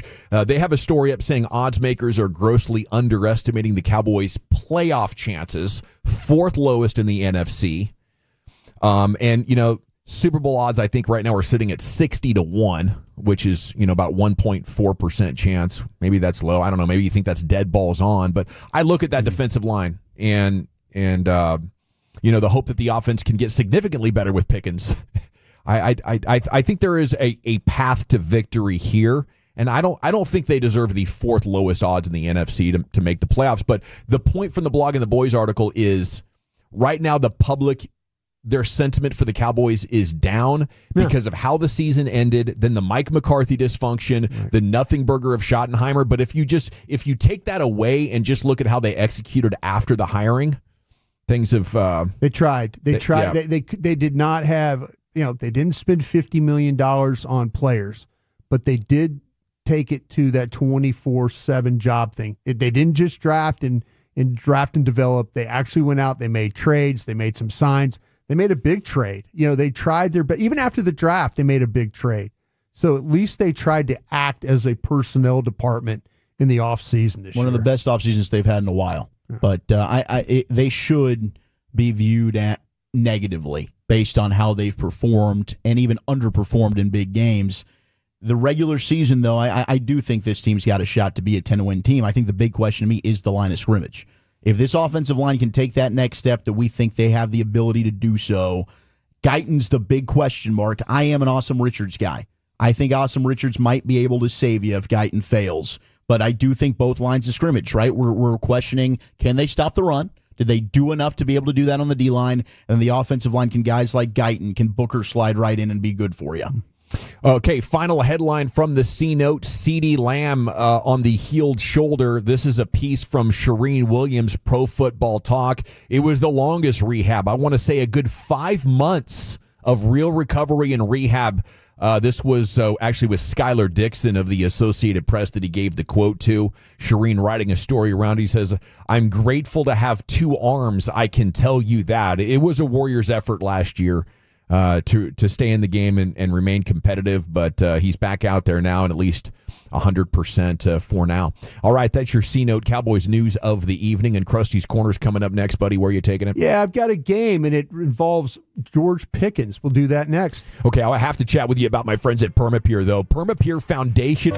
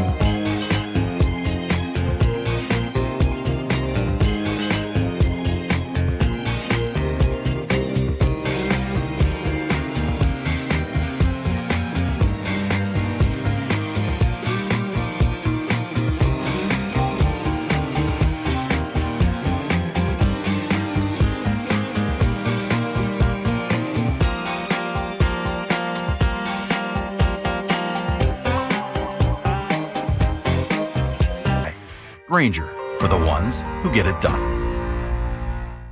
Not available in all states. Rates vary. Building a financial safety net for your family can be tough. But with term life insurance through Ethos, you can have peace of mind that they can pay the mortgage and other bills if something happens to you. With coverage in as little as 10 minutes, all online, Ethos finds your best rate across their multiple trusted carriers. Some policies as low as $1 a day billed monthly. And even in uncertain times, your term life insurance rates and payout don't change. Get your free quote at ethos.com/life. That's ethos.com/life. If you're in the market to upgrade your vehicle, get to Classic Chevrolet in Grapevine. Back-to-back #1 Chevy dealership in the world. They've got more new Chevys than anyone, and they're all priced to sell. Silverados, Tahoes, Blazers, Malibus, Equinox, and more. Visit ClassicChevrolet.com. This is Texas. This is Classic Chevrolet. Together, let's drive, relax, and enjoy the difference. Based on new Chevrolet registrations 2023 and 2024. Yes, sir. Thank you, Lucius. Happy Friday to everybody. It's time for Krusty's Corner. Sean McDonough's coming up at 4 o'clock, ESPN hockey announcer. It's time for Krusty's Corner, though, brought to you by Reliant Air Conditioning, gimmick-free AC repair and replacement. Here's the king. Thank you very much, Joe. Appreciate that. Thank you very much to Reliant as well. What kind of crappy questions you got for us today? We have some crappy questions for you, though. You're looking at a piss poor segment, boys. I was thinking, man, he's got that look of a guy who's about to deal out some pee. No, that happened when I did that shot thing the other day. That was classic. You were pretty blazed. I thought you were on your A game. Were you having flashbacks in the middle of the Krusty's Corner? I couldn't remember where I was going. It was so funny, dude. Before the show, he's like, "Oh, yeah, of course I can drink this. I was doing Blue Dolphin and all this other stuff back in the day. Are you kidding me? Give me this. This is nothing." I was acting like I was in the 60s, right? Oh yeah. Dude. Line it up. I thought you were gonna pull out your Grateful Dead T-shirt out of your scouting bag, tie-dye hoodie. I tell you what, I'm not doing that anymore. So let's peel the curtain back just a little bit more. Our friends at American Shaman, Lucius, used to advertise for them. They come around every Hell now of a job. and then. I don't know why they haven't talked to Lucius anymore. CBD American Shaman in McKinney. Yes, sir. The Yes, sir. Paul fees Salute are to Eric. dominating. Yeah. They sure are. I love you, Eric. And Eric was like, "Oh yeah, this is just relax you, maybe give you a little bit of an energy, something like that." And Brian's like, "Oh yeah, no problem. Yeah. Saddle up." Yeah. Next thing you know, his sentences were stopping like halfway through, so he could think about all the words that he just said. It was classic. And then he had a headache by the time we got to hour number 3. My right eye, I felt like I was blind in my right eye. It was twitching. I couldn't see. I'm sure it's good product. I just haven't done anything like that in a long time. It's a great product. Tolerance is a factor. Tolerance was not good. Mm-hmm. Just not good. So, but anyway, it takes a little time, bro. You be all right. Yeah, a little time. I was driving home. I'm like, what just happened? One of those. You want to crack one of the can trips? The soda variety pack? No, what just happened and where's the Chinese buffet? Yeah. Yeah, Michelle, I'm going to pull over here. Hot and sour and some orange chicken, They please. see me rolling in. Oh, Mr. Brown. He had his arm out the window. I did. Stills Crosby and Nash playing real loud. Southern Cross. Neil Young, whatever. Yeah. Okay, here we go. All right. Hey, this is Friday game. We got Sean McDonough coming up. I got to get out of here. He's really good. Big time. I'm not good. But here's a game I got for you guys today. This is a game called Did George Pickens really say this? I like that. And you got to. I'm going to read you a quote. I'm in already. This is a great game. No, wait. We'll see about the execution, but like the No. Don't try and crawfish this thing. No, now. this is good. It's kind of like football or ball sack. Yeah. Did George Pickens say this? Did George Pickens say this? Or is it Bruce? Yeah. So here we go. So Chief, since you're so enthusiastic today, fired up. He's got that shoddy. Yeah. Here's a quote, and I'm going to go around, and you guys, I'll read it to you again if you need to, and you just tell me, did Bruce Pickens, did he really say this, or is this no? And you're not coloring outside the lines on this. Like, this is a direct quote. There's a like quote. if he said it, he said all these words. Yeah, he said you're this. not paraphrasing. No, this is what he said. Okay, Bruce. Or maybe he didn't. Maybe he didn't. Maybe he didn't. I look forward to seeing the crap that you made up. How about this one, Chief? No offense to the city of Pittsburgh, but it just doesn't have the swag of Dallas. Man, taking shots at a city like that, going after the fan base. Bruce Pickens. Did he say this? You keep saying Bruce Pickens. Who the hell is Bruce Pickens? I keep saying Bruce. George Pickens. There was a player named Bruce Pickens. There wasn't. My bad. I'm going to find his Wikipedia. George Pickens. I'm going to say that's a ball sack, Broadus. George Pickens. I figure I would have seen this by now. That's ball sack. George Pickens. No offense. You sure about that? Yeah. We have to outswag them. Yeah, Bruce Pickens was a player. Nebraska Cornhusker. Yeah, way back in the day. My apologies. George Pickens. No offense to the city of Pittsburgh, but it just doesn't have the swag of Dallas. I think that's true, but I don't think George said it. It's false. Pittsburgh is a pretty badass town. Yeah, but the swag, though. Doesn't quite have the same swag. Dallas is one of one, but I don't think he said this. Chief, you're saying he did say it? No, I said that was a ball sack. Lucius, you interested in this one? No offense to the city. I was looking up some Antonio Brown stuff. Here, just real quick. No offense to the city of Pittsburgh, but it just doesn't have the swag of Dallas. George Pickens say that? No, he wouldn't say that. They might not have the swag like that. They'll punch you out there in Pittsburgh. Yeah. It is the honeymoon phase, but I don't think he took it that far. He didn't say that. Thank you. Got him. Gonna have to try harder. We've been all over this George Pickens story. It's pretty recent. We're tied at 1. Dawson. Yeah. He's got his iron. If I were the coach, I'd throw the ball to me every time.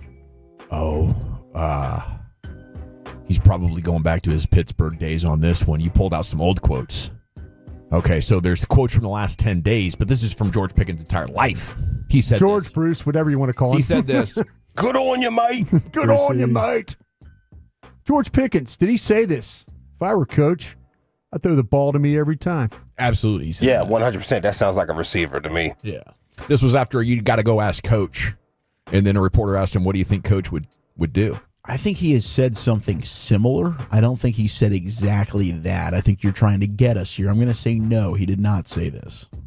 Lucius, you're in for a yes? Yeah, I'm in for the yes. Chief? That sounds like a 1. Dawson? Yes, sir. He's giving me the fist. Bring it up. 2 for 2, baby. My guy said this. Yeah. Said it. He said it. Overthought it. It's a guy with confidence. Of course. I mean, he wears the always open. I like Always the suspense, bleeping though. open. Yeah, damn right. I didn't know if I made this game hard enough. You did. We know our NFL. We're football guys. No. Okay. Bruce Pickens. He's fighting back now. Bruce Pickens, that was not a very football guy. He did play. George. Wooly. Yeah. Quote, have you seen the quarterbacks I played with during my career? I'll leave it at that. I'm going to say he said this. I hope he did. I hope he did. He probably did not. That's a great quote. But I love that if he said this. George Pickens. Because he's not wrong. He's not wrong. George Pickens said this.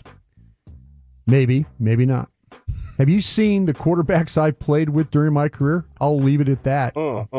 Yeah, that's a real quote right there. Will, you're in? I'm in. Dawson?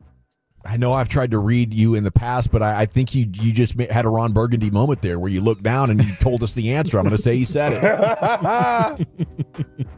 Chief did? Mm-hmm. Yes? Yeah, he said that. Was that stuff you're drinking over there good? That's just some water. Yeah. Okay. I was going to say no because I don't think he would throw his guys under the bus like that after a game or in a media situation. But after you said that, Brian, I think a younger version of George did. Yeah. Lucius. No. He didn't say that. Damn. Lucius is too good. All right, you sold it well. Did I? The Ron Burgundy moment? Did that help? Yeah, that really is what sold it. I think Lucius 3 for 3 now. He is. He's the winner. I went in there and asked Lucius Don't be if he pocket wanted. watching, bro. I went in there and asked Lucius if he wanted to play, and I'm like, "Hey, you busy?" He's like, "Man, I'm doing some stuff, but yeah, I'll chime in." Lucius, you want to ask my wife if I can go to the game? It's like, dude, I'm watching CTE ESPN right now. Yeah. Give me a break. All right. Let's start with, we'll go back to you, Dawson. All right. Champions don't get tired. That's when the dogs come out. Oh, he said that at Georgia, didn't he? I'm going to say yes. Yeah, he is a dog. That's just a factual statement about him. I believe he said this with his own mouth. Wooly, are you over there trying to get yourself right? We're working. We're working. Would you like to update us? How's it going? No, I think he did say this. I heard it. You think he said this? Yep. Champions don't get tired? Yeah. That's when the dogs come out. That's a Georgia Bulldog right there. Unless, hey, you were thinking the Georgia connection and you would get us here, but I overthought the first question. I don't want to overthink this one. Lucius. I'm with that. Yeah, I like that. He said it. Champions don't get tired. 4 for 4. Yeah. He's hitting up. He's definitely Lucius just kind of said, yeah, I'm in. I'm in. Yeah, whatever. I'm in. 4 for 4. Here we go.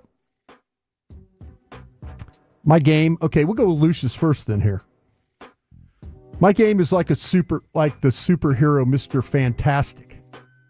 I could stretch further than most normal humans. He's got those go-go gadget arms. Lucius, my game. No. My game is like the superhero Mr. Fantastic. Sounds good, but I don't think he said that one. I could stretch further than most normal humans. Who references Mr. Fantastic in their 20s? Yeah, I don't even know who that is. In my 40s. Mr. Fantastic. That sounds like something only like Brian, out of the brain of Brian. That's a Brian Broad. That's straight out of the 70s right there. You got it, Lucius. Yeah, he's not a Mr. Fantastic guy. You're saying no, Lucius? I'm saying no. Okay. I'm tailing Lucius on this one. I'm a Taylor. Yep. 4 for 4. The streak ends today. No. What? Oh, come on. My man said this. He name dropped Mr. Fantastic. Wow. Must be a superhero He's guy. a Marvel guy. He did. He said, my game is like the superhero Mr. Fantastic. I could stretch further than most normal humans. I guess, yeah, he is kind of the rubber man. He called himself in one quote. He also said he's like a noodle. Yeah, that his flexibility. And I think all. of Stretch Armstrong when I think of stretching. You know. Mm-hmm. Yeah. He was the man for a moment there. I'm with that. What about Randy Moss, who was the anti-stretcher, right? Yeah. Just show up when the whistle blows. I'll be ready. I think he just did it with length. Randy Moss take the top out of the defense. To each their own. How did you like my questions today? I thought they were pretty good. It was a fun game. I usually like it when you do these type of things. Gets the competitive spirit going. I think Shotty would appreciate that. Trying to get the competition any way possible. Team bonding. Yeah, probably make us iron sharpens iron type of deal. I liked it. I think that the name of the game was great. Like, did George Pickens say this? Yeah. And those quotes were pretty legit. Does he become the most quotable guy now? I was going to ask you guys this. Is he the one guy do we need to get George Pickens as our weekly guest? I would really enjoy that. Is he still on his rookie deal, though? Yeah, I think that's right, he is. We have to get a vet. We got to get a second contract, Might gentlemen. be a Solomon Thomas. I mean, he was a pretty damn good interview. Once we can think of somebody else to try and go for. Yeah. Maybe. I think he's the most quotable guy. I think when it's all said and done, he's going to be the most quotable guy when we're. Yeah, good Pickens, or bad. Yeah. Who knows? Maybe they get a Pickens deal done before the season. If Dak can't get him that ball, he's going to have some hella quotes. I'll tell you that. Dude, cannot wait. It's going to be on fire. I worry about that a little bit. It's either going to be amazing offense, to everything fixed, or an incredible year of fireworks to talk about every Monday. Well, thank you, Brian. Appreciate you guys. Thank you. Krusty's Corner every afternoon, 3:40 here in the G-Bag Nation. Cleveland's Ben Lively is going to undergo Tommy John reconstruction surgery. He is the latest on the injured list May 13 with that right flexor tendon. That's usually a pretty good sign. He's 2-2 with a 3.22 in 10 starts this season. Only allowed 1 run in 14 innings in 3 May starts. So somebody call Dane Brugler. I'm sure he could be feeling down right now. He's feeling way down. Get the Guardian fan in your life probably pretty bummed out there. Anytime you get a Tommy John story. Sean McDonough, ESPN hockey announcer, joins us next year. It's the G-Bag Nation, the fam. Spread the word. Go ahead. Do it. I'll wait. All right, there you go. Ladies and gentlemen.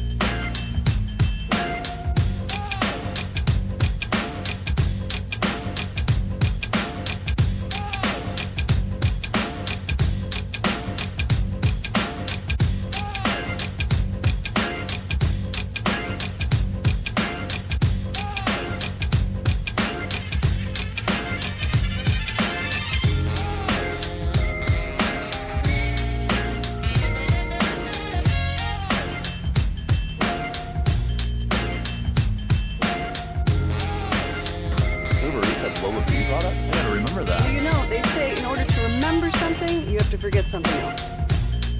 Okay, now that is a very cute haircut. That's like a little shag. I've never seen it before. Well, I mean, of course you have. So Rachel. Oh, is that your name? No, I mean like your name. No, I'm Jen. My name's Jen. Right, but I just mean like this is your haircut. But that's hair on your head. I'm not saying this is your hair. Okay, freaking me out a little bit.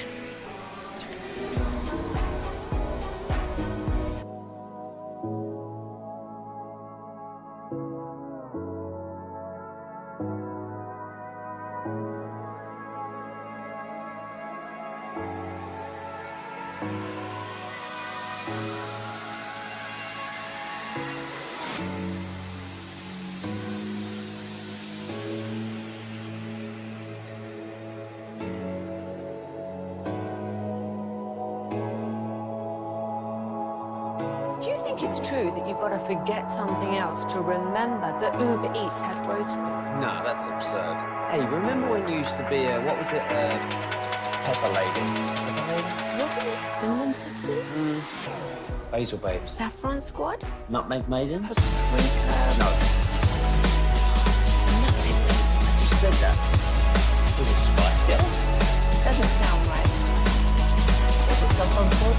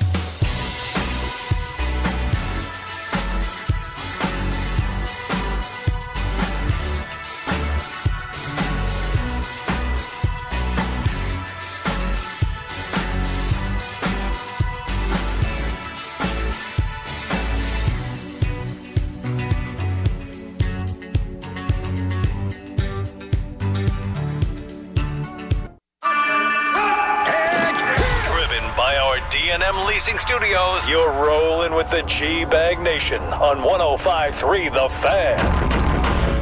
Hour 3, G-Bag Nation, 105.3 The Fan. We're going till 6 o'clock tonight. Rangers pregame. They are in Chicago to take on the 15-35 White Sox. So opportunity is knocking here for this baseball team. Need to get the bats woken up.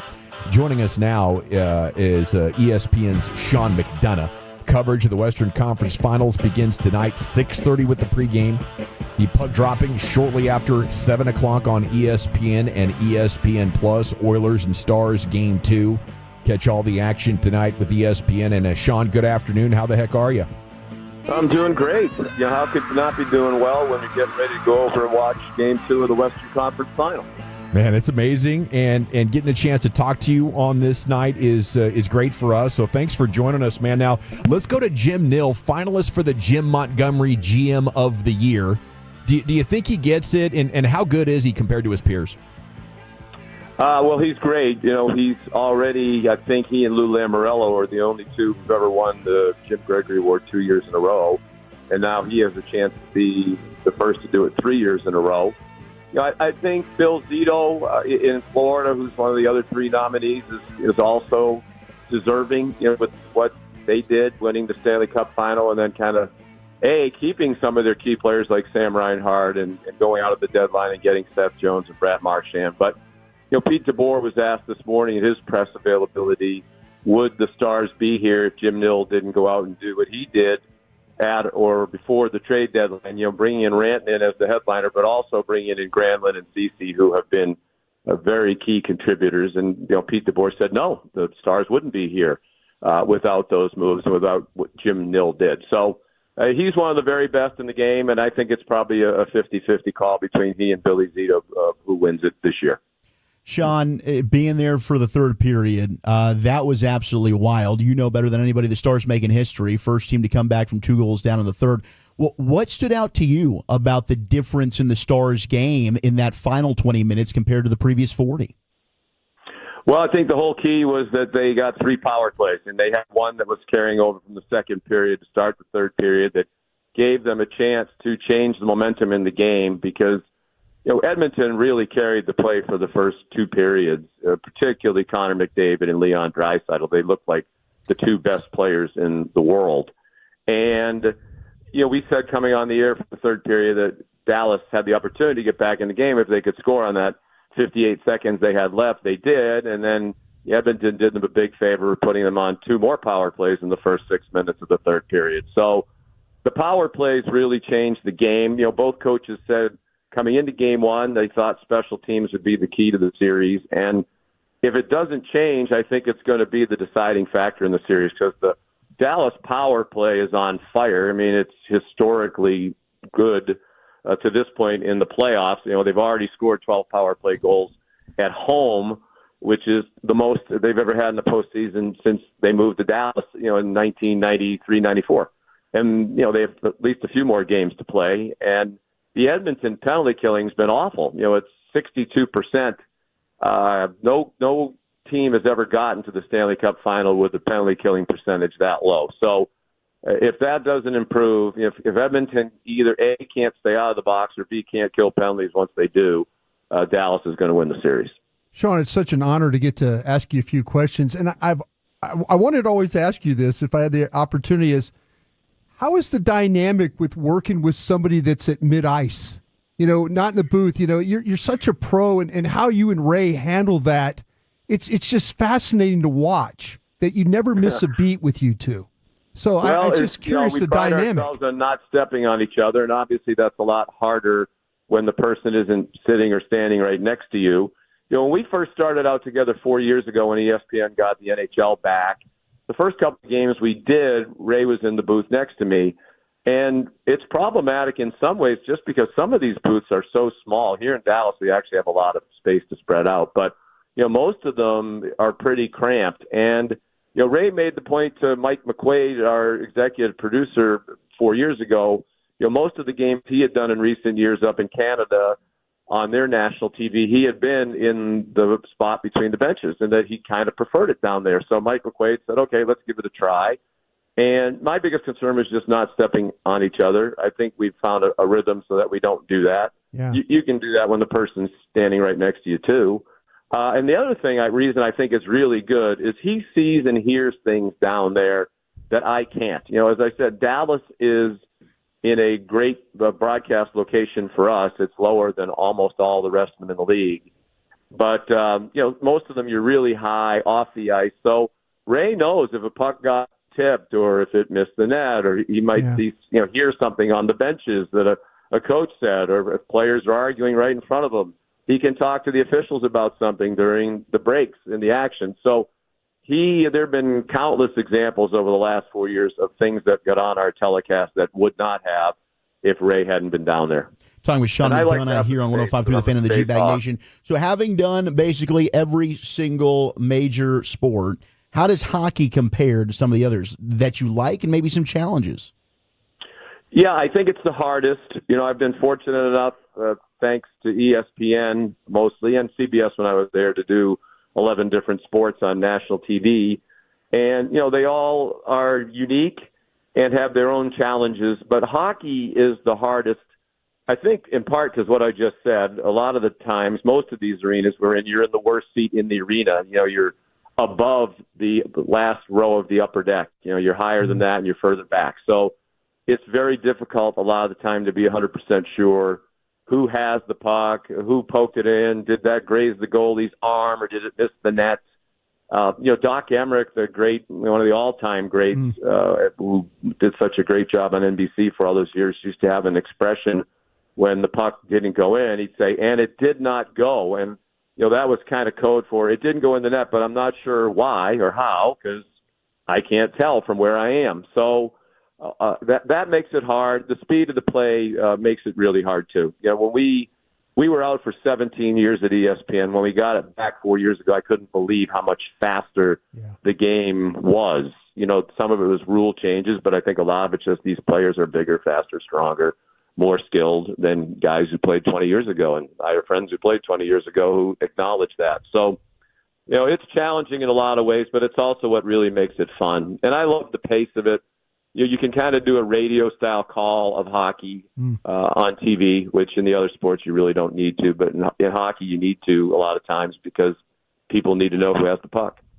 Well, we love it when you're on the call. Your energy is infectious, and I'm always crossing my fingers we get a big time, like game-winning, high-leverage moment because I'm always waiting for the iconic McDonough voice crack. Do you know when the crack is coming? With Mikko Rantanen in Game 7 against Colorado. As I said, I've done a lot of sports and thousands of games, and that stands out to me as one of the great individual clutch performances that I've ever seen in any sport.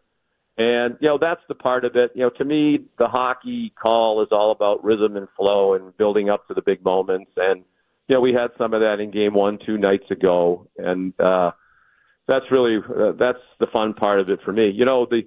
It's kind of inside baseball, and maybe you and your listeners wouldn't care, but some things that happen that are annoying as a play-by-play person, happened in Game 1. One of them is, Granlund scores the huge goal to tie the game, and it went in and out of the net fast, and the referee on the goal line waved it off. Yes, he did. So, rather, you just want to scream goal in the moment, but unfortunately, I had to say no goal, because he waved it off, and then the linesman from the blue line came racing in to tell him very quickly, no, it did go in, and it was just a momentary delay, but it really kind of messes up the call, but. That's okay. We're human beings like everybody else. Yeah, for sure. Now, when it comes to the voice crack, do you feel that coming, or does it surprise you just as much as it surprises us? Yeah, no, it still surprises me. When it first happened, I think the most famous first one, in 1992, I did the baseball for CBS with Tim McCarver in Game 7 of the National League Championship Series, one of the great games of all time. It was Pittsburgh and Atlanta, and Sid Bream scored the winning run with 2 outs in the bottom of the ninth. They rallied from 2-0 down to beat Pittsburgh 3-2, and safe at the plate. I had the voice cracks, and I was really embarrassed in the moment. Billy Andrade, the great golfer, is now on the Champions Tour, is a dear friend, and he and his wife Jody were in the booth. And as we were walking out, I was despondent. I said, "Oh my gosh, that's one of the biggest plays I'll ever call in my life," and one of the great moments in baseball history, and I screwed it up. And then when I got down to the truck, people were hugging me and saying, that was perfect. The call matched the moment, which I think should be the goal for any of us. So, I used to kind of be embarrassed by it. Now people seem to like it, and I think it helps people remember some of these moments. We had the Michigan State botched punt play on the last play of the game, which was an unbelievable ending, but I think some people remember it because the voice crack is, he scores on the last play of the game. But unfortunately, I can't do it on purpose. I can't make myself do it because now it seems to be such a thing. If I could make myself do it, I probably would. It punctuates things nicely. It's great. What do you have a theory on what? You want it to be appropriate for the moment, right? Yeah. And I hopefully that's when they appear. I'm not a big believer in coming on the air and screaming from the moment you come on the air because, when something actually really exciting happens, it all just blends together. So, as I said, hopefully it's a crescendo that, the rise and fall of your voice and excitement level should match, the importance of what's happening in the game. It's Sean McDonough here with you, lead announcer, ESPN Hockey. I wonder how important being on ESPN is for the NHL when you look at sports that get an agreement with ESPN and then they don't. Like, what's that mean for the bottom line and visibility? I think it's been huge for the league. The ratings have gone way up. Obviously the Four Nations face-off was a very pleasant surprise beyond what anybody expected. I think we all thought this is going to be a really fun, cool event. But, to have it become what it became, the Sports Business Journal gave out their prestigious awards the other night, and it won the event of the year, in all of sports. And I really think it was the way it captivated people who, well beyond your hardcore hockey fans. So the ratings have been great. I think NBC did a phenomenal job, and I would never be critical of them, but I do think there's much more exposure on ESPN. I think people know where the games are all the time now, either on ESPN or ABC or TNT. And, it's been great for us. These are, anytime you have a chance to call the championship rounds of, one of the major sports in our country and in the world, that's a great thing for our network. So it's been a great partnership. I always think the best part of anything that you experience in life is the people part, and hockey people, as you guys probably know, as you've interacted with them, are the best. They're just, by and large, typically very nice people, and it's been a real treat just to be back in the hockey world.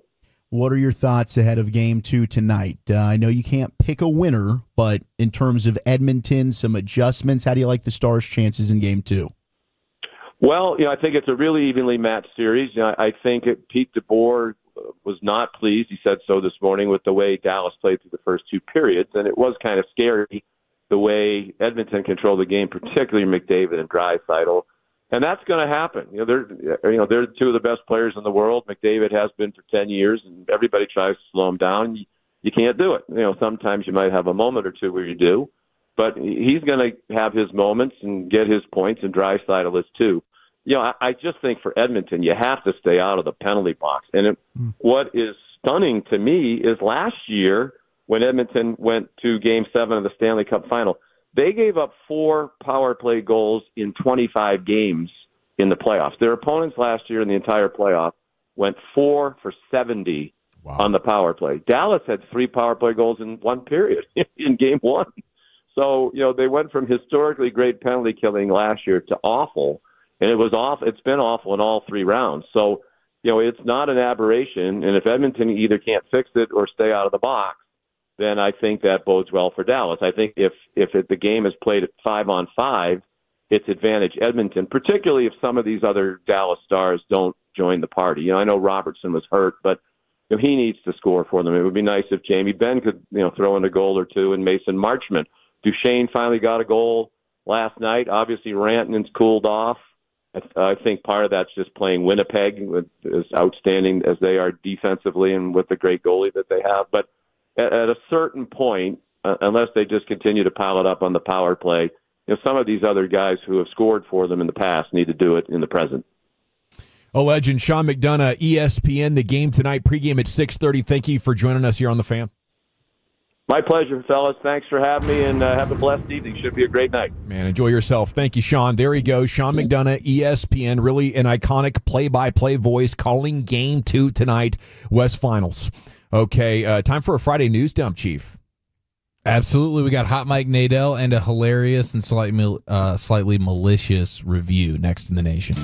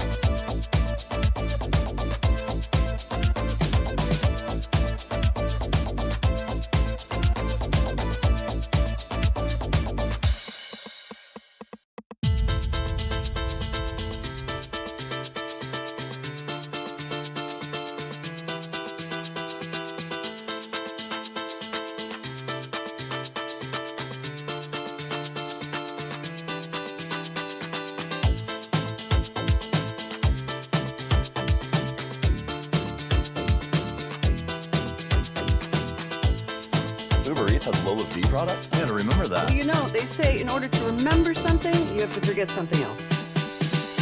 Okay, now that is a very cute haircut. That's like a little shag. I've never seen it before. Well, I mean, of course you have. It's the Rachel. Oh, is that your name? No, I mean, what's your name? No, I'm Jen. My name's Jen. Right, but I just mean like this is your haircut, but that's hair on your head. I'm not saying this is your hair. Okay.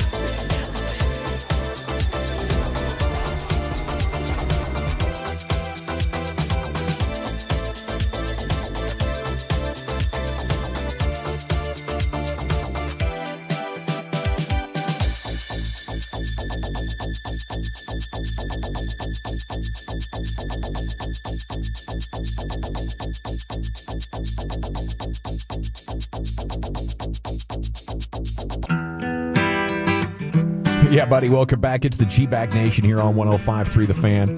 And it's time for our Friday news dump with the Chief. Rangers baseball coming up at 6 o'clock. Okay, so Sands in about 20 minutes, and then Eric Nadel in an hour. Segments brought to you by the Frankels. If you've been injured in a car or truck wreck, call the Frankels first, 214 or 817-333-3333. There's never an out-of-pocket cost. They only get paid when you win. Franklin Frankel, go-to car and truck wreck attorneys in Dallas. There's Rangers lineup news as Semien and Garcia slid down once again. They're 8-9 now, right?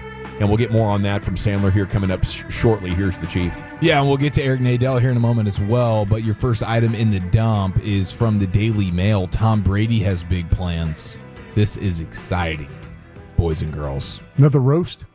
2 years after retiring from the NFL, the 47-year-old who drinks $5,000 milk wants to get back on the field and win the ultimate crown for his country, a gold medal at the Olympics. Flag football quarterback? 2028, Tom Brady, Olympics, Los Angeles, gold medal, collision course. He would complete the championship GOAT belt of dominance. Oh, absolutely. The resume, you kidding me? Getting that gold medal to add to it? Nobody'd ever catch him. I don't think he could win that job, though. You're right. If you got like Lamar Jackson or like Jaden Daniels, I mean, there might be a guy, I mean, but it's 2028, so there's probably a handful of guys that we don't even know exist yet. They're like in high school or something right now, and they're going to be freaking incredible. But 50-year-old Tom Brady will be 50 at the time, getting out there and slinging it. I mean, I would love to see it. That feels like must-watch television. That would be the greatest Olympic moment ever. Would Brady with his chiseled, I mean, he could probably still beat the rest of the world because they're not that good at football yet. Yeah, it's like, but he just wouldn't be the USA's best. Right? Option. Are you our best option? But can we still win with you? I think the way the pass rush works, you got to have a guy who can go. You got to have a guy who can run away from the one or two pass rushers and flag. Kyler Murray. Yeah. Need Kyler Murray player. Like, this is not a game for pocket quarterbacks. No, this is not a packet pass. You got to be able to move passers around. win. Yeah, I think you got to move Dang, around. dude. Well, I mean, please don't. I'm sure there's some guys and gals out there that play flag football. Oh, they're hitting their texts right now. They're about to be sent. Yep. And I'm just kind of like going, I would just think that maybe you'd want a lot of mobility at your quarterback spot. The quote from the Daily Mail, it says he wants a gold medal. What better way to remain the GOAT and return to the sport he loves by helping his country win gold? If he wants a gold medal, I think he should go the way of former NFL pass rusher Jared Allen, who became a curler. And I think he rose up the ranks pretty quick. Maybe like darts or something. That would be. Oh yeah, Brady would I think probably. Herschel Walker pushed a bobsled. Ooh, but, okay. Tom Brady is not going to push a bobsled. No. But maybe pilot it. But no, the pilot's got to run a little bit too. Pilot's got to run in and jump in. Yeah. We need a run-free environment for Tom. But I don't know, dude. This would be pretty awesome. I wouldn't put it past him. He's gonna throw his name in the hat. I think the one where you cross country ski and then you shoot a rifle. You might be able to medal in that. Biathlon? Yeah. The biathlon. That sounds sick, dude. Okay, speaking of making you feel sick from time to time, poor Eric Nadel. He's having to soak in this Rangers offense right now with the rest of us. He's seeing it firsthand. I feel for all the Ranger fans witnessing this. They were just in the Bronx, and people are ornery up there. I could sense it. The post-game roundtables that they host, the angst was high. They were having to give Bassick a hug. So I'm not surprised it even got Nadel that worked up. It seems like after every series that they have to kind of give Mike a hug. Yeah. Like they're traveling to the next place, and they have to kind of make sure Mike's okay, that he's not wandering behind the bus or something like that. They have to hold his hand, bring him up. Yeah. Because he gets down. Boch had a drastic change. Marcus Semien, for the first time since 2017, will be hitting last in the bottom of the lineup. 9-hole in it, huh? Luis Garcia moved down to the 8th spot. That's tough. That is very, very tough. But I like it. You got to send a message. I mean, what else are you going to do? I was just reading something. You remember mentioning Kyler Murray. I'm sorry, this chat GPT. Oh, wow. Kyler Murray he's third-generation Korean. So he could actually play. Yeah. He could actually play for Korea. The plot thickens. Wow, there you go. Yeah. So Tom Brady can't beat him. If you're into this, and I think the safety from Baltimore also, Kyle Hamilton. Hamilton's got some Korean descent in him. So I think that maybe some of these guys can build some good teams out of the NFL. Yeah, I think there's going to be some competitive teams like what is it, like 7-on-7? Something like that? 9-on-9? Yeah, I think it would be 7-on-7, right? I'm stupid a lot. So of you're times. 30% of the way to a decent team if you got 2 Korean guys already. Yeah, that's what I'm saying though. That some of these players, these NFL players, that they have that in their background. It's kind of like when the Dream Team had to play Puerto Rico and stuff like that. When they had NBA players, Carlos Arroyo or something, or JJ Barea. Yeah, exactly. Yeah. Texas trying to get Johnny Football back in the building, play quarterback for the American flag football team. If it was 12 years ago, I'd love to see it. Me too. All right, Nadell, this is unfortunate. He joins us in an hour. We can maybe ask him about it. Hot mic, sad deal. He's frustrated. So are we. Take it away, Nadell. I'll be honest, I'd rather watch Matt Hicks prance around in his Tommy John underwear and his compression socks with that shit-eating grin of his than watch another 2025 Texas Rangers plate appearance. I mean, wow. You guys are getting reckless with this, by the way. He's feeling it. He's speaking you from guys the heart, are getting man. really reckless This with offense will bring the demons out of you. So he'd put his headset down and he's kind of packing up, getting ready to leave the Bronx, and he's just firing off. Yeah, dude. Wow. He thought the mic had finally turned off completely, but unfortunately it hadn't. And so now we're all Eric Nadell. We feel his pain. You know? I see nothing wrong with these statements. I'm sure he'll stand Bobby on it. help you with this? When he's he a professional. Yeah, Bobby was absolutely the one who helped me with that. Honestly, we should probably look at Sandler for the leak. And probably him. I wasn't looking gonna to throw teammates under the bus. I mean, I think there's an established track record here. Just never seen Nadell throw the team under the bus like that. No, you're right. Specifically the offense, but again, understandable. We're down bad right now offensively. The Indianapolis Motor Speedway is so big, 2.5 miles, that it could fit Churchill Downs, Yankee Stadium, the Rose Bowl, the Taj Mahal, the White House, Liberty Island, the Roman Coliseum, and the Vatican City. Yep. They have a 3 golf holes. I did not realize it was that big. It is. That's crazy. Mm-hmm. Okay.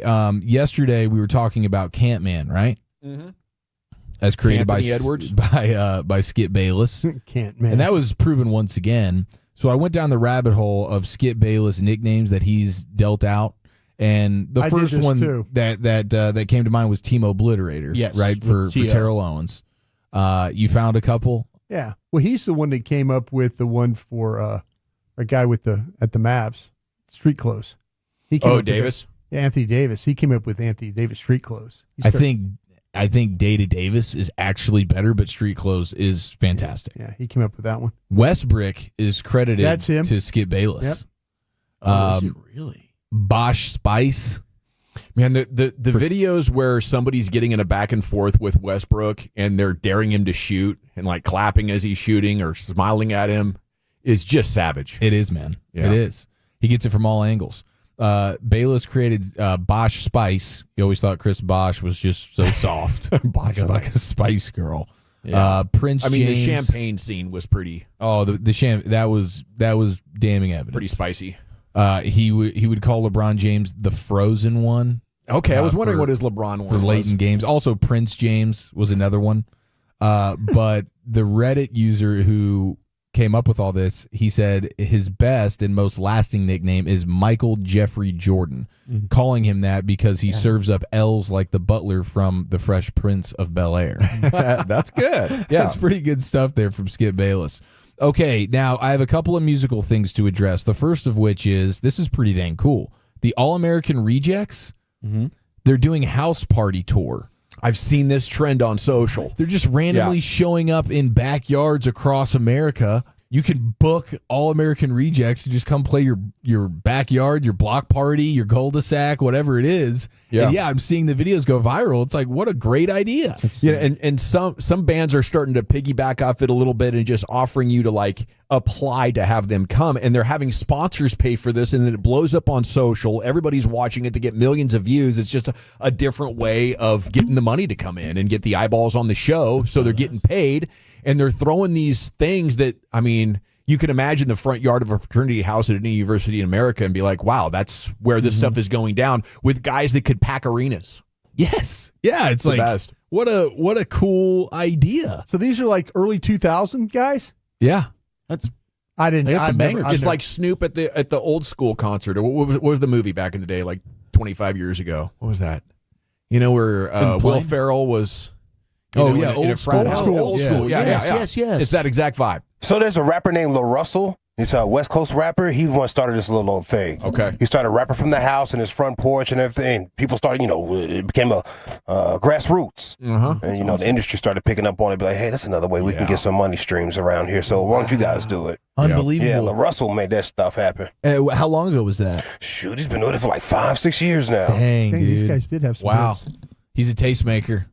He's a pioneer, and now the All-American Rejects are jumping on board. I wonder how many more we'll start to see. But I thought the videos were pretty cool. You're like, oh my gosh, Swing. right here in my backyard. You're creating these experiences that your fans want to be a part of. It just makes you that much more passionate. sick. Thinking Yeah. that could be me. Well, they got And I a new, wonder they got how a new much it album costs. coming out. They got a new album coming out too. Oh, Perfect timing. Yeah, they got. It's called.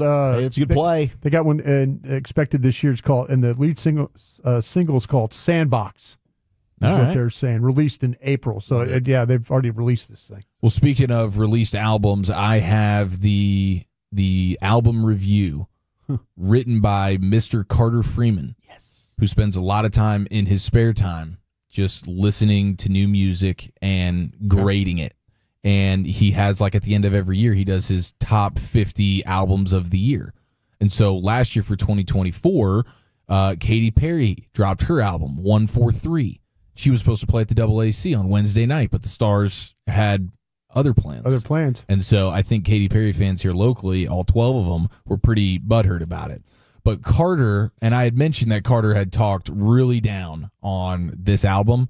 I have actually got the scathing review from Carter Freeman on what was, he described, the second worst album of the year. And he can remind us who the first worst album of the year was. But this is for 2024. Katy Perry, album 143, written by Carter Freeman. Coordinate your video. Rarely does an artist who has reached the career heights Katy Perry has delivered an album as creatively bankrupt as 143. In a world terrified of what AI could do, Perry provides the perfect example with some of the most robotic, lifeless pop songs you will ever hear. Wow. The patronizing song Woman's World is the perfect opener for an album that's lyrics feel like auto-generated summaries of emotions rather than actual feelings. From the aforementioned celebration of womanhood on the opener to the remarkably unsexy Gimme Gimme featuring some of 21 Savage's worst bars ever, and that's saying a lot. and the banal synth pop of Lifetimes, Perry is operating at an impressively awful level. She often sounds like the cool mom from Mean Girls, desperately trying to keep up in a world that has long passed her by. Wow. Her producers do her no favors with beats that wouldn't be creative in any era, and the features manage to suck all the personality out of artists who are full of them. How do you ask a rapper as vibrant as Doechii to assist and turn her into a Disneyland animatronic? 143 is concepts of a plan, a sorry attempt at a career revival that gets everything wrong about what made Katy Perry fun in the first place. Wow. End quote. Well written, Carter. Get her a body bag. Shut up, bitch! Carter needs to Tell write me for how you Rolling really Stone. feel. Yeah, take your top off. Oh, wait. Did I just say that? And that was the second worst album of the year, according to music critic Carter Freeman. I think the favorite for worst of this year is Machine Gun Kelly. Are you guys seeing this on social or on the internet? Is that this little pop song he just made? What is going on? I saw the video this morning and I was like, am I getting butt cracked? Is this AI MGK? That's what Eminem did to him. Remember, he got into that rap battle with Eminem, and he's like, you know what? I'm a rock star now. I'm out of here, guys. Changed his career entirely. I mean, much better as a rapper. Not that he was iconic in any way like that, but he at least had a thing going. Yeah. Now it's just like, bro. He's got dance moves now. It looks crazy. Identity crisis and a half. Sandler joins us next year talking Rangers with big moves in the lineup in the nation.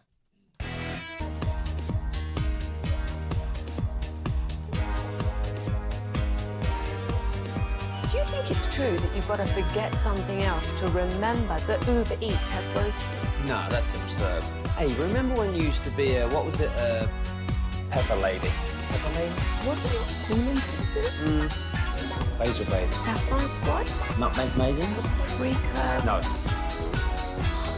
Nutmeg Maidens? I just said that. Was it Spice Girls? Doesn't sound right.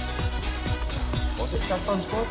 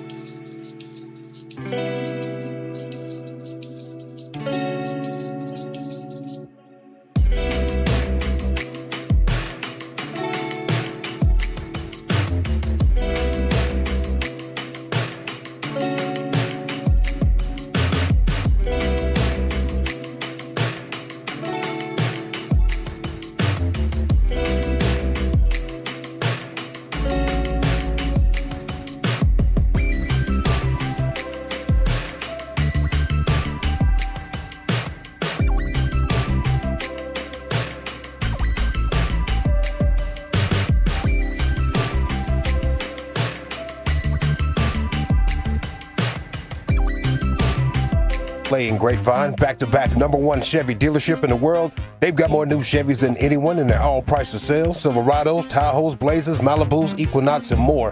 Visit ClassicChevrolet.com. This is Texas. This is Classic Chevrolet. Together, let's drive, relax, and enjoy the difference. Based on new Chevrolet registrations 2023 and 2024. Yeah, buddy, welcome back. It's the G-Bag Nation here on The Fan. And it's time to check with Jared Sandler here, brought to you by Blue Nail Roofing as the Rangers open a series in Chicago against the White Sox. The pregame in an hour and 15 minutes. And good evening, Jared. How are you? What's up, guys? Well, let's talk Garcia and Simeon down in the lineup. I suppose if you're going to be good, there's much better chances if these guys can get it turned around, right? So what's the next move if it doesn't work for these two? Yeah, well, I think first of all, it's obviously a big change when you look at the lineup card and you see that. And I just first of all, I guess I already said first of all. So second of all, give Marcus credit. Apparently, talking to Boch, he understood, and it's easy for us to look at the numbers and say, well, yeah, I mean, how can you not understand? Because the production just hasn't been there. But prideful guys, prideful athletes, and so I think for him to apparently take it well, that's a good thing. And it speaks to Marcus as a teammate and just understanding and being realistic. But yeah, if it doesn't get going from here, that's a great question, because you don't really have a lot of options. Now, I'd say with Adolis, Adolis' contract is a little more manageable, a little more maneuverable. But Marcus certainly isn't, and Adolis Marcus has a service time to kind of force the issue in certain ways, or at least prevent you from doing certain things. Adolis doesn't quite have that, but yeah, you're right. I think the first thing you said, Gavin, when we're looking for solutions, we're looking for answers. It's natural to think, who can we add and who can we call up and who can we trade for, and maybe Alejandro Osuna will provide a spark. But the reality is, if this team's going to get to where they want to go, getting the production from the guys they expected to get production from needs to start to become a reality, because that's the easiest way and the most realistic way for them to end up having success. Now, this isn't great for Adolis, but it's better than Simeon. I was wondering, and maybe it's not appropriate to ask you this question here, Sands, but could the Rangers eat half the contract in a trade and send him to a team that's rebuilding, that needs a veteran second baseman? What is the next option? It's not what the Royals did with Hunter Renfroe today, right? No, yeah. I mean, so just matter of factly, the options here, if they were to DFA any player with that type of a contract and that level of service time, you would need to get buy-in from ownership, right? Because you're basically now saying at that point, well, we're going to pay the full salary for him to go play elsewhere. And that's just not something that I think that, anyone really wants to do. And I don't think, ownership would necessarily support, and understandably so. I think the challenge, Gavin, is, all right, so a rebuilding team that needs a veteran presence, do they want to pay half of the contract for that, right? And that's an expensive veteran presence. I think, the scenario might be, I think about Josh Hamilton coming back to the Rangers in 2015, and now it was a little different. The Angels were paying pretty much everything other than the league minimum, which the Rangers covered. But maybe you find a return somewhere, a team that's competitive. Because a rebuilding team, would they want to take playing time away from a young player? I don't know. A competitive team that maybe thinks, they're of the belief in environment.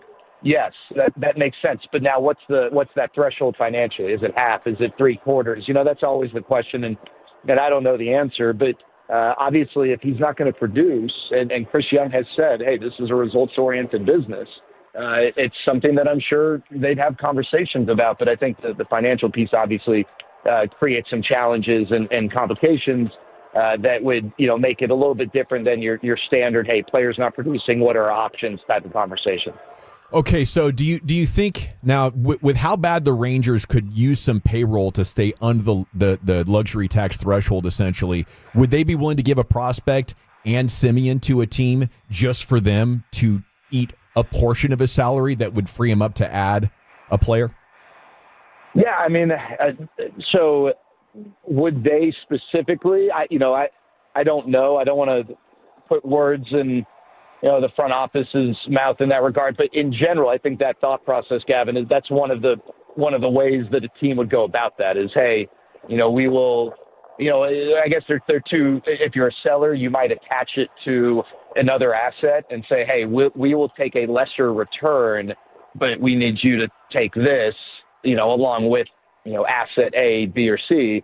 Or, and if you're a buyer, maybe that's what you do. You attach the prospect, right? That's how we've seen it done with players. Again, I'm not saying that this is something specifically that they would consider with Marcus, and I still think that option A, B, C, and D, hey, let's put faith in a guy who works his tail off, right? There are no issues. It's not just something that is publicly shared. I mean, internally, there are no issues with the work ethic, the commitment. That's top of the charts.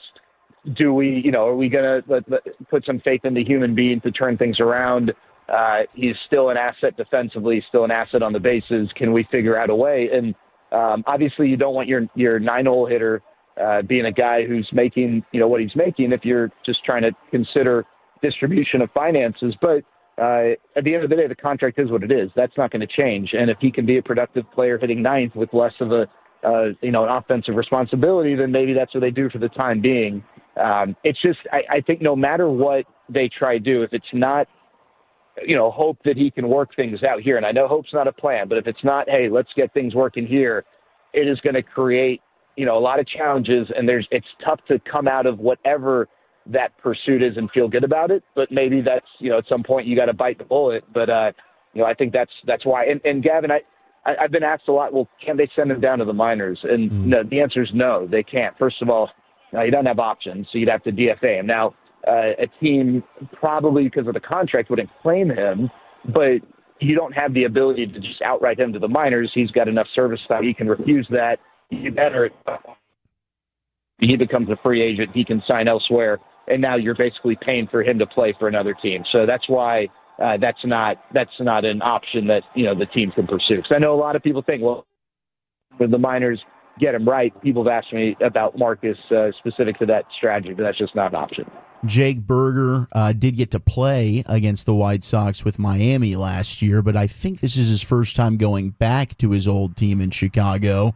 How's the emotions there for Jake if you got to catch up with him? Yeah, no, I think it's cool for him. I mean, this is where he came up as a baseball player, even if he didn't have a ton of memories, winning, but not being a part of the rebuild here. But he came up here as a guy drafted out of Missouri State and came up through the system. And so I think, for any player, there's a special bond with that organization. And so I think it's cool for him to be back. I believe his family's here with him, and, he was greeted really favorably by the media. And, he was just talking about the support he still gets from White Sox fans, especially with some of his community efforts and stuff like that. So I think, Jake's one of these guys who I think appreciates the little things, appreciates the relationships, and there's no doubt that he appreciates his time here. And it's been a little bit of a homecoming. He's been walking around saying hi to people, and it's not just players and coaches. It's also people who work at the ballpark or people part of the support staff and stuff like that. And so I think it's been cool for him, and hopefully he can pick up where he left off with that 2-home run game at Yankee Stadium, because the Rangers offense obviously needs a big punch like that. Jared, he kind of likes bar pizza over the deep dish. He's kind of like a thin crust guy, the bar pizza kind of scene. How do you rate that? That makes sense, because isn't that like what's St. Louis? That's because that's where he grew up, right? So isn't that But he talks about Chicago pizza. Yeah, he talks about Chicago pizza. I know, but he grew up in St. Louis, and that's more of a thing there, right? And their style a little more. I don't know. I'm seeing it. Is that so? Yeah, I was kind of curious because like I'm sitting there thinking Chicago, well known for pizza, though, and I was wondering that was that Cards Cubs rivalry popping up in there. Yeah, I tavern believe style did originate in Chicago as well as deep dish. Yeah, Jared. I'll tell you, Broadus. Can I tell you? I prefer that over the deep dish as well. I think the deep dish can be a little overrated. With you got to.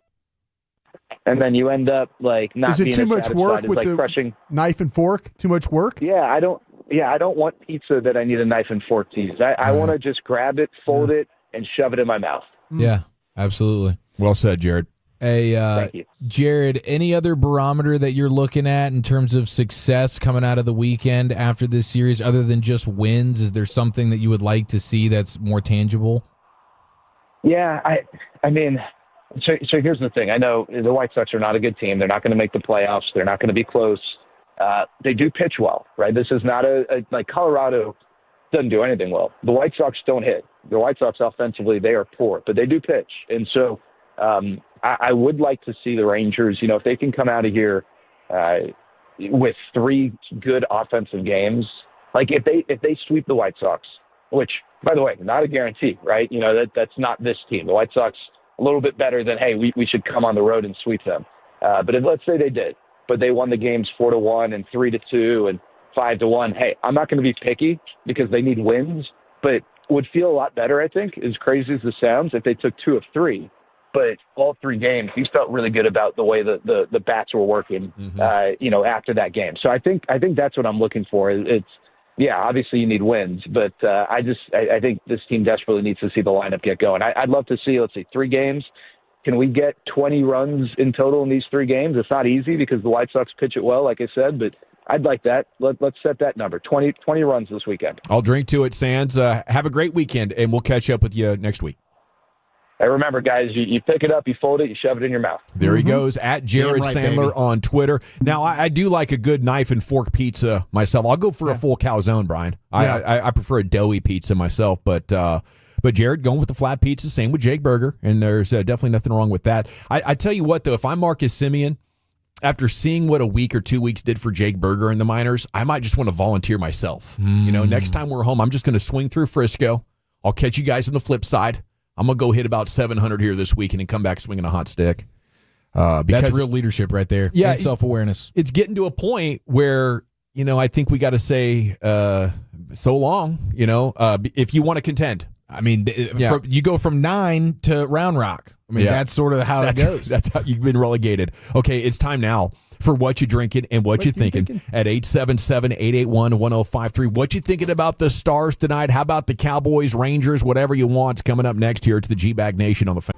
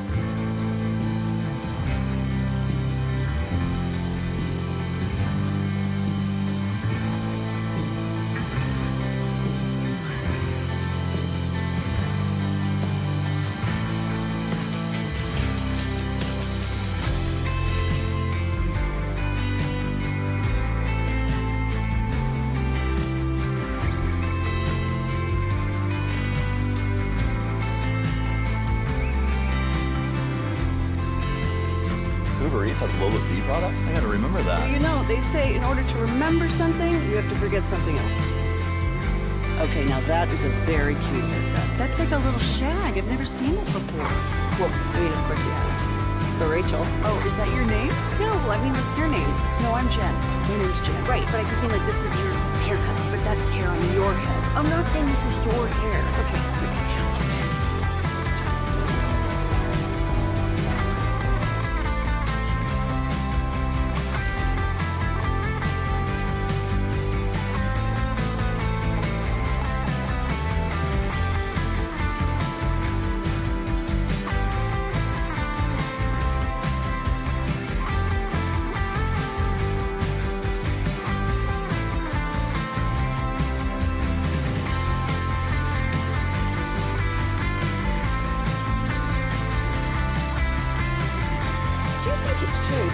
Forget something else to remember that Uber Eats has groceries. No, that's absurd. Hey, remember when you used to be what was it, Pepper Lady? Pepper Lady? Wasn't it Cinnamon Sisters? Basil Babes. Saffron Squad? Nutmeg Maidens? Paprika? No. Nutmeg Maidens. I just said that. Was it Spice Girls? Doesn't sound right. Was it Saffron Squad?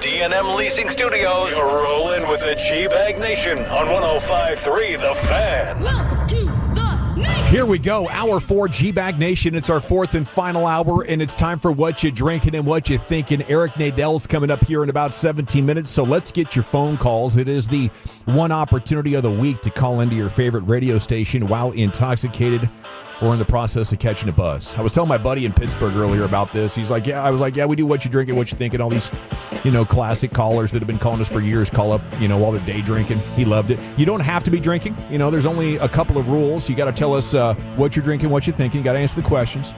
And you can't be operating heavy machinery at the time that does include an automobile.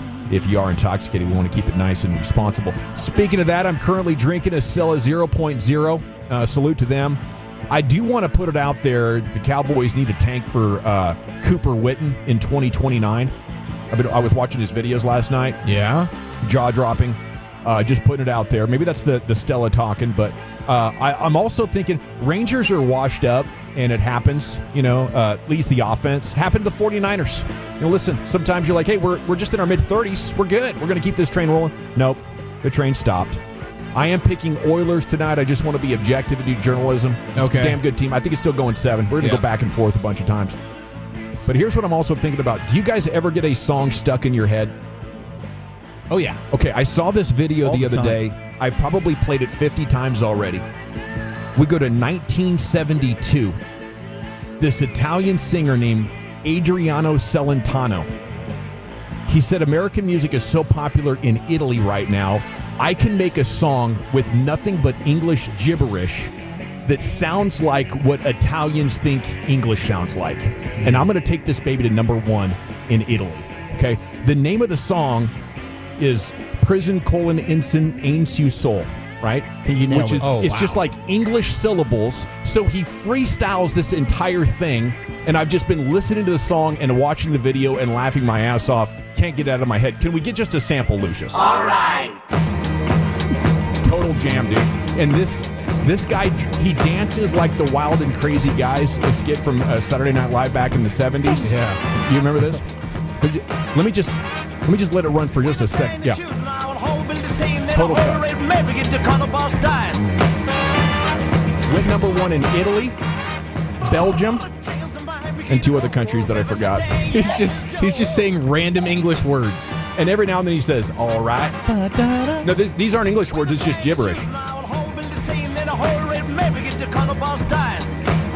my God. A little bit of mumble rap. Platinum cut. Yeah. Oh, my And he gosh. freestyled this thing.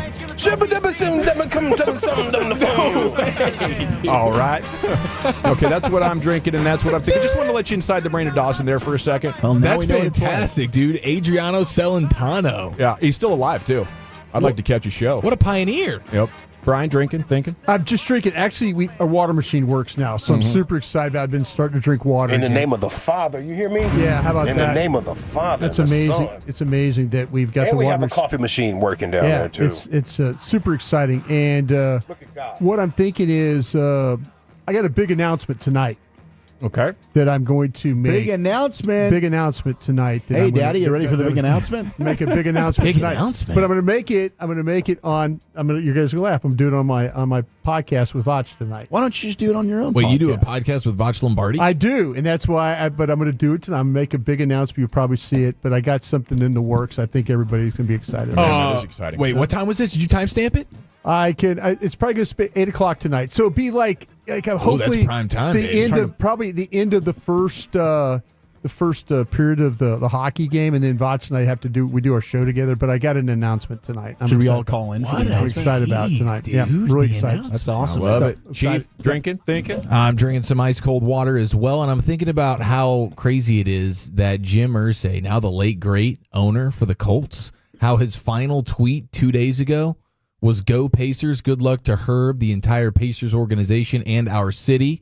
And then within hours, he was pronounced dead. Wow. Was he on his way out? And then or was it sudden? He's been sick. Okay. He's been sick. So Been they were down a while. Yeah. Well, thoughts and prayers to the Irsay family. I know it's been a tough week. But then you get the Pacers' epic comeback at MSG. Wow. Sprinkle a little Irsay on there. Might be their year. Might be riding those Irsay vibes. Woolchuck, drinking, thinking? Well, just sipping on some high-quality H2O. That might turn to vodka in about an hour or so. We will see. Punch the ticket. But yeah, thanks to my man, Brian Broaddus, the best friend anyone could ask for. He has secured man, it's not that. It's He's just back to even par now. We're in the building for game 2, and hopefully we can carry this to 3-0. I will say my Stars gut was worried and concerned. Mm-hmm. But with you predicting a victory, getting back into the building, hopefully we get a lot of Go bing stand bongs by by Shippy. Shippy tonight. Yeah, go stand by him. If all else fails, I'll go back to the magic spot. You got the wig? I do have the wig. Should I wear the wig? Absolutely. All right. Of course. And social the hell out of it. Yeah. We're going Paulie to wear the Melrose wig. in the building. We're going to wear the wig tonight. I'll be in 315. Otherwise, you can find me next to DJ Shippy in section 110. Sounds amazing. Lucius and the Pimp Cup drinking. Yeah, man, I'm drinking Palmos. It is the hemp drink, Palmos. Palmos. It's banging. It's amazing. And I'm thinking this hemp ban is crazy.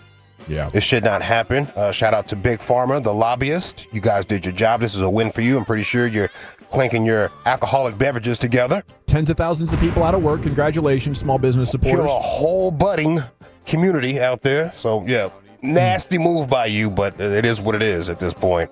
I hope they don't get rid of all the drinks. I'm going to have to get the Palmos to my house somehow if I can't buy it out here at the liquor stores here in Texas. Yeah, but as Fred said last night, the illegal guys are back in business now. You know, you basically put the entire industry back in the hands of the streets, which is, I guess, what they prefer. Send a message out there. We back up. At 877-881-1053. It is What You Drinking and What You Thinking every Friday at 5 here in the nation. Eric Nadell's coming up in about 10, 15 minutes. Black and Gold B on line 1. What you drinking, what you thinking, buddy? Yo, what's going on, fellas? I'm just drinking some high-quality H2O right now because I'm driving. But I got a 12-pack of Coors Light in the refrigerator, so as soon as I get home, I'm going to crack open some of those. Mountains are blue. I'm thinking the Stars are going to win tonight. They're going to win on Sunday, Game 3. Probably let them have Edmonton have 1 Game 4, and then they'll come back home and finish up the series. Let's go to the Stanley Cup, fellas. Let's go, Stars. And the song I'm recommending this weekend is The Crystal Ship by The Doors. Y'all have a great weekend, fellas. Total jam. Love The Doors. Crystal Ship. It's been a while since I listened to an entire Doors record, but it's an experience just to put it on, let it ride. Thanks, Black and Gold B. Opens the line. LA woman, Sunday afternoon. They meander along. Yeah, they do. Yeah. Good jamming. They do. They jam. Okay, here's our 6 o'clock sound off reigning champion, Tim in Carthage. Try to go back to back. Good evening, Tim. What you drinking? What you thinking? Hey, Gavin.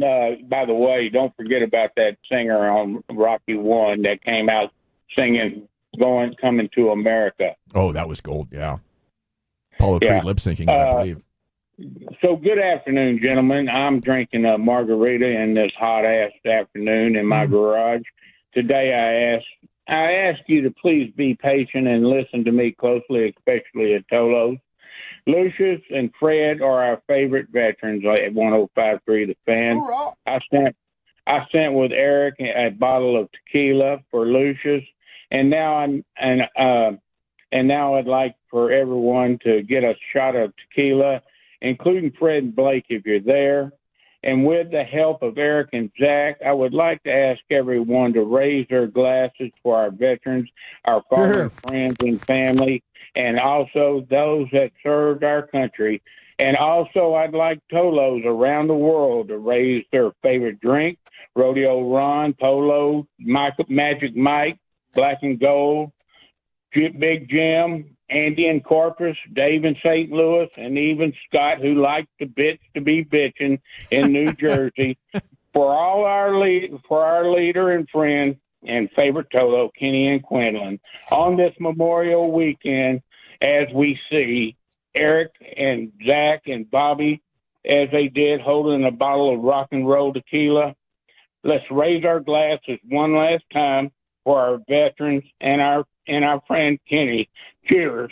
Cheers. Rat. Cheers. Thank you, Tim. Thank you, Timmy. A heartfelt toast there from Tim and Carthage to send you into the holiday weekend as we continue what you drinking, what you thinking here on The Fan. And line 3 is Magic Mike. And a good evening, Mike. How the hell are you? What you drinking and what you thinking? Gentlemen, I just got home, and I would like to thank him. I'm going to go ahead and pop open my beast real quick, and cheers to him as well. Sorry, and all our veterans out there this weekend, the reason we get a 3-day is because the freedom is not free. Hoorah. Stars are going to rock and roll. Let's be real. Cowboys, I know we're a bit away, but the real question out there is, when Dak doesn't play the full season, is Joe Milton taking us to the Super Bowl? I'm just curious. Thank you, Mike. Great call. When you're throwing picks to Shamar and Buddy. Yeah, when the two linebackers are picking you off down there, it's going to be a little tough. But can we run some Cam Newton offense with Joe? Sure. Right? Why not then? He's fast like that. The guy moves around pretty good. Yeah, he moves around. Yep. I think it's possible. Might need to tap into Art Briles or something. Get some of that rocking and rolling. But I think they have a good group of young offensive linemen now. If it comes together with this new scheme. Not Joe Milton, but I think they could, exceed expectations. 817 says, right now I'm drinking water to be hydrated for tonight because my baby girl is graduating high school. I'm about to get turned up, and I'm all in my feels. Hey, don't stab anybody in the neck, fam. Man. They wilding out here. Yeah, seriously, man. Yeah, let's be not careful. do that. Is that like an elementary graduation, too? That makes it even worse. I wasn't sure what it was. Was it? You get turned up at those? What are we I doing? think so, man. Wow. Oh, my God. Stabbed on up. Let's get these last two, bro. Okay, all right. Dope Sick Dave, line 2. You're in the G-Bag Nation. What you drinking? What you thinking, Dave? Hey, fellas, just the water right now, but we'll crack something else open in a little bit. Got 2 things for y'all. One, actually, just to everybody. I know they can be expensive, but if you got a chance to go to a Stars game, there is absolutely nothing more electric than an NHL playoff hockey game. I mean, it's more electric than a Cowboy game, Mavs game. It doesn't matter. It's the most electric thing and feeling in the world. Second thing, I'm going to switch it up to the Mavs. I'm just curious on y'all's thoughts if somehow we got an idea that the Spurs would take Harper at number 2, and we switched spots with Philly and got multiple first-round picks, maybe somehow got first-round picks from worse teams, and we took Ace Bailey at number 3. Just curious on your thoughts, fellas. Appreciate the call, Dope Sick Dave. I don't think you can turn down the opportunity to get flagged. I don't know what the chances are that he is a generational type of talent, but I think they're much greater than the other two. And it's all about having an army of young athletic players. I think Cooper Flagg, could absolutely be the next guy to lead that. So I wouldn't want to turn down that opportunity for a superstar. But let's wrap it up with Mike in Dallas. You're in the G-Bag Nation. Mike, what you drinking? What you thinking? Hey, I'm drinking water, cutting some yards. I was thinking, man, it's real sad. We're always looking forward to basketball season, and it's not sad, but it's just like I thought we were supposed to be all about the Cowboys, and they always let us down. And we got all these other sports; they always, bring us back up. And also, what do y'all think about the Canelo Crawford fight? Who y'all got? Thanks for the call, Mike. I don't know. The only time I watched Crawford was that Errol Spence fight. So in my mind, he is like, Sugar Ray Leonard. I know, dude. He was so dominant. And I think Canelo's getting older, right? He is. He's got to be way up there now. I think it's going to be awesome. But yeah, I think Bud's much better right now. Is he? Between the two, yeah. I think he's much faster. No, I'm right there with him. Crawford, yeah, Bud's a problem. All righty. Well, thank you for your phone calls. We'll do it again next week. Eric Nadell set to join us here in the G-Bag Nation. Then we'll get to L.A. Live and the G-Bag of the Day around the corner here on The Fan. All right, let's talk Collars & Co., though. And if you're not sure, well, what is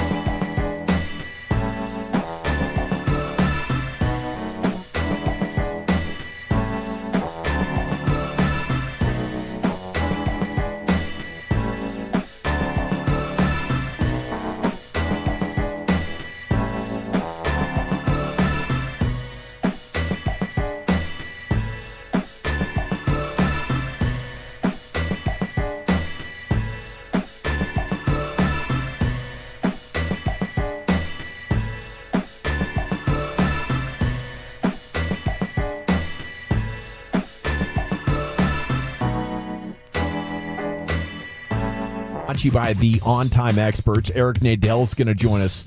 Brought to you by Tylock George Eye Care and TXU Energy. Rangers, yes. And White Sox coming up with the pregame at 6 o'clock. It's Stars and Oilers tonight on ESPN at 7 o'clock. Very busy sports evening. Maybe you want to watch the Stars, listen to the Rangers here on The Fan. You get our guy Eric Nadell, and he joins us now on The Fan. And good evening, sir. How are you? I'm doing great. I'm going to listen to the Stars and watch the Rangers, too. There you go. Simeon and Garcia being moved down to the big story here. Eric, how do you make sense? What context do you put this in for us?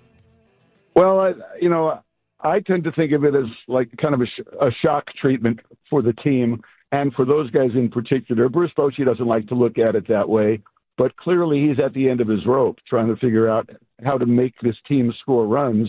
He has really refrained from moving Simeon down lower in the order than fifth, which he had dropped him to, about a month ago. But, Marcus basically has given him no choice. And so Bochy had to move him down.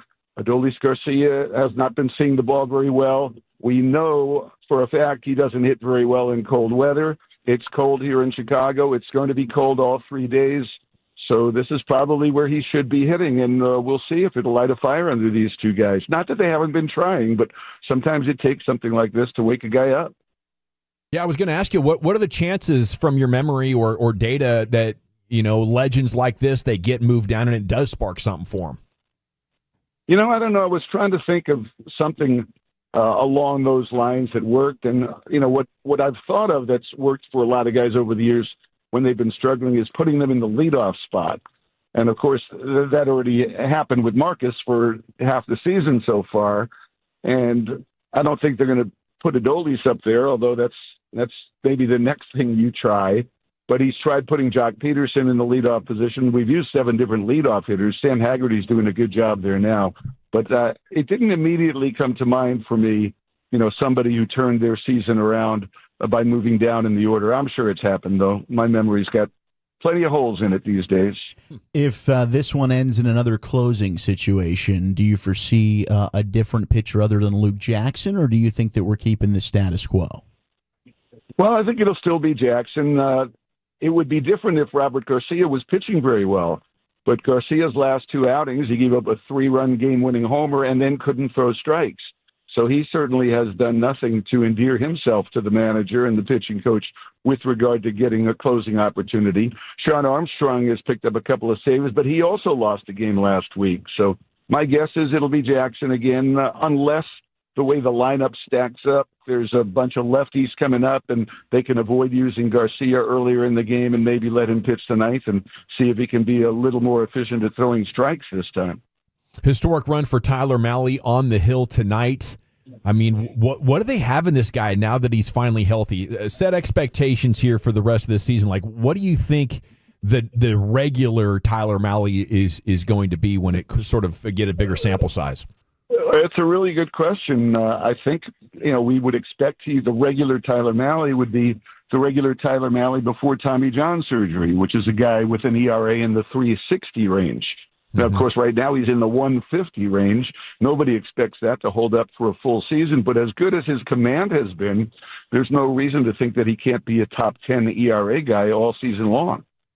Hey, Eric, you travel and live with this team. Is it a situation, and I just wonder, with the pitching staff doing so well and the hitters, do you get the vibe that the hitters are kind of apologetic to the pitchers and stuff like that when you see them on the road, or they kind of, everything's still cool with everybody?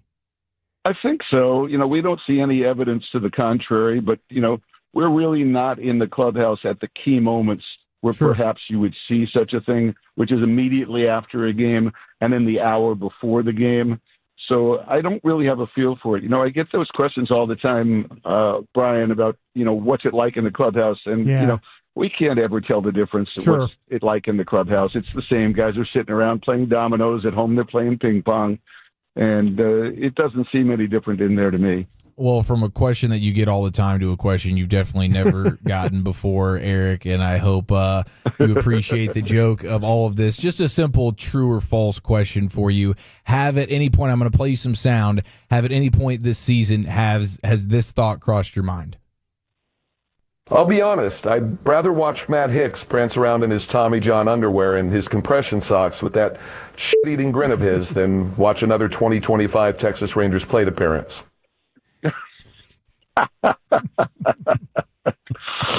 Oh, those are two pretty unattractive prospects. I don't know. I don't know. I think I'd watch the Rangers.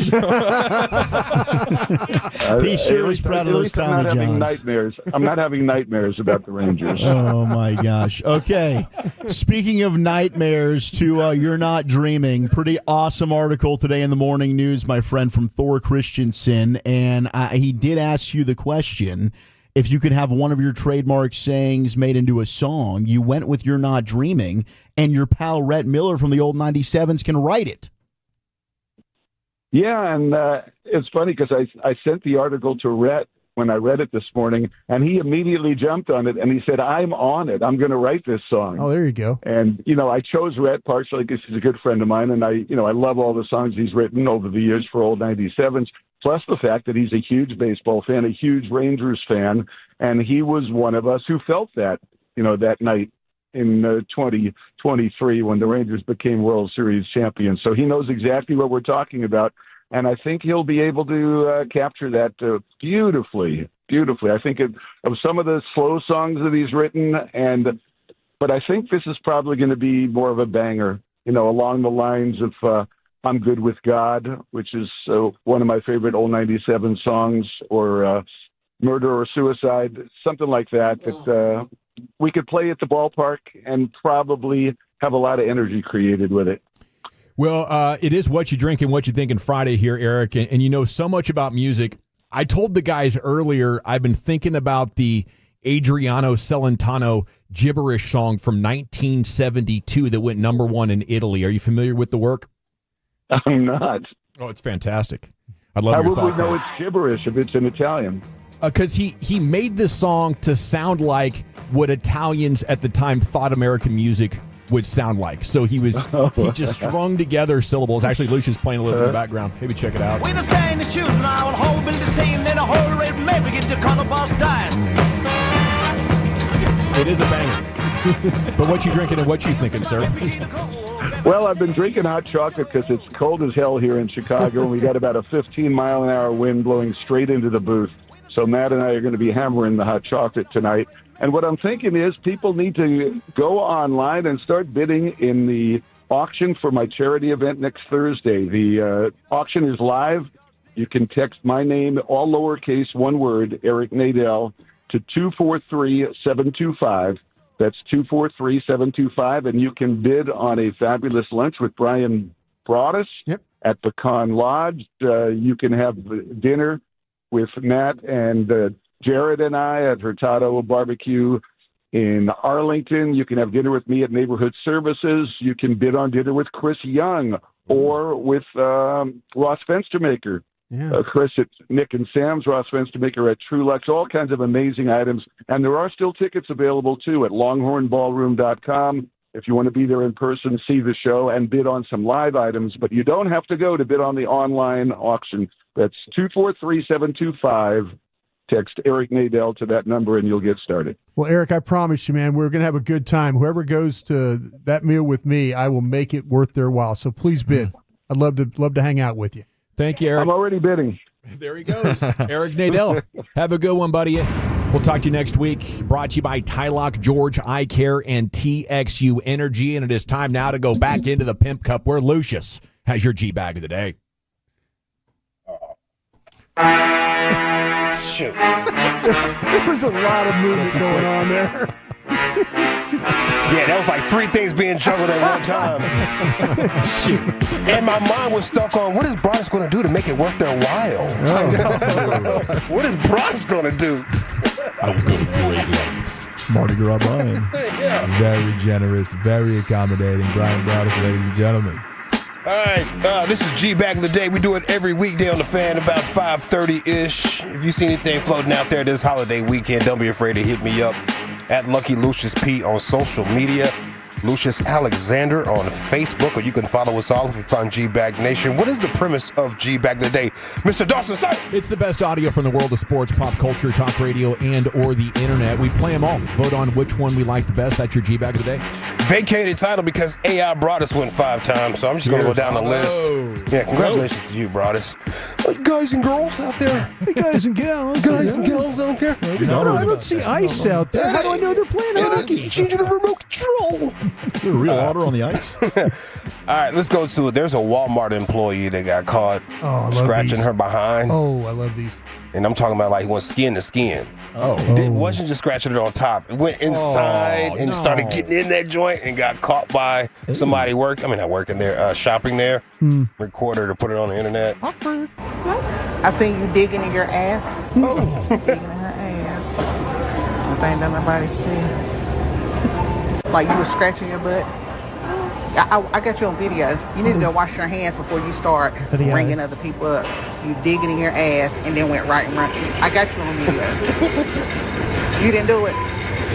Sorry. No, ain't sorry. Why you wouldn't go wash your hands afterwards? Why wouldn't you go wash your hands after you scratching your ass? Okay.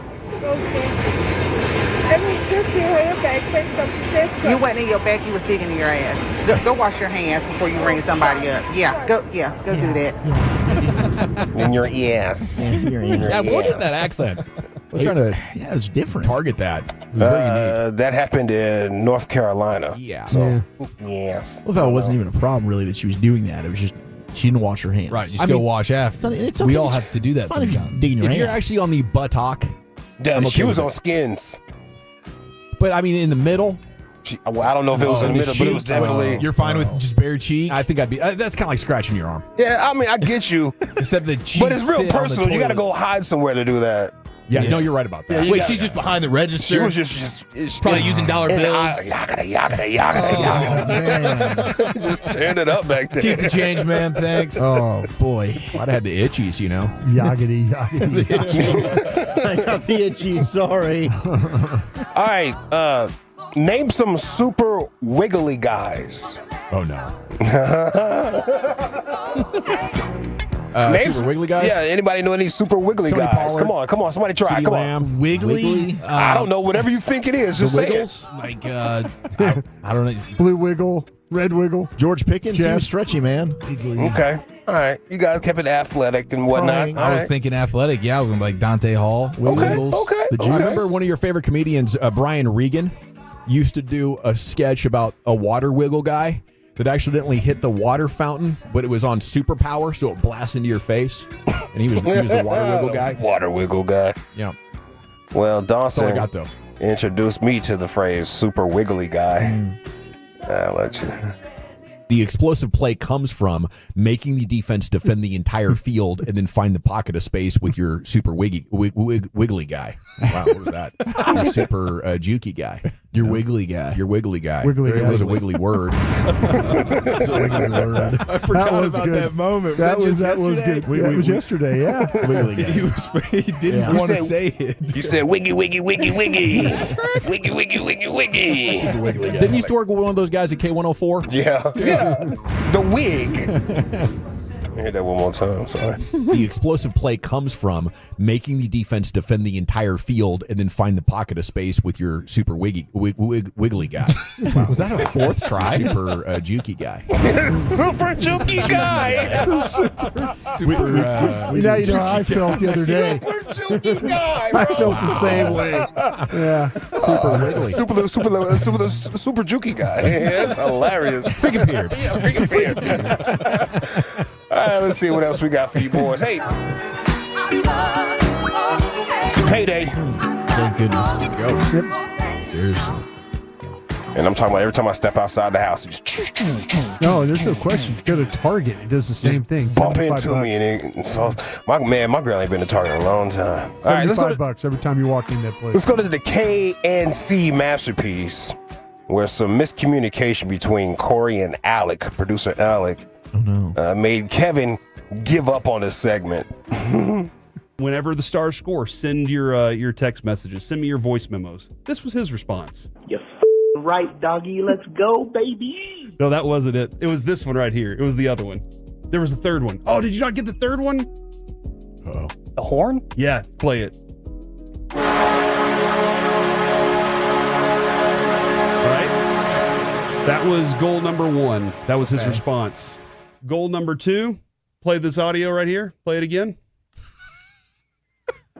Nope, right, not that one. The other one. The other one. I'm going to pause This is it. going poorly. I'm sorry. I didn't plan this very well. I'm sorry, I didn't plan this very well. My man said, I'm going to pause this. No, the other audio, the other one. He swing by the shaman too? The other one. That's so good. Not that one, the other one. You just love how he gave up on it, I dog. didn't plan it well. Play this audio right here. Play it again. Yes. Nope, Right, not that one. The other one. The other one. I'm going to pause This it. is going poorly. I'm sorry. I didn't plan this very well. The audio you played made it better. The audio's hilarious. So great. No, man, the other one. You see it in there. I love how Corey's not being defensive. He's actually genuinely sorry. Yeah, it's Corey. He knows he dropped the ball. It's Corey. That's growth right there. Yeah, it's impressive. Sorry about that, man. The grits. Sorry about that. All right, we got another guy right here on a Friday. Don't crash out this weekend. We got a Dayton man. I don't know if this is Dayton, Florida, or Dayton, Ohio. Ohio. Shoot. Yeah. Florida usually has the Florida man. I'm pretty sure this is Florida because he got so drunk he lost his hearing. He was dealing with a cop, and the cop was being real patient with him, bro. Can you please tell me why you stopping me? Yeah, I'm about to. Huh? I'm about to. What? I'm about to tell you. Stop sign? No. Stop sign, man. I said I'm about to tell you. Huh? You say stop sign? No, I said stop sign with you. Why you stopping me? You made an improper right-hand turn. When you turn onto a new road, you got to turn that closest lane, sir. Let me get my ID out for you, partner. I appreciate you, man. Okay. What are you doing, bro? What? What? Why did you stop me in the beginning? What's the proper call? You made an improper right-hand turn. What is the proper call? You had to turn into the closest lane provided. I was just say that right here. I did multiple times. What? Improper right-hand turn? Yes, that's why you're being stopped. Are you for real? Right. And then you also have a beer. I was at a house and y'all got a warrant to arrest me. I did? About an improper turn. No, are you kidding me? No one got a warrant to arrest you. We just traffic. Piss me off, man. How much you have to drink tonight? Sir? How much did you drink tonight? Who? How much did you drink tonight? I don't really drink. That was the I ain't finna lie to you, I don't drink. What? You don't drunk? I swear to God, I don't drink. That's a good one. I don't drink. Or drink. He said what? Drunk. Oh, what? Say what now? What? What did you say that? Is it the Walmart employee scratching her behind? Got called out. Is it the Super Wiggly guys? The KNC Masterpiece, Corey Majors putting together a hockey segment with audio for you, or Dayton stop sign, drinker and driver there. I'm going to go with KNC myself. Chief, how about you? Wiggly. Lucius? Oh, man. The Dayton guy. We're still tied at 1. Hold you. I like that KNC Masterpiece, though. It's really good. Oh, the other one, man. I'm going to go with KNC. Yeah, you're good Brad? vote. Dayton.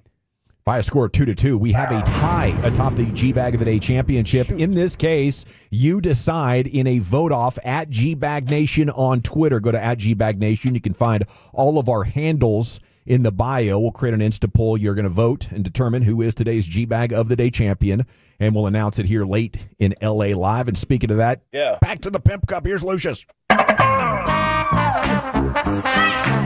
Well, all right, you squares. I fired up this funk and let's have a toe. Bam. It'll make you dance to some of everything. Wanna holler my name. Everybody get high. It's so hard for me to sit back here in this studio looking at a guy out here hollering my name when last year I spent more money on spilled liquor in bars from one side of this world to the other than you made. You're talking to the Rolex wearing diamond ring wearing, kiss stealing, woo, wheeling dealing, limousine riding, jet flying, son of a gun. And I'm having a hard time holding these alligators down. Yeah, we made it, baby. This is LA Live for Friday, May 25th, 2025. It is a feel-good Friday here in LA Live, and happy Memorial Day weekend. Another wild-ass week of 2025 in the books. I'm talking about wild. We are living in a particular time here, people. We are living in a particular time. Now let's enjoy this holiday weekend safely. Y'all know the deal. Avoid the law dogs, because if you get arrested tonight or tomorrow, you will not get out of jail or see the judge till Tuesday. Tuesday is a holiday weekend right here, man. So don't get caught up. You're going to break your family's hearts. Where's Ronnie? He's in jail. He won't be able to make it to the barbecue. Yeah. He's a good veteran. Yeah. Did you got $250? We're putting up fun together to get Rodney out of jail. Trying to get him on out by Wednesday. Hopefully he can keep his job on the dock. Mind your speeds out here. Don't drink and drive. Please keep your emotions in check. I don't want to see you on Dallas, Texas TV or DFW Scanner this weekend. It's been looking real scary on DFW Scanner, so be safe out here. In other words, do not crash out like former wide receiver Antonio Brown, a.k.a. AB. Oh, no. What happened? By the way, I'll tell you this. AB. What does AB stand for, y'all? Y'all know I like to do this. Antonio Brown? Yeah, no.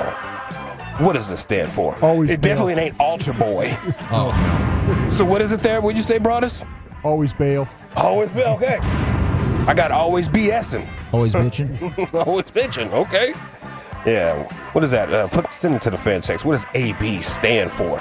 Yes, Mr. Here Dawson. Last Friday, former NFL wide receiver Antonio Brown was temporarily detained by police after he allegedly fired shots at a boxing event. There was no alleged. He let that thing go. He let it rip. He let that thing go. You seen it, Broadus? Yep. Yeah, he let it go. Hold on, so y'all can hear it. Yo, JB outside. Yeah, that's AB pulling that trigger right there. The boxing event was in Little Haiti, a neighborhood in Miami, which I understand if you got your piece with you, dog. I get it, bro. I get it, bro. The boxing event was held by popular streamer Aiden Ross. AB said he was jumped by multiple individuals who tried to steal his jewelry and cause harm to him. The streets are saying the person that AB shot at was the same man who ran across the field during the Super Bowl. Huh? Okay.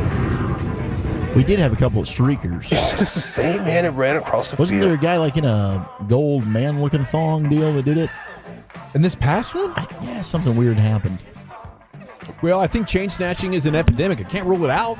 I mean, yeah, it can possibly happen if they're trying to snatch his chain. But didn't he go on that stream and say, I blacked out, I got CTE, I don't know what happened? Crazy, dog. Yeah. You know, usually I try to say that respectfully because it's dismissive to call somebody crazy, but he owns it. Yeah. He stands on it. That's his brand. But so the police talked to him, did not arrest him. Did not it seems arrest like him. the story's got to And check he let out. the fire. Well, they're still investigating this situation, but he let that fire go, bro. I've never heard of somebody just letting their guns go off and still being able to walk home after that. That's crazy. But they're still investigating. Listen to this. Handcuffed for questioning and later released. Former NFL wide receiver Antonio Brown involved in a brawl with other men. Miami police say it happened early Saturday morning around 3. The former Bucks and Steelers player allegedly firing a weapon during the altercation. Brown posting on the social media platform X yesterday morning saying he was jumped by multiple people who tried to steal his jewelry and cause physical harm to him. Miami police responding to a shot spotter alert. An officer telling Local 10 they interviewed several people. The ex-football star says he was questioned and later released after police heard his side of the story. Damn. Brown posting online he's speaking with his lawyers and plans to take legal action against those who jumped him. I can't believe his story just being convincing at all as AB talking to you. CTE actually gives you great negotiating I'll skills. tell you, do you think the witnesses told the police that he was getting jumped? I mean, mean, that like there's video of like 6 people trying to beat him up. The police probably getting the story like, he was getting jumped. He was getting jumped. Yeah. Still has his contact balance, by the way, if you're wondering. It's crazy. He's hard to knock off his feet. Up off the floor real quick. Olympics, TB to AB. Let's go. Let that thing off, man. Gotta be careful out here. Don't let that thing off like AB unless you have to, and know all the rules, because you can still let it off, be in the right, and somehow end up in the wrong. Very true. Here's a weekend warning real quick, y'all. This weekend.